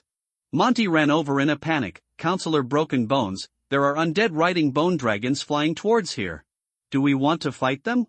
On the other side, the blue mages who were doing divination quickly changed their spells, and an anti-air attack magic gradually took shape during the injection of magic power. Hellot just said calmly, don't panic, that's my brother, who came here specially to help me snatch the bone dragon. Inform the entire army to stand by and be ready to attack at any time. Helot raised his head, and a bone dragon flew past the sky at high speed with its bone wings. The knight on the back of the bone dragon stretched out his hand and waved downwards, and a long trail of black mist trailed behind the knight. Helot waved his hand to the bone dragon that was retreating. Captain Monty stared blankly at the back of the bone dragon and couldn't help but said with respect, "Is that the Soul Eater?" Harrod replied, "It's him." Even though the bone dragon disappeared in the dim sky, Monty still looked at the direction it left and said, "I haven't seen the Soul Eater for a long time. I didn't expect that he is so strong now. It's a pity that he followed the Sorrow King, otherwise the Marquis would not have a headache for these disobedient lords." Frank floated over and said with a smile, "Fortunately, the Lord of Dorothea has obtained the Bone-Broken Consultant. I believe that the Bone-Broken Consultant will achieve more than the Soul Eaters in the future, and the Azure Society will never offend Dorothea. The City Lord made a mistake. Now the Azure Society regards Helot as very important." The continuous actual combat of the burning cavalry has made Frank re-evaluate the value of the old cemetery. As long as this kind of undead army can form a large scale, it will definitely lay a foundation for the Azure Society that can carry its faith. Kingdom of the Dead. Moreover, he also showed such good magical talent that Master Lane was willing to be signed with him. The leadership qualities and commanding abilities he displayed in this war are also needed by the Jeanlin Association.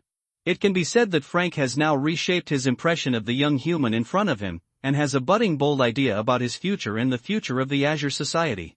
At this time, Helot only wanted to snatch away the bone dragon as soon as possible before Ultado could react. Hurtado led his army towards the border at full speed. The more they ran, the more they felt something was wrong. Why are the traces left by the cavalry on the front increasingly sparse? Not good. Hurtado stopped the running ghost horse and looked at the wilderness to the east. There was no trace of any large cavalry in the gray mist. No. There was no large group of cavalry at all. This was a trace deliberately created by the mages. Now that the magic power of those mages was exhausted, the traces were not perfect. The troops that infiltrated from Scorched Earth City did not run eastward at all, nor did they run south, let alone to the west away from Scorched Earth City. Then they ran north. North. Hurtado felt that his heart, which had stopped beating for a long time, seemed to be beating violently again. Their goal is Bone Dragon. But how did they know that Bone Dragon existed? In order to hide it from Dorothea and other lords, I only placed a small number of elite troops at the Bone Dragon, and I tried my best to avoid going there to check. Could it be that Dorothea already knew that I hid a Bone Dragon? She sent this infiltration army not to prevent me from rescuing the Mudrock Basin, but to intercept the mercury from the ground leakage and then grab the Bone Dragon. She even attacked the Mud Basin just to mislead me. Ultado looked back at the cronies he had brought. Are there traitors among them? Forgotten Kirishima climbed onto the west wall of Scorched Earth City, looking forward to the western wilderness, hoping that Ultado would lead his army to rush over overwhelmingly. Dorothea conquered the Mud and Stone Basin and took away most of the Scorched Earth City's military strength. Players with some strength have also gone to the battlefield to complete tasks, and the city can be said to be very empty. Now the members of the Eight Arms Guild Online are on standby in Scorched Earth City. As long as the army from Rock Wilderness arrives, they will storm the West Gate. I hope Ultado will not be fooled by appearances. The Scorched Earth City army that penetrated into the Rocky Wilderness is just a lone army. If we use all our strength to capture the control center of Scorched Earth City, we will be in an invincible position. At this time, someone shouted in the guild channel, "Guild President, there are many people from the Evil Bone Lingran Guild in the teleportation array, as well as guys from the Red Coral Studio. They have withdrawn from the Mud and Stone Basin battlefield." Forgotten Kirishima immediately contacted the president of the Evil Bones Lingran Guild, President Iliang Bones. "Didn't you lead the guild to fight with Dorothea? Why are you back?" One Liang Bones replied, "The Soul Eater boss said that someone might attack Scorched Earth City, and asked me and Red Coral Studio to come back and have a look. Why are you, the Eight Arms Guild, also in Scorched Earth City?" Forgotten Kirishima could only reply, "I was also afraid that someone would attack Scorched Earth City, so I took the guild's duty to assist in the defense. After all, our guild invested a lot of resources in Scorched Earth City. We don't need so many people for defense. Our Eight Arms Guild has enough. You should go to the Mud and Stone Basin to complete the mission. The Mud and Gravel Basin has been conquered very smoothly. We are rushing over now just to get some dregs. Let's defend Scorched Earth City. If Scorched Earth City is lost, our guild's investment will also be lost a lot. Oblivious to Kirishima's advice, he contacted Red Coral Studio, and received exactly the same reply. The Players Guild has no secrets. Someone must have leaked the news and the Soul Eaters found out. Soul Eaters, there is no benefit to you in Scorched Earth City, why are you stretching your arms so long? The 8-armed 8 Guild was watched by the Evil Bone Lingran Guild and the Red Coral Studio and could not move. At this time, Ultado was also faced with a difficult choice. Should they continue to march eastward and command the Pancher Wilderness Army to attack Scorched Earth City, or should they pursue the infiltrating army in reverse to prevent the Bone Dragon from being robbed? Without much thought, Ultado led his army back and headed to where the Bone Dragon was. He was not sure of victory in the Scorched Earth City. If he didn't have any worries, he would take a gamble that if he couldn't defeat Scorched Earth City, he could retreat to the Rock Wilderness for defense. But now there is a very powerful Scorched Earth City elite in the hinterland. If they are allowed to cause trouble in the rear, not only will the Bone Dragon be robbed, but the entire Rock Wilderness may be taken down by Dorothea. Ultado does not trust adventurers who only have profit in their eyes. They dare to sell Dorothea, and they also dare to sell themselves at the critical moment. Encircle and annihilate this lone army first, and then pay attention to the changes in the direction of Scorched Earth City. The situation in Scorched Earth City is changing and turbulent, with all parties fighting openly and secretly, and scheming for their own interests. Harriet also received news from the Soul Eaters at this time. I found it. I'll give you the coordinates. It's in a cave. Helot received the coordinates and immediately ordered the entire army to attack and advance at full speed. In the locust tree forest, a large number of bats flew up with a roar, forming a large net and flying towards the northwest. Then the woods shook, and the ground shook violently, and then a large group of burning cavalry rushed out of the woods while restraining the fire on their bodies. In the middle of the burning cavalry, 46 red skulls were carrying buckets of mercury, and their weight pressed them almost against the backs of the skeleton horses. The last blue mages who rushed out rode their horses while casting spells to eliminate traces of the army's crossing. Harriet and Howl galloped at the front of the cavalry formation, and Breshny turned into a red bat, hanging tightly on Harriet's collar. The location of the Bone Dragon is not far from the locust tree forest, and the 30 kilometers away can be reached in less than an hour for the undead cavalry unit. Ahead is an undulating rocky mountain.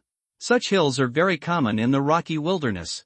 If the Bone Dragon is in a cave inside, it may be difficult for the vampire to find it through an aerial search.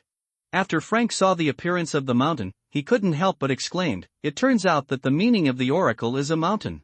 I thought it was a withered hand severed in the middle." The oracle was too difficult to interpret, so I had to rely on guess. The mages who followed Frank for divination all agreed, but none of them could see anything from the oracle. Helot was a little lucky. Fortunately, they didn't divine the answer, otherwise they really wouldn't know where they would lead them. Now, the cave hiding the Bone Dragon is in the mountain ahead. The Soul Eater flew out of the mountain on a Bone Dragon. His speed was very fast and he was close in a few breaths. The Bone Dragon descended, and when it was about to touch the ground, it transformed into a terrifying dragon horse. The powerful force formed an air current and impacted. Harriet urged his horse to meet him. "Brother, what's going on inside?" The Soul Eater looked at the army behind Harriet, the well-trained and well-armored vampire guards, the burning cavalry produced in the family cemetery, and the mages of the Azure Society. Very strange combination. If you hadn't seen it with your own eyes, it would be hard to believe that vampires actually fought side by side with the mages of the Azure Society. And it was his own son who commanded this strange army. Knowing that time was running out, the Soul Eater quickly answered, "There is a canyon entrance on the west side of Rock Mountain. Less than 200 meters after entering, you can see a cave, and the Bone Dragon that has not yet been fully born is inside. Ultado does not have many troops deployed here, but the 300 corpse witches are not that easy to deal with. I observed that many of them are hero-level units. You must be prepared for a large-scale magic offensive and defensive battle." Helot said confidently, "Since I have brought my troops, I will fight no matter how difficult it is." As expected of me, the Soul Eater realized that he almost said something wrong, and immediately changed his words, "As expected of my brother. I will draw you a topographic map inside, and you will plan how to fight. I will fully cooperate with you." The Soul Eater found a flat ground, drew his sword and carved the defense map inside the mountain on it. Harriet and his men gathered around. Howl looked at the Soul Eaters and then focused on the map. He already knew the identity of the Soul Eaters from Helot, but the undead in the old cemetery were only loyal to the old dominators. Since the Soul Eaters had lost their identity as the old dominators, the knowledge of the undead in the old cemetery was among them. They are just undead who have a close relationship with Harriet. The Spirit Eaters' reconnaissance inside the mountain was very good. In a short time, a relatively detailed defense map of the defenders was clearly drawn. The corpse witches guarding Rock Mountain made a lot of disguises to prevent being discovered. They arranged a mirror barrier above the canyon. The existence of this canyon cannot be seen from high altitudes. In addition, there are many magic early warning devices disguised as rocks placed in the mountain. Once something breaks in by mistake, it will soon be discovered by the corpse witch guarding inside. The entrance to the canyon is also blocked with boulders. If you want to enter from the outside, you must activate the magic device from the inside to rotate the boulder at a certain angle. Then you can see the passage carved out of the boulder. It can be said that it is difficult to see anything unusual about Rock Mountain from the outside, but there is a very complete defense system inside. Hallett looked at the defense map of Rock Mountain drawn by the Soul Eaters and couldn't help but feel that his father was indeed the number one player and his game level was very high. The map was as detailed as if he had taken a leisurely stroll around it. But in the face of such a tight defense, a strong attack will inevitably suffer huge losses, and it is very likely that it will not be able to attack. So, don't attack by force. Hallett immediately laid out a plan to attack Launcher Mountain, and the various ministries quickly dispersed and acted according to the plan. According to the Soul Eaters, the defenders in Rock Mountain were not in a state of preparation for war. They probably didn't know that the mercury from the floor drain had been robbed. This battle was to use the mercury from the floor drain to make a fuss. Hallett first asked Captain Monty to send a team of vampires to control the airspace outside the Rock Mountain, to stop any ghost messengers that might appear, and to cut off the defenders' external sources of information first. Then Monty took some vampires and azure mages, and followed the Soul Eaters around the detection device from the side of the mountain to the top of the mountain, preparing to launch an air attack from above the canyon. The last thing is the most critical: trick the defenders in the canyon into opening the boulder passage. Leave this task to Howl. Each unit reaches the starting position, and the battle to attack the Rock Mountain begins. Actors appear. A group of skeleton cavalry galloped in the wilderness in embarrassment. Behind them, a group of unidentified undead wearing smocks were chasing them. The large group of vampires flying in the sky revealed the origin of the pursuit force. Relying on their air superiority, the vampires closely followed the skeleton cavalry. From time to time, they would swoop down and pull the lone skeletons off their horses, and then swarm forward to cull them. The skeleton cavalry did not dare to turn around and fight back, so they could only run as hard as they could. Their target was the entrance of the Rock Mountain Canyon. When the skeleton cavalry approached the entrance, some of the skeleton cavalry turned around and launched a death charge towards the pursuers. The remaining skeleton cavalry, led by a terrifying knight, finally rushed under the boulder at the entrance of the canyon. The boulder is 20 meters high. The Terror Knight immediately shouted to the boulder, "I am the Terror Knight Hull Burning Bones." The stone wilderness was attacked by the Scorched Earth City. Dorothea has invaded the Mercury Fortress. I was ordered by Lord Altado to escort the Earth Drain. Mercury is here and is being chased by vampires on the road. Please let us in quickly. A corpse which appeared on the boulder. He held a bone staff and asked Hull condescendingly, "I don't know you, nor do I know these skeleton cavalry following you."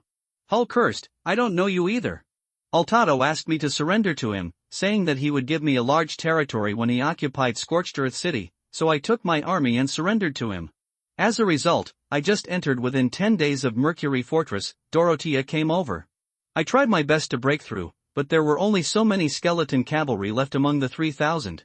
Please open the door quickly and let us in."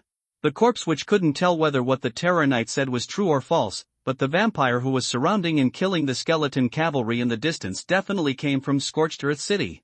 This is the hinterland of the Rock Wilderness. If Scorched Earth City's army dares to pursue them here, Mercury Fortress will most likely be breached. The corpse which looked at the embarrassed skeleton cavalry below. More than 40 skeletons among them were carrying metal barrels. Several metal barrels were damaged during the battle, and the mercury was rolling down. It was indeed mercury from the floor drain. Will you let them in? At this time, smoke and dust rolled in from the distant wilderness, and the earth shook as if a large army was moving here. Moreover, above the smoke and dust were the figures of large groups of bats flying. It was the troops from Scorched Earth City who were coming to kill them. The corpse which was extremely hesitant. Without these more than 40 buckets of floor-draining mercury, the dragon binding and silver pouring technique would not be possible. Once Lord Altado drives away the troops from Scorched Earth City, he cannot afford to go back and pursue the responsibility for the lost mercury from the floor drain. However, the corpse witch finally asked dutifully, "How do you prove your identity?" Howl remembered Helet's advice, "Don't explain, just scold." So Howl cursed loudly, and the flames on his body rushed up, which increased his anger level. "So much mercury from the floor drains can't prove my identity? Who are you? Ortado actually put you here to guard the bone dragon. Are there too many maggots in your skull? As soon as I surrendered to Ortado, all my men were killed in Mercury Fortress. I came to escort the floor-draining mercury, and I met a big like you again. If you don't let us in, I'll let you try whether your head is stronger or my knife is faster." Howl pulled out his sword, and the terrifying black spirit horseman stood up, stepping on the void and about to rush onto the boulder. Seeing the terrifying knight's furious look, it was difficult for the corpse witch to continue doubting his identity. And except for the Terror Knight, the others are all weak skeletons, and they are enough to deal with deceit. The corpse witch ordered the corpse witch behind the boulder to turn on the magic device. The boulder began to rotate slowly after a period of shaking, and a large amount of smoke and dust fell from it, indicating that the boulder had not moved for a long time. As it turned, a passage dug out in the middle of the boulder appeared in front of Howl. The passage was wide enough to allow two carriages to pass side by side. Howl waited for the boulder to stop, then rushed in with the skeleton cavalry behind him. The moment he rushed out of the boulder passage, Howl swung a knife and chopped off the head of a nearby corpse witch, and then shouted, "Burning cavalry, light the fire!" In the boulder passage, blazing fire burst out from the bodies of all the skeleton cavalry, and the sea of fire offensive formed violent airwaves in the passage with tongues of fire erupting outward. Howl rode the terrifying black spirit horse and ran up the boulder through the void. He wielded his horse-killing sword and slashed at the corpse witch above with the black sword. The corpse witch raised his bone staff and used a shield to block Howl's blow, and asked angrily, "Who are you?" Howl grinned and said, "The loyal servant of Scorched Earth City's Special Affairs Advisor Lord Bonebreaker, the terrifying Night Howl Burning Bones. My master wants the bone dragon you have here." After saying that, Howl retracted his sword, and then used the terrifying black spirit horse's short leap and dive to use his combat skills to slash down hard. Corpse witch once again put up a shield to barely block it. Looking outside the mountain, the skeleton cavalry and vampires who were originally fighting merged and rushed towards the open stone door. The skeleton cavalry lying on the ground also stood up again, and charged towards the side with fire erupting from their bodies. The smoke and dust fell in the distance. Where there was the Scorched Earth City army, it was just the dust mist blown up by a group of mages casting spells. There was a melee in the canyon, and the corpse witch found that he had far underestimated the strength of these skeleton cavalry. The fire between them fueled the fire, and in a short time, the canyon, which was not very wide, was burned into a big furnace. Then a large group of vampires rushed down from the cliff. Why is there a bone dragon inside? The corpse witch saw a lich on the back of the bone dragon, and the pressure of high-level undead and ultimate undead creatures came down like a landslide. But the corpse witches in the canyon were rushing to fight. They had to deal with the fire offensive of the burning skeleton cavalry, and also had to fight the vampires and bone dragon mages falling from the sky. "It's over. Lost." The guarding corpse witch struggled to hold on in the face of Howl's stormy offensive. When Harriet rushed to the foot of the rocky mountain under the protection of a team of blue mages, the boulder blocking the mouth of the canyon shattered and collapsed. The broken remains of a corpse witch rolled under the horse's hooves, and his head snapped in half. The blue mage immediately released his spell to move the rubble. Howl rode down from the air on a terrifying black spirit horse and arrived in front of Helet. "Master, the war is over. Your army has destroyed all the defenders and occupied this stone mountain." Needless to say, Helet knew the battle was over when he saw the stopped experience prompts. It was only after many battles and killing so many heroic undead that his level was raised to level 31. I have to admit that after a player's level reaches level 30, it becomes very difficult to upgrade. According to Helet's understanding, most players in the game are currently between level 30 and level 50. After level 50, there is a very demanding upgrade difficulty. Because it is difficult to level up, many players turn to casual gaming to experience life in a different world. Of course, there are also players who have been committed to touching the upper limit of power in the game world, and those at the forefront are the Soul Eaters. Helet praised Howl, "Well done. It was your outstanding performance that allowed our army to occupy this place so quickly. The first contribution in this battle is yours." Howl was very happy to receive Helet's praise and saluted, Being able to serve the master is the greatest value of the undead in our old cemetery. Harrod nodded. Follow me into the canyon. Yes, master. A passage was cleared among the rubble, and Hal turned his horse's head to follow Helot, his head held high and filled with a sense of honor. Helot rode the ghost horse through the rubble and entered the canyon. What he saw was a tragic battlefield stretching all the way. The flames burned the stone black, and burned the remains of the cavalry with almost every step. Even the blue mages suffered a lot of casualties in this battle.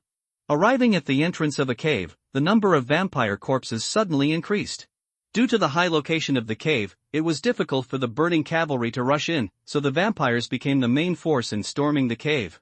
They had a fierce battle with the corpse witch guarding inside at the entrance of the cave, and then attacked inside step by step.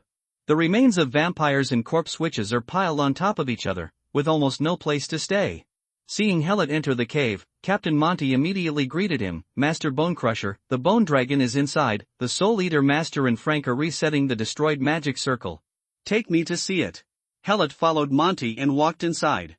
Hal followed with a skeleton carrying a bucket of mercury. Going deeper into the cave, there are much fewer traces of the battle inside. Most of the corpse witches guarding here were eliminated in the battle at the entrance of the cave.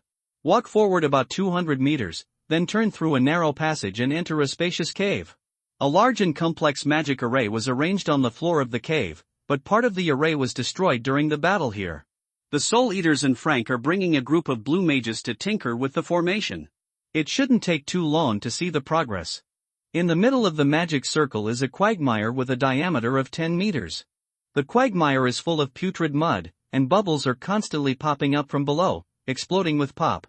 There are a few unusually thick bones in the middle of the quagmire, which are the born bone dragons.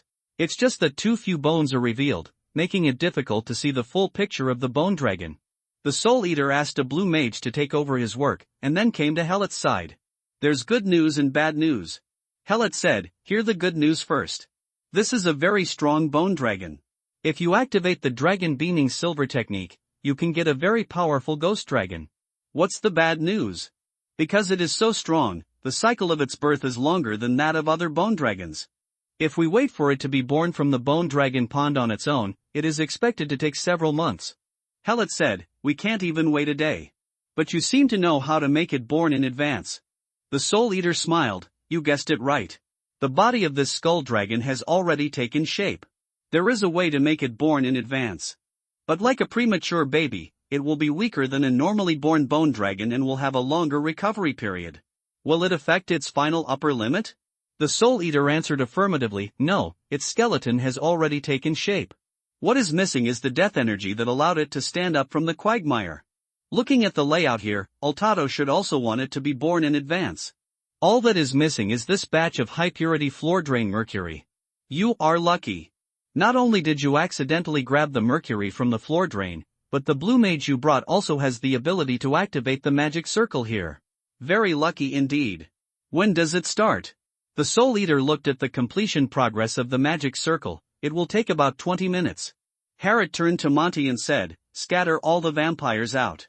If you find a large group of undead approaching, report it to me immediately. Follow the order. Monty turned around and left with the vampires. Then Helot said to Howl, you take the burning cavalry to clean the battlefield and clean the entrance to the canyon. Make sure it is not blocked during the retreat. As ordered, Master. Howl asked the skeletons to put down the buckets of mercury they were carrying, and then walked out. The Soul Eater praised him and said, you have the demeanor of a general. It's all because of you. Originally, I should have started working as an office worker at this time, thinking about how to improve my performance. But a letter you wrote 4 years ago deceived me into here, and I was unprepared to bear a heavy burden. Since I wear the ring of the old one, there is no way I can ignore family matters. The Soul Eater shrugged, I didn't know things would develop like this, but I'm happy to see your growth. You do better than me, and I can rest assured that the family will be left to you. Harrod smiled and said, stop flattering me. Tell me about yourself. Dorothea wants to be my stepmother. What is your relationship with her? And that Xiao Shui Yuxian, she is a paladin and definitely not a fan of yours. Why did she come as soon as you asked her to help? Don't think too much. Dorothea and I have nothing to do with each other. How she treats you is her business. Xiao Shui Yuxian and I met at the world's #1 competition. We don't usually have anything to do with each other. I asked her for help. I want to return the favor. Don't slander me. The father and son chatted and their relationship became more harmonious.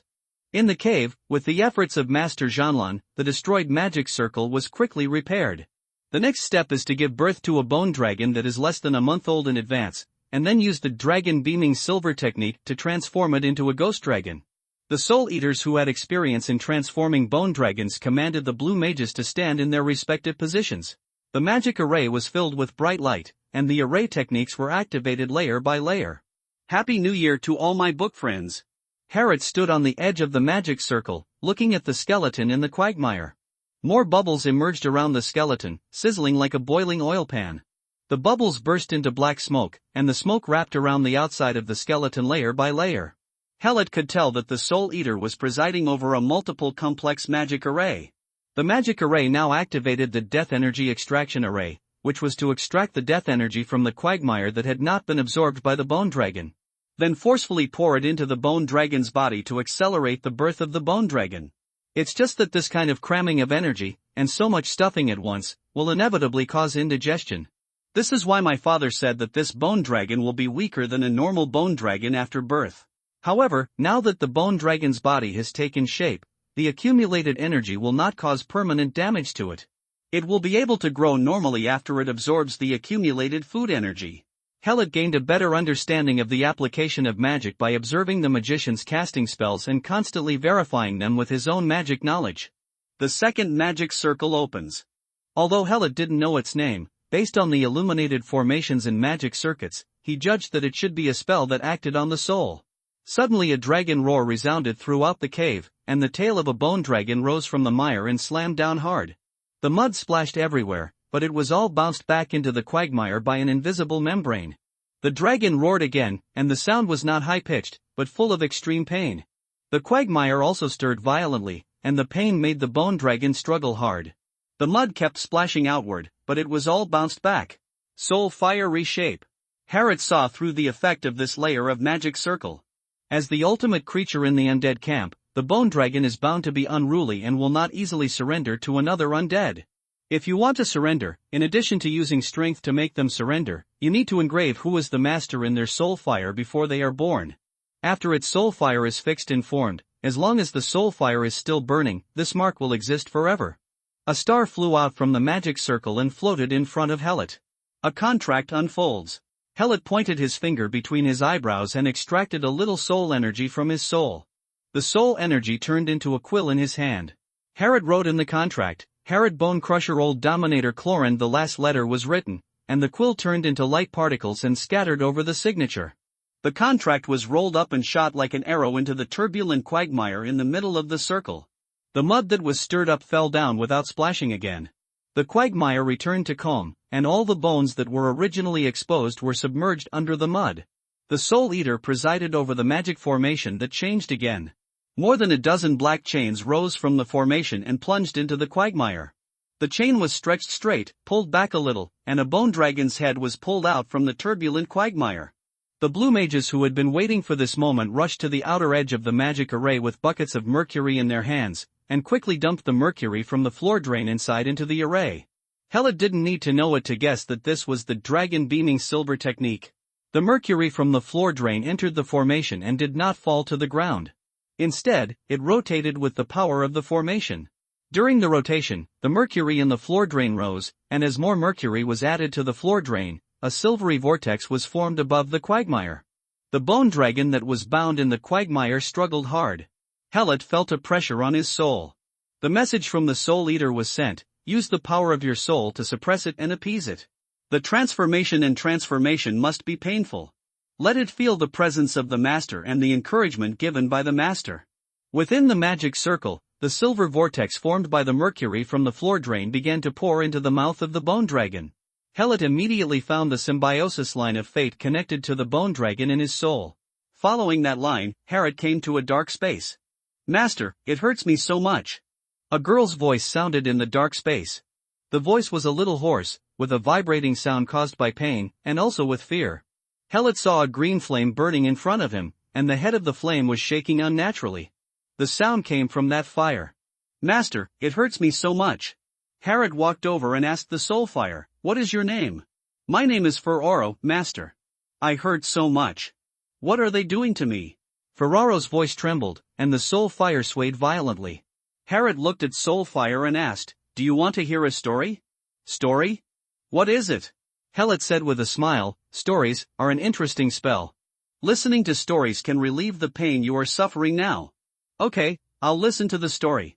"You must listen attentively, otherwise you will miss the most exciting part." Helot sat back, and a chair appeared exactly where he sat. A long time ago, a necromancer accidentally broke into a strange mausoleum. The mausoleum was filled with sticky death energy, and the skeletons inside were piled up so hard to move. Just when the necromancer didn't know where he was, a ring appeared out of thin air and fell into his hand. At the same time, a voice that reached his soul sounded in his ears. "Here you come, great old one." Harrod tells the story of the first old dominator. He is the ancestor of the present-day Crowlund family and one of the 12 founding dukes of the Honor Oath Empire. Sandor Ghostfire Old Dominator Crowlund. The founding history of the Oath of Honor Empire is a magnificent epic, and the undead Duke Sandor Crowlund left a profound mark on it.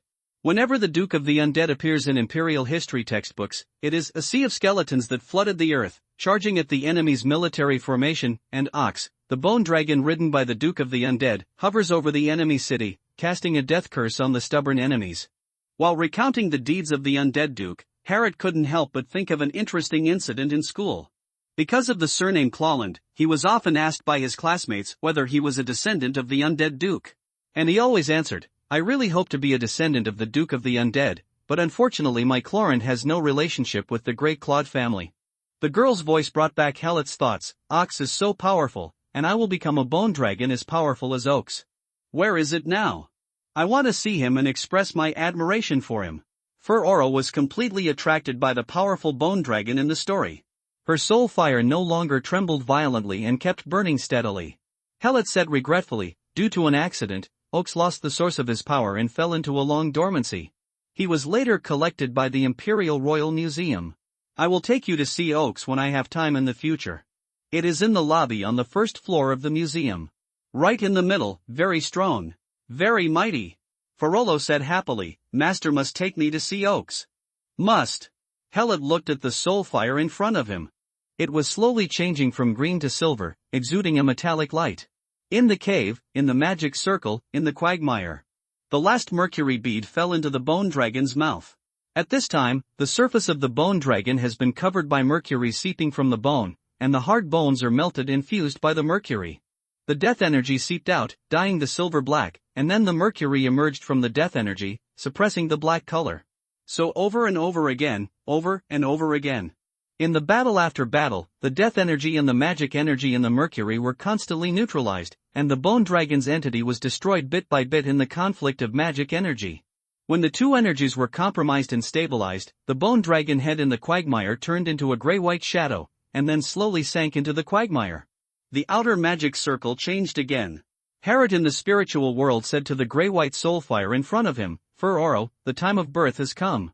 I'll wait for you to come out." "I'm coming, Master." The gray-white flame disappeared instantly. In the quagmire, a gray-white humanoid shadow slowly rose from the middle. The message from the Soul Eater came. Woltado was really invested in this bone dragon, and even used the body compression and reshaping formation. It seems that he wants to carry it with him at all times, or treat it as his own child training. "Go get your ghost dragon, you are such a jealous guy." Helot smiled and replied, "Being jealous of his own son is not what a father should think about." The Spirit Eater said insincerely, "Yes, I take back what I just said. I'm happy for you, son. This is a good father." The light and shadow in the magic circle are extinguished, and all the spells are lifted. The gray-white shadow walked out of the quagmire. Helot stepped forward and took out a blouse and put it on the shadow. The shadow gradually condensed into a solid body, revealing the appearance of a beautiful girl. She looked like a human girl of 11 or 12 years old, with slightly pale skin and weak shadows around her eyes. She looked at Harrod with tired eyes, and her pupils were full of energy. "Master, I also want to hear your story." The quagmire behind Filolo quickly turned to solid rock. Helot touched Ferralo's head. "I will tell you a story when I have time. Now, we are going to run away." The blue mages cleared the magic circle as quickly as possible and packed away the magic props that could be used again. When Harrod took Ferraro out, he casually opened her attribute bar. Race, Bone Dragon, Ghost Dragon, Occupation, Conjurer Level, 10 Influence, Rock Wilderness. Within the influence of Rock Wilderness, all attributes are increased by 10%. Talent 1, Desperate Sight, eyes have powerful mental attack capabilities. Talent 2, Curse of Broken Thoughts, significantly speeds up the casting speed of the curse. Talent 3, Psychological Suggestion, obtaining energy burst through admiration for the strong. Talent 4, a bubble in the virtual reality. When the dragon form enters the incorporeal body, it is immune to physical attacks. When the dragon form enters the entity, it is immune to mental and status attacks. In human form, the talent effect is 60%. Specialties, Beginner Spells, Beginner Dark Magic, Beginner Swordsmanship Life, 4460 Attack, 315, affects Combat Skill Attack Power, Defense, 363, affects Defense and Vitality, Magical Wisdom, 567, affects Spell Effects, Combat Skills, Quicksword, Storm Combo, Dash Spells, Grief, Madness, Weakness, Blindness, Stiffness, Fireblast, Fireball, Psychic Blast Equipment, none requirements for Domination, Soulbound Helot, Bone Shatter, Old One, Chloron Special Status, Energy Backlog, attributes are used at 70%. After seeing Ferraro's attributes, Helot felt as if he had suffered a heavy mental blow. What is the ultimate creature? This is the ultimate creature. The bare basic attributes of the 10th level are the best when one is at the 10th level. Even if there is a special status that discounts the attributes that can be exerted, it is still equivalent to when he was at level 10. And there are 4 talents. My heartfelt thanks to Lord Oltado. Talent 1 is Despair Gaze. Does it count as killing you with my eyes? Harrod couldn't help but turn his head to look at Philoro, who was following him. The dark circles in Deadfish eyes can make people feel frightened even without using any skills. Sensing Helot's gaze, Philoro looked up with a smile in his eyes. Master, is there anything you want me to do? No, no. Helot continued walking along the cave. Talent 2 is called Curse of Thoughts, which literally means to release the spell in the midst of thoughts. The effect is to greatly reduce the speed of the spell release. Very apt, very domineering, very unreasonable, just like a negative status machine gun. Let's look at Talent 3 again. Psychological Suggestion. Is this a talent that comes from listening to stories? And he's so good at it. What a kid. Talent 4 is a Virtual Bubble. Helot looked at Ferralo again, not sure what he had kidnapped this time. Filolo looked up and said, Master, is there anything you want me to do? No, no. Helot continued to look at Ferraro's attributes. From the beginning to the end, and from the end to the beginning. He noticed something was wrong. Why is there no mount label? Is it possible that I got a dragon that I can't ride? This is not a big loss. Just now, I was fantasizing about riding a ghost dragon and flying in the sky like my father, and I flew to Scorched Earth City in a short while. As a result, such a big dragon was refused to be ridden. Helot walked out of the cave. The burning cavalry outside was ready to go, and his ghost horse was also led close. Open the attribute bar of the ghost horse, there is an obvious mount mark. When I look at Ferraro's attribute column again, I can't find the mark on the mount. Harrod looked at Filolo again and thought, why don't you let him ride? Are you afraid that I will fall from the sky when I disappeared during the battle? That's the only way to explain it. Filolo looked up at Harrod and asked, Master, is there anything you want me to do? Yes. When retreating, you follow the bone dragon of the Soul Eaters into the air to provide air support for the ground troops. When encountering enemies, you are only responsible for casting curses. If someone hits you, just run away. Don't fight forcefully. Understand? Understood, Master. Harrod mounted the ghost horse, giving up the idea of riding a dragon, and shouted to the subordinates waiting for orders, retreat. The burning cavalry followed Helot and rushed out. They rushed out of the mouth of the canyon that had been cleared, and ran around the rocky mountain towards the north. The blue mages skillfully cleaned up the traces of the cavalry crossing the border. In the sky, bats transformed into vampires gathered from all directions. In the higher airspace, the bone dragon flapped its broken bone wings and flew, trailing a long black trail behind it. Then, a gray-white shadow in the form of a dragon loomed. Oltado was once again belatedly arriving. When he led his army to the rock mountain, he only saw the open canyon and the piles of rubble piled up outside the canyon. Walking inside, although you can still see traces of the battle, the passage in the middle has been cleaned up. Under the cliff, the remains of different undead were piled up in categories: skeletons, vampires, and corpse witches. Wu Ortado entered the cave, the magic circle was destroyed, and the bone dragon disappeared. The quagmire that gave birth to the bone dragon turned into solid stone, and the mercury buckets were scattered on the ground, and there was no mercury left in the floor drain inside. At this time, Altado did not express any more rage, but his clenched fists clearly expressed his current mood. Which direction did the Scorched Earth City army go? A corpse witch guard stepped forward and said in a low voice, "Lord, the other party is followed by many high-level mages, and the traces have been destroyed. We are still unable to make an accurate judgment." Wartado looked at the corpse witch, and the soul fire in his eyes seemed to be spraying out. "I am asking you, which direction did the army of Scorched Earth City go?" The corpse witch was frightened and fell to the ground. He buried his head and replied, "Lord, please use divination." Divination? Altado turned his gaze back to the solidified bone dragon pool and used mental spells to calm himself down. It's too late. Dorothea won this game. Altado turned and walked out of the cave, and at the same time order all the troops gathered at the border to return to their original positions immediately, order the guards at the camps in the rock wilderness to strengthen their defenses, and don't let me hear any more news about where they have been breached.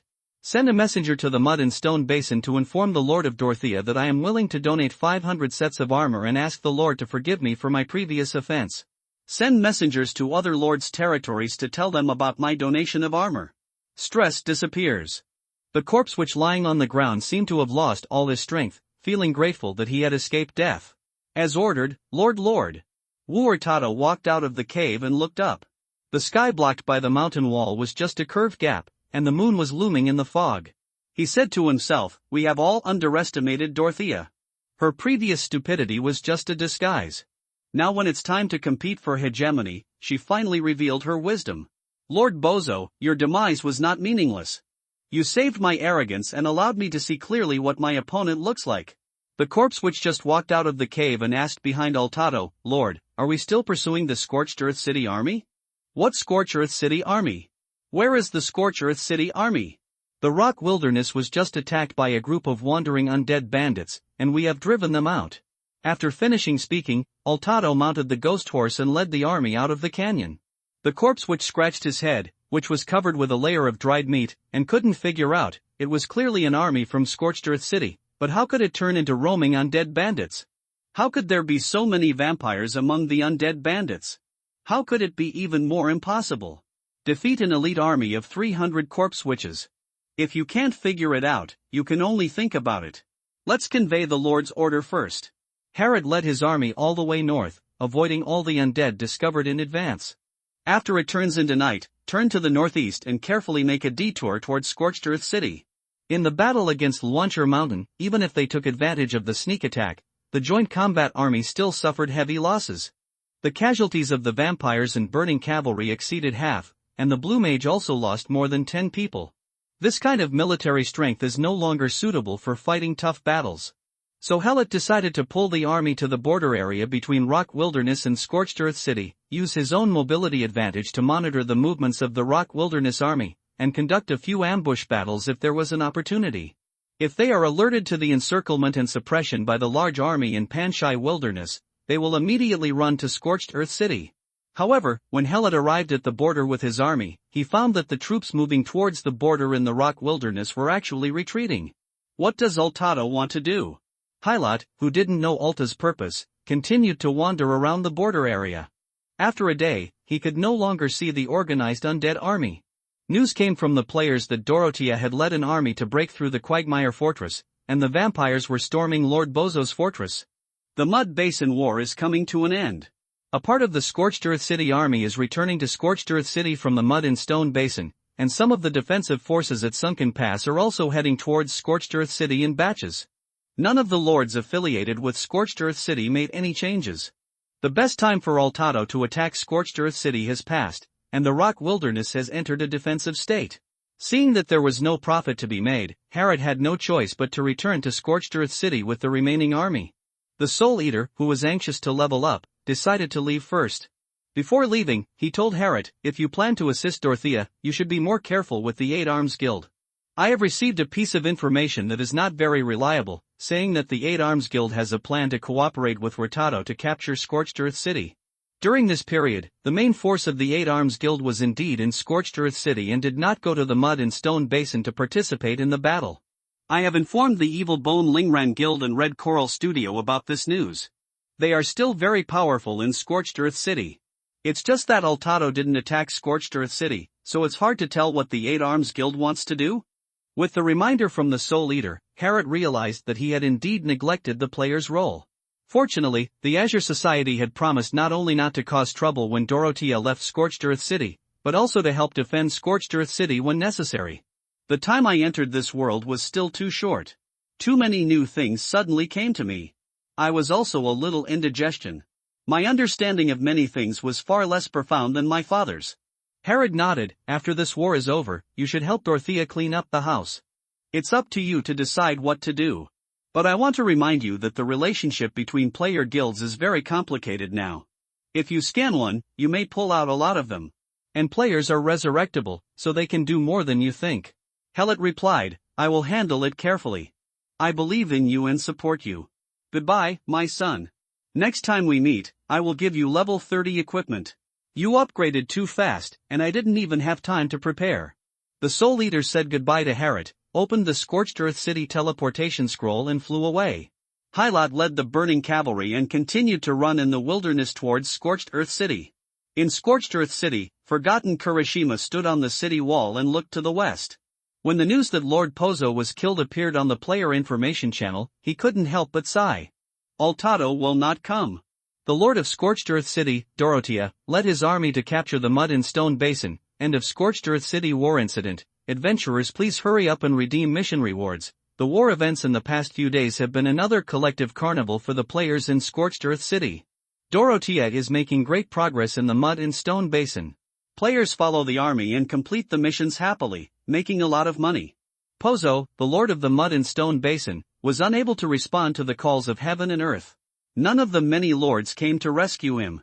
The nearby rock wilderness did not send a single soldier to save his life. Dorothea led her army back in triumph, and restored the majesty of the Lord in one battle. When the Scorched Earth City army entered the city with the power of victory, Helot was drinking wine with Master Lame. Helot, who returned to the city early, took it upon himself to renovate Master Lame's prison. Beds, tables, chairs and benches were all moved in, and the guards were ordered to build a bathroom inside the prison. There are some dishes on the table, and the wine is high-quality white wine.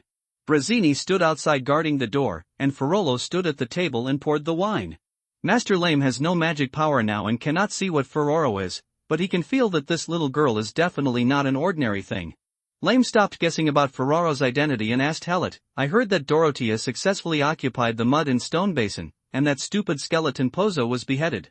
It's just a winnable war. Come and try these foods. Frank hired professional chefs to make them. The raw materials are the grains I sold to the Azure Society. This ham must be eaten with a high degree of white wine. That's it. It's delicious. Lame tried the ham with white wine, and it was indeed smooth and fragrant. However, Lame did not indulge in his appetite, and said to Helot, this time you commanded the joint operations of the vampires, the old cemetery, and the Azure Society to be very successful, and you have opened up a new path for the Azure Society. What do you want to do next? Harrod ate a piece of pastry, asked Ferraro to pour wine, and then said, after this battle, the lords around Scorched Earth City have stabilized. When Dorothea issues the suspension of donation order, Scorched Earth the city will be stable for a while. I plan to reorganize the order in the city. You know that Dorothea's governance is a mess. She was able to defend Scorched Earth City in the past only because of the power of the Sorrowful King. From now on, the Sorrowful King will not be able to protect herself. This city is her base camp, and she cannot cause trouble from within. Then what? Lame said while eating and drinking, do you have any suggestions for the Azure Society? Helot shook his head, I very much agree with your ideas, but, as an ordinary member, I don't know much about the Azure Society, so I won't say anything casually. Lame suddenly looked at Helot and said, do you really think you are just an ordinary club member? Helot said with a smile, if you refer to the old cemetery I own, I am indeed a somewhat special member. Lame also laughed, yes, you are a somewhat special club member. In fact, Helot knew what Master Lame wanted to express. In this joint operation, Lame used his influence to get the Scorched Earth City branch of the Azure Society to send 100 high-level mages. Naturally, his identity was no secret in the Azure Society. This identity is not only the owner of the old cemetery, but also the relationship with Master Lame. Disciple of Master Lame. When parting with those blue mages, someone actually called him that. Frank must have contributed to this, and Frank dared to do this. Helot didn't believe that there was no instruction from Lame. What does he want to do? Just to win over me? Helot didn't want to be led around. Seeing Lame drink the whole glass of wine in one gulp, Helot asked Ferralo to continue pouring the wine, and then said, "When Dorothea comes back, I will persuade her to let you go. When the two companies cooperate, the most basic sincerity must be have." Unexpectedly, Lame said, "No, don't let Dorothea let me go." Helot asked curiously, "Why? If you are locked up here, the members of the Azure Society will definitely be hostile to Dorothea from the bottom of their hearts." Lame was silent for a while, drinking and thinking in silence, and finally said to Helot, "There are some reasons that it's not convenient to tell you now. Let's talk about magic. Only when I am locked up here can I have the energy to make a summary of the magic, you know." Lame didn't want to say anything, so Harrod didn't ask in turn to talk about magic. "Let me test you first. Can you tell who this little girl who pours you wine is?" Harrod was very proud. "A ghost dragon poured you wine. I must have given you enough respect." However, before Lame could start guessing, a vampire guard came to the outside of the prison. "Counselor Broken Bones, the lord of the city invites you to attend the celebration party." Helot stood up and said regretfully to Lame, "I can't talk about magic with you anymore. I'll come see you tomorrow." Lame threw out a stack of manuscripts to Helot. "These are the manuscripts I wrote these days, take them." Helot took the manuscript and saluted Lame, "Thank you, see you tomorrow." Harrod took Ferralo out of the prison and led Breshny and the vampire guards to attend Dorothea's celebration banquet. In the underground enclosed space of the library at number 63 Tibia Street, Frank faced the mirror. The reflection in the mirror was Monderali, the president of the Scorched Earth City branch of the Azure Society. "But I still can't see his appearance clearly." Frank looked into the mirror and said, "Chief of the Monderali branch." The burning cavalry from the old cemetery showed very strong offensive capabilities in this infiltration operation. The aggressiveness of the Sea of Fire offensive shocked all the blue mages who participated in the battle. The Broken Bones have provided the community with so much cheap food and are of irreplaceable value to us. I once again propose to recruit Broken Bones to become a core member of the branch. Please consider it carefully." Monderali replied, "The blue mages who participated in the war all appreciated the combat effectiveness of the burning cavalry. The food provided by the Broken Bones has greatly improved the status of our branch within the society. But I said now is not the time to absorb the Broken Bones into the core." Frank added another reason for recommendation, "Master Ram values bone fragments very much." But Monderali still insisted on his attitude. "Master Liam is the elder of the society in charge of the Rotten Wasteland area, and I am the direct person in charge of the Scorched Earth City branch. I respect Master Liam and gave you 100 Azure Mage. Participating in the tentative cooperation with vampires does not mean that I will easily absorb the Broken Bones into the core of the branch." "Frank, you've been exposed. I announce that you will be revoked from your position as first-level liaison officer." "The branch will make extensive changes in the near future. You will only have single-line contact with me in the future. Hope you can understand." "Yes, Mr. Branch Manager. Vampire guards are everywhere inside and outside the vampire castle. Although the war has made their military appearance less neat and bright than before, a great victory has added to the momentum of a strong army that was unprecedented before. At this time, the news that Harrod led his lone army deep into the rocky wilderness and won consecutive battles had spread among the vampire community. Not only did he successfully delay Ultado and prevent the rock wilderness from intervening in this war, but he also robbed Ultado of the bone dragon that had been hidden for hundreds of years. The strength of one more bone dragon may not increase much military strength, but as the ultimate creature of the undead camp, the significance of the existence of bone dragons is far greater than their role on the battlefield. Therefore, when Harrod's leather shoes clicked on the steps of the castle, the vampire guards on both sides immediately stood up straight, raised their chests, and saluted him to show their respect. When the gate of the castle opened and Harrod walked into the main hall, the originally noisy main hall immediately became quiet. Vampire commanders at all levels attending the celebration banquet moved to both sides, leaving the aisle in the middle. Dorothea was sitting on a high seat, her armor still on. She crossed her legs and looked arrogant, like a queen. After seeing Harrod, Dorothea proudly said loudly, "Look! Look! Look, who is here? It turns out to be my bone-crushing consultant. To the vampires present, I want to solemnly pay my respects to you. Introduce me to my newly hired special advisor, Shattered Bones. It was he who made me determined to attack the mud basin. It was also he who went deep into the rocky wilderness alone, playing with Ultado like rotten insects in a tomb.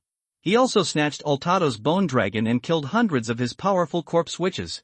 More than 10 of them were powerful guys whose names I can remember, scaring the stingy Ultado.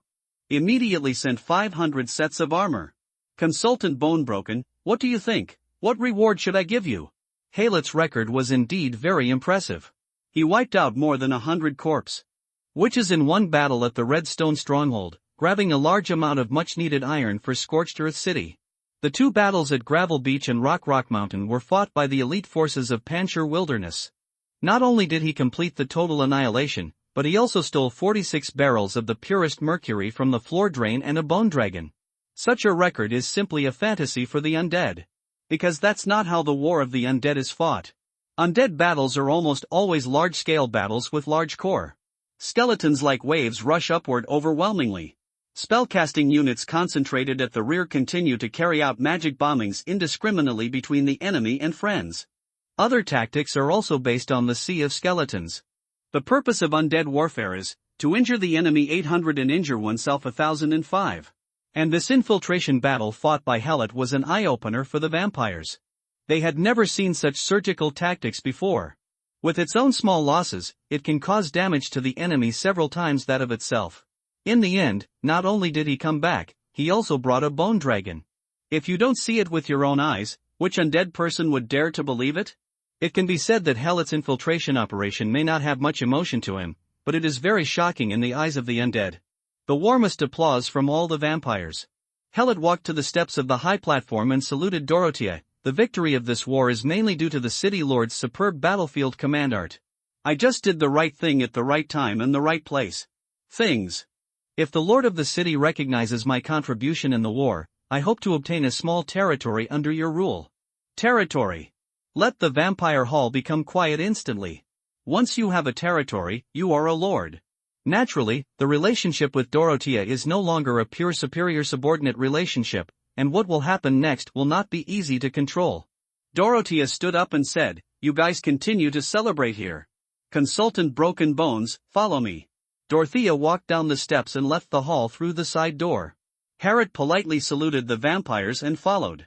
We came to a secluded room with not many furnishings, like a cabin for meditation.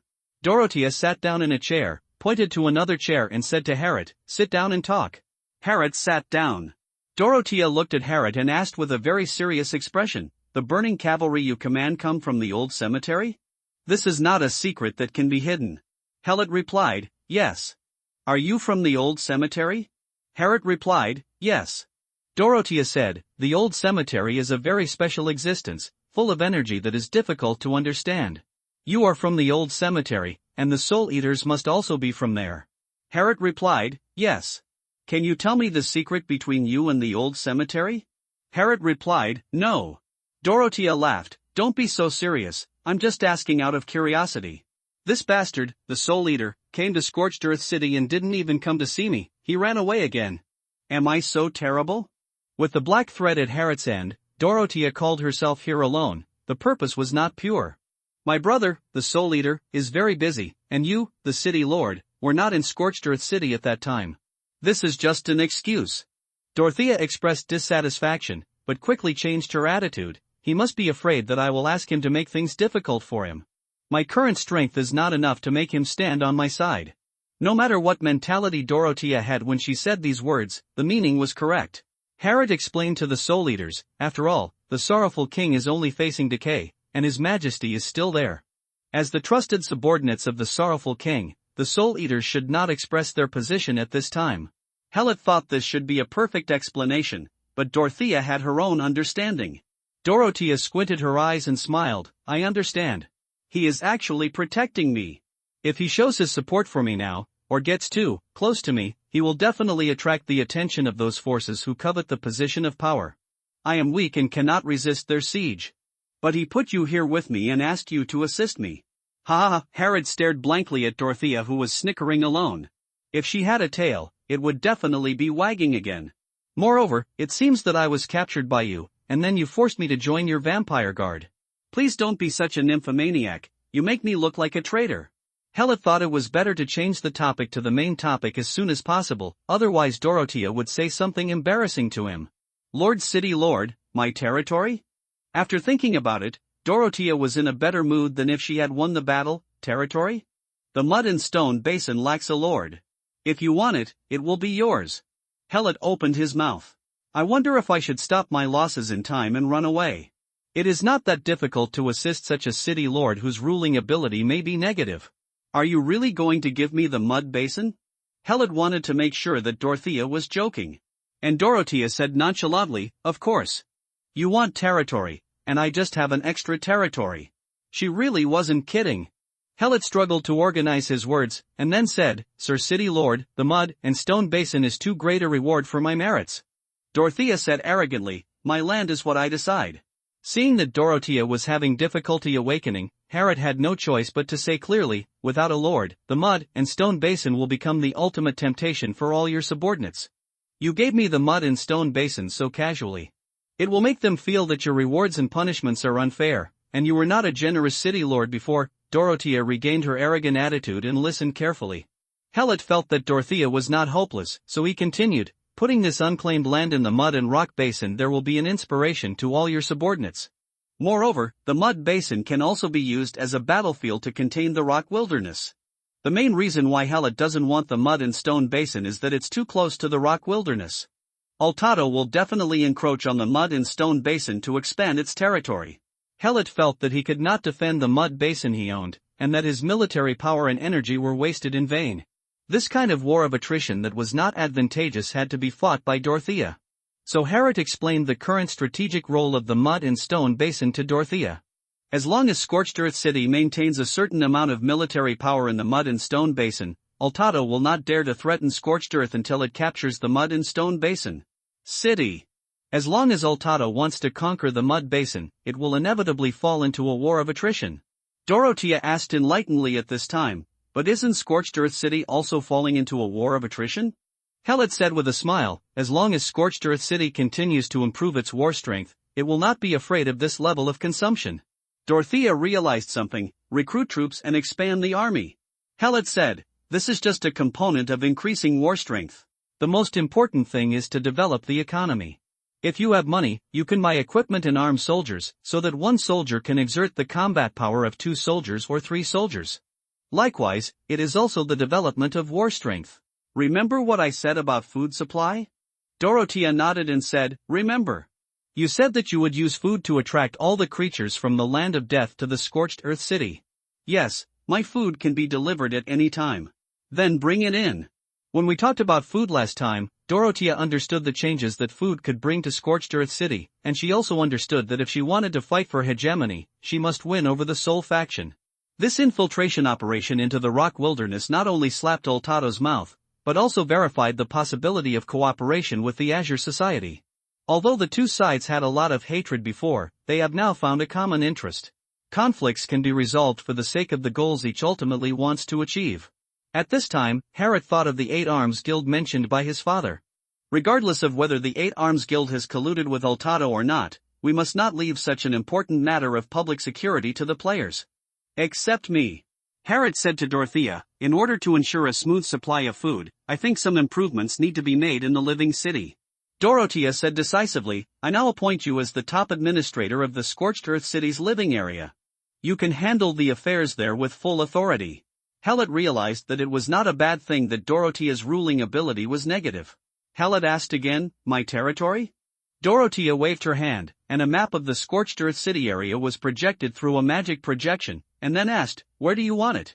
The old cemetery is to the south of Scorched Earth City. Helot stretched out his hand and drew a circle around the old cemetery, covering an area of about 10 square kilometers, and said, I want this piece of land. Too small. If the Soul Eaters find out, they will think that I am stingy and reluctant to give you land.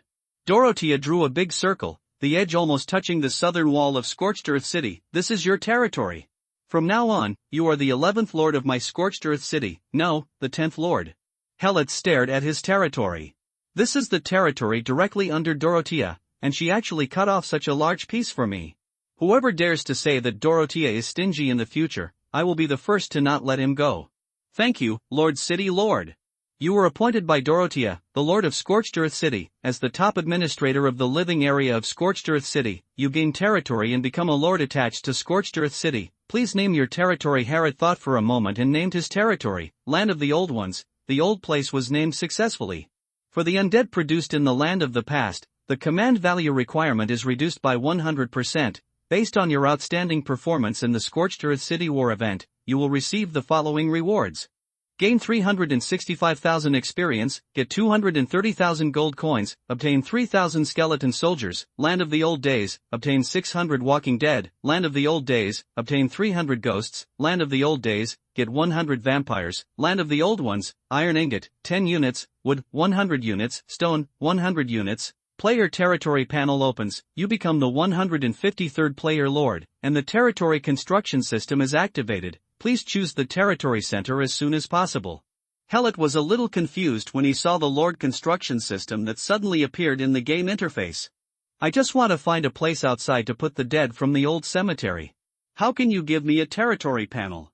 I haven't even figured out my own cemetery, and I don't know how to build a territory. Harrod immediately asked the Soul Eater for help. Father, Dorothea gave me a territory. Now I am a lord, and I have an additional lord construction system. The Soul Eater answered casually, the gameplay of the territory is very simple. If you have resources, build them. If you don't have resources, save them. If there are big consortiums and guilds willing to invest, the territory will develop faster. For players, it is nothing more than an additional way to lead troops to fight. You already have the old cemetery, and now you just have a second territory. Saying it means not saying it, and it makes sense. It's up to you to figure out how to develop your territory. Harrod said to the Soul Eater again, my affairs here have come to an end, and I need to go back to the manor to deal with the trouble there. And my mother may be arriving soon. The Soul Eater quickly replied, don't tell Irina that you have seen me. I definitely won't say it. Good boy. The Soul Eater expressed his appreciation to Harrod, who was prepared to fight against all odds, and then said, as long as you do your best for the affairs of the manor. If you encounter trouble that you can't handle, as long as you are safe, those things are gone, it's gone, just send Kurt and the others to the family cemetery. I know what to do. Take care of your mother for me. After Harrod got the territory as he wished, he said goodbye to Dorothea and left the vampire castle, and then prepared to go to number 63 Tibia Street to find Frank to write and engrave the old code. On the way, I paid attention to my level attributes. Role, Broken Bones race, human race occupation, Necromancer territory, Land of the Old Ones level, 32 bloodline, Old Dominator, Master of the Old Cemetery. The demand for control of the undead is reduced by 80%, the demand for the control of the undead in the Old Cemetery is reduced by 100%, and the effect of undead spells is increased by 50%. Specialties, Elementary Necromancy, Elementary Rush Life, 3250 Attack, 340 Defense, 335 Dominance, 992 Magical Wisdom, 663 Free Attribute Points, 0 Combat Skills, none Spells, Ghost Shield, Corpse Poison Smoke, Marching Aura, Mind Shade, Magic Energy Collection, Soul Language, Summon Skeleton, Death Coil, Soul Barrier. Attack Equipment, Cornet B32 Revolver, designed by Tomorrow Gun Design Bureau and produced by Tomorrow Light Arms Industry. It has 6 rounds of ammunition and can fire conventional ammunition and enchanted ammunition. See Serpent Fighting Dagger, designed by the Imperial Royal Academy of Magic and produced by the Imperial Royal Armor Factory. Sharp, armor-piercing enchantment, with paralyzing toxin. Gray-brown covering, golden robe, purple luggage, golden belt, pale journey, golden boots, dark applause, golden gloves. Set, The Exiled One, April 4th. The effect of undead spells is increased by 30%. All attributes of the summoned object are increased by 50%, and 30% of the maximum own attack, defense, and magic intelligence are enhanced to the undead summoned object. Hellet couldn't help but sigh once again that it was difficult to level up after level 30. It took 360,000 experience points to raise the level from 31 to 32. No wonder many players fail at leveling up and then explore other ways to play. Also, the command value is close to 1000. Although it is eye-catching, it still exposes the equipment's inability to improve basic attributes. Level 1 equipment, no matter how good the special effects are, is not suitable for the current level. Fortunately, my father is in charge of the equipment. He has been in the game for 4 years, and a set of level 30 gold, top quality, and suit should not be a problem for him. Novices don't need to worry about such trivial matters when they have such a top player as their backer. Then Hallett noticed that some of the skills he currently possessed were not in line with his level. In the infiltration operation, he did not directly participate in the battle for almost the entire process. The main reason was that there was really no outstanding skill that he could use. He doesn't know any combat skills, and he only knows one attack magic. Death Coil. There are 3 ways to obtain combat skills and magic in the game. One way is to learn from a skill tutor or use a skill book, which is fast. Skill tutors only teach low-level skills, although skill books have high-level skills, they are generally very difficult to obtain. The second way is that some skills are directly given through equipment or other methods. The third way is to learn and comprehend within the game. Players can apprentice and learn by themselves, starting from the most basic exercises and mastering skills and usage techniques step by step. This is undoubtedly the most difficult path for players who have never been exposed to combat skills and magic before. The advantage of the Soul Eater over players is that he already knows magic, so he can easily leave other players behind. However, as players learn more about the game, some perseverant players begin to use the third method to obtain skills, so the Soul Eater said that his advantage is getting smaller. Hallett, who is highly educated, has a better theory of magic than a Soul Eater, and has benefited a lot from Master Lane, so some small tricks are easy for him. However, if you want to cast powerful spells, you need to study the magic structure that suits you and design a specific model. Build your own magic system according to your own situation. This is a big project that takes a lot of time and effort. Fortunately, Hallett had participated in similar magic engineering practices when he was in school. When he walked to the central square of the city, he had planned the general steps and path of the project. In the central square, figures kept coming in and out of the teleportation array. Players who have returned from the mud and stone basin are gathered here, and most of them are busy handing over tasks. There are also many players who have set up street stalls, selling materials and props that they don't need. Hallett thought about it and asked Brazzini and Ferrallo, who were following him, to go to the library first, then turned into the Necromancer Comprehensive Career Center. He could learn magic by himself, but he was not prepared to practice combat skills all over again. Besides, mages don't rely on combat skills to make a living. They just need to know a few skills to be able to deal with emergencies. There was a long queue at the Necromancer Comprehensive Career Center as always, and the topic among the players was the Soul Eater as always. He appeared in Scorched Earth City again. After some self-criticism in his mind, Hallett took out his smock and put it on, then covered his face, and then crossed the long line to the front. Facing the Necromancer professional mentor behind the counter, he showed the badge of the Special Affairs Advisor. The Necromancer professional instructor on duty today is a vampire. When he saw the badge, he immediately stood up straight and saluted Hallett. "Sir, is there something important that requires you to come and give the order?" The loud sound attracted the attention of all the players in the hall. Hallett wanted to say that he was here to learn skills, but he couldn't open his mouth in front of everyone. So Hallett said in a very majestic tone, "I have a lot of objections to the way you do things. Can't you see such a long team behind you? There are so many adventurers who are eager to become necromancers. Just because you are low-level, the efficiency was so high that I had to wait in line for several hours. This greatly dampens the enthusiasm of adventurers to choose Scorched Earth City, and is a blasphemy against the noble profession of the necromancer. Can you guys open a few more windows? Can you break down the functions?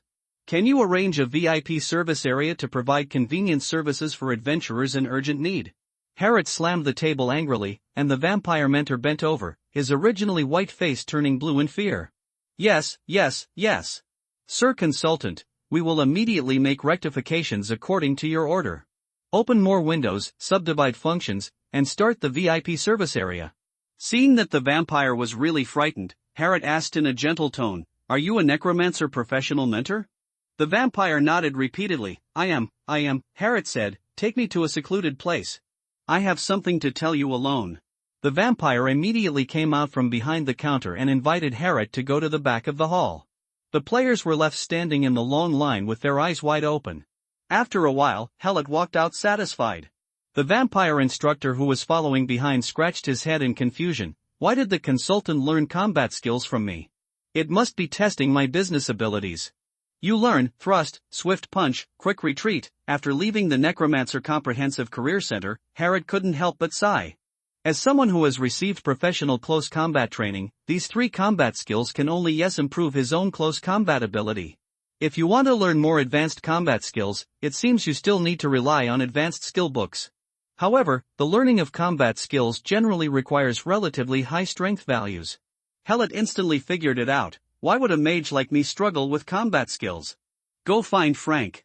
When Hellet just walked into the library, a citywide announcement appeared in the information column of every player within Scorched Earth City. The Lord of Scorched Earth City, Dorothea, appoints Shattered Bones as the top administrator of the living area of Scorched Earth City. As soon as this news came out, the entire Scorched Earth City player community was in an uproar. This kind of system notification sent only to players means that Bonebroken is a player. Dorothea actually appointed a player as the top administrator of a city. Did her head get caught in the crack of the door? This is even more stupid than entrusting the security of the city to a player guild. And who is Broken Bones? Why does it sound familiar? Soon the players in Scorched Earth City remembered the wanted notice issued by the Eight Arms Guild, and the wanted player was called Broken Bones. Ha ha ha. The players instantly forgot to complain about this outrageous appointment, and turned into a bunch of people, waiting to see the Eight Arms Guild's jokes. Aren't you looking for Broken Bones? He is your immediate boss now. At the same time, other player guilds in Scorched Earth City saw the opportunity to jump upward. Bonebroken seems to be a lone wolf who specializes in plot missions and has no player power of his own in Scorched Earth City. Since Broken Bones has a big conflict with the Eight Arms Guild, if he wants to conquer the living area, he will inevitably have to find a player group for cooperation. Dorothea was stupid and gave such a big cake to the players for free. All the player groups who wanted a piece of it were trying their best to contact Broken Bones. For a while, Hellet's private message notifications kept flashing, and he had no choice but to use the message filtering function to block all spam messages. There is still a lot of information left. Hellet browsed through it briefly, and among them was forgotten Kirishima. Brother Bonebreaker, everything between us was all a misunderstanding in the past, and our Eight Arms Guild also paid a corresponding price. Now I have withdrawn all wanted orders against you. To express my apology to you, I hope to be able to offer you a formal, face-to-face apology. Forgetting that Kirishima knelt down very quickly, but he didn't know how sincere it was. Hellet replied, I will meet you when I have time, but I don't have time now. Your Eight Arms Guild has done a good job on the security issues in the living city, but you won't do it from now on. Wait another 3 to 5 days, and I will convene a meeting with the Scorched Earth City player group to prepare your formal face-to-face apology. Hellet didn't save the slightest face for forgetting Kirishima. Forcing him away from Scorched Earth City would save a lot of things. Who wants to forget? Kirishima quickly sent a message, you deserve a public apology, and the Octopus Guild really needs to do a deep review of the mistakes in its previous work. Looking forward to the moment of meeting you. Forgetting Kirishima's attitude made Hellet feel that this guy had something, and he also realized that it would not be easy to deal with him. Hellet replied, then wait for the notification. I still have important things to deal with, so no more small talk. Hellet closed the communication with forgotten Kirishima and walked up the stairs of the library to the second floor. It's the same room where Frank's doppelganger worked on the book. Hellet did not disturb Frank, and was sorting and annotating Lane's manuscript in the corner alone. After Lane knew that Harrod had a very profound theory of magic, he did not waste too much time on the basic course and extended more knowledge to the applied magic that Harrod lacked. There are several interesting necromancy spells in the manuscript given this time. The corpse poison missile concentrates the corpse poison and presses it into an explosive sealed magic ball. Explosiveness and sealing are the basic requirements for a magic ball. The magic structure seems simple, but it is very difficult to test the caster's geometry, pre-trigger structure and other knowledge systems. The random control of the compressed concentration and amount of corpse poison also tests the skills of the magic model designer. Master Lane gave a basic structural diagram of the corpse poison missile. What Hellet had to do was to modify and fill in the structure according to his own needs and give it more changes. For example, changes in toxin effects, preset burst range, and automatic tracking of locked targets. An excellent mage can create thousands of variations on simple magic by changing the magic structure. Another magic that interests Hellet is summoning corpse flower poison vine. The corpse flower poison vine that Hellet is currently using is a spell attached to the equipment. It has many characteristics such as concealment, attack, and control capabilities. Hellet likes it very much. However, the corpse flower venom that comes with the equipment is too dull, and after changing the equipment, this spell will naturally become unusable. Now that he had the opportunity to learn about the corpse flower poisonous vine magic model, of course Hellet would not let it go. The structure of the corpse flower poison vine given by Master Lame is also a basic type, and then points out which part of the structure corresponds to which attribute of the corpse flower poison vine. Not only did he give some modification suggestions and modification parameters, he also made a reasonable extension based on his own knowledge on how to expand. After the structural explanation, there is Master Lame's actual use experience, and some descriptions of battle scenes he has personally experienced, allowing Helot to have a clearer understanding of the advantages and disadvantages of corpse flower poison vine. Helot realized that the corpse flower poison vine was a more complex magic model than the corpse poison missile. Understanding it thoroughly is almost equivalent to understanding the system of summoning the undead. Moreover, the corpse flower poison vine has very high plasticity. It can be a low-level summon, like a skeleton, and it can win by quantity. It can also use its magic model as a platform to give it more and stronger abilities, thus continuously improving its ability. Upper limit. The more Helot studied the magical model of corpse flower vampire, the more he fell in love with it. After completing the embodiment of the magical structure of the corpse poison missile, I focused all my energy on reading and understanding the corpse flower poison vine. This time Helot spent more time sorting out Master Lame's manuscripts. In addition to the fact that there were a lot of manuscripts accumulated this time, Helot also needed more time to absorb the applied magic in the manuscripts, which was Helot's shortcoming. Thinking and writing, it actually took a day for Helot to finish organizing the manuscript. With Frank's help, new knowledge was imprinted in the old codex. Helot also noticed that Frank seemed a little depressed. What happened to the Azure Society? Helot didn't ask Frank. Because Master Lame is unwilling to leave the dungeon, we can guess that there must be some trouble in the Azure Society. Frank is a very enthusiastic guy. Since he is unwilling to take the initiative to speak, it will embarrass him if he asks more. In short, no matter what kind of thunder there is in Janlan Association, it will definitely explode one day. Just wait. It took a day to sort out Master Lame's manuscripts. Helot, who was anxious to return to the manor, left the library and hurried towards the old cemetery. Not far after leaving the south gate of Scorched Earth City, I received the message of entering the land of the past. The territory construction system is changed from a gray inoperable state to a lord operable state, and there is also a bone pen writing the territory construction guide. Soon, Helot had a preliminary understanding of how to build the undead territory. The new territory has an initial resource of 10 units of stone, 10 units of wood, 1 unit of iron ingots and 30 skeletons. The first thing the Lord has to do is to find a place in the territory with a high concentration of death energy, dig a well of the dead, and then build a tomb around the well of the dead. The first level well of the dead requires 5 units of stone and 5 units of wood, and a tomb requires 1 unit of stone and 1 unit of wood. When the well of the dead and the tomb are built, skeletons can be sent into the well of the dead to mine death energy. After putting the death energy into the tomb, the soul fire of the dead can be cultivated. Tombs of different levels can store different amounts of soul fire of the dead, and the levels of soul fire are also different. The reserve of the first level tomb is 10, and the extra soul fire of the dead penetrates into the ground and turns into a skeleton. When you need skeletons, just dig them from the ground around the tomb. Upgrading the tomb can not only increase reserves, but also cultivate higher-level soul fire. The soul fire produced by the second-level tomb can be used to cultivate walking corpses that are more advanced than skeletons. However, it is necessary to build a corpse workshop to cultivate walking corpses, and a certain number of iron ingots are consumed. Higher-level undead require more advanced soul fire, corresponding undead buildings, and increasingly scarce resources. If you want to develop a territory, you must invest massive resources. Helot looked at his territory and found that it was completely destitute and had no resources. Looking at the map of the territory directly under Scorched Earth City, there are no decent resources. Instead, it is attached to the territory surrounding Scorched Earth City. On the surface, there are many high-end resources and scarce resources. In other words, the development of Scorched Earth City depends entirely on the contributions of its subordinate lords. If the lords disobey, Scorched Earth City's neck will be stuck.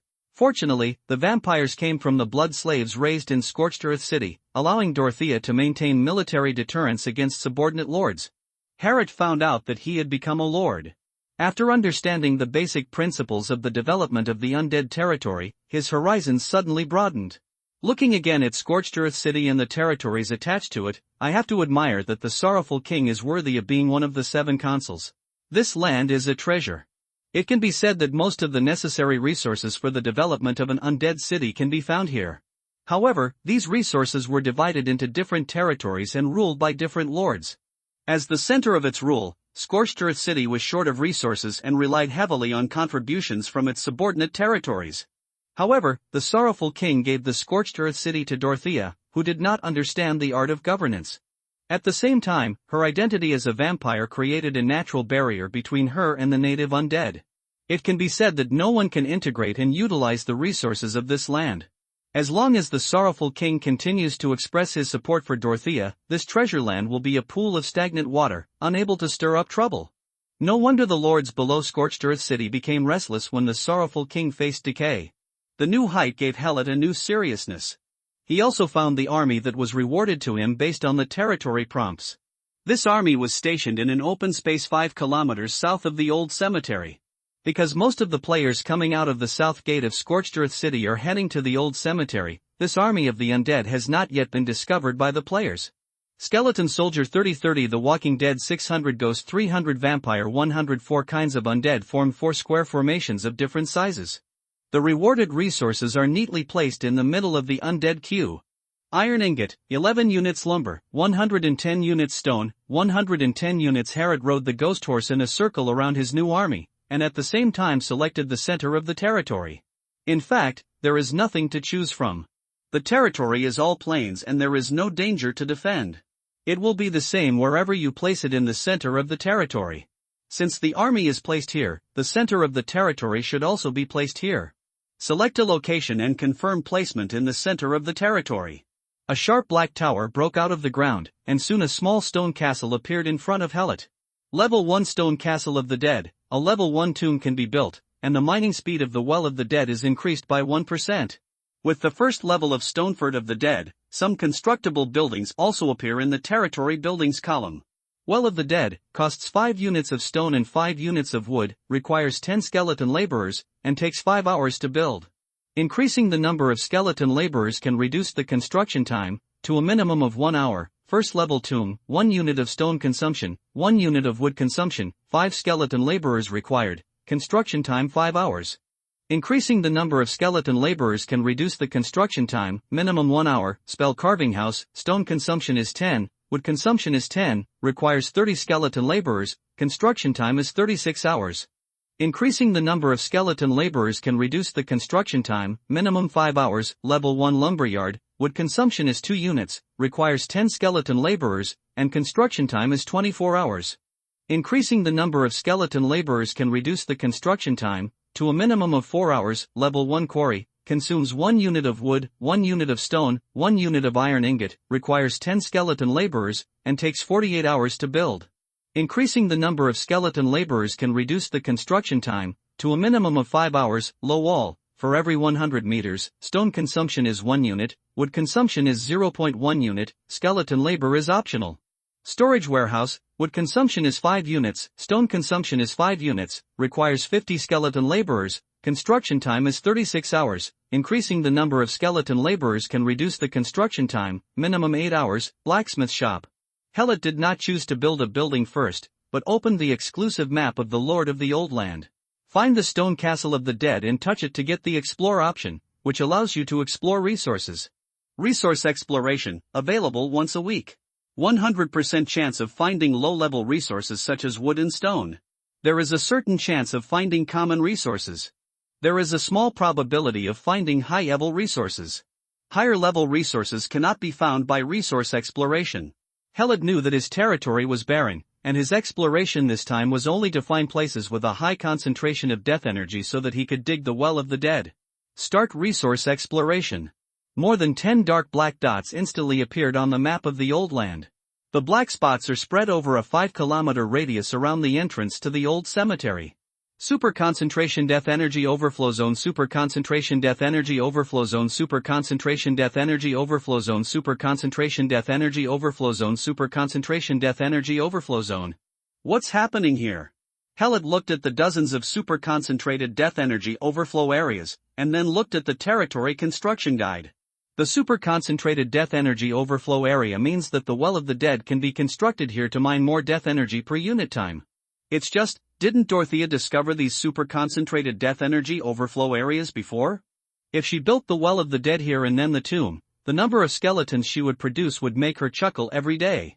Dorothea did not do this, which only means that she really did not discover that these super-concentrated death energy overflow areas only appeared recently. Rethinking the recent changes that have taken place in the old cemetery, Hallett is sure, these death energies are overflowing from the old cemetery. The old cemetery seems to be underground, but it is actually in a separate space. These death energies can overflow from the old cemetery to the surface, which seems to support the Azure Society's speculation that the old cemetery contains a magic circle. It has a cross-space structure. Hallett quickly shook his head. Such a huge magic subject was not something he could pry into at once. It's better to seize the time to build the territory. First of all, we need to protect the territory to prevent cheap players from coming in to cause damage and steal things. Stone and wood were relatively plentiful. Hallett planned to build a 500 by 500 low wall on the Lord map, and allocated 1,000 skeletons to invest in the construction of the stone wall. Then allocate 200 skeletons to build a watchtower behind the low wall. Next is the spell carving house, a building that transforms skeletons into skeleton mages. Each time a skeleton mage is transformed, 2 additional first-level soulfires need to be consumed. Compared with skeletons, the strength of skeleton mage is not much improved, but it consumes 2 more first-level soulfires, which is not cost-effective. But the skeleton mage is better at long-range attacks. It can be placed on the watchtower, giving the entire camp a long-range attack method that is better than nothing. Once Howl and his burning cavalry are mobilized, coupled with the existing military strength in the camp, it will be enough to deal with a low-intensity attack. This place is so close to Scorched Earth City, and the vampire guards can quickly support us. The defense of the camp has been initially established, and there happen to be 2 super-concentrated death energy overflow areas enclosed in the camp. Hallett allocated resources and skeleton labor to build 2 wells of the dead, planned roads around the wells, and built a circle of tombs along the roads. With 3,000 skeletons, Hallett generously increased the number of skeleton workers in all the buildings under construction to the maximum. An hour later, 2 wells of the dead and 20 tombs were completed. Well of the dead, high-level resource: a skeleton worker can mine 1 unit of death energy per day. The current depth is 10, allowing 5 skeleton workers to enter mining. Resources can be consumed to increase the depth and increase the number of skeleton workers. Mining technology can be developed to increase the upper limit of mining depth. Hallett didn't expect that there would be a trap waiting for him. Read the introduction to the Well of the Dead in detail. The maximum depth that can be dug is now 50. Increasing the depth only requires the consumption of wood and stone. Just as the depth increases, the amount of wood and stone required also increases, and the deeper it is, the more amount is used. Hallett finally understood why his father didn't look too happy after he obtained the territory. Territory construction is not only a pit, but also a big pit. If you have resources, build them; if you don't have them, save them. Now come back to taste. What a wise saying. Just by building something casually, the resources obtained as rewards were consumed, and Hallett also calmed down from his initial enthusiasm. Territory construction does not take place in a day, so let's put it here first. Go home. Oath of Glory Empire, Northwest Hog Town. Train station. A steam train is parked on the platform, and a steam tractor is connected to the carriage at the end of the train. The 4 freight cars were separated, dragged by the tractor, and drove into a large closed warehouse near the station through track changes. After all the carriages entered the warehouse, 2 uniformed police officers worked together to close the large iron door of the warehouse. The tractor stopped firmly, and the wheels were firmly fixed by the locks on the track. Mechanical arms stretched out from the steel brackets on both sides of the warehouse for docking. A sling was slowly lowered and extended from the open ceiling of the carriage. Inspector Morpheus and a team of security officers were waiting next to the carriage. There were many fierce-looking men standing on the iron bridge high in the warehouse, some holding knives in their hands, and some holding old-style rifles. In some inconspicuous dark places, you can vaguely see human figures. The side door of a carriage opened, and several men in black trenchcoats jumped out. They wore uniform felt hats, covered their faces below the eyes with triangular kerchiefs, and had sword scabbards exposed at the hem of their windbreakers. The leader walking in front saw so many people standing above the warehouse and couldn't help but smile and said, "Inspector Morpheus, do you really not believe in our credibility? That's because your credit is not very good." Morpheus tilted his chin slightly and said arrogantly, "The Black Gold Group likes to take advantage of others, and it is well known in the industry." "Ha ha ha," the man in the windbreaker laughed, "but the quality of the arms we sell is also very famous. Those who are cheated by us blame them for being too careless." "Did you bring the money?" Inspector Morpheus waved his hand, and a sheriff carrying a box came forward. The chest was opened and filled with bundles of gold pounds.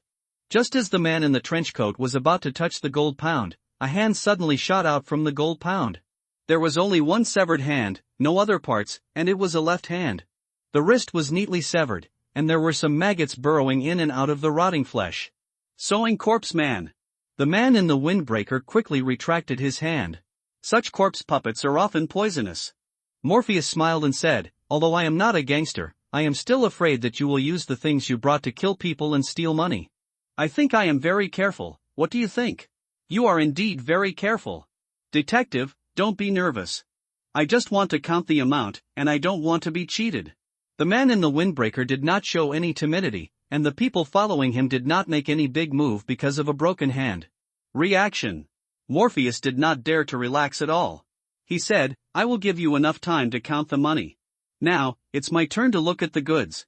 Inside the box, a severed hand stretched out its 5 fingers to cover the coins. The man in the trench coat shrugged helplessly, and then clapped his hands. The chain extending into the carriage instantly straightened, and then the sling was slowly pulled upward amidst the roar of the steam engine wheels. A green-painted humanoid heavy-duty war machine was towed from the carriage. The man in the windbreaker introduced green orc-type war machinery, designed by the Imperial Steam Technology Institute and produced by the Royal Fourth Heavy Industry Factory. It is 4.2 meters tall, weighs 6 tons, and has a main front armor thickness of 120 millimeters. The power compartment is equipped with Kaiser 47. The sealed pressure steam engine allows a fully loaded war machine to travel at a speed of 20 km per hour for 9 hours with a single filling of the magic fire rod, with a maximum speed of 55 km per hour. Closed cockpit, mixed magic and mechanical control. Don't show this expression, detective, the money you gave is not enough to upgrade to full magic control. Please appreciate the industrial crystallization of the steam age. The green orc-type war machine was put down, its rough appearance full of oppression. Those men who were originally fierce, looked at such a steel machine, and they all showed some timidity. Inspector Morpheus stepped forward, and after circling the war machine, he touched the paint on the legs with his hand. Then he said to the man in the trench coat with a very bad expression, the confusion I expressed is not because its control system is a combination of magic and mechanical. When you accept this order, you should carefully investigate my resume. Before returning to Hogtown to serve as a detective at the police station, I served in the Heavy Mechanical Regiment of the Royal Marine Division 3. At that time, I drove the Green Orc Type A, and it was an early model. The scene suddenly became awkward. The man in the windbreaker was silent for a while, then said, it seems that we have met professionals this time. This is indeed a Green Orc Type A, and it is indeed an early model. Morpheus sneered and said, is that all? The man in the trench coat knew that he couldn't hide it in front of the experts, so he had to admit, and these are retired and scrapped aircraft. But our Black Gold Group has comprehensively repaired and modified these war machines. If you choose us, you must understand our technology. Yes. I guarantee that even if it is not Type B, its performance will be similar to Type B. Morpheus once again exposed the trench coat man's marketing. If the performance of Type A could be made close to Type B through modification, the Empire would not develop Type B. I've seen your quotation and I know you can't get Type B. Give me the controller and I'll test out these 7 Green Orc war machines myself, and then we'll renegotiate the price. Although the man in the trench coat covered his face, his emotional fluctuations could not be hidden. However, the reputation of the Black Gold Group makes the buyers here well prepared, and the Necromancer hidden in the dark makes people have to be afraid. Faced with this situation, the man in the trench coat had no choice but to give in. Okay. I listen to you, Mr. Inspector. I absolutely believe in the group's transformation capabilities. These 7 Green Orc war machines will satisfy you. The man in the trench coat threw a diamond-shaped controller to Morpheus. Morpheus used the controller to open the front hatch of the war machine, then skillfully turned over and jumped into the cockpit, facing the seat and sitting in. The slings in the warehouse lifted out the war machinery from the train cars one by one, as well as boxes containing maintenance equipment, spare parts, weapons, and magic fire rods. In the Clawlin Manor to the west of Hogtown, Harrod walked out of the open tomb passage with Breshny and Ferrallo. Ferrallo looked around with wide eyes. There were shiny things everywhere that seemed to awaken some of the dragon's instincts. She asked, what is this place? It's more gorgeous than the castle of the Lord of Dorothea. Brazzini said in a very advanced manner, this is the master's home, Clodel Manor.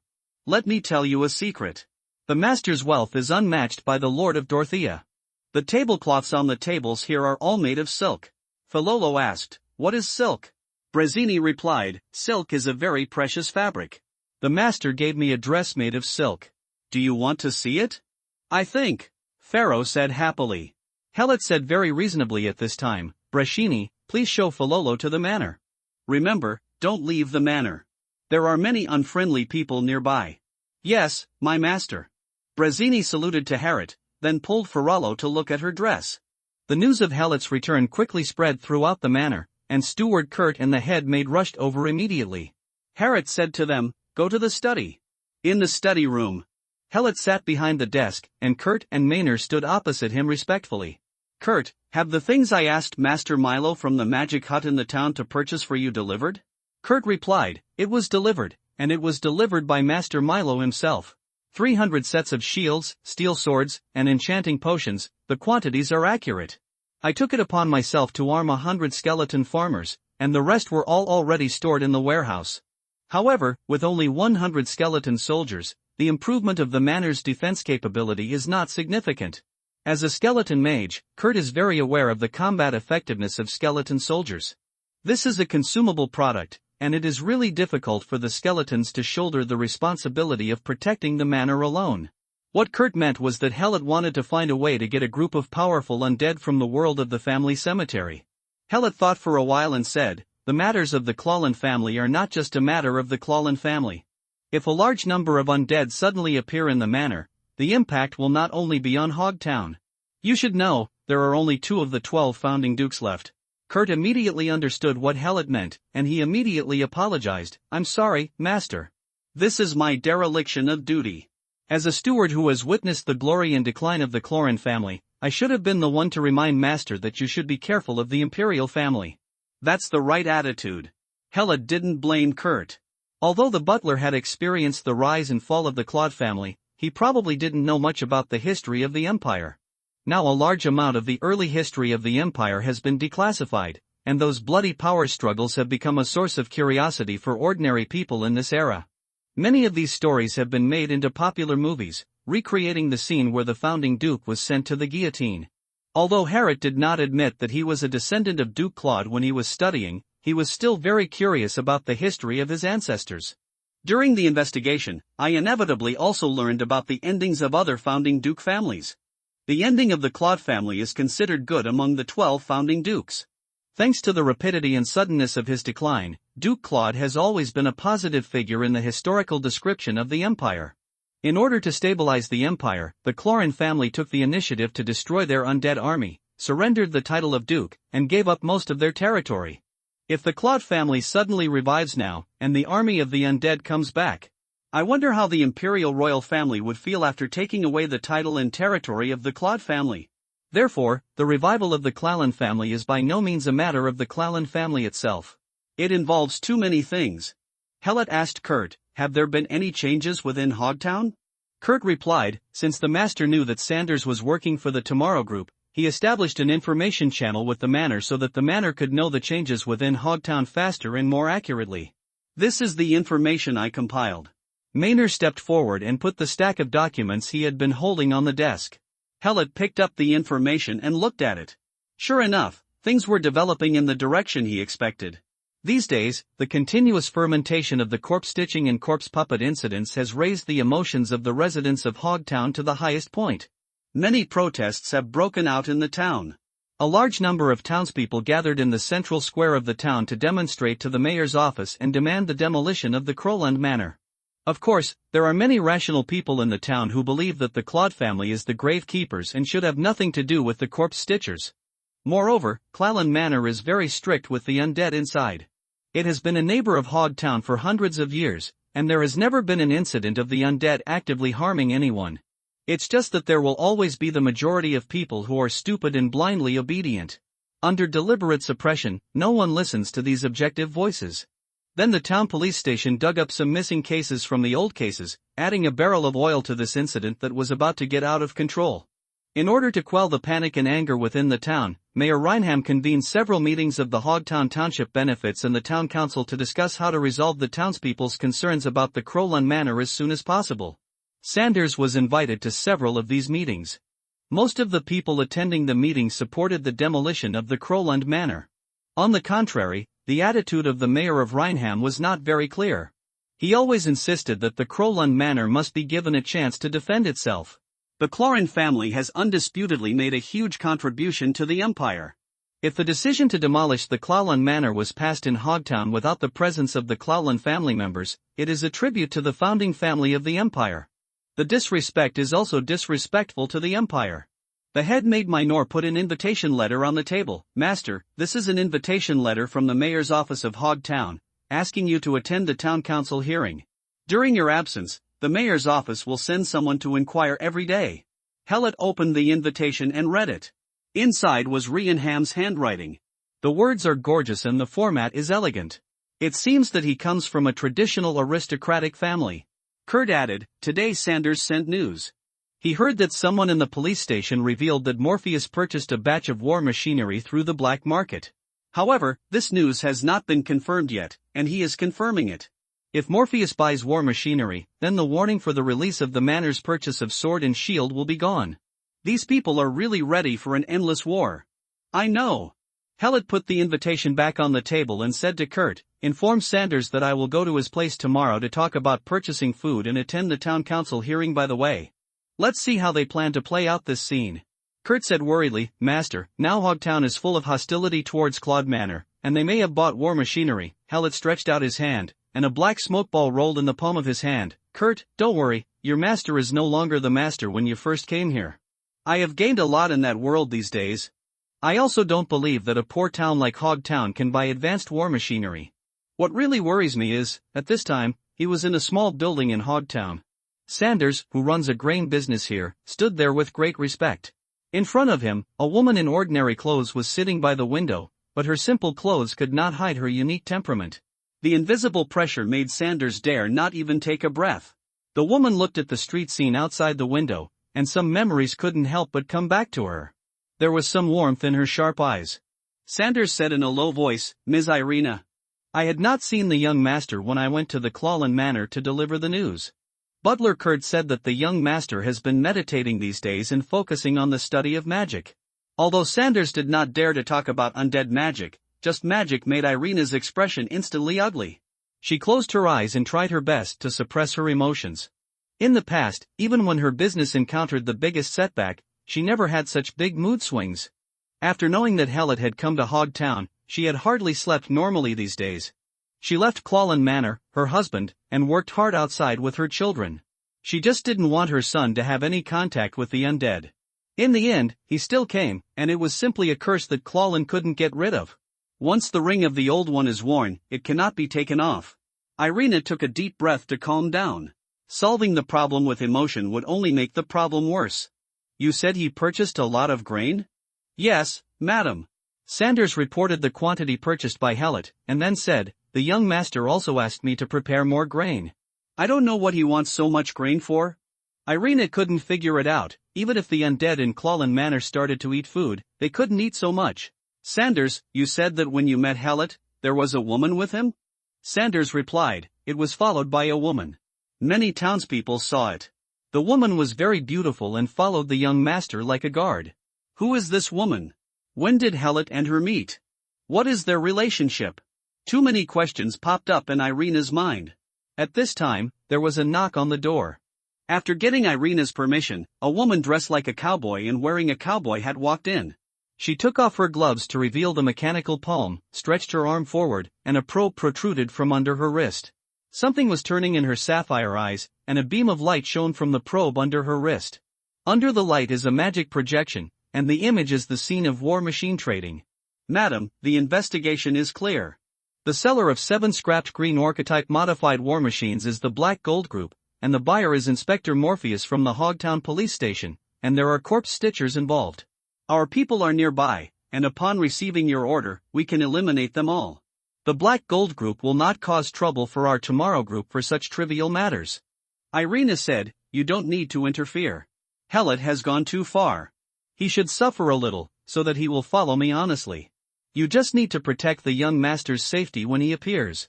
Remember, don't let irrelevant people know about his relationship with Tomorrow Group. The status of the Claude family has already put him on the fire, coupled with his status as the sole heir of the Tomorrow Group. He can't bear these two burdens now. The next day, Harriet brought the carriage given to him by Dorothea from the game world into the manor, and replaced the ghost horse with a skeleton horse. He asked Kurt to find a skeleton to serve as the coachman. Hellett put on a formal suit and took Brazzini, Ferrallo, and Kurt to Hogtown in a carriage. Different from the Loki last time he went to Hogtown, this time he wanted all the residents of Hogtown to have a good look at what the Clallan family was and what the undead of the Clayan Lund family were. In the carriage, Ferrallo, who was sitting opposite Hellett, kept fiddling with his new clothes. This is a dress sewn by the maids for her. The style is based on the student uniforms in the town schools. A small lady's suit is paired with an overthinny skirt, white stockings, and a pair of small round-toe leather shoes. After Ferrollo put on this outfit, he had dark circles under his eyes, looking like a primary school student who had poor grades and stayed up late doing homework all night. Brazzini sat next to Hellett. She put on the dress and high-heeled leather shoes. Sitting there dignifiedly, like a lady from a big family. Maynor's training for her was quite effective. However, I still can't see where she hid the sword. Kurt and Ferrollo sat together. The aura emanating from the little girl made him very uncomfortable, and he could not help but feel terrified. He knew that the girl next to him seemed to be a dull human girl, but she was definitely a very terrifying undead spirit. The Clallan family has grown again, which is a good thing. The soul fire in Kurt's eye sockets was beating, showing that he was in a very good mood. The skeleton carriage leaves the woods and reaches Hogtown. Children playing outside the town saw a skeleton carriage driven by a skeleton driving towards them. They all screamed in fear and ran home. The townspeople they met also fled in fear. Soon there were no people on the lively street. People hid in the houses on both sides, looking at the carriage made entirely of bones through the cracks in the doors and windows. The wheels rolled over the road paved with bluestones and drove smoothly to the door of the town hall. After receiving the news, Detective Morpheus arrived with a team of armed police officers, protecting the town hall behind him. At this time, some bold townspeople gradually gathered together, and the chatter was mixed together, making the central square of the town very noisy. After getting Hellett's permission, Kurt opened the car door and walked out. After getting out of the car, Kurt straightened the wrinkles on his tuxedo and raised his chin slightly. This action did not make him look arrogant, but rather graceful. "Dear Inspector Morpheus, my master, the current head of the Claude family, Mr. Hellett Claude, is here to attend the hearing of the town council at the invitation of the mayor of Rhineham. Please inform me, don't keep my master waiting." Morpheus did not move. He looked at the skeleton carriage with the door closed and did not speak. At this time, someone in the crowd of onlookers shouted, "Get out of Hogtown. You murderers and undead souls who steal children, you are not welcome in Hogtown." However, before the onlookers could be incited, a flying knife was shot out of the carriage. The flying knife didn't fly very fast, and it even circled in the air above the crowd before stabbing it down. Some of the townspeople let out a scream and fell to the ground. Then a shadow shook, and Brazzini was already standing outside the skeleton carriage, holding a long sword in her hand, her blood-red eyes glowing red. She walked toward the townspeople with her sword in hand. The violet aura emanating from her body scared the townspeople back, and the injured person who fell to the ground was revealed. The man was stabbed in the thigh by a flying knife thrown by Brazzini, and the toxin on the flying knife completely paralyzed his entire leg. Brazzini walked over, stretched out her hand, the flying knife withdrew from the wound and flew back to her hand. Brazzini was condescending and said contemptuously, "If it weren't for my master's mercy, you would be a dead man." After saying that, Brazzini grabbed the man's leg, dragged him back to the carriage with one hand, and then threw him in front of Morpheus. Hellett said in the car, "Inspector Morpheus. This man accused me and my undead servants of killing people and stealing children. According to imperial law, the minimum penalty for a false accusation is 3 years in prison, and the maximum penalty is to be sent to the North Territory is given to the watchman as a slave. Ask him if there is any evidence to support his accusations against me." The man was lying on the ground, and the dragging along his body caused bloody streaks on his face. When he heard that the maximum penalty for false accusation was to be sent to northern Xinjiang, the man looked at Morpheus in panic. Although he didn't say anything, he looked like he was asking for help. Morpheus's complexion couldn't help but change. He didn't expect that Hellett would move so quickly and accurately find the person he arranged to mix among the townspeople. The entire central square became quiet, and the townspeople's attention was focused on this accusation. Their intention to sway public opinion failed. Morpheus smiled and said to Harriet in the carriage, "Mr. Claude, This is not the place to hear the case. Please hand him over to our police station, and I will definitely give you a satisfactory answer.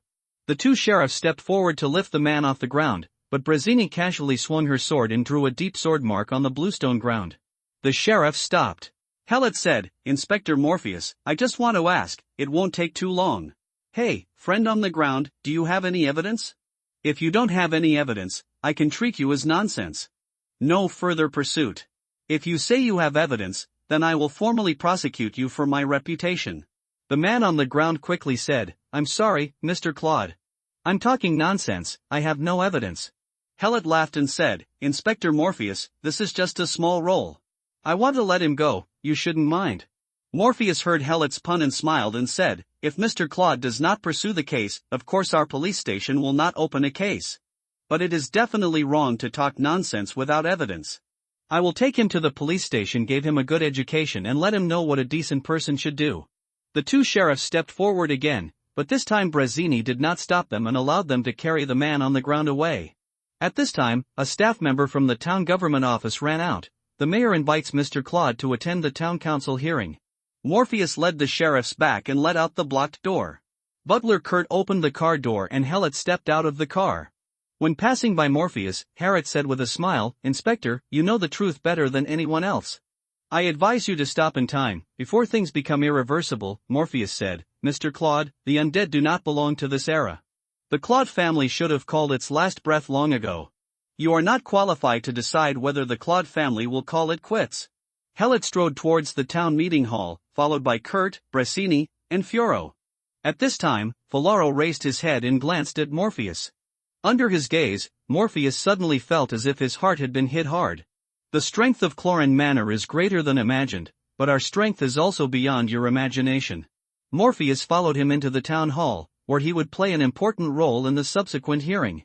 As town councilors and invited village sages arrived one after another, a hearing was held to discuss whether the Crolan Manor should be demolished. In the meeting room, the town councilors sat on the outside of the U-shaped table. The first one was the Mayor Rainham. In the surrounding auditorium were invited celebrities from Hog Town, including Master Milo and Sanders. A seat was placed opposite the conference table. Harriet sat in it, with Kurt, Brazzini, and Fioro standing behind him. Hellett took off his gloves and placed them on the small table in front of him, then crossed his legs against the chair.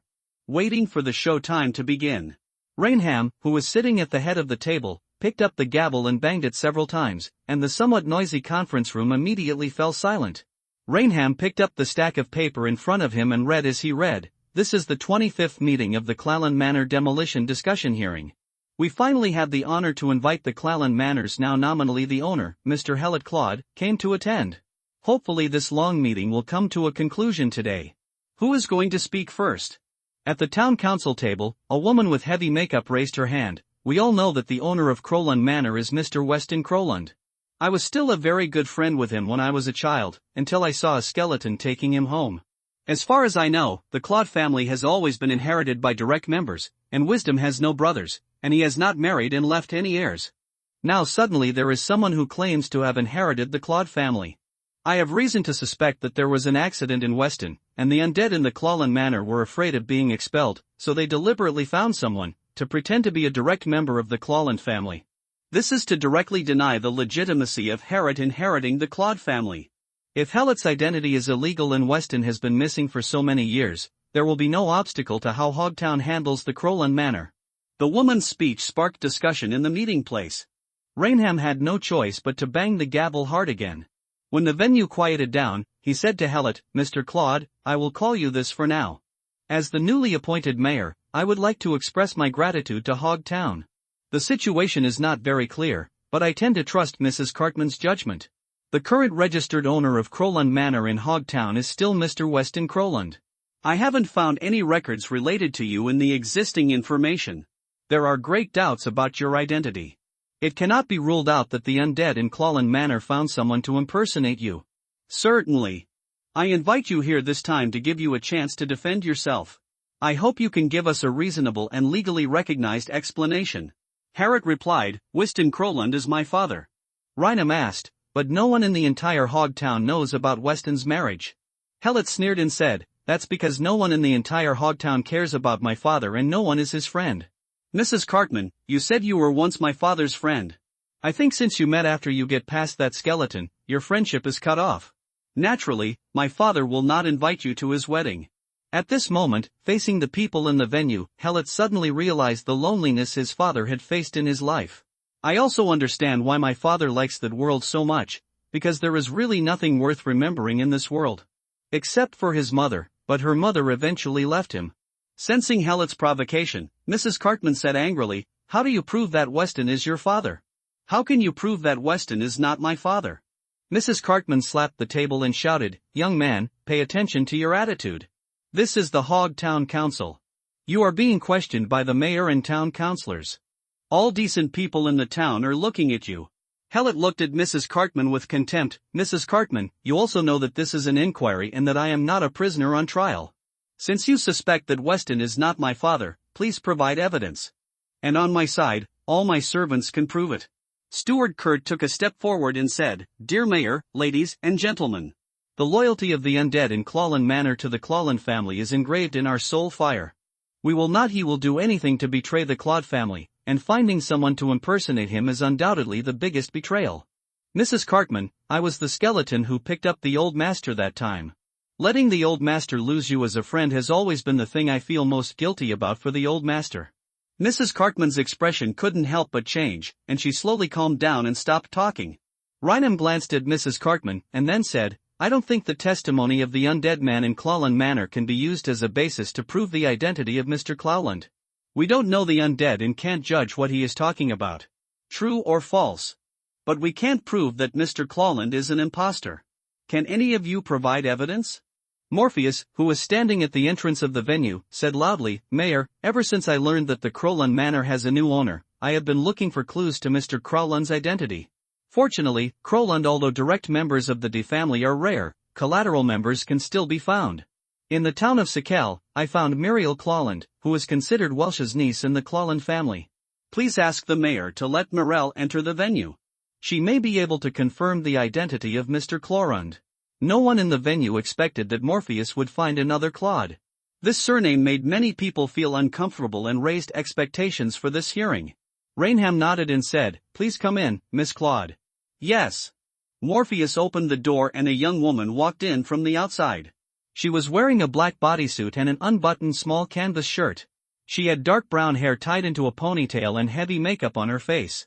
A magistrate took Molaire to the witness stand sideways. Mirel reached out to greet Hellet with a smile, her nails painted with bright paint. Hellet glanced at Muriel and did not respond to her. Instead, Kurt saluted Molaire. "Miss Molaire, nice to see you." Cote confirmed Molaire's identity in public. The next question is whether Mirel can reveal Hellet's true identity. The venue was unusually quiet, everyone was waiting for the answer to be revealed. Rainham said to Molaire, "Miss Claude, just call me Molaire.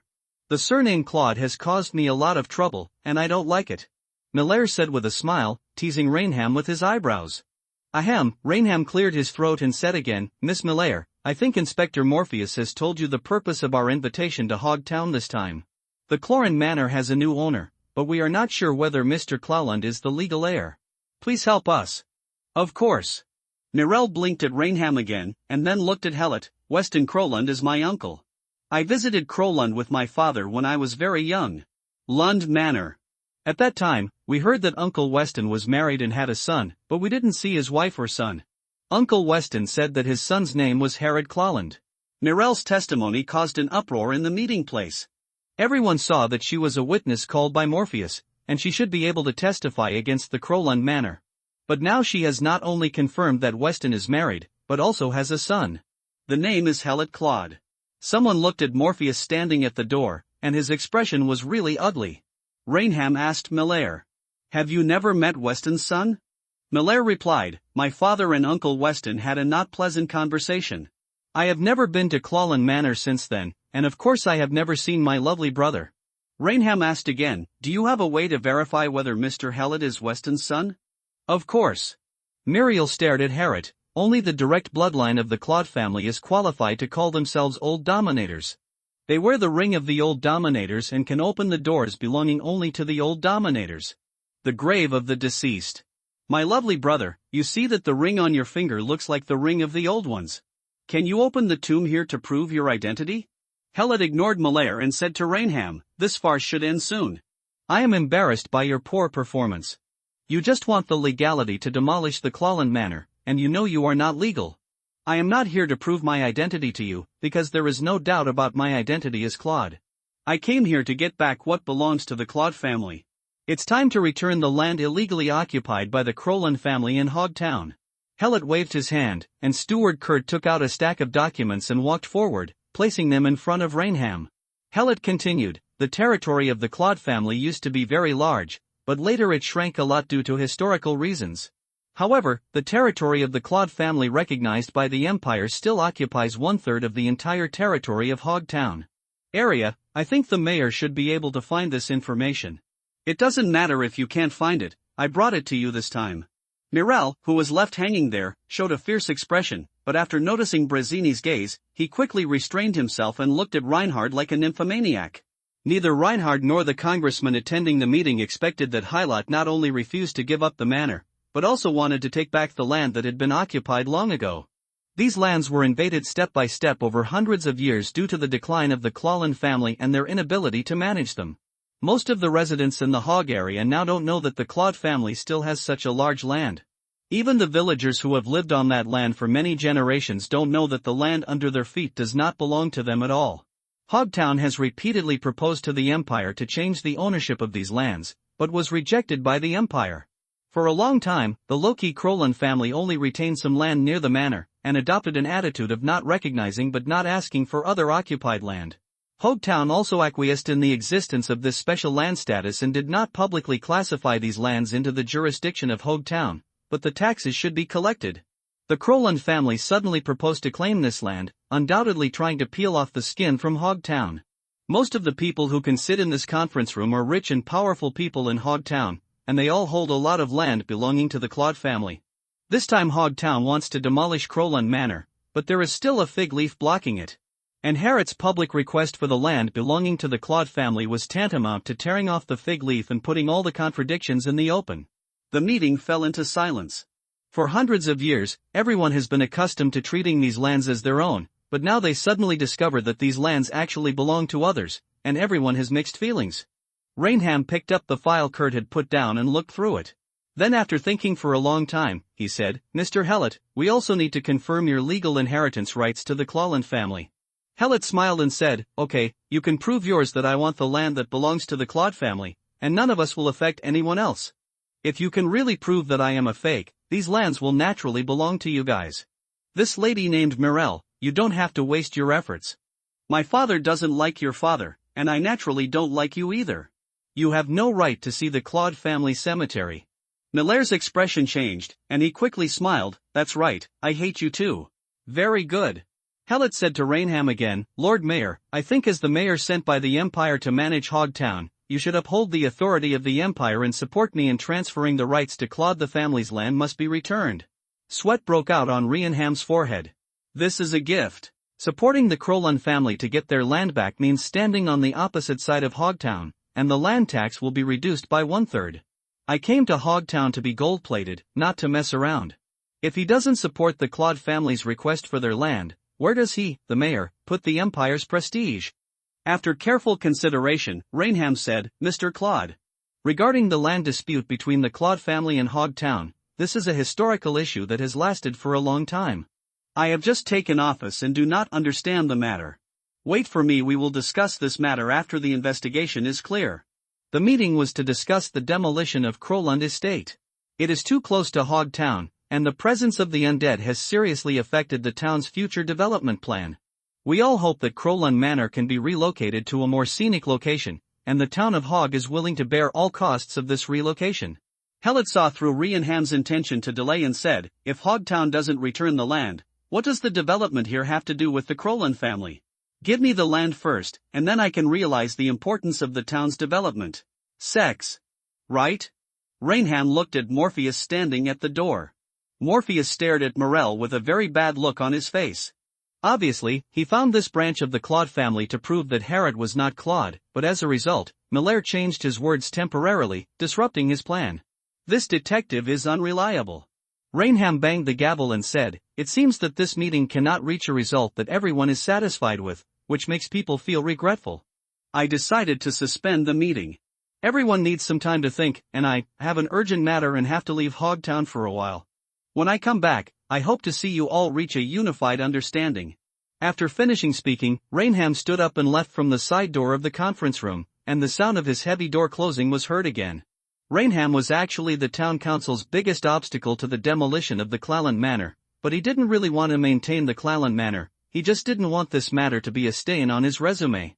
It is of course the best to be able to handle things reasonably and legally. This meeting was his last-ditch effort, because he already knew that a batch of arms had entered the town, and the greedy people would not wait any longer. When he heard that Helot was asking for the land of the Clalland family, he knew that this conflict could no longer be stopped. Instead of getting covered in blood here, it's better to find an excuse to hide away. But afterwards, it was inevitable to use family connections to wipe the mess. That's why he was so angry. For Helot, his purpose of coming to Hogtown this time was achieved. He had no time or energy to argue with Hogtown about the legality of his identity. If you want to talk about legal rationality, we will talk about legal rationality. You cannot rely on the legal ownership of the territory by the Claude family. Those who were instigating the forced demolition of the Crowland Manor no longer wanted to move. Rainham left, and the conflict between Hogtown and Claude Manor turned from a civil fight to a physical fight. Some people who didn't want to get involved quickly slipped away quietly. Harriet stood up, patted his clothes, and seemed to be talking to himself or to others. "I'm going back. Clean the manor and prepare to welcome guests." Helot left from the main entrance with Kurt, Brazzini, and Filolo. Inspector Morpheus quickly walked up to Muriel and asked, "You didn't do what you promised me to do." Muriel touched his manicure and said contemptuously to Morpheus, "That's because we want different things, and he is really Uncle Weston's son. The undead of Clalland Manor will not lying about this." Morpheus said, "But Rainham has denied the skeleton's testimony. As long as you say he is not Claude, we can push for the passage of the resolution to demolish the Claude Manor." Muriel suddenly stared at Morpheus. "We are just cooperating, you have no right to order me to do anything. He is the current patriarch of the Clalland family, and you cannot just deny it as a town council. If I were you, I should be preparing for war now. Notify me again when we attack Clalland Manor, you know where I am." Muriel bumped Morpheus away with his shoulder and walked straight out of the venue. Everyone left in the venue looked at Morpheus, including the town councilors and the town's celebrities. When Morpheus saw that the remaining people were all his own, he said loudly, "The mayor has left the battlefield to us, just to let us do what we have always wanted to do. Only by demolishing Crowland Manor can Hogtown move forward, and we and our descendants be able to live a life that belongs to this era. Killing the fake Claude and eliminating the hidden dangers in Hogtown is a duty we cannot shirk." Everyone shouted in unison, "Kill the fake Claude and eliminate the hidden dangers in Hogtown." Rainham got on the train leaving Hogtown. A chilling atmosphere spread in the town, and those who had nothing to do quickly returned home. When the bell on the bell tower rang, some people walked into the street instead. They communicated with each other with their eyes, and then walked in the same direction. Irina sat by the window and looked out at the deserted streets, listening to the bells echoing over the town. The woman in denim clothes walked into the room. "Madam, the young master has left Hogtown safely. Rainham is gone, and Morpheus is gathering thugs. It seems that they are going to attack the manor. Are we really not doing something?" Even when she was resting, Irina's eyes were very focused. She asked, "Who is around Helot?" The young master entered the town in a skeleton carriage, and the driver was an ordinary undead skeleton. Following the young master into the town meeting hall was the butler Kurt, and the woman Sanders mentioned was also following. "I think she should be an undead vampire. She is very powerful and knows space magic," Irina asked. "Vampire? Are you sure?" "Sure. Unless my eyes lie." Irina asked herself, "Why are there vampires in Clalland Manor? Do you need us to sneak into the manor to investigate?" "No need. It seems that Harriet discovered some secrets in the manor that even I don't know about." "You continue." "Yes, madam. Following the young master is a little girl, who looks like a teenager. I can't tell what kind of undead she is, but she must be an undead." "Can't you even see that?" "Yes, I don't have any information related to this kind of undead in my brain. Based on the information that can be observed, it is speculated that she may be more powerful than a vampire." Irina frowned. "What did the child find in the manor?" "Weston, are these what you left for your son?" What did you encounter in the family cemetery? Lady Irina came back to her senses. You personally lead the team to the manor and keep an eye on it. I just want him to learn a lesson and don't want to see him get hurt. Madam, you have fewer manpower here. Do as I say. As you command, ma'am. In Clallan Manor, as soon as Harriet got off the carriage, Kurt was sent to strengthen surveillance around the manor. Maynor was ordered to gather all the undead without fighting power and send them all to the family cemetery. The manor only had Kurt, Brasini, Fioro, 5 vampire guards, 10 spirit guards, and 100 skeleton soldiers armed with swords and shields. Then ordered Howl to take a team of burning cavalry and 50 territorial vampires to stand by in the tomb passage of the family cemetery. If there is an emergency, they can be sent out to rush. When we attack, we must annihilate them all. Don't leave anyone alive to escape. Being notified of the launch was a bit sudden. This book had very good results, but it still failed to win the prize in Sanjiang. It seems that the competition is not as big as usual. The game Western Fantasy is indeed a bit niche. Just put it on the shelves. After 3 rounds of recommendations, the number of follow-up reads is about 900. The feedback from the book reviews is also very good, and it is worthy of writing a long article. The VIP chapter will be sent out immediately. I beg you to reward me with a first order. I'll update 10,000 words on the first day. It's not that I'm not diligent, it's because I was exposed to the sun some time ago and exhausted all my manuscripts, and I couldn't have time to visit relatives during the Chinese New Year. After being put on the shelves, the 3rd update is guaranteed, and the 4th update is guaranteed. The 5th watch is not without hope.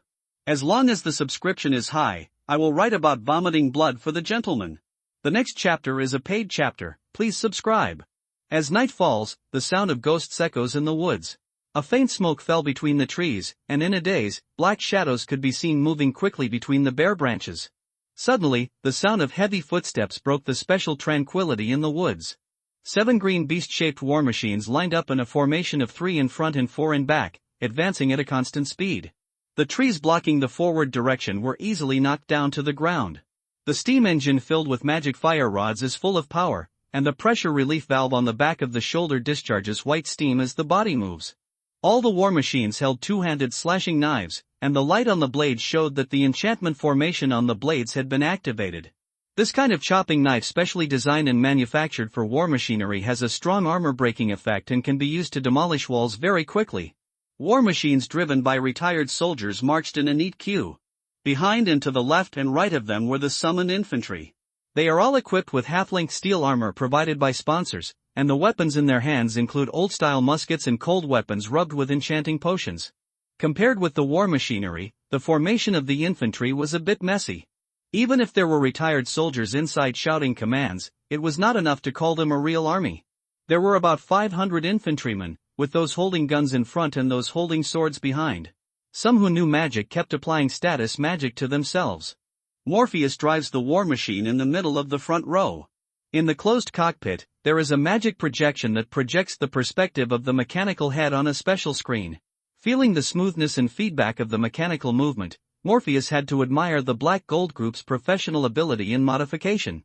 Although the overall feeling is still somewhat different from the Green Orc Type B, it is much better than the early Type A that I drove when I was in service. This money is worth it, and it will be even more worth it once you get the wealth in Clallan Manor. The fog ahead was getting thicker and thicker, and Morpheus said to the co-channel communication snail he was wearing, Unit number 4 and Unit 7 should keep their distance to both sides to protect our infantry. Units number 2 and 3 prepare to drop magic bombs.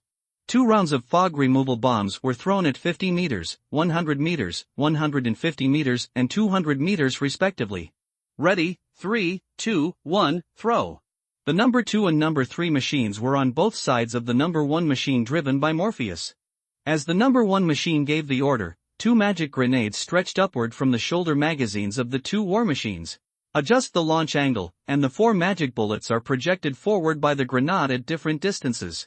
4 magic bullets exploded one after another. This is a throwing magic prop developed to quickly remove fog on the battlefield. After the magic bullet explodes, it forms a strong updraft, which can remove all the fog within a 50-meter range in a short time. A section of fog was removed, and the war machine speeded through. Then continue throwing fog removal bombs. After 2 rounds, you can see the stone wall of Clallan Manor through the foggy area. The walls were covered with grinning skulls, and some timid people couldn't help but slow down. Prepare to attack. Morpheus gave the order. Although this kind of granite stone wall was hard, it could not block the special cutting blade of the war machine. Just when Morpheus was about to order an attack, 6 figures suddenly appeared on the stone wall. Morpheus recognized the woman among them as the one who followed Herod to the town meeting hall today. She took off her dress and put on a set of armor that looked very sophisticated, giving it a sassy beauty. All 6 people's eyes glowed red. Morpheus judged that they were all non-human, but could not guess what species they were. Morpheus said through the microphone, "Is Herod afraid of hiding and sending you out to die?" Brazzini stood on the wall, holding a long sword in her hand, and said in a very arrogant manner, "The master said that he would personally entertain another group of guests. We are enough to deal with you weak and humble guys." Morpheus issued a warning to other war machines. In the central square of the town, he had seen Brazzini take action and knew that she was stronger. Protect each other's backs and try to face the enemy hidden. The opponent may be very agile, but armor is our biggest advantage. Now plan the tactics. While Morpheus was laying out his tactics, the infantry followed. The musketeers lined up in 3 formations, crouching, half-crouching, and standing, and pointed their guns at the vampires on the wall. Volleyball shooting. Bang bang bang bang bang. The sound of gunshots represented the signal to attack Clawland Manor. On the other side of the manor, 3 figures quickly climbed over the wall and entered the manor, running quickly towards the castle. The sound of explosions came again, showing how fierce the battle was over there. The 3 people approached the gate of the castle with gentle steps. Pushing open a gap, it was dark inside without any light. Then he pushed open a larger gap, and 3 figures got into the door. Then the door of the castle was closed heavily, and the lights on the ceiling were turned on, illuminating the 3 people who came in. The sound of swords being drawn continuously came from both sides of the castle hall. They were the spiritual bodyguards placed here. They were encased in full body armor and were responsible for protecting the castle hall. 10 sets of armor surrounded the 3 intruders, and the 10 swords glowed coldly under the light. I thought the person who sneaked in was a blind thief, but I didn't expect it to be my sister Mirelle. "What are you doing here at Clawland Manor so late? And you don't go through the main entrance, you have to climb over the wall." "How rude." Herod walked down the stairs facing the hall, and Ferraro followed behind him. One of the 3 people surrounded was Mirelle Clawland, who we saw during the day. The other 2 people were wearing windbreakers, and their familiar styles made Herod immediately think of the 2 necromancers who invaded the manor last time. Muriel took out a bone dagger and said to Helot without any panic, "I thought, brother, you were going to deal with the war machinery in Hogtown, but I didn't expect you to be waiting for me here." "That's 7 war machines and hundreds of armed infantry. Can the servants you send stop them?" Helot stretched out his hand, and 3 poisonous corpse flower vines rose up on his left, right and behind him. The corpse flower poisonous vine behind him was obviously much larger than the other 2, and the poisonous vines were covered with sharp barbs. "They don't need you to worry." The last time I saw the Gravekeeper and the Corpse Stitcher together, I felt very strange. This time I didn't expect that the Claude family's Gravekeeper would also mix with the Corpse Stitcher. "Is it because the Tomb Keeper has fallen, or because you alone, Muriel, have violated the teachings of your ancestors?" Clorin's ancestors forbade family members to learn the necromantic arts of the Stitcher, and this prohibition was also inherited by the Gravekeepers. Gravekeepers only use pure death energy to release necromancy spells, and will never desecrate corpses, let alone use living people to make corpse puppets. Now it seems that the boundaries between Gravekeepers and Corpse Stitchers are blurring, and even people from the Claude family are mixed up with Corpse Stitchers. Mirel signaled his 2 accomplices with his eyes, and they put their hands into their sleeves and fiddled with something quickly. There were constant sounds of fighting outside. It seemed that Morpheus's combat machinery was blocked outside the manor's stone wall, and the strength of Clawland Manor exceeded previous trials. Muriel smiled and said to Herod, "Dear brother, Uncle Weston is an old antique. I didn't expect you to be too. What a decline the Claren family has become, and they still abide by the prohibition set by their ancestors. Is it necessary for the Gravekeepers and the Sewers to be so clearly distinguished? In the eyes of outsiders, we are all necromancers, evil beings who blaspheme the dead. Look at Uncle Weston's life, trapped here forever, rejected by Hogtown. Do you also want to spend your life alone here? I invite you now to join us, just as my father once extended the invitation to Uncle Weston. We have many people here who truly love necromancy. Gravekeepers, seamstresses, and the undead can sit together and talk freely, exploring the meaning of death and the secrets of life. A world that he had never been exposed to during his studies unfolded in front of Harriet. There are indeed tomb keepers and corpse stitchers who have joined together, and they seem to have formed a mysterious organization. This organization once invited my father to join, but he refused. At this time, one skeleton after another appeared behind Hellet. Row after row. In the end, those with the largest number of skeletons crowded onto the stairs behind Hellet. Such a large undead was easily summoned, and Muriel and her accomplices looked tense. None of them expected that Hellet, at such a young age, could possess such powerful undead magic. At the same time, it also made them more determined to obtain the secrets in Clawland Manor. Hellet showed off his strength, but did not rush to attack. Some things were not yet figured out. Sister Muriel, Harriet asked curiously, "Who are you?" Muriel stretched out his hand to stabilize his eager accomplices.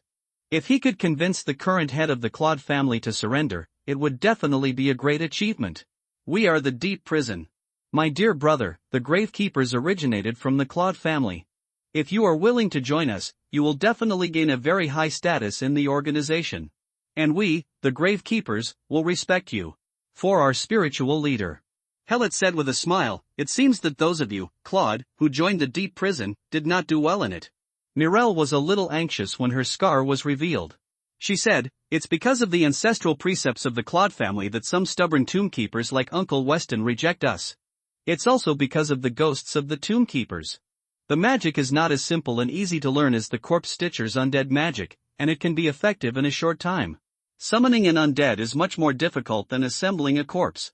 If you can join us, you can greatly improve the situation of Gravekeepers in the organization. Your identity can call on more tomb keepers to join in. There are magic books left by ancestors in Clawland Manor, which can greatly strengthen the strength of our tomb keepers." The reason for the complicity between the Deep Prison and some people in Hogtown was found. Morpheus and the others want the wealth and the Crowland Manor, and the Deep Prison wants the wisdom of the Crowland family. If the Deep Prison was an organization composed solely of tomb keepers, Harriet would not mind joining in to find some like-minded friends to conduct research on undead magic together. But there are corpse stitchers in the Deep Prison, and the corpse stitchers seem to be quite powerful. The ancestral motto of the Claude family must have its reasons. Moreover, there are too few professional standards for corpse stitchers. Stealing corpses to study undead magic is still acceptable, but using living people to make corpse puppets goes too far beyond the bottom line. Hellet pressed his ears with his little finger and asked Morel, "Are you done?"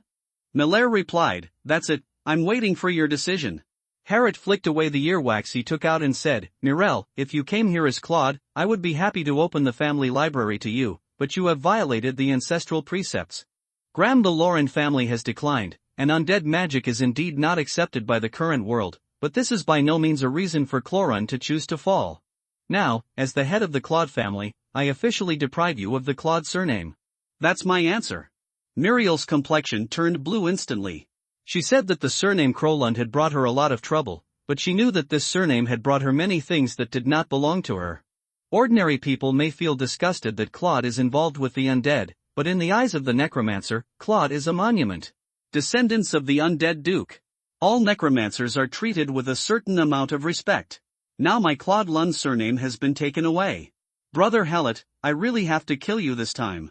Muriel stretched out her arms, and 6 black-armored warriors were summoned by her. The black mist clings to the black armor, and the sword is held in both hands, with the soul of the enemy wrapped around it. The deep part of the visor lit up with green soul fire, and made an uncoordinated sound. Her 2 companions also made moves. They shook their windbreakers, and some severed hands fell out. These severed hands held a green dagger, coated with poison. After the severed hand fell to the ground, it bounced up and floated in the air. You could see a wisp of black smoke, connecting the severed hand to the caster. At the same time, some skeletons and undead zombies covered with rotten flesh were also summoned. The gate of the castle was violently smashed by a giant object, and the gate collapsed inward, and a 3-meter-high abomination made of corpses was walked in. The 3 necromancers who came this time were of much higher quality than the 2 last time. The undead from both sides formed a confrontation in the hall of the castle. Hellet waved his hand, and the 10 spirit guards turned around and ran away. These spirit bodyguards are for bluffing, and their combat power cannot even beat the skeletons summoned by Hellet with the blessing of control. In such a melee situation, they are just giving away food. It's a collectible armor, don't break it. Now that the most valuable thing in the hall has been moved, let's start the fight. The castle shook violently, and the crooked door panel stood up to reseal the door. The surrounding stone bricks were flipped and combined, and the space was opened up. Soon the stone castle hall, which was originally a bit crowded due to the increase in summons, became spacious, and the walls were covered with a light film. Helot said, when this castle was built, our ancestors put a lot of thought into it, and the invasion scene was naturally expected. Unexpectedly, after hundreds of years, some magic circles can still be activated. Surprise or not? No surprise. Now feel free to do whatever you want, these walls are strong. Attack! As Helot gave the order to attack, the skeletons behind him rushed upward. 2 slightly smaller corpse flower poison vines were mixed in the group of skeletons, spraying corpse poison forward as they meandered forward. The undead on the side of the prison also rushed forward. Skeletons collided with skeletons, and bone swords slashed at each other. Even if a hole was knocked out of their skulls, the skeletons still firmly performed their cannon fodder duties. At the moment of the confrontation, there was a sharp contrast in the quality of the skeletons on both sides.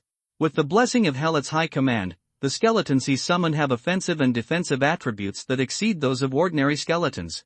The skeleton in the deep prison slashed Helot's skeleton with a bone sword, and it could only make a merit sound of bang bang. When Helot's skeleton attacks, it hits a hole, and then hits the head again and it breaks into pieces. The battle between skeletons and skeletons turned into a one-sided situation. It was not until the zombies from the deep prison came forward that the retreating front line was stabilized. Then Mirel and the others discovered that the walking zombies, who were obviously stronger than the skeletons, were no match for Helot's summoned skeletons. With thicker carrion defense and resistance to blows, they can only take more swords from these rampaging skeletons. Moreover, those skeletons have such a high desire to attack, and the frequency of swinging swords is far higher than the speed that the skeletons should have. In the chaos of flesh and blood, the walking corpse also had its head smashed and fell to the ground. High attack, high defense, high attack frequency. Is this the necromancy of the Clawland family? Muriel looked at Herod across the battlefield and vowed in his heart to kill him and take away all the magic books here. At this time, 2 corpse flower poisonous vines rushed across the battlefield and rushed in front of Muriel, one on the left and one on the right opened their fangs to bite her off. The black-armored warriors guarding Malaire's side swung their swords in time to drive away the poisonous vines of the corpse flower, and then launched a siege together. In the swing of the sword, the poisonous corpse flower vine was chopped into several pieces, and the remains quickly decomposed into powder and dissipated. Helot recorded this scene. The ordinary corpse flower poisonous vine was restrained by a sharp weapon. The forward swing of the attack was too long and straightforward, making it easy for the opponent to predict. Herod modified the magic model of the corpse flower poison vine on the spot in his consciousness, and the large corpse flower poison vine behind him gradually changed its shape.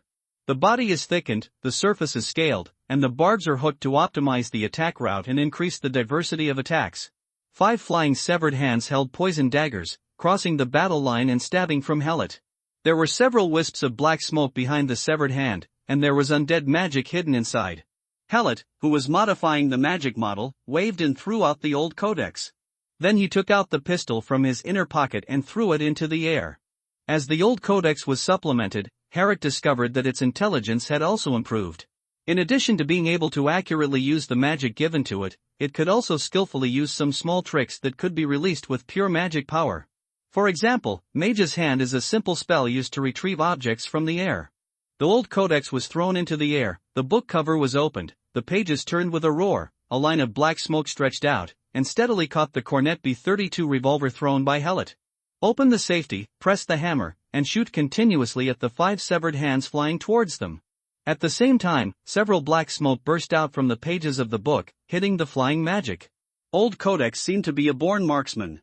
5 multi-enchanted bullets blasted 5 severed hands into the air, and the magic fired was like a precise interceptor missile, detonating the magic directed at Helot one by one. The shockwave caused by the explosion pushed towards Helot. A shield blocked the impact in a rapid flash, and only the breeze formed by the penetration blew Helot's clothes. After completing a round of defense, the old codex turned its gun, and after a gunshot, the bullet enchanted by the barrel was fired at Muriel. However, Hatred happened to be standing in front of Muriel. The enchanted bullet hit the abomination, blasting a gaping hole in its belly and sending rancid flesh flying everywhere. However, this bullet did not knock down abomination. Maggot-like granules sprouted out of the hole in its belly, squirming to fill the hole. Abomination let out a hoarse roar, and the corpse puppet sewn on its body also roared together. It stood in front of the three Meleres, using its body as a human shield to resist attacks. Muriel ordered the black-armored warrior to join the battle, and then ordered a companion to quietly make a detour to launch a sneak attack. The old code, which had drained the bullets out of the gun, made a snapping sound with the mage's hand, indicating that Helot would replenish the bullets. Helot, who was still modifying the magic model, grabbed a handful of bullets from his pocket and threw them at the old codex. The old code learned the technique from somewhere. He turned the pistol in a handsome way, then threw off the wheel to pour out the empty bullet casings inside, and then loaded the yellow-orange bullets into the magazine. Helot glanced at the battlefield. The skeleton he summoned had finished cutting down the opponent's skeletons and all the walking zombies, and was now cutting down the black-armored warrior summoned by Muriel. Ding ding ding ding ding. Both sides were attacking each other without any dodge, a very standard undead style of play. It's just that the black-armored warriors don't seem to simply summon the undead. A black-armored warrior chopped down a skeleton, and then another skeleton chopped off his arm with a sword. The broken part of the arm was covered with wriggling carrion. Corpse puppet.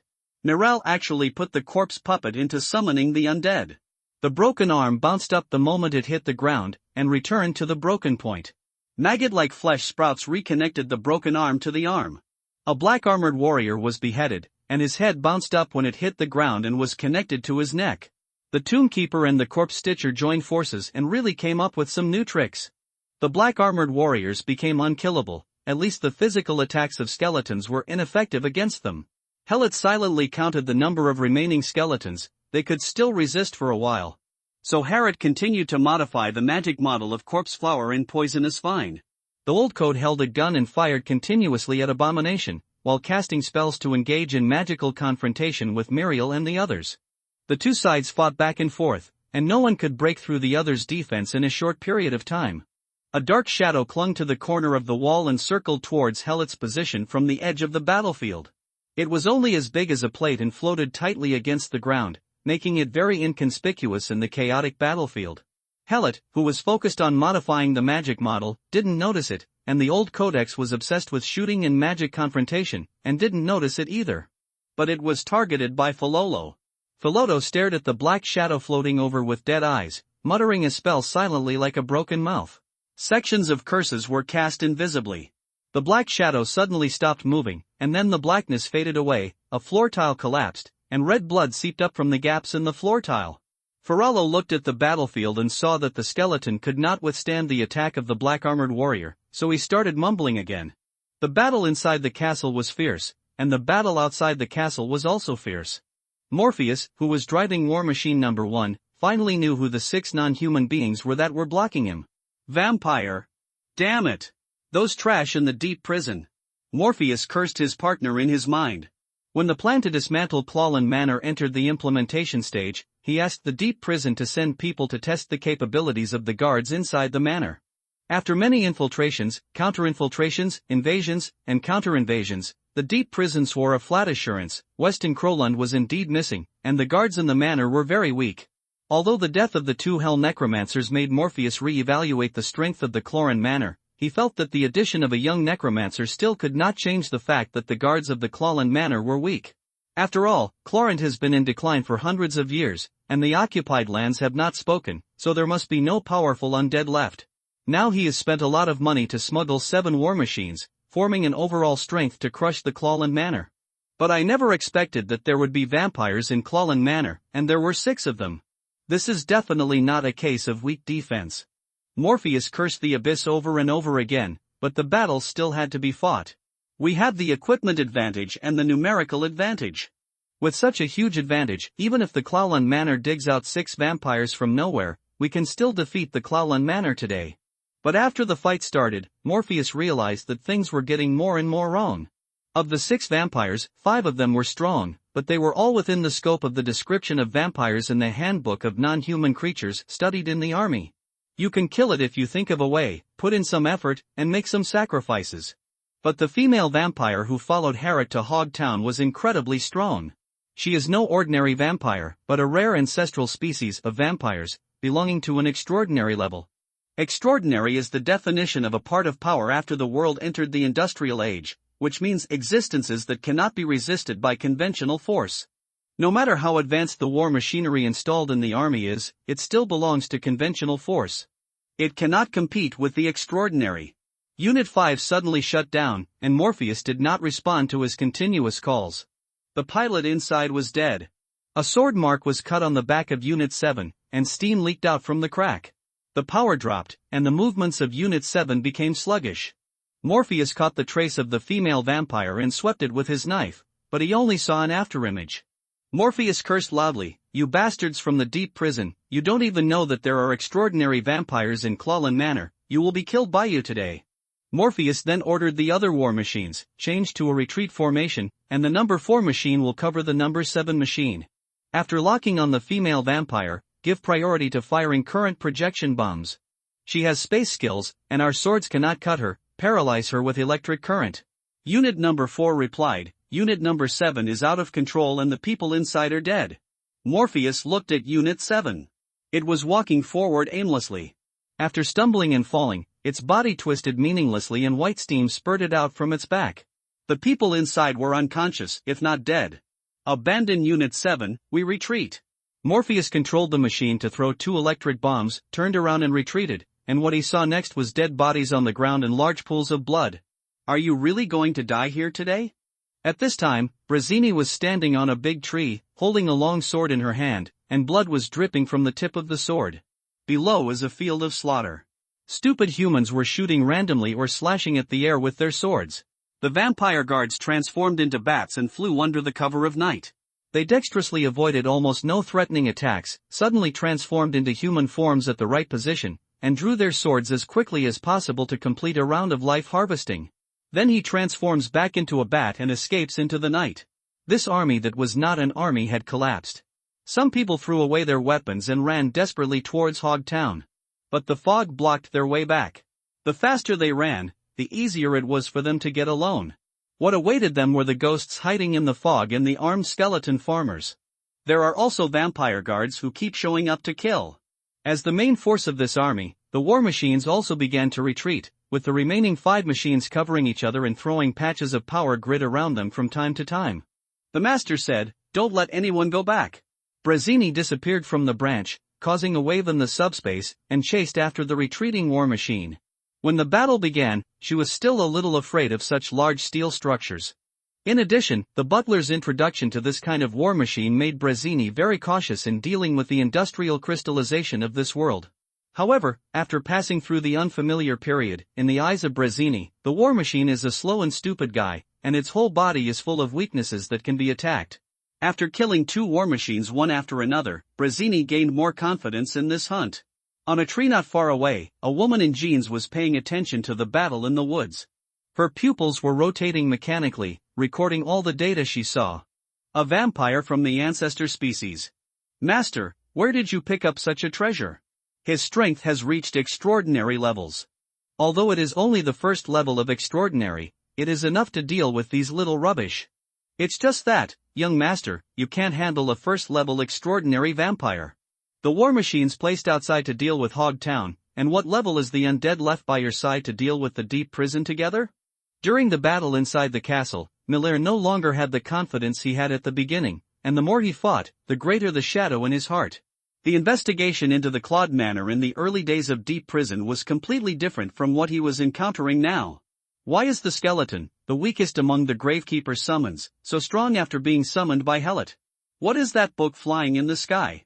It can actually shoot, change bullets, and continuously cast spells.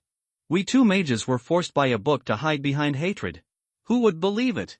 And, why hasn't the mage I sent to attack Helot still not moved? Why did the black-armored warrior I summoned have a body as limp as a man who had been killed 18 times a night? His severed limbs were squirming on the ground, lying limp and unable to go back. This is not the Claude family I know. Miller calculated that Shu, who could shoot, fired all 6 bullets, and quickly put his hand on the back of Abomination. While reciting the spell, the paint on her fingernails dyed Abomination into colorful colors, and Abomination, which was originally a bit cumbersome, burst into speed and ran towards Helot. Harrod also completed the modification of the magic model of Corpse Flower and Poison Vine at this moment. Under his command, the modified Corpse Flower vines passed over his head, blocking the incoming abomination. Today's intruders will all die. Helot snapped his fingers, and a new skeleton was summoned by him. A sudden and powerful explosion shook the entire castle. Helot didn't know how far the battle outside was progressing, so he could only deal with the intruders on his side first. After the newly summoned skeletons were given attack status, they launched an all-out charge. Old Codex has completed a new round of bullet replacement. Hate was entangled in the poisonous tendrils of the corpse flower and was unable to move. The black-armored warrior turned into a soft piece of ironclad debris.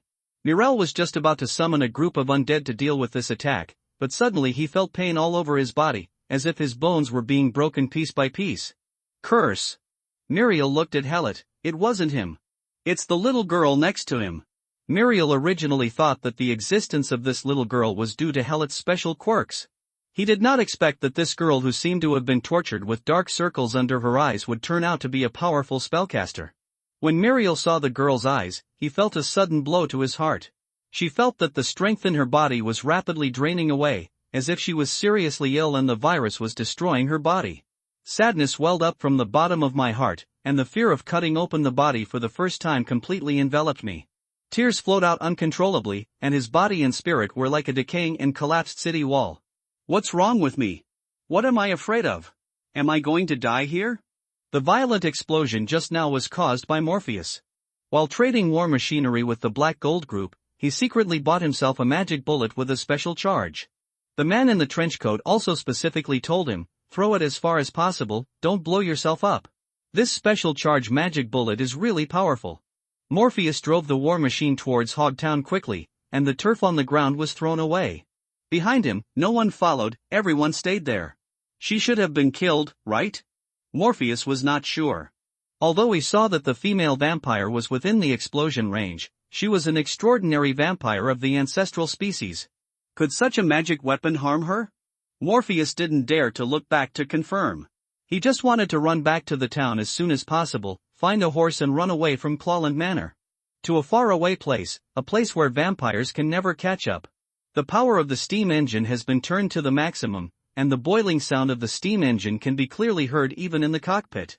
The war machine is running at the highest speed. It can only move forward in a straight line. Any change in direction will cause the machine to fall to the ground under the pull of inertia. No matter what's in front of you, hit it. Morpheus drove the war machine out of the woods, and the lights of Hogtown were in front of him. At this time, a woman appeared directly in front. She was wearing a cowboy suit and a cowboy hat, standing there as if she was frightened. Morpheus didn't slow down. If the woman didn't hide, he would have to step over her. Rush, rush, rush. The war machine ran forward with long strides, leaving a deep hole in the ground with every step. It headed straight for the woman blocking the way, trying to kick her down or crush her. The woman faced the charging behemoth and did not make any dodge action. She slowly took off her gloves, revealing her mechanically constructed hands. Those delicate and flexible joints were top industrial works of art. Morpheus saw the woman's hands and recognized the terrifying presence. Mechanical transformation of people. The highest product of the combination of modern magic, machinery, and biology. It replaces flesh and blood with steel and is designed for killing. Each mechanically modified person is not only an industrial work of art, but also a concentrated form of huge wealth. Their cost determines that they all possess combat power that ordinary people cannot match.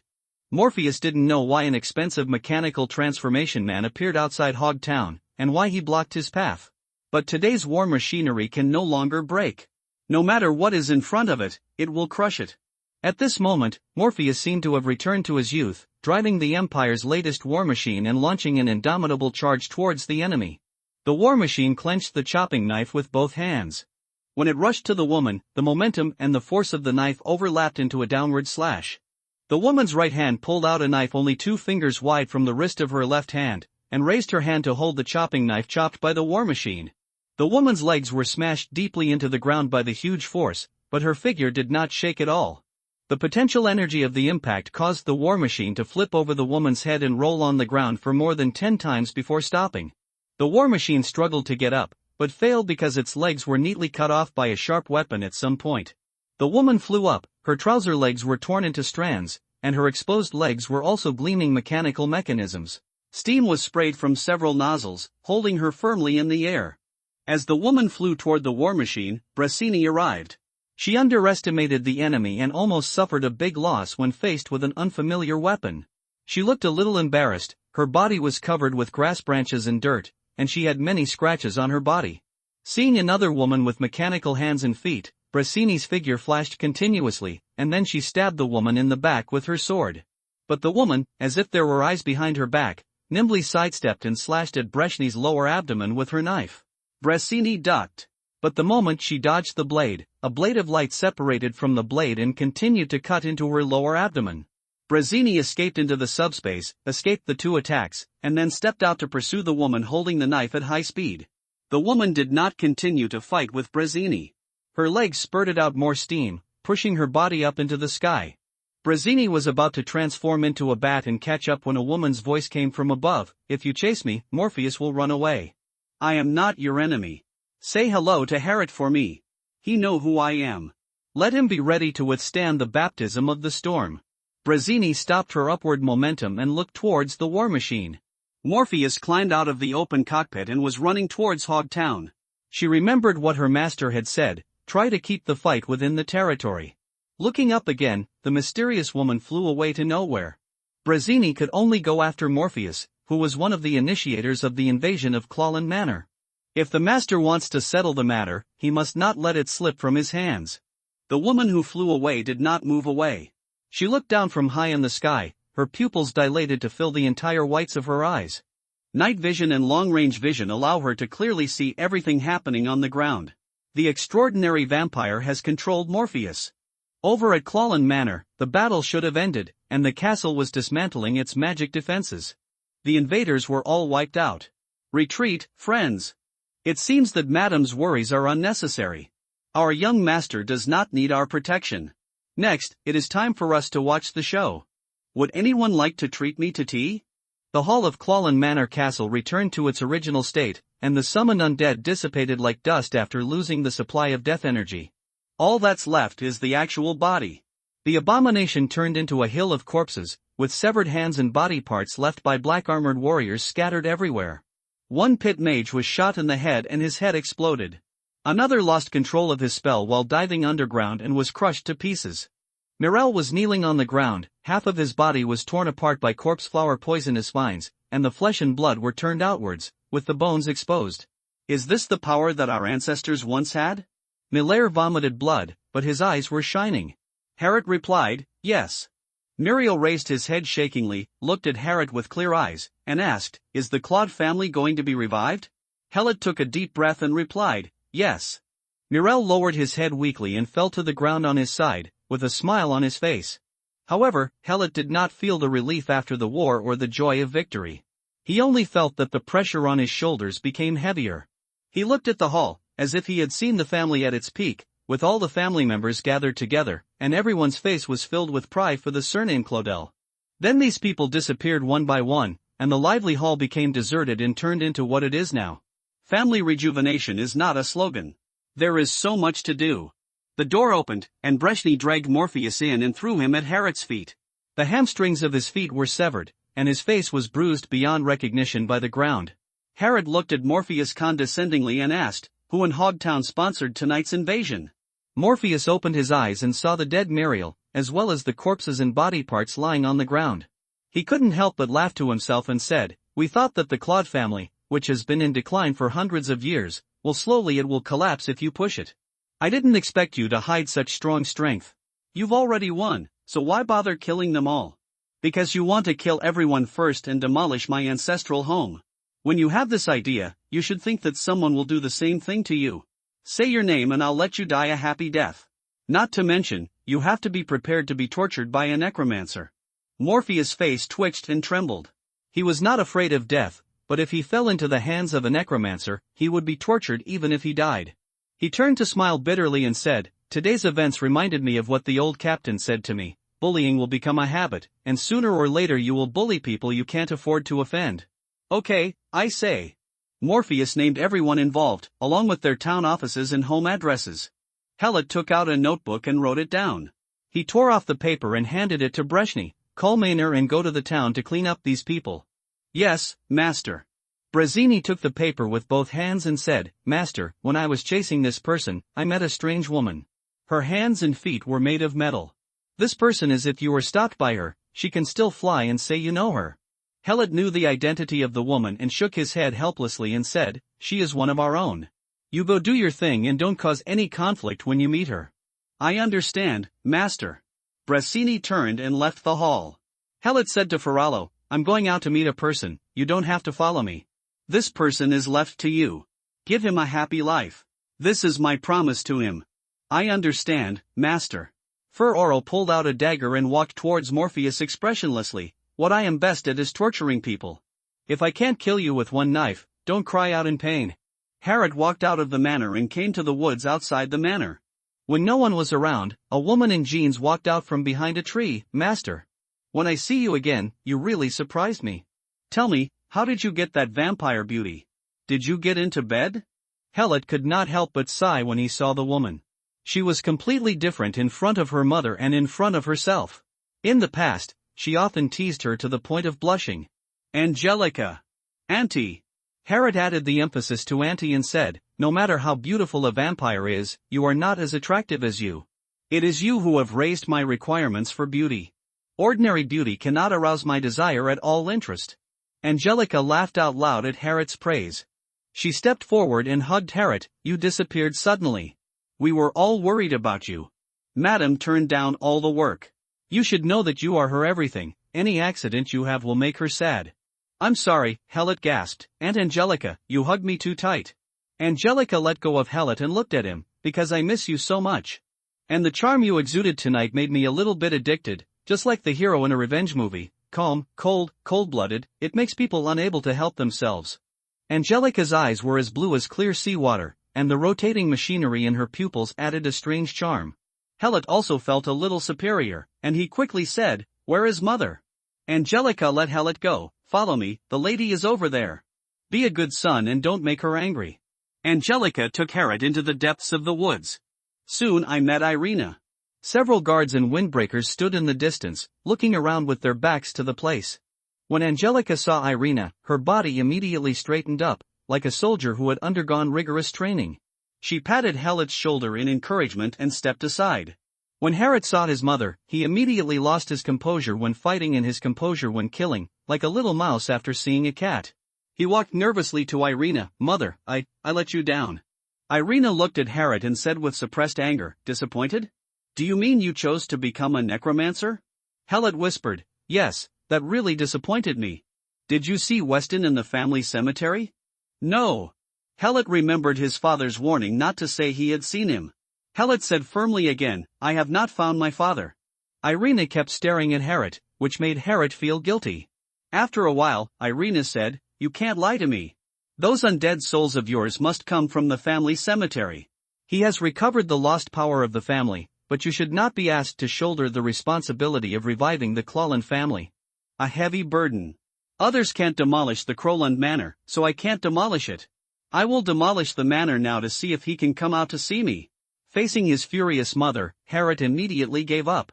"My mother wanted to demolish the Claude Manor, how could I possibly stop her?" "Father, it's not that your son won't hide it for you, it's that your mother is too scary. It's you who should take the blame. Anyway, you can't get out now. If you carry all this, your mother won't be able to get in and cause trouble for you." Harrod immediately forgot about his promise to his father. "I saw my father." Helot concealed the fact that his father turned into a lich, and also concealed the fact that the family cemetery is connected to a vast game world and the player world on the other side of the game world, just because an accident caused him to lose his identity as the old one. He was unable to open the door to the family cemetery and come back. I have no way to bring him back now. Now my father is trying to figure out how to save the family cemetery from that unknown power, and he has achieved some results. Irina listened quietly. This made Harrod realize that his mother's rage just now was fake, just to get the truth out of him. Alas! I've fallen into a trap again. Ginger is still hotter than ever. After Harrod finished speaking half-truths, Irina asked, "How is your father? Is life difficult being trapped there?" "He is very good. The world's #1 player with countless fans. Now there is a vampire who wants to be my stepmother, a paladin who seems to want to be my stepmother, and countless little fans who want to be my stepmother." See Brazzini? Mother, your competitors know how to invest very well. Of course, these must not be said. During those 4 years of being trapped, my father did have a very bad life, Hallett said extremely against his will, but when I went there, his condition improved a lot. At least he was eating normally. He also to know what's going on here, especially yours. He knows you're running for Congress and is happy for you.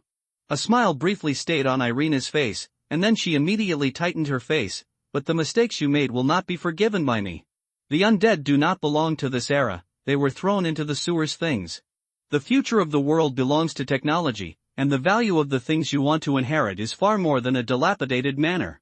If it were the previous Harriet, he would have recognized his mother's definition of undead magic. In this era, undead magic is something that cannot be brought to the forefront. It can only linger in the sewers, waiting to be eliminated by the times. But after studying and discussing necromancy with Master Lame, Harriet now had his own insights into this declining type of magic. Harriet changed his weakness in front of his mother and said forcefully, "Mother, you are wrong. There is no distinction between high and low in all types of magic. Some are just the prejudices of ignorant people. Undead magic explores the secret of death. Death is the end of everyone, but it is not the end of life. As long as life still exists, undead magic will always exist. It will never disappear. Instead, as the world's technology explores the truth of life, undead magic will shine again." Irina looked at Hallett, who exuded a confident aura, and couldn't believe that this was her son. In my impression, he seemed to have never contradicted me so much. Thinking back on what he did tonight, Irina realized that her son had grown up and was no longer a good son who was obedient to her. And it makes so much sense, at least at an academic level. However, how could Irina, who had always been strong, give in so easily? What this world believes is never the truth. Everyone serves their own interests, and anything can become the truth as long as the interests require it. I know that you came to Crowland Manor because of my negligence, but do you know the pressure I endure every day? The success of Tomorrow Group has given it the wealth that everyone is jealous of. Now the power bought with money can no longer keep the group, so I chose to run for Congress. Do you know what your identity as the patriarch of the Claude family and the heir to the Tomorrow Group will bring to you? Do you know what the Emperor of the Empire was thinking when the Duke of the Undead led the army of the undead to victory one after another? Of the two existing founding dukes, one surrendered all his territories and troops and integrated his family into the royal bloodline, the other has been a watchman in northern Xinjiang for generations. The Empire can deprive the Claude family of their dukedom, but it cannot deprive Claude of his right to declare the Empire.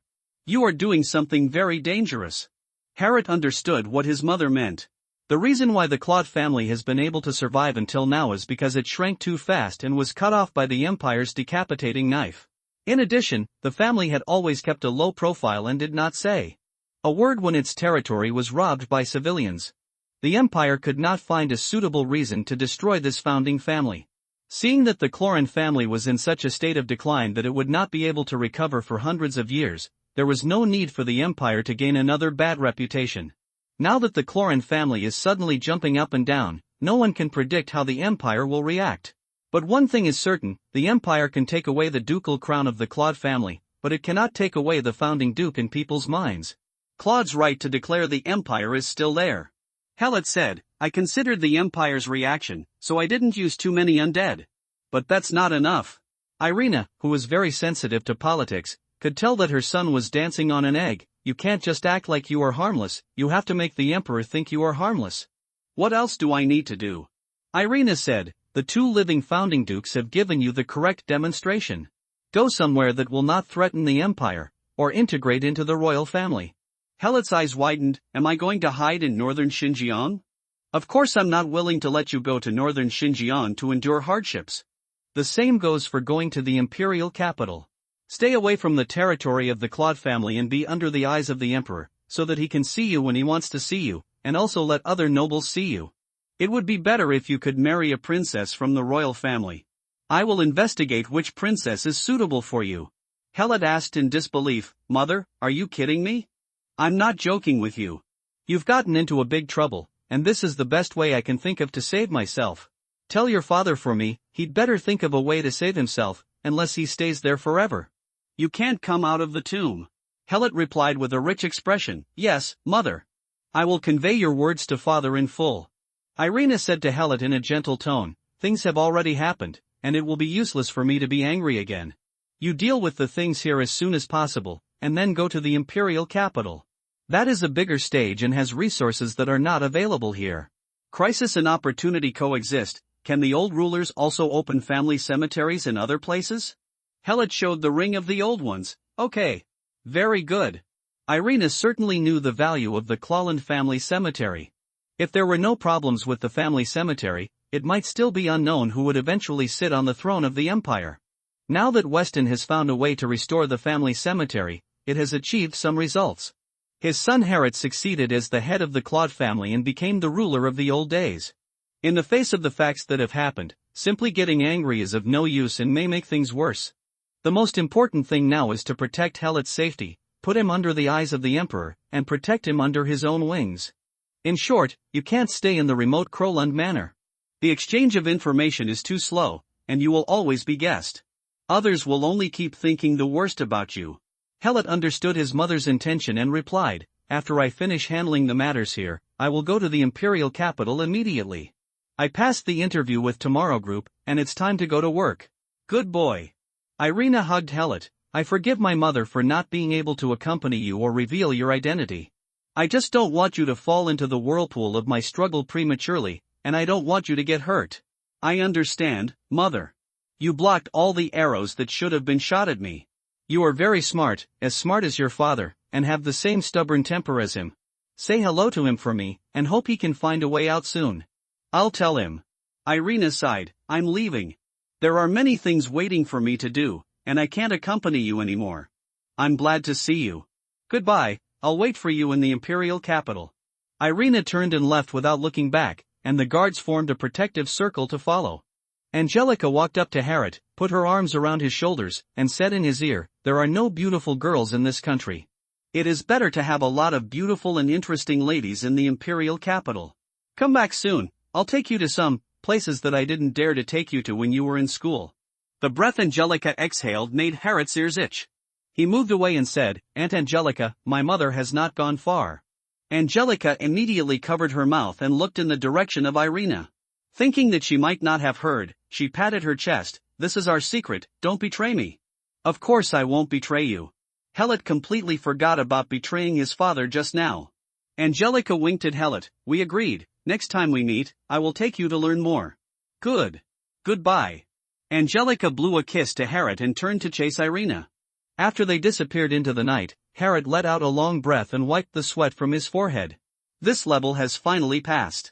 In an instant, Helot felt that his waist was hard and his chest was puffed up. He was once again the unshakable master of Clawland Manor. Go back and wait for the people who should come. The next day, Mayor Reinham returned to Hogtown in a carriage after receiving the news. Then go straight to Crowland Manor. He still retained the battlefield from last night. Hundreds of corpses fell in the woods outside the manor. Blood was splattered everywhere, and the black ground was dyed red. Looking at those panicked faces, it was hard to imagine what happened to them last night. There are also war machines that have fallen to the ground. The new paint is stained with blood, and the remaining steam is leaking out. The strong smell of blood rushed into the carriage compartment, and Reinhard couldn't help but take out a handkerchief from his pocket, cover his mouth and nose, and close the window. When Reinham followed Steward Kurt into the castle hall, the scene in front of him made him even more uncomfortable.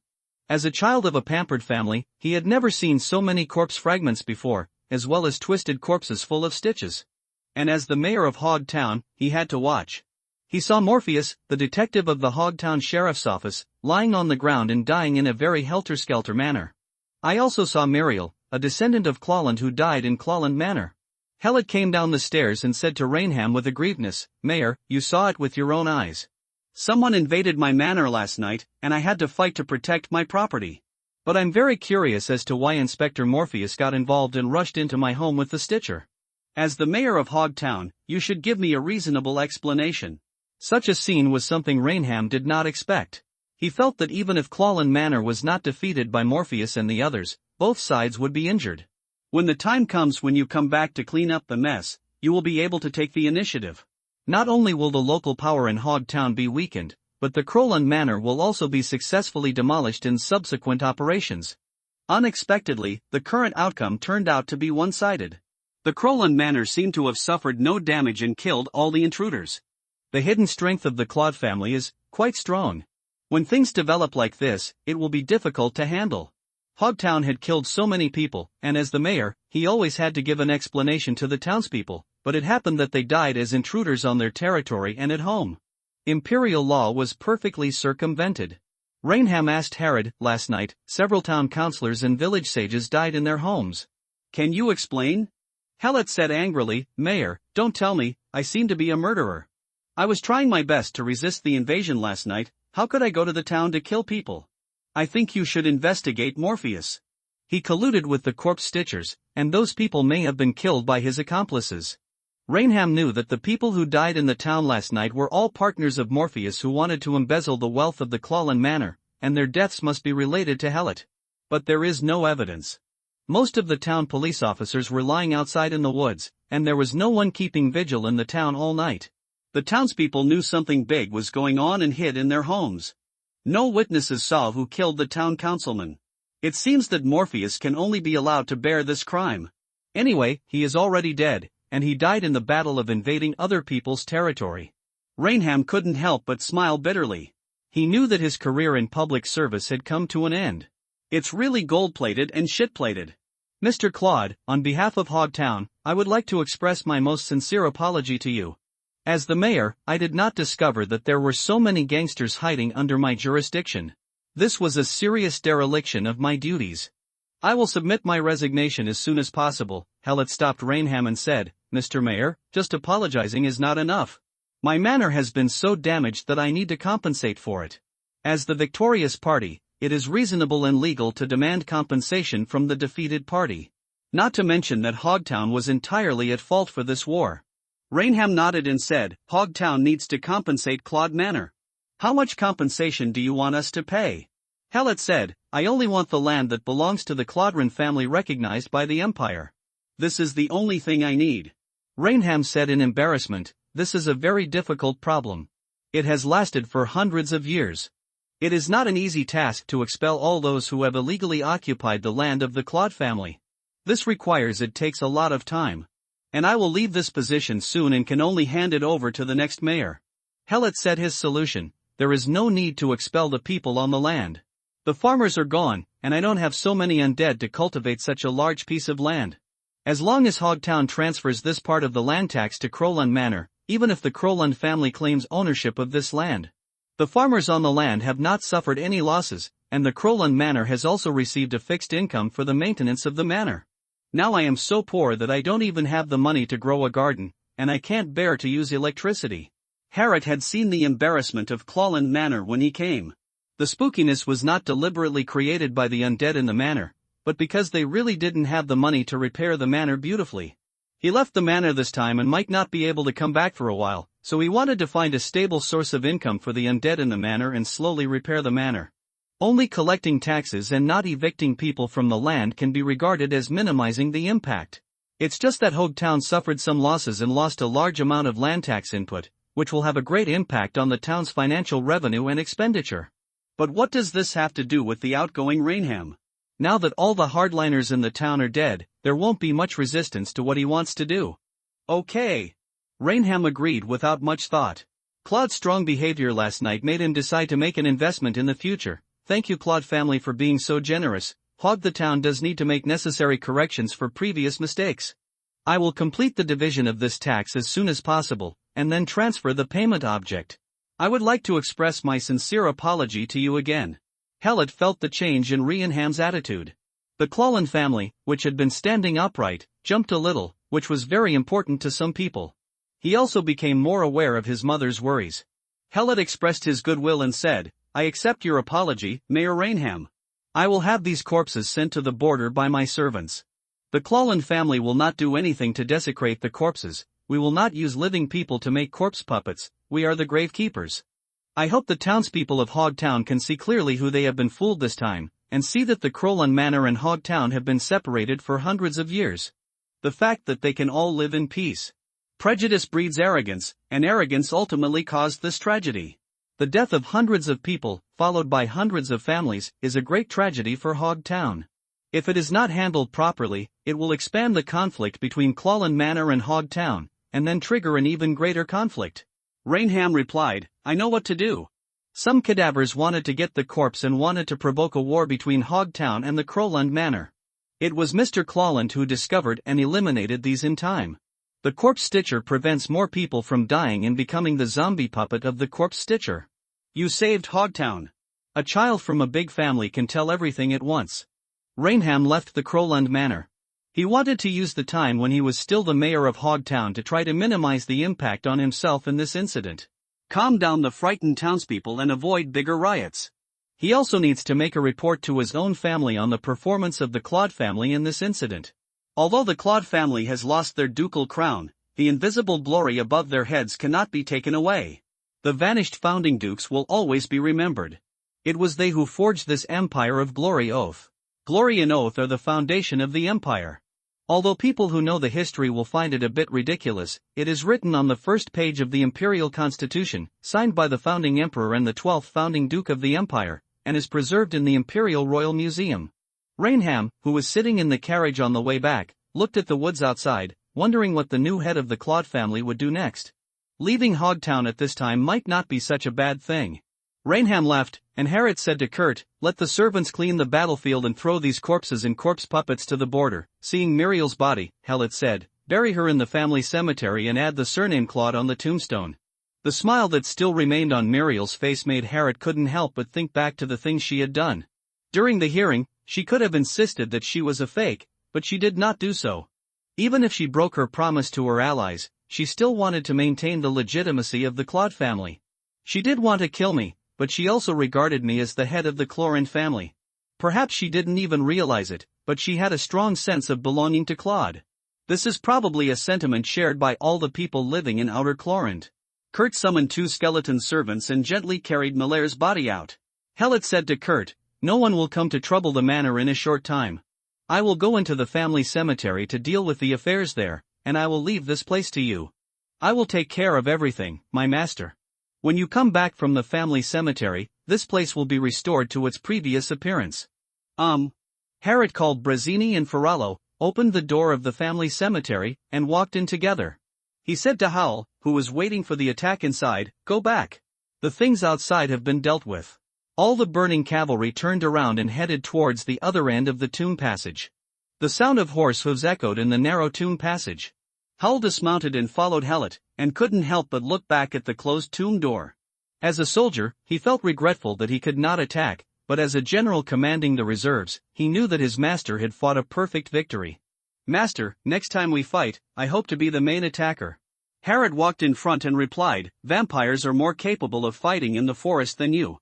I believe that you will one day gallop on the battlefield of the past. And in the world in front of us, you and your burning cavalry will always be main attack. Polish your sword and train your army. The continuous war is very close, right before your eyes." Harriet entered the skull maze in the old cemetery and first went to see the chaos energy compression furnace. The great changes that occurred in the old cemetery were all due to this alchemical machine. At key points, the impact on the overall environment of the cemetery was achieved with a small amount of effort. Now the skeleton maze can stably refresh skeletons, including skeleton soldiers, skeleton mages, skeleton axemen, and burning cavalry. Under Howl's selective selection, the reserve strength of the skeleton maze is gradually increasing. Another function of the chaos energy compression furnace is to produce small particles of chaos crystals. Chaos crystals are a must for training burning cavalry. The current sources of chaos crystals include the fixed output of the chaos energy compression furnace, those obtained by killing chaos beasts in closed spaces, and some purchased from players. There are about 500 small chaos crystals that can be stably harvested every day. The number of chaos crystals purchased from players depends on market fluctuations, ranging from about 100,000 to 200. In other words, Howl can train between 60 and 70 burning cavalry every day. Such a quantity can only be said to be barely sufficient, but it will definitely not be able to cope with the consumption of a large-scale war. It can be seen from the infiltration operations in the rock wilderness that the burning cavalry, a unit with high attack and low defense, is consumed very quickly on a high-intensity battlefield. There are only 2 ways to increase the production of chaos crystals. One is to increase the number of chaos energy compression furnaces, and the second is to expand the game map of the old cemetery. To expand the map area of the old cemetery, it is still necessary to add a chaos energy compression furnace. The 2 methods are essentially the same solution. I wonder if I can use the industrial technology of my own world to speed up the manufacturing of chaos energy compression furnaces? Hellet was thinking about the production capacity of chaos crystal.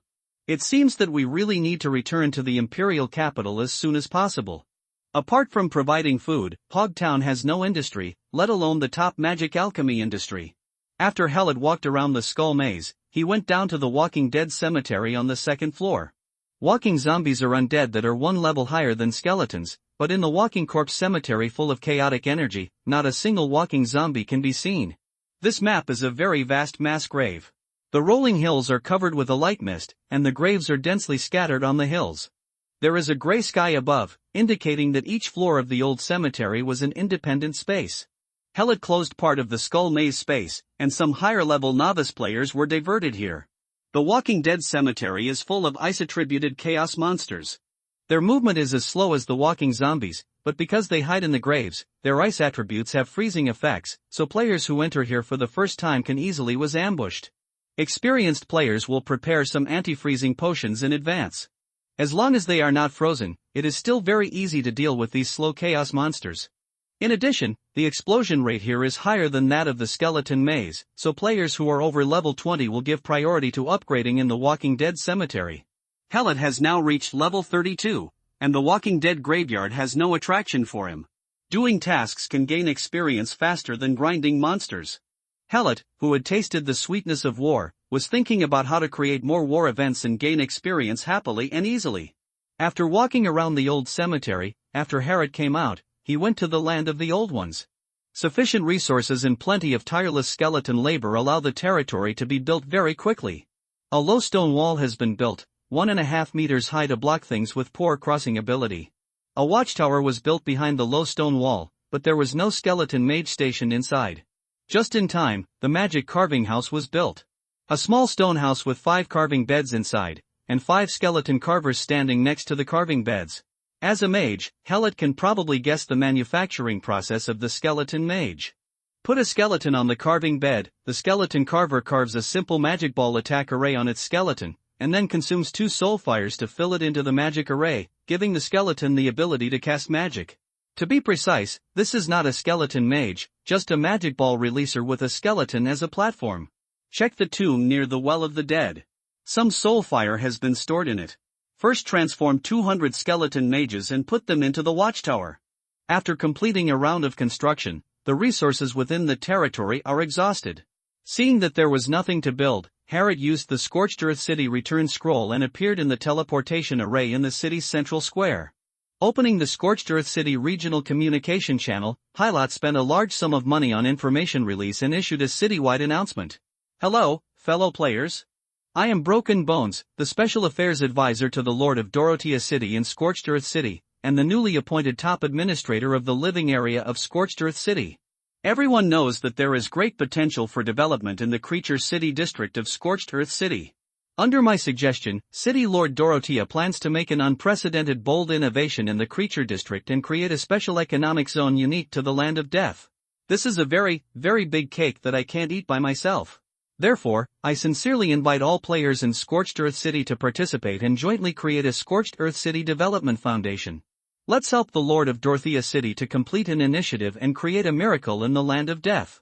At 3 o'clock this afternoon, I will hold a meeting at number 63 Tibia Street in the Creature District. All heads of player guilds registered in Scorched Earth City are requested to attend on time. I hope someone can inform the presidents who are not online so they don't miss this important meeting. This citywide announcement issued by Hellet immediately caused a major earthquake in Scorched Earth City. Shortly after the Scorched Earth City Vampire Castle announced the appointment of Broken Bones, the 8 Arms Guild announced that it would no longer be responsible for the security work in the living area. At that time, some people guessed that Broken Bones would definitely cause big troubles. But I didn't expect that he would make the matter so big. Bold innovation. Special economic zone. Doing business in the world of the undead? Got a clue? The players were confused. It couldn't be a scam. After everyone invested their money, Broken Bones took the money and ran away. It's possible. Just because of this possibility, you can't stop attending the meeting. If Broken Bones can really succeed and develop a special economic zone in Scorched Earth City, all investors will be able to enjoy the dividends of getting rich overnight. For a time, all guild players were actively contacting their guild leaders, and all players without guilds were looking for guilds to join. If it doesn't work, just start a guild yourself, and then randomly bring in some low-level players to show off. In the Scorched Earth City regional channel, the topic of broken bones continues to become more popular. After Hellet issued the city announcement, he went to see Master Lame and chatted about magic for a while, and then went to Frank with the Master's manuscript. On the second floor of the library at number 63 Tibia Street, Harriet did not disturb Frank and continued to organize Master Lame's manuscripts in his accustomed position. This time Master Lame did not introduce new spells, but made a broader extension of the concept of death logic.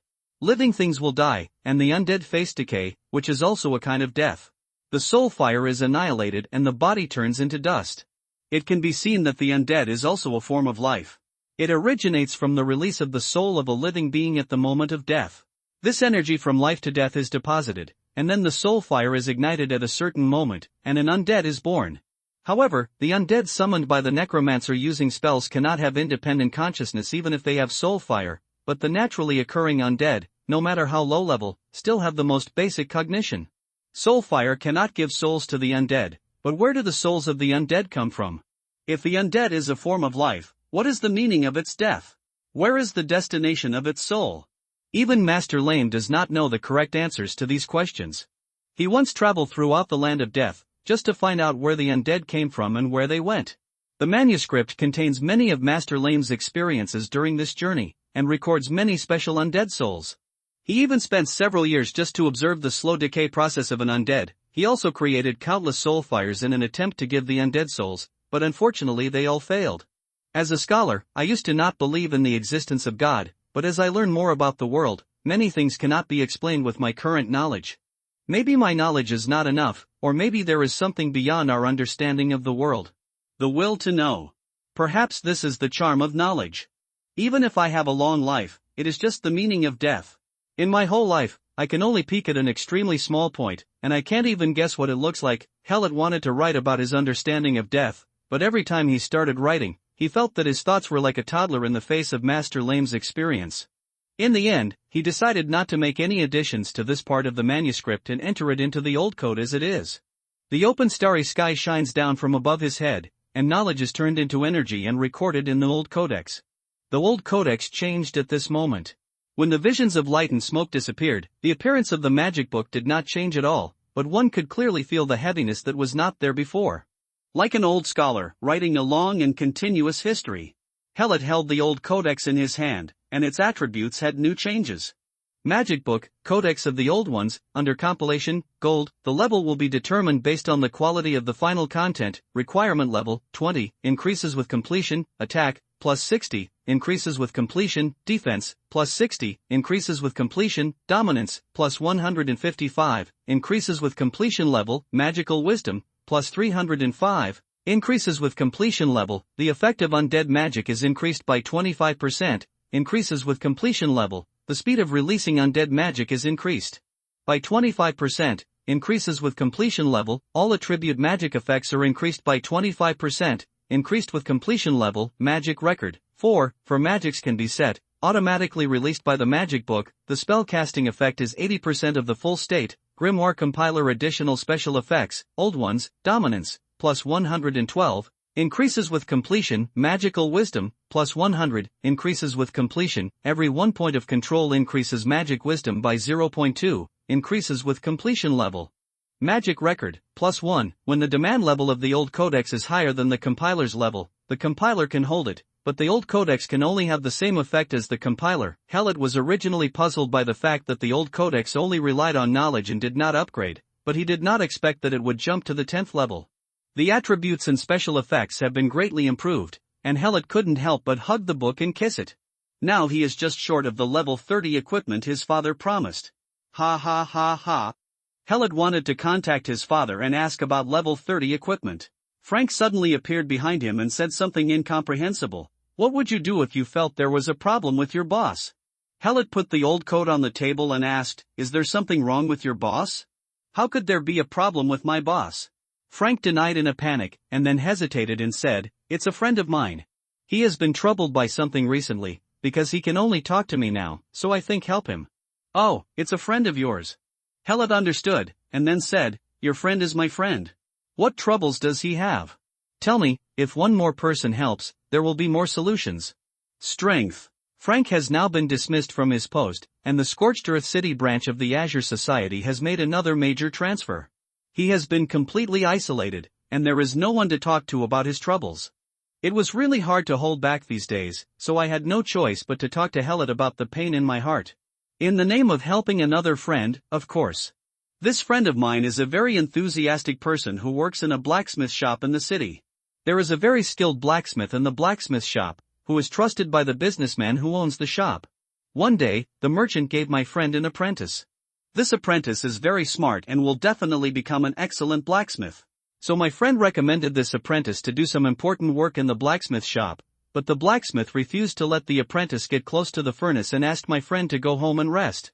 My friend doesn't understand why the blacksmith does this? Obviously businessmen like apprentices so much, and apprentices have great potential. Harriet understood what Frank wanted to express and asked, "Did that businessman break the law and be locked up?" Frank knew that Helot had understood, so he nodded and said, "Yes. He is locked up." As he spoke, he knocked on the magic book on the table. Added, "And it's very possible that he was framed." Helot said, "You suspect that the merchant was framed by the blacksmith?" Frank immediately corrected him, "I have no doubts. My friend has a little doubts." "Yes, your friend is suspicious."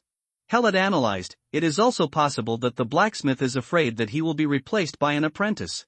After all, apprentices are sent to the blacksmith shop by merchants." My friend also thought about this possibility.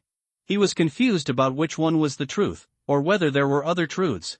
Helot said with a smile, "Your friend is thinking in the house all day long, and he will definitely not be able to find the truth. If you want to know what happened, go investigate." "Does the blacksmith live in the living area?" Frank replied, "He must be in the living area, but I only know his name, not where he is." "As long as you know the name." "I am now the top administrator of the living area. As long as he is here, I can find him. Let's talk about finding a blacksmith later. Do you have a larger room here? Let me use it." "Have." Frank provided Helot with a room that could be used as a conference room, and used existing materials to build a long conference table, and then arranged the tables and chairs. Helot couldn't help but feel that he was so powerful at the same time. One person could easily complete the work of more than 10 people. If he had to work in his mother's factory, how much less would he get in salary? Then Helot gave Frank a basket of fruits and asked him to wash them and place them in front of each table. When the time came for the meeting, Helot sat down on the main seat and asked Frank to put up the guild presidents who were blocking him on the first floor. In a short time, the conference table was filled with people. Those who didn't get a seat found a place to stand. Everyone looked at Helot, waiting for his opening remarks. Everyone is full of vigilance and great expectations. At this time, 2 players, a man and a woman, came to the front. The male player is the familiar forgotten Kirishima, but the female player turns out to be a human priest. The people sitting in the room were either necromancers or black warriors, and many of the players were transformed into undead creatures such as skeletons and mummies. "As a pastor here, don't you feel like a fat duck falling into a crocodile pond? Let's first see what the 8 Arms Guild wants to do." Oblivion Kirishima walked up to Helot, bowed at 90 degrees first, and then said, "Mr. Bone Broken Bones, I am Oblivion Kirishima. Here, under the witness of the presidents of Scorched Earth City, I express my gratitude to you. Apologize. All the previous hostile actions taken by the 8 Arms Guild against you were my personal revenge against you. All other members of the 8 Arms Guild are innocent. Now I have resigned as the president of the 8 Arms Guild. This is the new president of the 8 Arms Guild who is drunk. From now on, I have no relationship with the 8 Arms Guild." After saying that, Kirishima pulled out his sword and gave himself a hard blow on the head. Then it turned into white light and flew to the resurrection point. The whole process was clean and neat, without any sloppiness. It also made all the guild presidents praise. The 8 Arms Guild did a great job of losing the car to protect the commander. Forgotten, Kirishima took all the responsibility on himself, committed suicide and apologized, leaving the 8 Arms Guild. It would be difficult for Shattered Bones to find an excuse to deal with the 8 Arms Guild, and then there would be a new guild leader to reoperate the relationship and make up for the rift. Drunk with 1,000 cups of wine. Why does it sound so familiar? Player presidents opened the rankings one after another to check.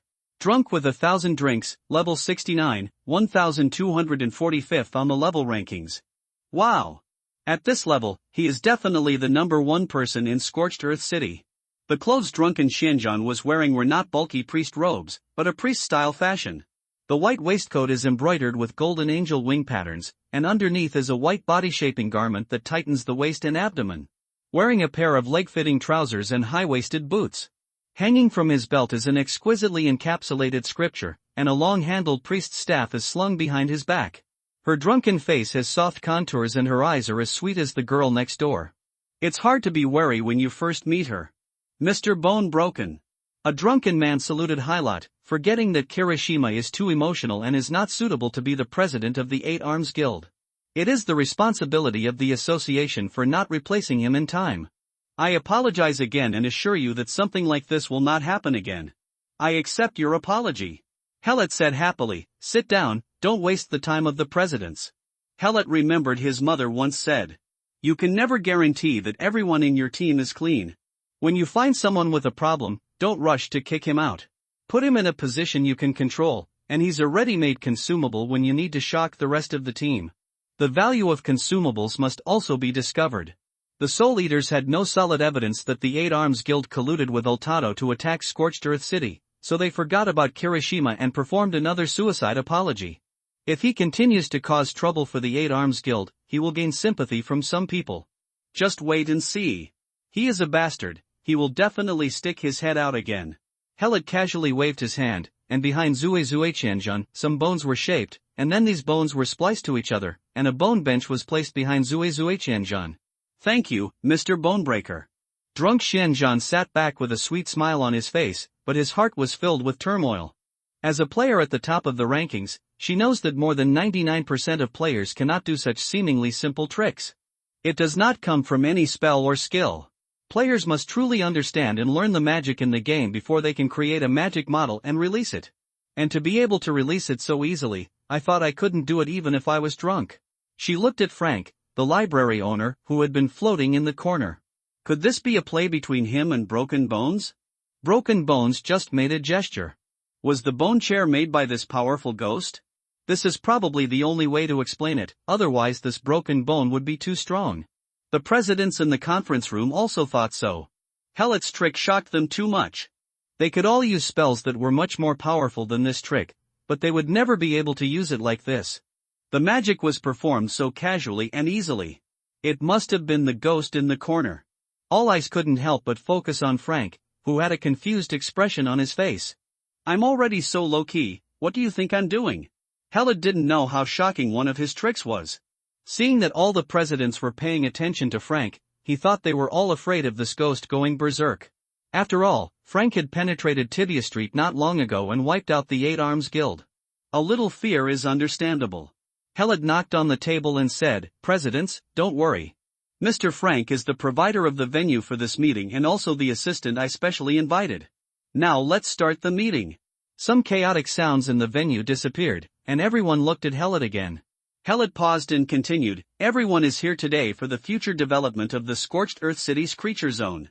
In order to avoid your blind investment, it is necessary for me to introduce to you Scorched Earth City's strategy for the long term and the future. Planning. I believe everyone knows that the 7 ruling Sorrow Kings who rule the rotten wasteland are facing decay. At this moment, most of the presidents in the venue had surprised expressions, obviously they didn't know. Hylot was also shocked, this should be the biggest plot in the land of death. As the president of a guild, don't you even know about it? I knew it as soon as I entered this game world. Are we playing the same game? Cough cough cough, drunken Xianzhan, who was sitting near Hylot, coughed, and then whispered to him, the Sorrow King's face of decay has always been kept strictly confidential.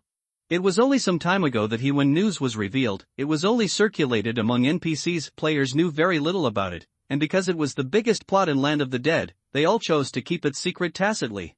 Hylot understood. It was only his fault that as soon as he entered the game, he was exposed to a level of the game that ordinary players could not access. However, this kind of secret cannot be kept secret, and it will be known to the majority of players sooner or later, so it doesn't matter if it is revealed now. Thank you. Hylot thanked drunken Xianzhan, and then continued to say to the presidents, it doesn't matter if you didn't know before, but it's not too late to know now. The sorrowful king is facing decay, and his ruling position has caused the peeping eyes of many city lords and lords under him. Our Dorothea city lord is one of them. It's just that Scorched Earth City's strength is not outstanding among its many competitors, and there are even many lords inside who want to overthrow Dorothea and replace it. As a guild registered in Scorched Earth City, you all have a lot of investments in Scorched Earth City, and your interest should be tied to Dorothea. Supporting Dorothea is supporting ourselves, everyone should agree. Helot can see that in this battle for hegemony in the Rotten Wasteland, players must be a force that cannot be ignored. Scorched Earth City's lenient strategy towards living beings has attracted more players than a pure undead city, which is one of Dorothea's potential advantages. And players generally have money in their hands. The development of Scorched Earth City and the struggle for hegemony in Dorothea are indispensable without the money and efforts of the players. Dorothea has no money, and Helot thinks he has no money either. The money to develop the living area can only be provided by the players. If you want players to spend their money happily, there is nothing more attractive than competing for hegemony. Players who run large guilds play with passion. As long as the mood is reached, they will naturally spend a lot of money. Sure enough, when Herod told him that Dorothea was fighting for hegemony in the Rotten Wasteland and competing for the position of the 7 rulings, the presidents all looked more interested in investing in making money. The president of the Evil Bone Lingran Guild stood up and said, "We all had a great time playing in the mud basin. Playing games is just for fun. As long as Dorothea dares to seize the throne, we Evil Boneling then the guild dared to follow her and kill her all the way. Are you right?" "Yes. If Brother Broken Bones hadn't told me, I wouldn't have known why Dorothea suddenly destroyed the mud and stone basin. It turned out to be to prepare for a dispute over political power. We have an old saying, Sheen loses his deer, and the world let's chase it together. I don't know if you understand the meaning of this sentence, but the big event is coming. As long as Dorothea dares to compete for hegemony, no matter what the outcome, our guild will definitely follow it to the end. If you can fight such a big battle, it's not like you've played a game in vain. We are leveling up and setting up a guild to prepare for such a war. We cannot fight outside the game, but we must have fun fighting inside the game." For a time, the crowd in the conference room was excited. Everyone was imagining the scale of this war and wished they could go up and kill them right now.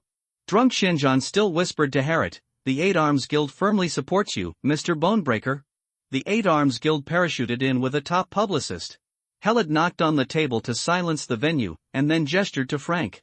Frank floated over, stretched out his hands, a beam of light shone from the ceiling, and a map of the Scorched Earth City's jurisdiction was projected on the conference table. Helot said, "Everyone who has been developing in Scorched Earth City must know that the resources in the area directly under the jurisdiction of Scorched Earth City are very poor. Even ordinary resources such as wood and stone mostly rely on donations from surrounding lords. In the past, these lords were quite cooperative, and the resources they contributed could maintain the operation of Scorched Earth City. But ever since the news came out that the sorrowful king was facing decay, the lords had become restless. Even if Dorothea destroyed the mud and stone basin, it would still have to issue a suspension of contributions order to stabilize these restless lords. But everyone should know that war is actually about resources, and the undead rely heavily on resources to create an undead army. If Dorothea wants to fight for hegemony, it must first seize the resources in these territories, and it must also eliminate all the restless lords. Only with a stable rear and a steady supply of troops can she go further on the road to hegemony. Helot's words entered the hearts of all the guild presidents. The lack of resources in Scorched Earth City is obvious to all. The undead rely less on logistics, but more on resources. Slightly more advanced undead require scarce resources to cultivate. If Dorothea didn't have vampires to back her up, the lords below would have rebelled long ago. Drunken Shinjan said in a voice that was not loud but could be heard by everyone, "Mr. Bonebreaker says how to fight, we all listen to you." Yes, since Brother Broken Bones took the lead in calling us all here, he must have a plan. How to fight, we all listen to Brother Bonebreaker.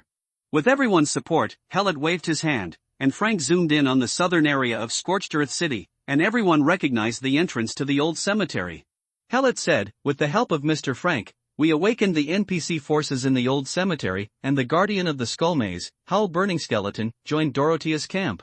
You should have seen the Burning Cavalry, a special unit commanded by Howl. I saw it, of course I saw it all. When the Burning Cavalry attacked and galloped through the skeleton maze, many cute new players were burned to death, and someone casually took a video of it. The Burning Skeleton Cavalry roared forward, and the players' blood dropped. After leaving the old cemetery, the scene was even more shocking. Hundreds of burning cavalry launched a sea of fire offensive on the plains. The roaring sea of fire hit the hearts of many players, imagining what a magnificent scene it would be if such an army charged against the enemy's front. Now that such a cavalry has joined Dorothea's camp, won't there be a chance to charge with them in the future? It really makes people's blood boil. At the same time, it also reminds people of the camp attack and defense incident that happened in the old cemetery not long ago. Broken Bones and Frank appeared in the old cemetery at that time, and they should have started that incident. The clues are all connected. No wonder Broken Bones was used so highly by Dorothea. Who would be unhappy if he could recruit such an army? Then someone asked, "Brother Bonebreaker, can we buy the burning cavalry?" Others immediately expressed their desire to buy burning cavalry. Regardless of the strength, the visual impact is too strong. Helot followed the topic brought up and said, "The burning cavalry is an extremely offensive undead unit. All mercenary level and above command requirements, and when the number reaches 10, a coordinated sea of fire offensive can be launched. However, training the burning cavalry requires the use of small particles of chaos crystals, so I would like to ask you to monopolize the production of chaos crystals in the old cemetery. I will entrust a friend to purchase the chaos crystals in your hands at the market price, and will take out a batch of burning cavalry for auction at regular intervals. The qualification for bidding is the number of chaos crystals you sell to me." Helot requires players to constantly kill chaos beasts in order to balance the energy within the old cemetery, so the old cemetery cannot be completely sealed. If you want to train more burning cavalry, you must find a way to recover the chaos crystals that flow into the hands of players.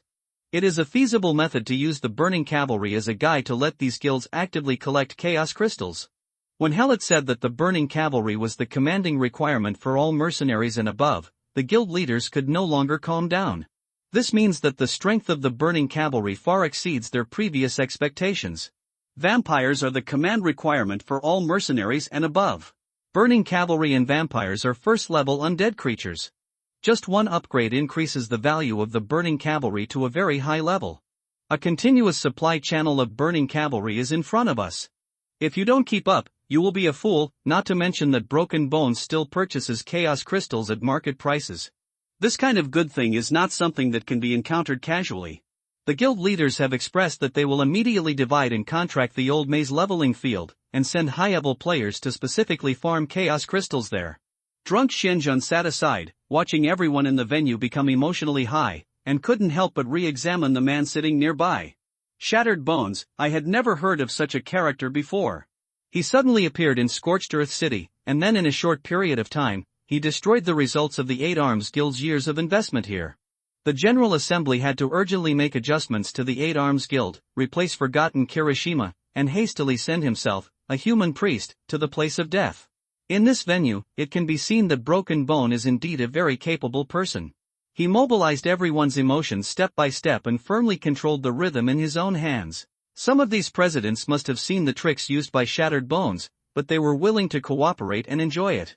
Because Broken Bones achieved its own goals without harming the interests of others, these big guys were willing to pay for the burning cavalry to fight for Dorothea. This is something they can't enjoy no matter how much money they spend outside the game. Burning cavalry must be bought, at least 10. Even if you are not fighting, you can take it out for a walk, shoot videos, and send them out, which is definitely a very popular thing. Even though I was drunk, I felt that I needed to buy a batch of burning cavalry. Putting aside distracting thoughts, she was even more convinced that Shattered Bones was a difficult guy to deal with. For Helot, the production capacity problem of Chaos Crystal has been solved, and it is easy for so many guilds to occupy the leveling map of the old labyrinth together. As for how they occupy and divide the territory, that is their own business. Then Helot continued to throw out bombshell information. The acquisition of Chaos Crystals has been settled. Let's talk about how to grab resources for Scorched Earth City. Helot motioned to Frank, who moved the map to an area south of the old cemetery, to a camp surrounded by low walls. Presented in front of everyone. Helot said, "The Lord of Dorothea has issued a suspension of contribution order.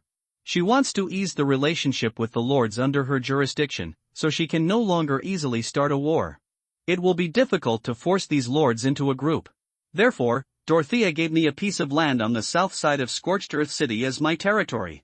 As soon as these words came out, the venue immediately fell silent, and everyone looked at Helot like a sculpture. Territory. In 4 years, there were only more than 150 player lords, which shows how rare player territories are. The army that the Lord player controls in his own territory does not take up the command value, which means that as long as the economy of the territory can support it, the player Lord can have as large an army as he wants. Everyone is in a guild, and we know very well how much advantage Lord players have in grabbing territory and resources. Those super guilds must have at least one player territory in their hands. When a guild war breaks out, the player Lord's army is the mainstay of the battle. Now that a player's territory appears near Scorched Earth City, it is undoubtedly a big pie falling from the sky and hitting everyone on the head. Drunk Shinjan stood up fiercely. Mr. Broken Bones, the Yamata no Orochi Guild is willing to fully sponsor the construction of your territory. A basin of cold water extinguished the nascent enthusiasm of the presidents. Although they are all wealthy people, they are still not enough compared to the consortium behind the Yaki Orochi Guild. The territory is indeed not something that small rich people like them are qualified to touch. However, what Broken Bones said next ignited the extinguished fire in their hearts. Hylat said to Jizui Qianzhan, "I'm sorry, Miss Jizui Qianzhan, I don't intend to give up my control of the territory. If you want to invest in my territory, I very much welcome it, and I also welcome all the presidents to invest in me." Territory. But this is not a meeting to discuss my territory. Dorothea gave me this territory to do things that are inconvenient for her in Scorched Earth City. Everyone should understand? Everyone listened intently to Helet's words, fearing that they would miss any details and miss the opportunity to participate in the development of the territory. Everyone nodded to express their understanding. Shattered Bones would lead the troops to attack other lords. That was a dispute between the lords. Scorched Earth City could stay out of the matter and obtain the resources it wanted. Helet casually glanced at drunken Shinjan, who was standing there blankly. You can't go to the player's world, and you can't sign a territory ownership contract with investors. You can only build your own territory. And building a territory requires so many resources. If I listen to my father and rely on myself to save resources, I don't know how long it will take to build the territory to a large scale. Fortunately, the players are ready-made thugs. First, on the grounds that Dorothea wants to fight for hegemony, the players in Scorched Earth City are bundled into chariots, so that the players are willing to fight for Scorched Earth City. Throwing out the difficulties of Scorched Earth City, if resources are lacking, resources must be grabbed. The old ones take the lead in grabbing resources. The resources go through a process from the territory. It is not as simple as plucking the feathers of a goose. Helet's trick is to pull the tiger's skin and make a big show. He hardly has to pay much, and naturally some people will grab the resources and some will send them to the territory. Players never lack the spirit to do things, but they are afraid that there will be nothing to do. Helet's explosive news was thrown out one after another, making many presidents so excited that they forgot why they came to the meeting this time. One by one, they asked, who to fight first? How to spell? Instead, Helet cooled down and said, I still need to discuss the war with Dorothea further. There must be the rewards that we deserve, and we cannot let the brothers work in vain. According to Helet's plan, he organized the players first and showed Dorothea that he had an army of adventurers. Then you can ask Dorothea for benefits and military expenses. If you don't have money, you have vampires, and you can use future resources as collateral. This is how my mother made her fortune. Finally, part of the benefits given by Dorothea are given to the players, and they have to say thank you. Sure enough, all the guild presidents said that Brothers Broken Bones are righteous. The brotherly bond quickly grew closer. Next, the meeting finally returned to the main topic, which was the development of the living area of Scorched Earth City. Helet pointed to the fruits on the table and said, it is impossible to develop the economy and rely on low-demand undead. But if you want to attract more living beings to Scorched Earth City, you must have sufficient food. The food problem has been solved by Duo. The Lord of Losha City has solved it. When the presidents came in, they noticed the fruit on the table, and someone had already eaten it. Very fresh. This means that the fruit transportation process does not take too much time, and Scorched Earth City has the ability to transport materials across plains. Opening the plain channel is very powerful. If the transportation volume can be increased and the cross-plane consumption can be reduced, sufficient food will definitely be attractive to the creatures in the land of death. As we all know, the consumption caused by plane teleportation is beyond the reach of ordinary players. The food has been shipped, so people must be able to afford it. Drunk Shinjan got an apple. It was so big that it took 2 hands to wrap it. It was bright in color and had a plump skin. This kind of appearance was rare even in other planes. Take a bite and your mouth will be filled with juice, crispy and sweet with a hint of sourness, full of enjoyment.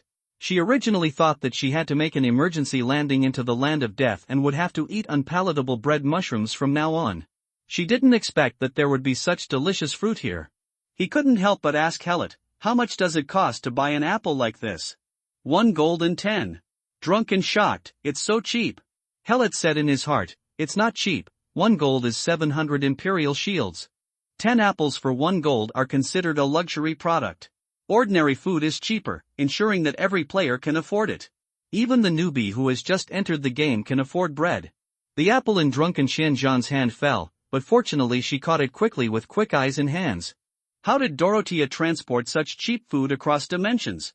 Hellet replied, this is not what you need to know. In short, Scorched Earth City has sufficient food supply. Everyone should be confident in investing in the construction of Scorched Earth City. Yes. So many people were able to answer in unison, which shows that everyone is confident. Very good. Hellet said the core of this meeting, we have just reached a consensus that Scorched Earth City needs to develop internally and expand externally. We need to unite to establish a regular army composed of players. In the early stage, we will use he pacified the territories around Scorched Earth City, and later followed Dorothea to participate in the struggle for hegemony.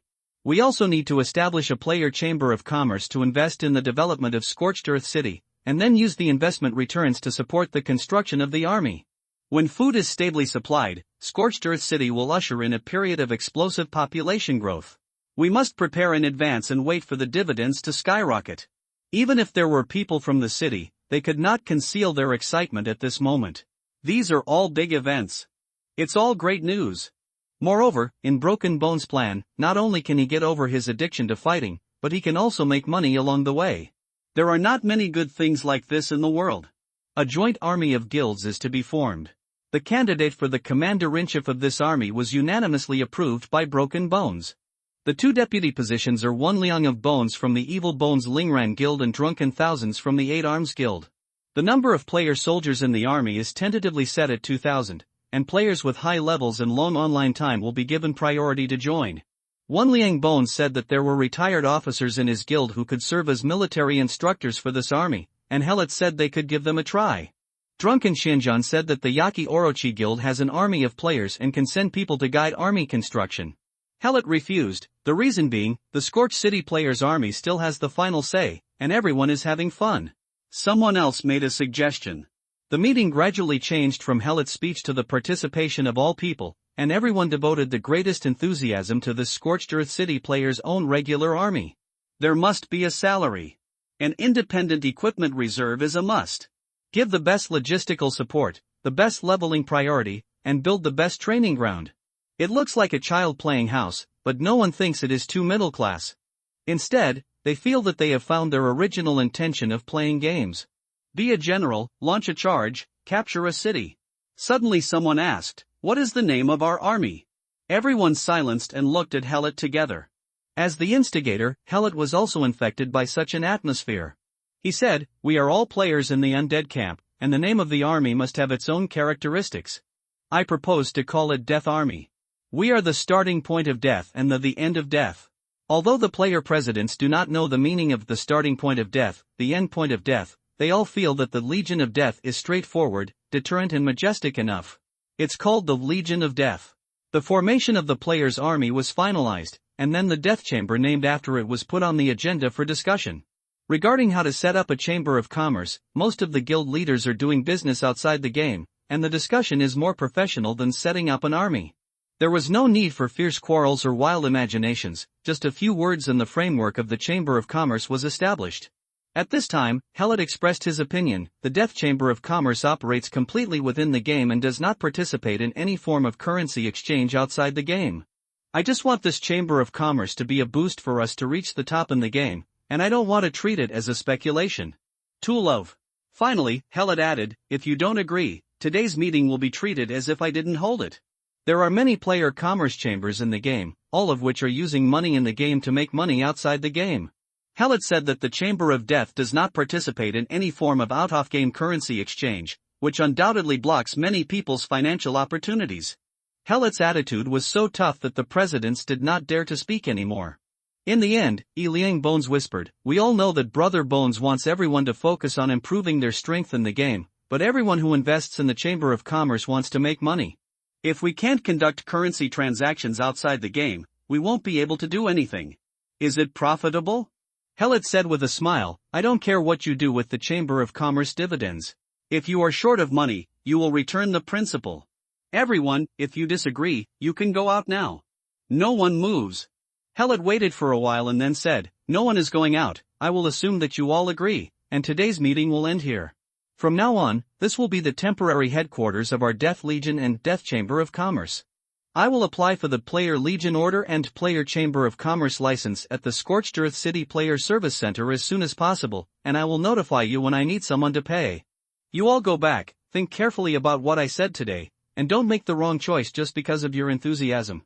Hellet changed his amiable tone at the meeting, and his sudden change in temperament made the presidents feel as if they were facing a powerful figure. Guess what his identity is outside the game? The presidents stood up quietly and left one after another. Their hearts were calm after the excitement.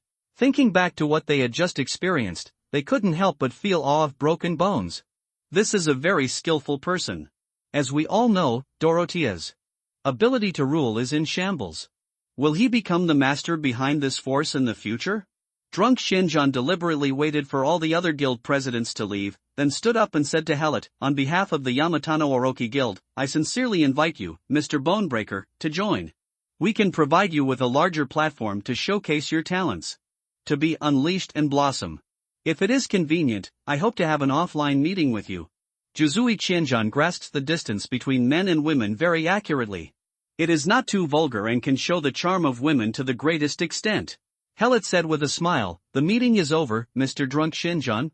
I think you have just landed. The most important thing now is to stabilize the hearts of the Eight Arms Guild, right? You're right. Drunken with 1,000 glasses of wine, he saluted Hellet. I should go see my subordinates at this time. Goodbye, Mr. Bonebroken, the door of our association is always open to you. Goodbye. He left drunkenly. Only Hellet and Frank were left in the room. Hellet picked up a pear from the table, took out a knife and peeled it. Tell me, about your friend.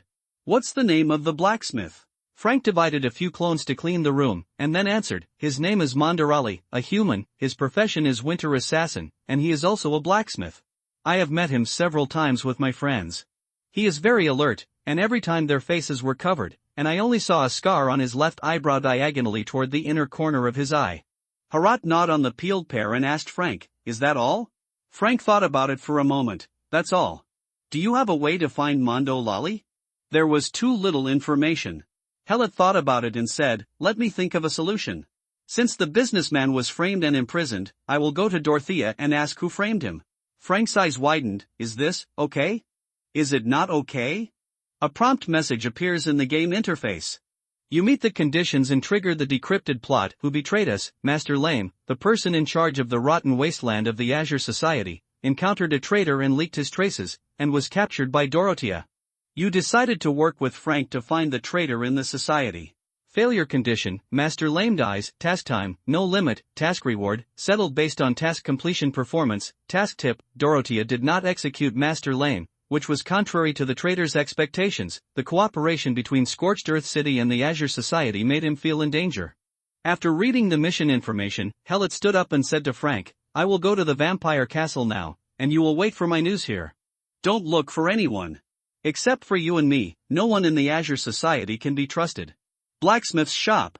Yes. It's a blacksmith shop. Working undercover, Frank is a professional. Harat threw the uneaten pears into the trash can and went out to whisper a few words to Bressini, who was guarding outside. Yes, master. I'll go right away. Bressini left quickly. Harat takes Ferralo to the vampire castle. Drunk Shinjan left the library and turned into a nearby house. Forgotten Kirishima, who was waiting inside, asked, how are things going? Did Broken Bones make things difficult for you? Zue Shinjan replied, no, he accepted our apology. Has a problem. There is something wrong. Drunken Shinjan recalled his observation of Broken Bones. He is definitely not an ordinary person. His words indeed show that he comes from a noble family. Do you know his identity outside the game? Drunk Shinjan shook his head. He rejected my request to meet offline. There are not many men who can resist a drunken lady. Needless to say, compliments. This incident is a serious dereliction of duty on your part. and the damage caused to the General Assembly is inestimable. I've already apologized.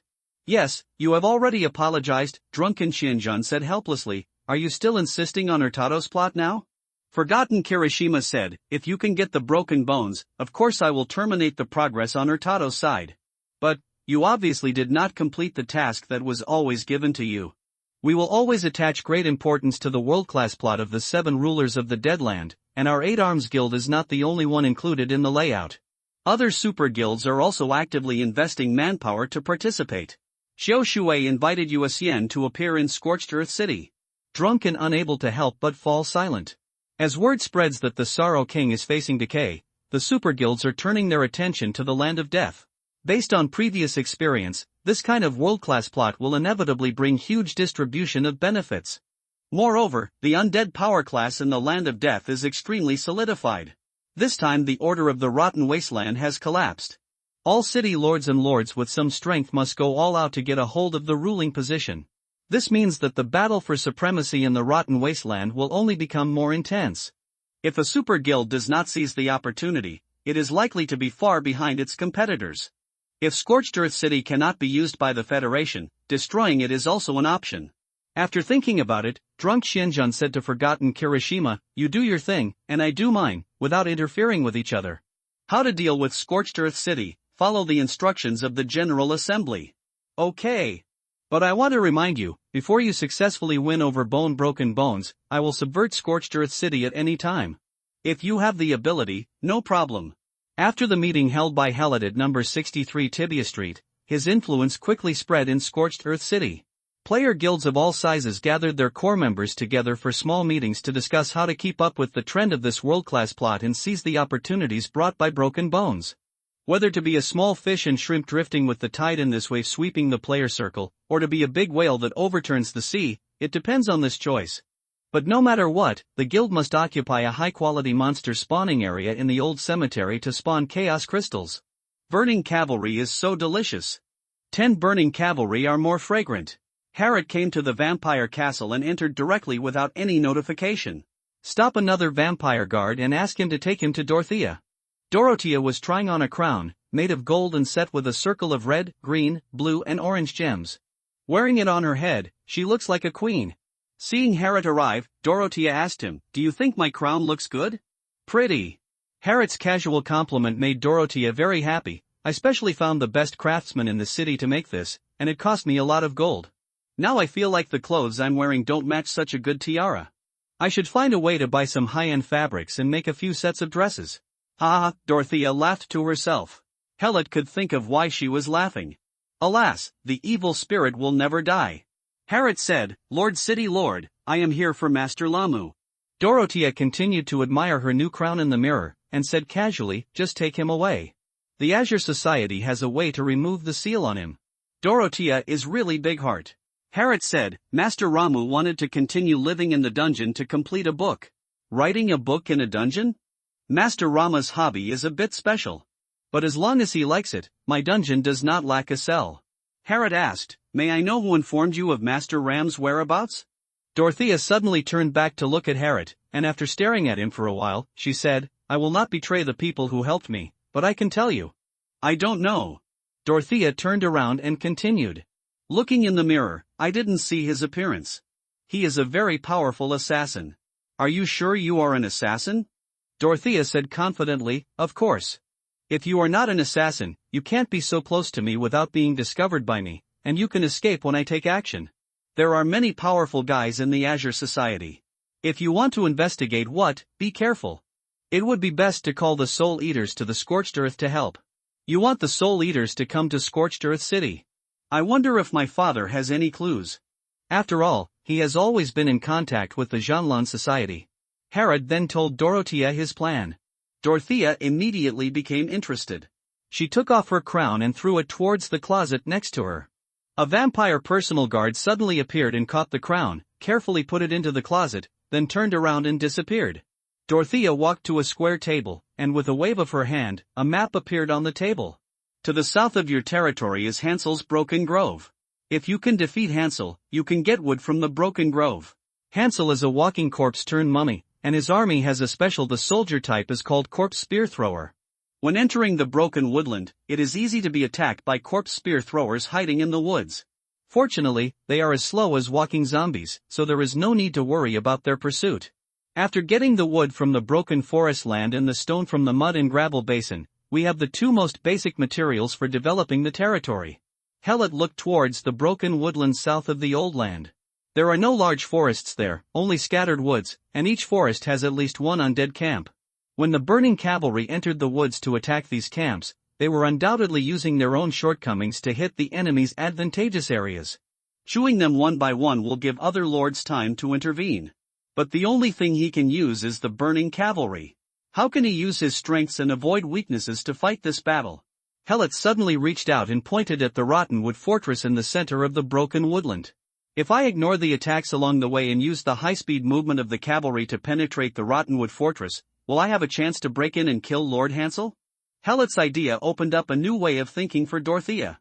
Last time, the combination of burning cavalry and vampires performed a perfect penetration attack in the rocky wilderness, allowing Dorothea to see the power of this new tactic. Then by asking the vampires participating in the battle, she had a rough judgment on the combat effectiveness this combination could exert. Dorothea spent some time thinking and completed a war deduction in her mind.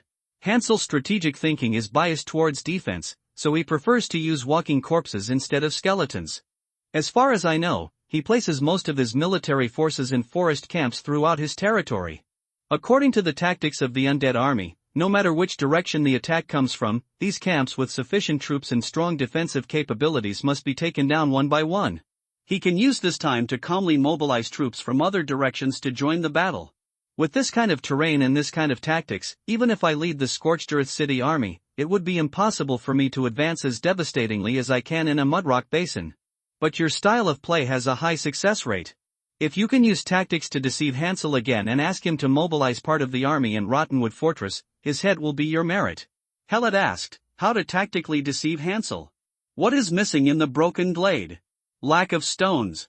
Dorothea smiled and said, I will bring you a batch of stones from the mud and gravel basin.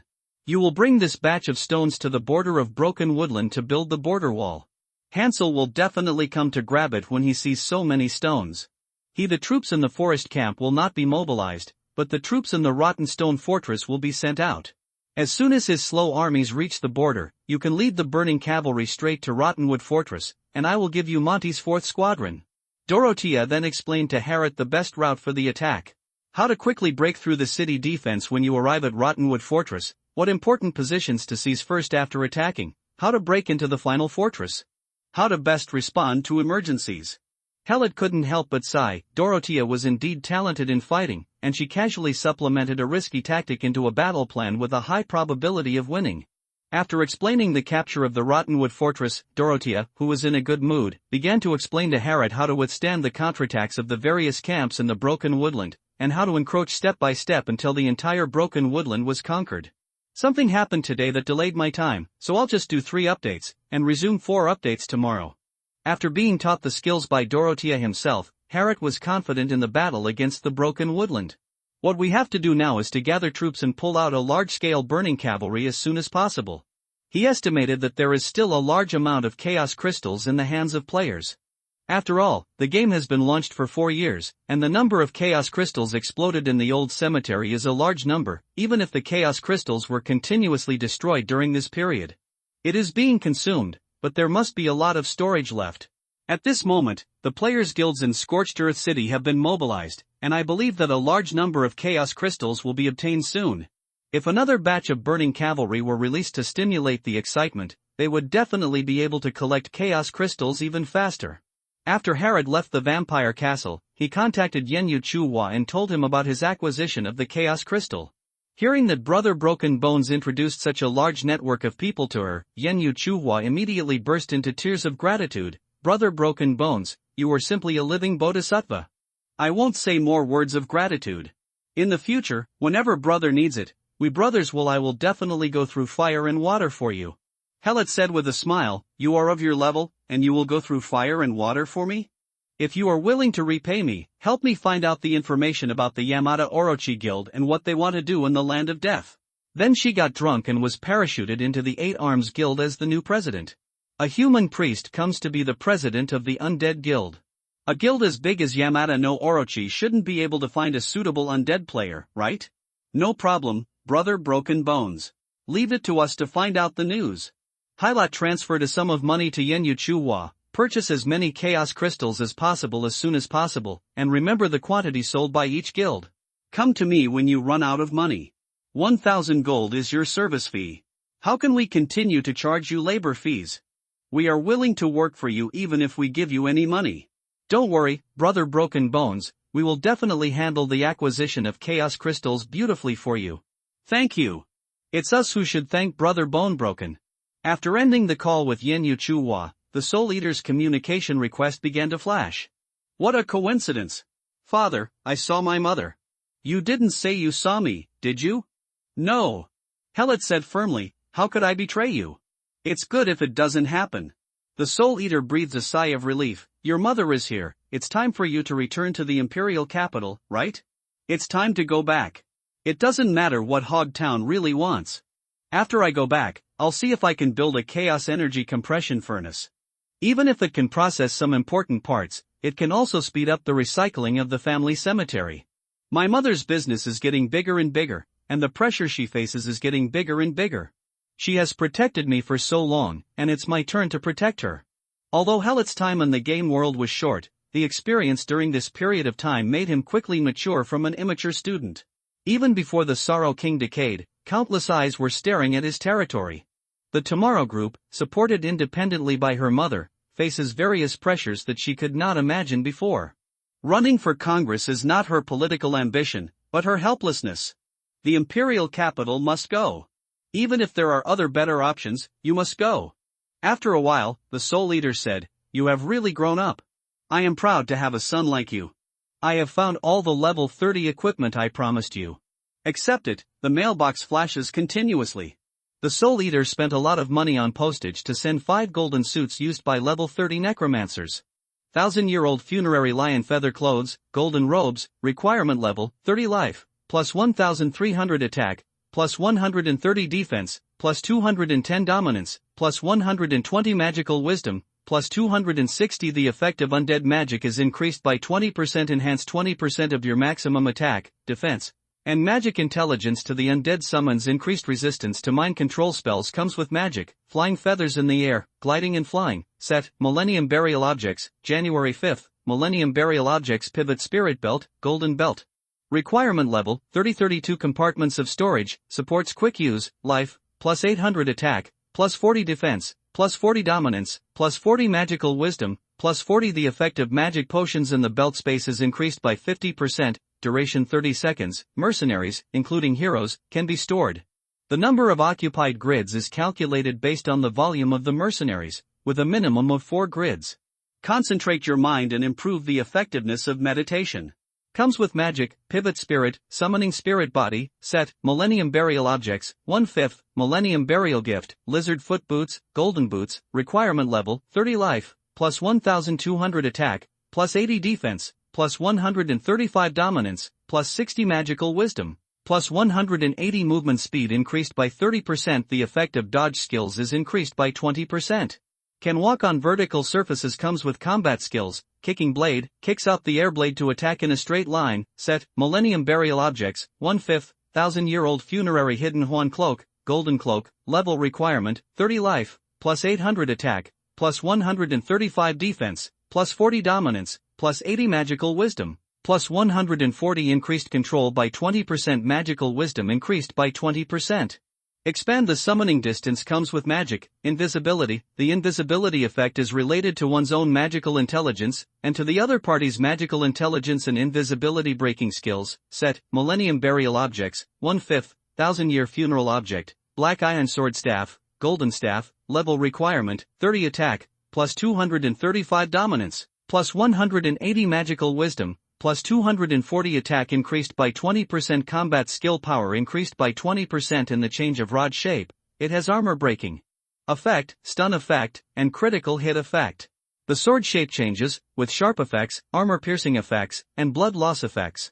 Comes with combat skills, spin throw, throwing attack, killing the fan-shaped area and then returning, set, Millennium Burial Objects, 1/5, after Hallett looked at the properties of all 5 pieces of equipment, he immediately equipped them all with joy. The properties of the Millennium Burial gift set are activated. Millennium Burial objects, May 5, Fear and Intimidation, Coercion skills, the higher the command value, the stronger the coercion. Looking at the only skill after activating the attributes of the Millennium Burial object set, Hallett couldn't help but want to ask his father, which Corpse King's tomb did you steal and pull off the equipment on that person's body? I am a level 30 newcomer, how can I have coercive skills? The coercion skill ignores any immunity and resistance, directly shocks the target's mind, and breaks the target's willpower. There are only 2 conditions for dealing with coercion skills, one is the level difference. In the face of coercion, the higher the level difference, the smaller the impact. However, no matter what the level difference is, you will still be affected to a certain extent. The second one has the same coercion skills and can cancel each other out. Father, the effect of this golden suit is a bit exaggerated. Feeling that his son was surprised by this set of equipment, the Soul Eater felt that all his efforts in collecting it were worth it. It's not an exaggeration. Can I take it out? The next stage is level 50. I wonder if I can get something better than this. I'm sure you can get it, you are the number 1 player. Harriet was playing with his cane, not forgetting to put his father's hat on his head. If you, as a father, don't buy equipment for your son, do you still want your son to get it himself?